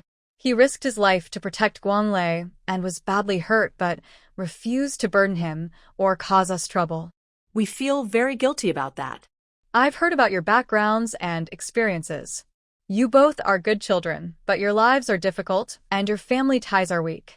Annie knows that you are strong and principled. You wouldn't accept help from the Su family. So, I decided to prepare some clothes and shoes for the baby as a small gesture of our kindness. I hope you like it." Zhou Rongyan brought over hot tea and placed it in front of them, then said, "Auntie, we like it very much and need these things." Thank you. "Thank you, Auntie," Ji Luo immediately added. "No need to thank me. I'm just happy you like it." Mother Su took out the items from the cloth bag and showed them to her. The due date is in the warm spring next year. She specially prepared 5 or 6 sets of close-fitting clothes and pants, as well as woolen clothes suitable for babies from half a year to 1 year old. There are 2 adorable tiger head shoes and several small hats for all seasons, spring, summer, autumn, and winter. Additionally, she prepared a full bag of diapers, all made from good fabric, with no patches and all brand new.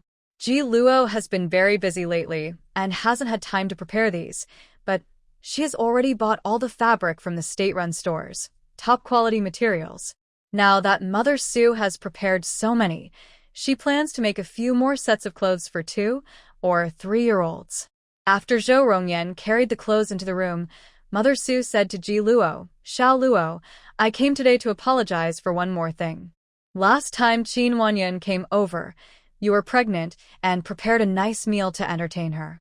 But in the end, she was rude and spoiled the mood, wasting your effort." I'm really sorry about that. A few days ago, Mother Su was busy dealing with her son's broken engagement. After finishing, she took leave and came here. When she mentioned Qin Wanyan, her face looked a bit unhappy. "Mother, don't say that. Everyone has different personalities and ways of dealing with others. Qin Wanyan grew up in a different environment from us. Our social circles and habits are different. She doesn't usually interact with us, so it's normal that she can't fit in right away." Seeing her so tolerant, generous, and well-mannered, Mother Su felt deeply moved. She said to Zhou Rongyan, "Rongyan, Zhao Luo is truly a rare good girl. Marrying her is really your great blessing. Zhao Rongyan smiled and nodded. Yes, a lifetime of good luck. Ji Luo smiled happily, her face full of happiness and sweetness. Her hand under the table was tightly clasped with his. She suddenly changed the subject. Mother, I see that Deputy Commander Su and Qin Wanyan don't seem to get along very well. Last time, she also said she wanted to break off the engagement. What's the situation now? They've already broken off the engagement. Mother Su glanced at her son and continued. At first, my husband and I thought Qin Wanyan just had a bit of a temper. We believed everyone has flaws, and we often advised Guanglei to be more tolerant and understanding of her. But after I talked to Qin Wanyan face-to-face about breaking off the engagement, I no longer oppose Guanglei's decision. In fact, I regret not ending it sooner. They have very different personalities. Forcing them together only causes mutual suffering. Their married life wouldn't be happy, and sooner or later, they would divorce. Now that the engagement is broken, it's better for both of them. When Mother Su mentioned the broken engagement, her brows were tightly furrowed, clearly upset about the matter. Zhou Rongyan asked, Aunt, is the breakup going smoothly? Qin Wanyan's personality, as you've seen, has many flaws, and she's very extreme, she replied. Regarding the argument with Guanglei, she believes she's right and blames everything on him. This has caused her to hold a grudge against Guanglei. When the Su family proposed ending the engagement, she agreed, but her family strongly opposed it. The Qin family tried to use tricks and schemes to keep the engagement to maintain their status. They caused trouble behind the scenes, which made Guanglei's grandparents very unhappy. The old master was furious and demanded that the engagement be cancelled immediately. Seeing the Su family's firm stance and realizing they couldn't use the engagement to control them, the Qin family privately negotiated, making many unreasonable demands. The old master and Guanglei's father are honest and straightforward men. They dislike being threatened or coerced. The Qin family's actions made them very angry, and they firmly refused all the demands. Qin Wanyan's mother is also quite unreasonable. While the men discussed conditions and benefits openly, she secretly slandered Guanglei behind his back, making up false stories. I was so angry listening to this and disliked their behavior. In front of many people, I exposed the Qin family's true nature, revealing Qin Wanyan's marriage conditions and her attitude. The situation turned around.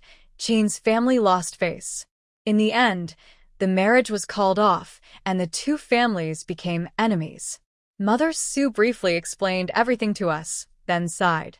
At first, I tried to negotiate kindly, hoping to offer some compensation, but they demanded too much and wanted to take advantage of the situation to hurt the Su family. Their actions made us realize clearly such a family is not suitable for marriage. The engagement must be broken. Ji Luo originally thought that the elders from both families, being respected officials, would handle the matter gracefully. She never expected it to turn out so ugly. But considering Qin Wanyan's personality, she could vaguely guess the temper of Qin family elders. Not from the same family, not entering the same door. She wasn't familiar with the Su family's background, but she had a feeling that Qin family would regret this in the future, and Qin Wanyan would regret it too. Aunt, forced fruit is not sweet. Since their personalities and lifestyles don't match, breaking the engagement is probably for the best. In the future, they will surely meet better-suited people. Vice Captain Su is young and talented with a bright future. Eventually, the matchmaker will help him find a more suitable marriage partner. You and Uncle can relax and give him some time. He will soon find the perfect person for him. Listening to Ji Luo, Su's mother smiled and took her hand, saying little Luo is right. If this marriage isn't right, the next one will be better. Guanglei will definitely meet someone better and more suitable. We can wait patiently. Su's mother really likes Ji Luo's personality. Her dream daughter-in-law is someone smart, capable, and kind-hearted like Ji Luo. Although today was their first meeting, they talked happily for nearly 2 hours. When they parted, they agreed to go shopping in the city together tomorrow. After Su's mother and son left, Zhou Rongyan brought out a warm bowl of pork rib and jujube soup. Luo, have some supper. Ji Luo was about to stand up to get bowls and chopsticks when her stomach suddenly grumbled. She gently touched it and smiled, talking softly to her belly. Baby, did you hear Daddy? There's supper now and you're happy and moving. Zhou Rongyan leaned closer, his broad hand resting on her belly, smiling softly. Little rascal, move again. It seemed the baby inside heard him and responded by gently kicking his palm. Through her belly, father and son touched lightly. Zhou Rongyan's usually tough heart trembled slightly, and his eyes sparkled with a smile. Luo Luo, he moved, kicked my hand. Brother Yan, our baby is very smart, Ji Luo said, her hands resting on her belly, glowing with maternal love. Her eyes were filled with gentle affection. Zhou Rongyan happily kissed her cheek and gently stroked her belly. Then he went to the kitchen to get bowls and chopsticks. Luo Luo, eat quickly. Drink more soup. Let's eat together. I can't finish so much. Zhou Rongyan is very attentive to her nutrition. He often cooks soup for her, and he has never missed giving her milk powder with eggs. Ji Luo's complexion has visibly become more rosy and healthy. Ji Luo drank a large bowl of soup, while Zhou Rongyan only had a small bowl and left her another for the morning. After finishing the soup, the couple went to the study to work on their tasks. Zhou Rongyan reviewed high school textbooks, and Ji Luo organized the store's financial reports. They worked until 10 o'clock before going to bed. The next morning, Ji Luo finished breakfast at home and went with Su's mother and Zheng Minfang to take the commuter bus to the shop. Xiao Wei. As Su's mother and the others sat down on the bus, Lin Wei arrived. She wore a bright blue trench coat, her shoulder-length hair casually loose, and she wore gold-rimmed glasses, giving her a somewhat artistic young person's look. Lin Wei saw them and smiled warmly. Auntie, sisters-in-law, are you also going to the city? We're going to work at the shop. Annie said we should visit the shop, Ji Luo said with a smile. Mrs. Su happily invited Lin Wei to sit with her and asked, Xiao Wei, have you started working today? Not yet, maybe the day after tomorrow. This is my first time in Sha City. Since I haven't started work yet, I want to explore the city. I also need some daily items, so I plan to buy everything at the state-run store. Mrs. Su smiled kindly. I also plan to look around the city. Since you don't have any urgent matters, come with me to see Xiao Luo and the other shop first. Later, we can go shopping together. Sounds good. Yesterday, my sisters-in-law mentioned that the shop has many colorful yarns and beautiful bedding. I want to pick some suitable ones today. Lin Wei carried a bag and took out a handful of white rabbit candies, sharing them with everyone. Auntie, sisters-in-law, have some candy. Xiao Wei, I don't like sweets. You keep them, Mrs. Su declined. Ji Luo and Zheng Minfang happily accepted and also took some snacks from their bags to share. The four of them enjoyed snacks and chatted happily along the way. When they arrived at the shop, the counter was crowded with people. Li Jiao and others were busy serving customers in an orderly manner. Seeing Ji Luo bringing guests, they politely greeted her and then went back to work. Mrs. Su had a detailed talk with her son last night. Knowing he held a large share in the shop, she said as she saw many customers early in the morning, Xiao Luo, Minfang, you can go ahead and work. Don't worry about us. Xiao Wei and I will look at the bedding first. Auntie, Dr. Lin, you can look around first. If you find something you like, I'll help you pack it later, Zheng Minfang said before going to assist. Ji Luo quickly brewed tea for them and also served tea to other waiting customers. She helped some elderly people sit on stools and deliver the items they wanted, politely and courteously. Lin Wei loved the innovative and beautiful bedding designs. She looked at each sample carefully and said with a bright smile, Annie, I never expected the bedding in Sha City to be so beautiful, even better than in Kyoto. I really like the deep-colored patterns. I almost want to buy them all. These were designed by Xiao Luo, Mrs. Su told her with a smile. Really? Lin Wei looked surprised. Last night, I had a long chat with Xiao Luo. This child is beautiful, smart, talented, and speaks and behaves just as well as children from the big families in Kyoto. Mother Su really likes Ji Luo and gets along well with her. Lin Wei saw Ji Luo patiently greeting the older elders, speaking very politely and kindly. She smiled and said, Sister Ji Luo is truly outstanding. After sending off the group of older elders, Ji Luo came over to entertain Mother Su and the others. They had chosen many items, all recorded on Su Guanglei's account. Lin Wei gave her the lowest discount on her selections and also gifted her a pair of elegant, fresh-patterned pillowcases. Lin Wei loves the bedding in the shop. She picked 6 sets and generously bought 10 pounds of wool. After paying, she carried the items with Mother Su to the post office to arrange for mailing to her parents and elders. At noon, Chen Jifeng returned to the shop. He is now mainly responsible for the warehouse, running back and forth between the warehouse and the shop every day. He looks a bit thinner but is full of energy and confidence. Ji Luo, the work for the next half-month is all arranged. The orders are scheduled for 10 days from now. The warehouse only has enough supplies for 10 days, he said. Ji Luo had just finished compiling data and replied, I just spoke with Director Su on the phone. They just installed a new machine, which will greatly improve production efficiency. They've prepared enough goods for half a month, and tonight they will ship them out. The wool factory has plenty of stock. Before I leave, I will settle the account and ask the factory to send 10 trucks of goods. They had lunch in the shop. Everyone took turns cooking. Today, Zheng Minfang cooked. When she finished, she called out, dinner is ready. The standard lunch included 1 meat dish, 2 vegetable dishes, and soup. The main food was rice. The portions were generous, enough to satisfy everyone. During the meal, Ji Luo said, Brother Chen, Zhao, Hejia, you two should pack your luggage in the next couple of days. We'll leave early the day after tomorrow to have lunch at home. Chen Jifeng and Ji Bingqing's wedding was scheduled for 5 days later.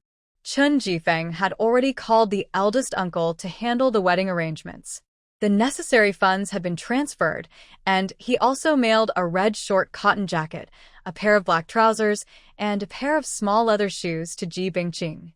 Having been in the provincial capital for nearly 2 months, thinking about visiting her parents, Li Jiao was very happy. My luggage is already packed and ready to go anytime. Your parents send you letters every week, probably looking forward to your return every day, Zheng Minfang said with a smile. She had already become familiar with Li Jiao and found her personality very agreeable. Li Jiao giggled and said, Sister Minfang, we will be gone for a few days, so it will be you and the other sisters-in-law. We will come back immediately after finishing our work. Once we return, just spend good time with your parents. Don't worry about the shop's business. We promise to manage it well. They were going back to Nanqi County, and the shop's business was handed over to 5 military wives. They were already familiar with the products and prices and could handle everything well. Ji Luo trusted them to take care of the shop. After dinner, more customers arrived one after another, including 6 or 7 girls around 15 or 16 years old, coming in groups. Zheng Minfang and Li Jiao greeted them at the front, while Ji Luo sat at a corner table, focusing on counting money with an abacus, which clicked loudly. She didn't pay much attention to the customers coming in. Ji Luo. Hejia had just seen off a male customer and came over quietly, saying, One of the girls who came in looks a lot like you. Hejia had heard about Ji Luo's parents and knew her mother was from the provincial city. When he saw the pretty girl who looked very much like Ji Luo, he had a guess. Ji Luo turned her head and looked in the direction he pointed. She saw the girl's face clearly. Her features did resemble Ji Luo's about 4 or 5 points. She was wearing a pink jacket with a checkered skirt, her shiny black hair braided with beads and flowers, looking around with a dismissive expression. She politely greeted Li Jiao, but ignored her. Her companion had the same expression. It was obvious they weren't there to buy things, but for some other reason. Li Jiao noticed they weren't looking at the goods or asking prices. They were sneering and looking disdainful. Her gaze shifted from them to Ji Luo, who was watching the girl who looked like her. She raised an eyebrow and stepped forward to ask, Little sisters, what do you need? Who's your sister? You're just a country bumpkin from out of town. Stop pretending we're related, a girl with short hair snapped. Li Jiao's smile froze for a moment, but quickly returned to normal. She spoke in a calm tone. I have no intention of pretending to be related to you. Please look around. If you need anything, just call us. Then she turned to greet another pair of shabby middle-aged farmers. Seeing she wasn't attending to them anymore and was instead smiling and welcoming the farmers from the countryside, the short-haired girl spat on the ground and said, "Out-of-towners. Just good for nothing. They only get along with other country folks. Your manners as a city person really open our eyes, country bumpkins." The speaker is Ji Luo. She is pregnant and slowly walks over, her gaze fixed on the short-haired girl. Her expression is cold, and she continues speaking. "This classmate, which school did you graduate from? Do your parents, teachers, or elders at home know about your behavior? Did you just spit? Your spitting looks very practiced, just like the rude villagers from the countryside. Do you have relatives from the countryside who have taught you this?" Her cold and insulting words make the short-haired girl look upset. She glares at Ji Luo and says, "Who are you? I can spit if I want. Do you have the right to tell me what to do?" Ji Luo responds calmly, "If you want to spit, go ahead. I won't stop you or get involved. But I want to remind you, our store welcomes every customer and respects everyone. If you're here to cause trouble, I will call the police to handle it." Ji Luo is sure they came to pick a fight on purpose. She doesn't know why, and she doesn't have time to find out. "When did I come to cause trouble?" The short-haired girl speaks loudly. Now she can see Ji Luo's face clearly. She frowns and looks at Qingjinju, who looks very much like Ji Luo. Qingjinju's eyes are fixed on Ji Luo. They have the same eyes and similar features, but Ji Luo is slightly taller, and her style and aura are very different from Qingjinju. "Jinju, why does this person look so much like you?" another friend asks. "I don't know," Qingjinju replies softly, her delicate eyebrows furrowing slightly. She is sure she has never seen this person before. She isn't a relative of her family, but she instinctively dislikes her. Ji Luo's cold gaze falls on Qingjinju. She looks at her for a moment and then looks away, continuing to speak to the short-haired girl. "I am the owner of CG Home Textiles. I see you're not here to buy anything. If you have other matters, just tell me directly." "Who says I'm not here to buy?" The short-haired girl, shorter and less imposing than Ji Luo, deliberately raises her chin like a proud peacock to avoid losing face in front of this outsider. Ji Luo slightly curls her lips, her expression and tone very calm. "If you're here to buy, feel free to look around." After saying this, she doesn't entertain them further. Instead, she greets another familiar customer who just entered with a warm smile. "Aunt Yu, it's been a while." A cheerful middle-aged woman with a round face walks in, accompanied by 3 friends around her age. Ji Luo gave Hejia a subtle signal, indicating he should go make tea. She smiled politely and said, "Business at the shop is doing okay, thanks to Aunt Yu and all our loyal customers." When she turned to greet others, she ignored the group.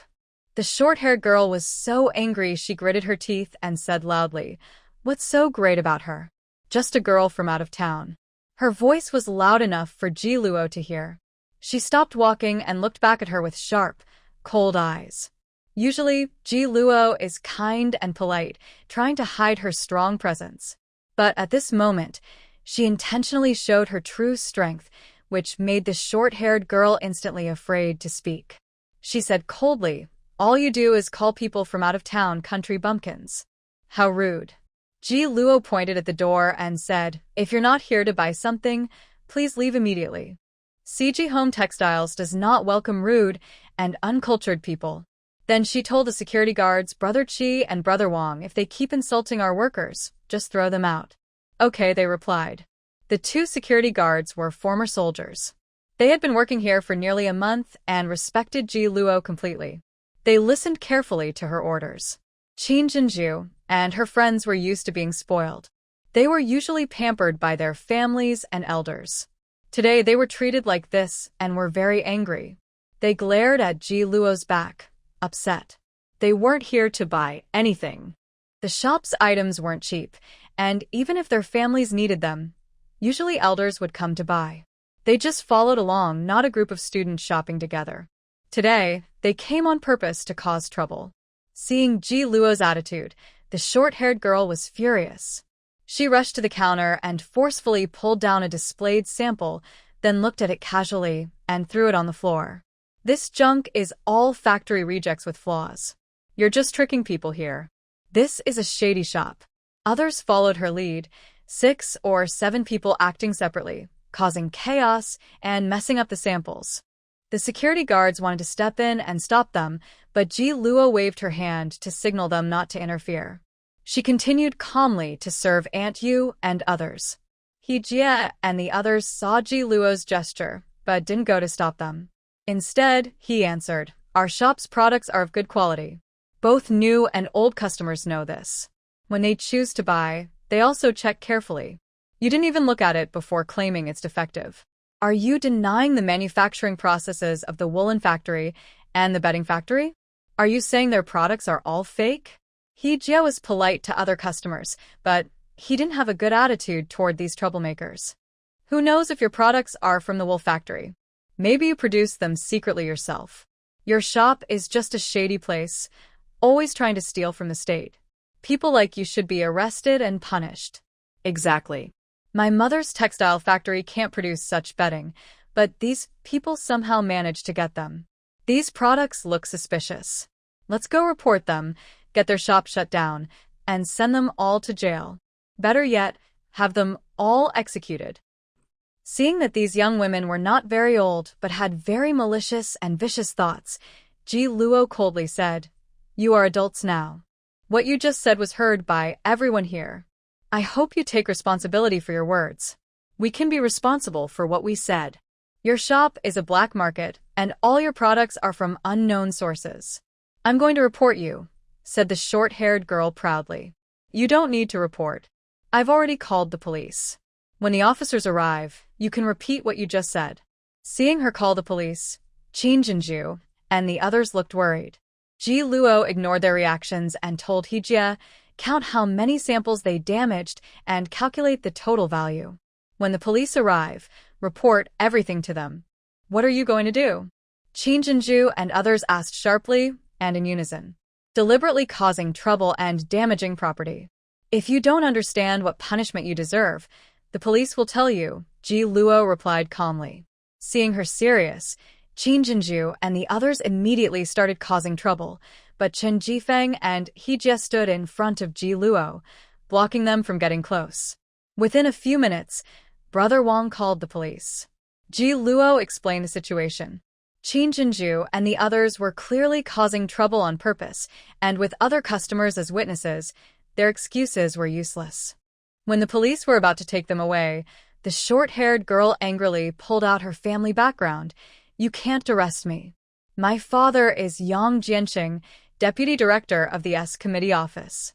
My grandfather is Yang Donglian. If you dare to touch me, I'll make sure you regret it." Yang Xiao was also surnamed Yang, and Ji Luo vaguely guessed something. She asked, "What is your relationship with Yang Xiao Ke?" "He's my older cousin." The short-haired girl glared at her angrily. Ji Luo understood and smiled slightly. "Your Yang family really has good manners. Your cousin is jealous of my store's good business, so he first hired people to cause trouble inside, then brought thugs and hooligans to follow and threaten me to give up the store. He even ordered those thugs to hurt me, a pregnant woman, and arrogantly said he would cause a fatal accident. He's willing to take responsibility. His people are detained by the police, and now you come to cause trouble at the store again, threatening us that we won't get away easily. It seems your Yang family has great power in the provincial capital. To you, the law is just a decoration. In this politically sensitive era, such high-profile and arrogant behavior as the Yang family's is very rare." Today, not only did Ji Luo and her group gain some insight, but even other customers watching the scene were thoroughly entertained. Qin Jinju and the others are students and usually aren't shy about showing their strength. Today, when facing the police officers, they kept yelling and threatening, but in the end, they were reprimanded and taken away for education. Ji Luo, these people all have some background. The store might face continuous trouble from now on, Li Jiao worried. They're foolish, but that doesn't mean their parents or elders are. Today's incident was just them causing trouble without reason. The fault is entirely theirs. If their elders have any sense, they will come to apologize and settle things quietly. Ji Luo wasn't worried. Yang Xiaoko had been detained for nearly half a month. The Yang family is powerful in the provincial capital, but if they hadn't managed to get him out by now, it means the matter is well known in their circle. Qin Jinju and the others, who are spoiled and reckless, foolishly helped the Yang family cause trouble at this time. When they return home, their elders will definitely scold and educate them harshly. As she guessed, the parents of these 6 or 7 girls immediately rushed over after receiving calls from the police station, scolding them and paying the compensation promptly. Qin Jinju and the others had their parents intervene. After a stern lecture, they left. The short-haired girl, Yang Xiaojie, was the most arrogant, showing no remorse for her actions. Even at the police station, she continued to threaten and falsely accuse CG Home Textiles, shouting to clear her cousin's name. Yang Xiaoko was already involved in many cases and was under investigation. Now that Yang Xiaojie voluntarily appeared, the police immediately started from her and uncovered many more issues. When Yang Xiaojie's parents arrived, she had already tricked Yang Xiaoko and was so angry that she slapped her twice in the face. After Yang Xiaoko was caught, the Yang family immediately started investigating the background of CG Home Textiles. The business registration was under Ji Luo's name, and her military spouse status was easy to verify. The Yang family was sure they couldn't run such a large store on their own, so they suspected that someone from the military district was behind it. At that time, the old master of the Yang family went to see Yang Xiaoko and scolded him severely. He also warned the women and younger family members not to provoke CG Home Textiles. However, Yang Xiaojie ignored his words, and with classmates like Qin Jinju whispering in her ear, she came rushing over today to cause trouble for her brother and the Yang family. The incident at the shop was later told by Ji Luo to Zhao Rongyan when she returned home that evening. She also mentioned Qin Jinju, that girl. Qin Jinju is about 16, and she looks quite a bit like me. When the police took her away, she also gave her family details. Her father is a leader in the health department, and her mother is a director at a hospital. Zhao Rongyan had heard her mention before that her biological mother was a medical university student. Now it seemed that Qin Jinju was her half-sister. Luo, do you want to meet her? Ji Luo shook her head naturally, smiling. I don't want to meet her. I don't want to disturb her life, and I don't want them to interfere with mine. Okay, if you don't want to see her, then don't. Zhao Rongyan respected her decision. Ji Luo only told him about this matter and then changed the subject. She linked her arm with his, excitedly saying, Brother Yan, today I visited the yarn factory workshop. They introduced a new foreign machine that greatly improves production efficiency. I took the opportunity to earn a lot of points, which has now exceeded 150,000. I can apply for a new reward. I originally wanted to apply for a storage ring for you, but after seeing the good things in the new dimension, I found a set of special material clothes and pants that are more suitable for you. Zhao Rongyan put his arm around her and asked with a smile, Special material clothes? Do they have any special functions?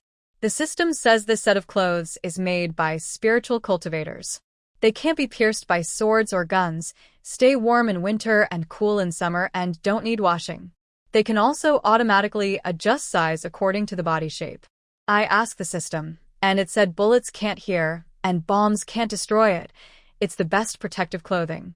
When Ji Luo saw this set of clothes, her mind changed. She no longer wanted the storage ring. She preferred this set of clothes. She wants to give him this set of clothes so that he can reduce many dangers when going out on missions. She also won't have to worry constantly at home. Luo, thank you. All her words are condensed into these 2 characters. Zhao Rongyan hugs her tightly and kisses her deeply. Ji Luo also responds with a kiss, smiling like a flower. This reward is my birthday gift to you. I wish my dear partner, Zhao Rongyan, a lifetime of peace and health. Zhao Rongyan holds her close with a smile in his eyes. Thank you, my love. I will take good care of myself and do my best to support you and protect you from wind and rain. She finally gets the reward she wanted. The clothes are made of thin, paper-like material, with a simple design and a cool feel. She casually looks at them and then asks Zhao Rongyan to change into them. Ji Luo spends a whole day arranging her work at the store. Zhao Rongyan also takes a few days off from his boss. The group takes a train back to Nanxi County. Nanxi County doesn't have a train station, so they can only buy tickets to the city. The distance from the provincial capital to the city isn't far, about 3 hours by train, so going back is quite convenient. Except for Zhao Rongyan, everyone else is riding a train for the first time. They are all very happy. Even Ji Luo is quite excited. In her past life, when she was young, she also rode these slow green trains. Later, as her company grew bigger, she became a frequent flyer, mostly traveling by plane, rarely experiencing high-speed trains. Now, riding the green train again, she suddenly feels like she's back in the past. Her memories from her previous life come vividly to mind. Luo, what are you thinking about? Zhao Rongyan notices her staring out the window, lost in her thoughts, with a strange feeling lingering around her. Ji Luo snaps back to reality, smiles at him, and softly says, I saw in the system that some trains in other worlds are different from this green train. Their trains are super fast, traveling 300 to 400 kilometers in an hour. Zhao Rongyan is surprised. Really so fast? Yes. I really hope our place can develop quickly and someday create such high-speed transportation. Ji Luo sincerely wishes for that. It will happen. Zhao Rongyan has heard that big cities have airports where you can take planes, but the cost is high. Flying can cost several months' worth of wages. With fast planes available, trains will also speed up in the future. Like the high-speed trains in other worlds, they will definitely be developed soon. They took the morning train and arrived in the city before lunch.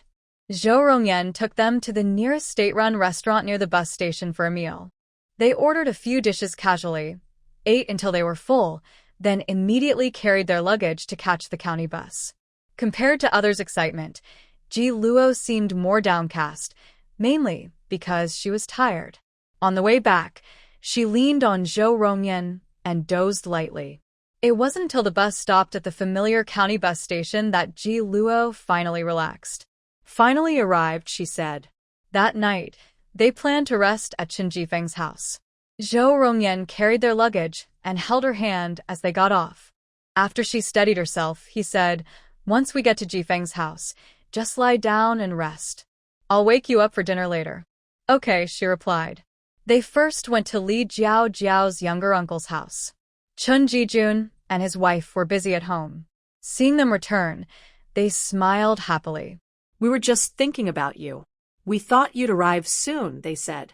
Brother Jun's sister-in-law, how's the business? Chun Jifeng asked with a smile. It's going okay, Chen Jijun replied.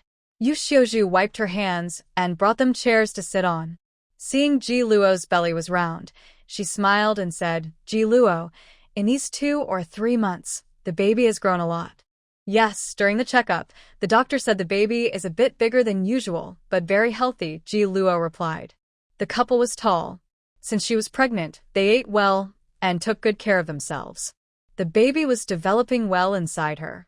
During the last checkup, the doctor said the baby's little hands and feet were quite long. As long as the baby is healthy, sit down quickly. I'll pour tea for you, Yu Xiuzhu said. Chun Jijun brought out freshly cooked noodles for them to eat and also carried a half bag of oranges. He told his cousin, Jifeng, everything for the wedding is ready. The sewing machine you ordered has also been delivered home. Dad wants you to go to New Jiawan tomorrow to pick up your fiancé and get the marriage certificate. The small things you need to buy will also be taken care of tomorrow. Okay. Rongyan and Ji Luo will stay at my place tonight. I'll settle my luggage and go back for a quick visit, Chen Jifeng replied. He took the tea from his sister-in-law. Noticing his younger sister wasn't there, he asked, Jilin isn't here today? Grandpa hurt his leg falling while herding cows a couple of days ago. He's in a cast and hospitalized at the county hospital. Just now, Xiuzhu made some soup and Jilin took it over. She should be back soon, she explained. Grandpa's leg is broken? Chun Jibin asked hurriedly. Yes, his lower leg is broken. The doctor said recovery will be slow for the elderly, and it might take 3 or 4 months before he can walk again. When the elder was injured, Chen Jibin quickly put his luggage inside the house, grabbed some local specialty pastries and canned food, and took some money. He hurriedly said, "Brother, sister-in-law, I'm going to the hospital." "Okay, go ahead. Bibin, you go first." "I'll come later," said Qin Jifeng, also planning to visit. Seeing they had something to do, Zhao Rongyan stood up. "Jifeng, you go ahead. Lolo and I will go to your house. Lolo looks tired, so let her rest and sleep." Ji Luo's complexion was indeed not good. Chun Jijun and others didn't insist but invited them to dinner that evening. At Qin Jifeng's house, Zhou Rongyan quickly made the bed, poured water for her to wash her face and hands. After tidying up, Ji Luo lay down to rest. She slept until late afternoon before waking up, having rested for 2 hours and feeling refreshed. When they arrived, dinner was ready. Yu Zhuzu thoughtfully made her some soup and talked to her during the meal. "Ji Luo, your dad found a new wife." Huh? Ji Luo raised her eyebrows and asked, "Is this woman blind?" Hee. Chen Jijun chuckled softly. Yu Zhuzu also smiled. "She's not blind or stupid. She's tall and strong, good at working, and has a fiery temper. She's almost 10 years younger than your dad." Ji Luo asked, "Do I know her?" "You probably don't. Her family is from a village south of the county town. She was married before, but because she couldn't have children, they divorced.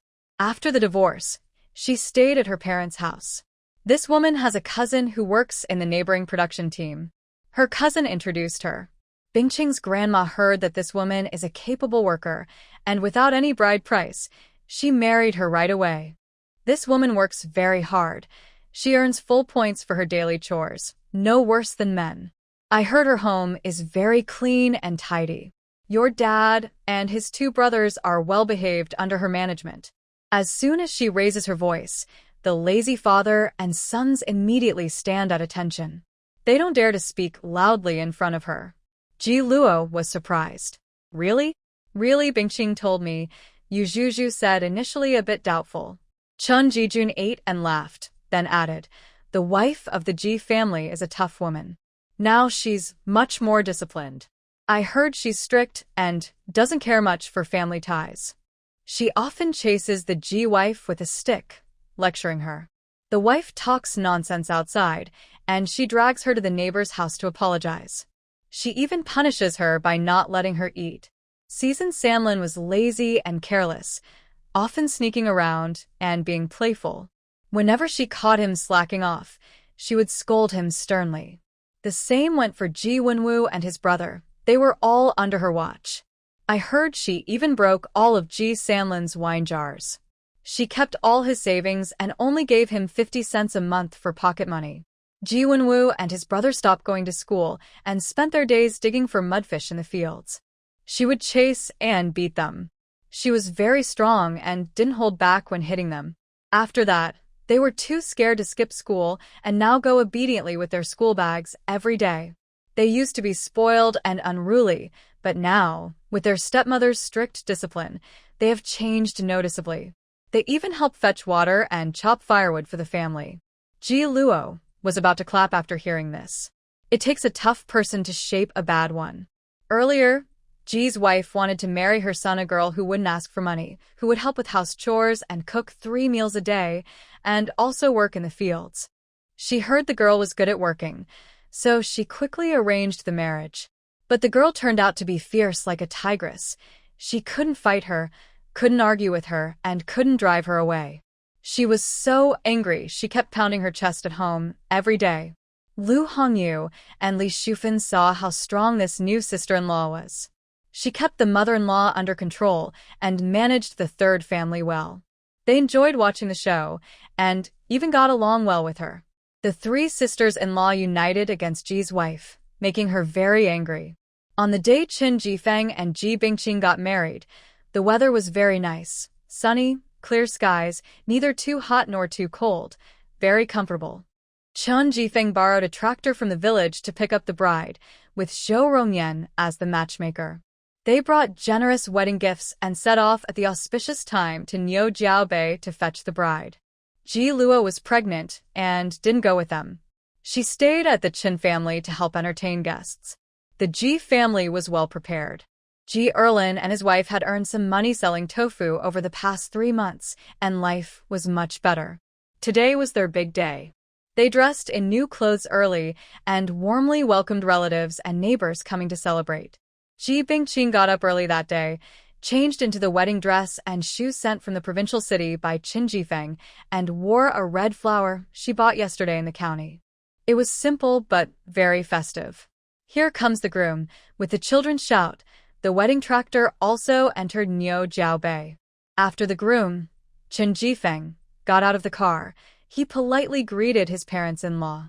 He picked up a cloth bag hanging in the car and threw candies to the crowd watching the celebration, tossing about 2 to 3 jin of good candies.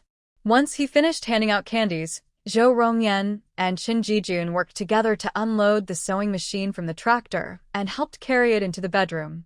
Yesterday, Qin Jifeng came to pick up Ji Bingqing to register their marriage.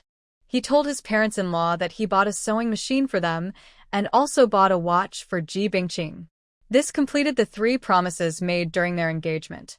As for the other gift, they planned to buy it later. Today, for the wedding procession, they not only brought a sewing machine, cigarettes, alcohol, pork, and fabric, but also gave each of the 2 elderly members of the Ji family and their uncles a set of bedding. Qin Jifeng was generous and polite to his parents-in-law. The Qin family was also thoughtful, and everyone praised Ji Bingqing for marrying well. Many girls of the same age envied her, and some neighbors looked at Qin Jibin and Qin Jilin with interest. The wedding was held at Qin Jifeng's old house. There were 10 tables for the banquet, with 4 meat dishes, 4 vegetable dishes, a cold dish, and a hot soup, making it a perfect celebration. He Jie and Li Jiao also came today to celebrate, sitting at the same table as Ji Luo. After the banquet, they brought good news to her. Seeing the marriage certificate in He Jie's hand, Ji Luo smiled and congratulated him. Congratulations. Did you go to get the certificate this morning? Zhou Rongyan asked with a smile. Yes, we came after getting the certificate, Ji Luo replied.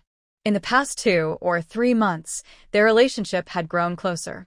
Last night, Li's parents mentioned marriage and Li Jiao didn't refuse, so they decided to get the certificate today, while the mood was right. Ji Luo asked them, when do you plan to hold the wedding banquet? Tomorrow, they replied. It was a sudden decision, but they had discussed it with Li's parents. He Jie plans to hold the banquet at a state-run restaurant. His sister and brother-in-law work in the provincial city, so they wouldn't be invited to the wedding. As for other members of the He family, he didn't plan to invite them either. So, tomorrow's banquet will only invite relatives from the Li family, along with close teachers, classmates, and friends. The arrangements were rushed, and they still needed to buy many wedding essentials and notify relatives and friends. After the banquet, they told Qin Jifeng and his wife and left for the county town. Ji Luo and her friends stayed for a while, then also returned to the county in the afternoon. They first picked up some gifts brought from the provincial city from their residence, then visited their teacher's home. Since arriving in the provincial city, she had been exchanging letters with her teacher. This time, she brought 5 jin of yarn and bought many local specialties and preserved meats as gifts, carrying 2 heavy parcels to visit. The next day, He Jie and Li Jiao held their wedding. Teachers and classmates who got along well in high school came to celebrate. Everyone rarely had a chance to relax together. Luo. In the past few days, Ji Luo had been sleeping until she woke up naturally. At this moment, she was still dreaming when Zhou Rongyan woke her up. Brother Yan, what's wrong? Luo, the college entrance exam has been restored. Zhou Rongyan held a newspaper and spoke excitedly. Really? Ji Luo immediately got up. In her previous life, she remembered that the notice about restoring the college entrance exam would only be issued in half a month. How could it be so early? The newspaper had published it, and the radio was also broadcasting it. The exam was scheduled for winter, with only over 2 months for review. Zhou Rongyan handed her the newspaper, put on a coat for her, and smiled. Many people on the street are cheering and shouting. They all went to Xinhua bookstore to buy books. Ji Luo quickly read through it. Besides the different announcement date, everything matched her previous knowledge. She looked up and smiled. This time, there should be many applicants. The educated youth who went to the countryside are eager to return to the city. The college entrance exam is a good opportunity for them. They will all sign up. We've prepared for a long time and studied hard. Even if the competition is fierce, we still have hope, Zhou Rongyan said confidently. Ji Luo was also confident. She folded the newspaper and placed it on the bedside table. She slowly got up, dressed, and put on shoes. She said, "Brother Yan, let's go to Zhao's house." Zhao and Hejia have their household registration in the county town. Let them stay at home for a few more days, then go to the provincial capital after registering for the exam. Zhou Rongyan's household registration was with the military. After Ji Luo followed the army, her registration was also transferred to the military. When they registered for the exam, they needed to apply and fill out the registration forms at the military unit. When they arrived, Hejia and Li Jiao were at home reading the newspaper, happily talking about the restoration of the exam. Captain Zhou, Ji Luo, sit quickly. Don't go outside for breakfast. I'll cook noodles for you. Li's family had finished breakfast. Seeing that they hadn't eaten yet, Li's mother immediately went to the kitchen to start cooking and brought out various foods to entertain them. Li's father hadn't gone to work yet. He smiled and asked, "Hejia, Zhao, you've studied for several months. How confident are you?" "Dad, 3 months ago, I wouldn't dare make any promises.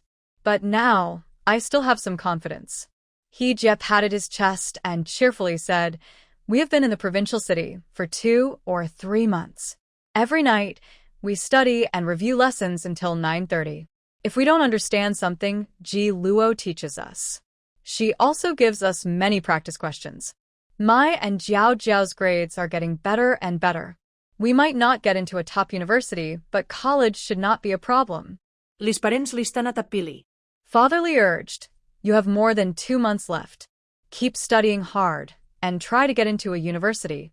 There is a big difference between college and university.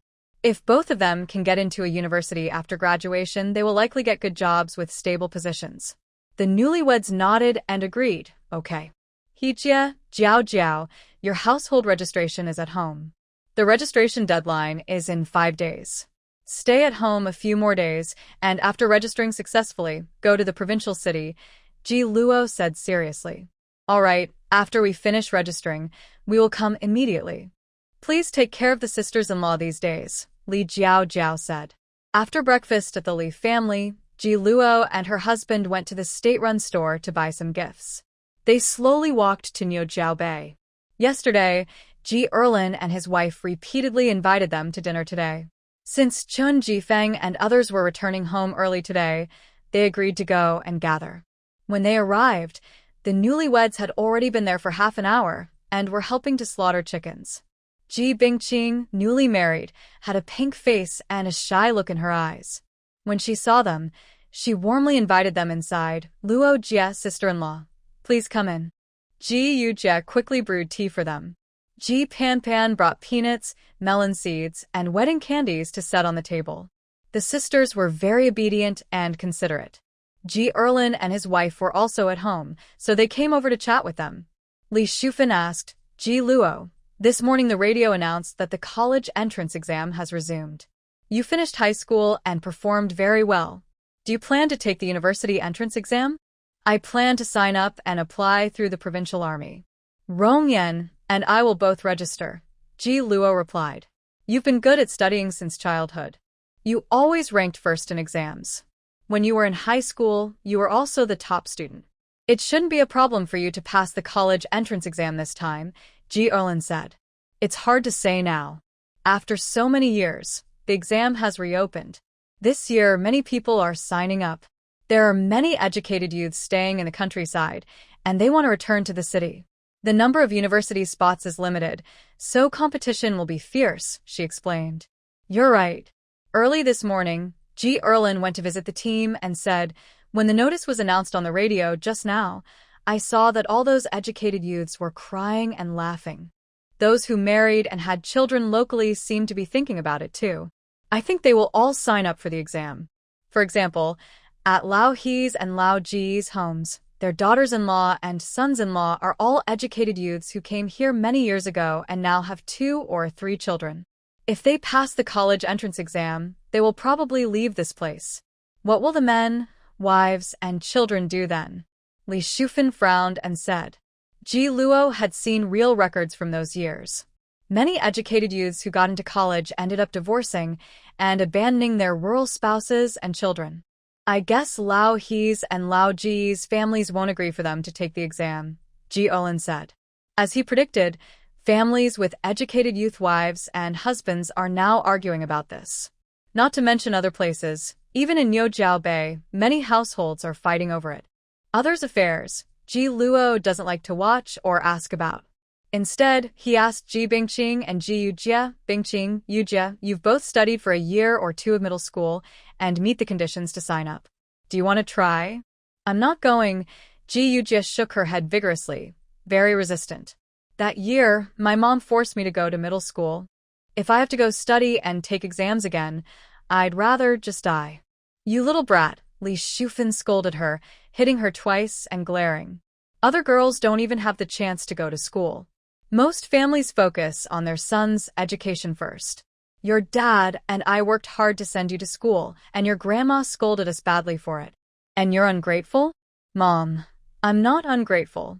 I just really can't study. I'm not cut out for it. Whenever I see books, I get dizzy and sleepy, Ji Yujie said sincerely. She clearly didn't love studying.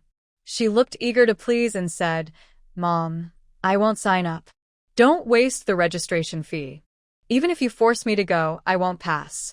If I only score 3 or 5 points, I'd be so ashamed. If you don't want to study, then don't go, Ji Luo said, not forcing her. He was also worried she might really score poorly and embarrass herself. Bingqing, are you going or not? Li Shufan asked her. Ji Bingqing also shook her head.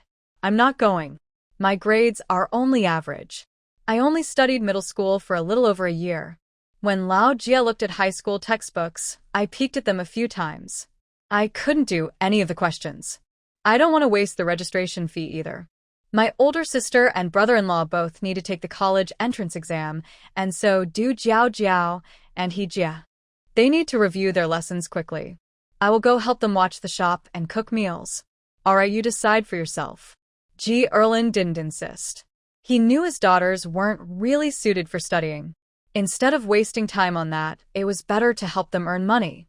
He also heard from his son-in-law that their shop in the provincial city was doing very well. 4 or 5 people couldn't handle it all. If things kept going like this, they would make good money soon and live a good life. Their life wouldn't be worse than that of a government official. They talked for a while. Someone outside knocked on the gate. Ji Yujie immediately went out and saw the visitor calling out third aunt. Yujie, have your sister and brother-in-law come back? Ji Sanlin's new wife, Li Hongwan, had a loud, energetic voice. She was standing outside holding something. Third aunt, they are back, Ji Yujie said as she went to open the door. They went inside one after the other. Seeing a guest, Li Hongjuan's gaze fell on the unfamiliar face of Ji Luo. She asked Li Shufan, second sister-in-law, this girl looks unfamiliar. Is she a relative from your family? Li Shufan slightly pulled her mouth and smiled awkwardly. She is Ji Luo. Really? After marrying in, Li Hongwan heard about Ji Luo and knew she was Ji Sanlin's daughter. She didn't expect her to be so pretty and charming. Seeing Ji Luo looking at her without speaking, Li Shufan introduced her. Ji Luo, this is your dad's new wife. Her surname is Li too. She's from Shuangtuo Gully in the south of the county town. Hello, Aunt Li, Ji Luo politely greeted. Her family feud with the Ji family had nothing to do with Li Hongwan, so she showed basic courtesy. Ah, ayu, Li Yunjuan smilat. She didn't expect to meet Ji Luo today. She quickly reached into her inner pocket, took out some change, counted 2 yuan, and handed it to her. She awkwardly said, Ji Luo, this is a small gift from Aunt Li. Please don't mind. Ji Luo was a bit surprised by the gift. Thank you. You're welcome, you're welcome. Li Hongwan thought she was pretty and delicate, speaking softly to avoid scaring her. Her gaze then fell on Zhou Rongyan. Is this gentleman your husband? Yes, my husband, Zhou Rongyan, Ji Luo replied with a gentle smile. Aunt Li, hello. Zhou Rongyan also greeted proactively. Hello, hello. Li Hongwan is tall and taller than Ji Luo, with a strong build. Her features are pretty, with a neat and brave look. Although her clothes are old, they are clean and tidy, very different from Taolan. Li Shufan brought her a stool to help lighten the mood. Hongwan, do you have something to say? Oh, my mind is so slow. I came to thank Bingqing and her nephew-in-law. Li Hongwan quickly handed the gift she brought to Qin Jifeng. Nephew-in-law, I heard you're taking Bingqing to live in the provincial city. Third Aunt doesn't have much to give, but here are some tangerine candies and rock sugar. Take them for the road. No matter how much the gift is, it's her heartfelt gesture. Qin Jifeng accepted it. Thank you, Third Aunt. You're welcome. Come visit us when you have time, Li Hongwan invited. Okay, Qin Jifeng replied politely. Li Hongwan isn't very familiar with the young people here, and I can't find much to talk about. She didn't stay long and left after giving the gifts.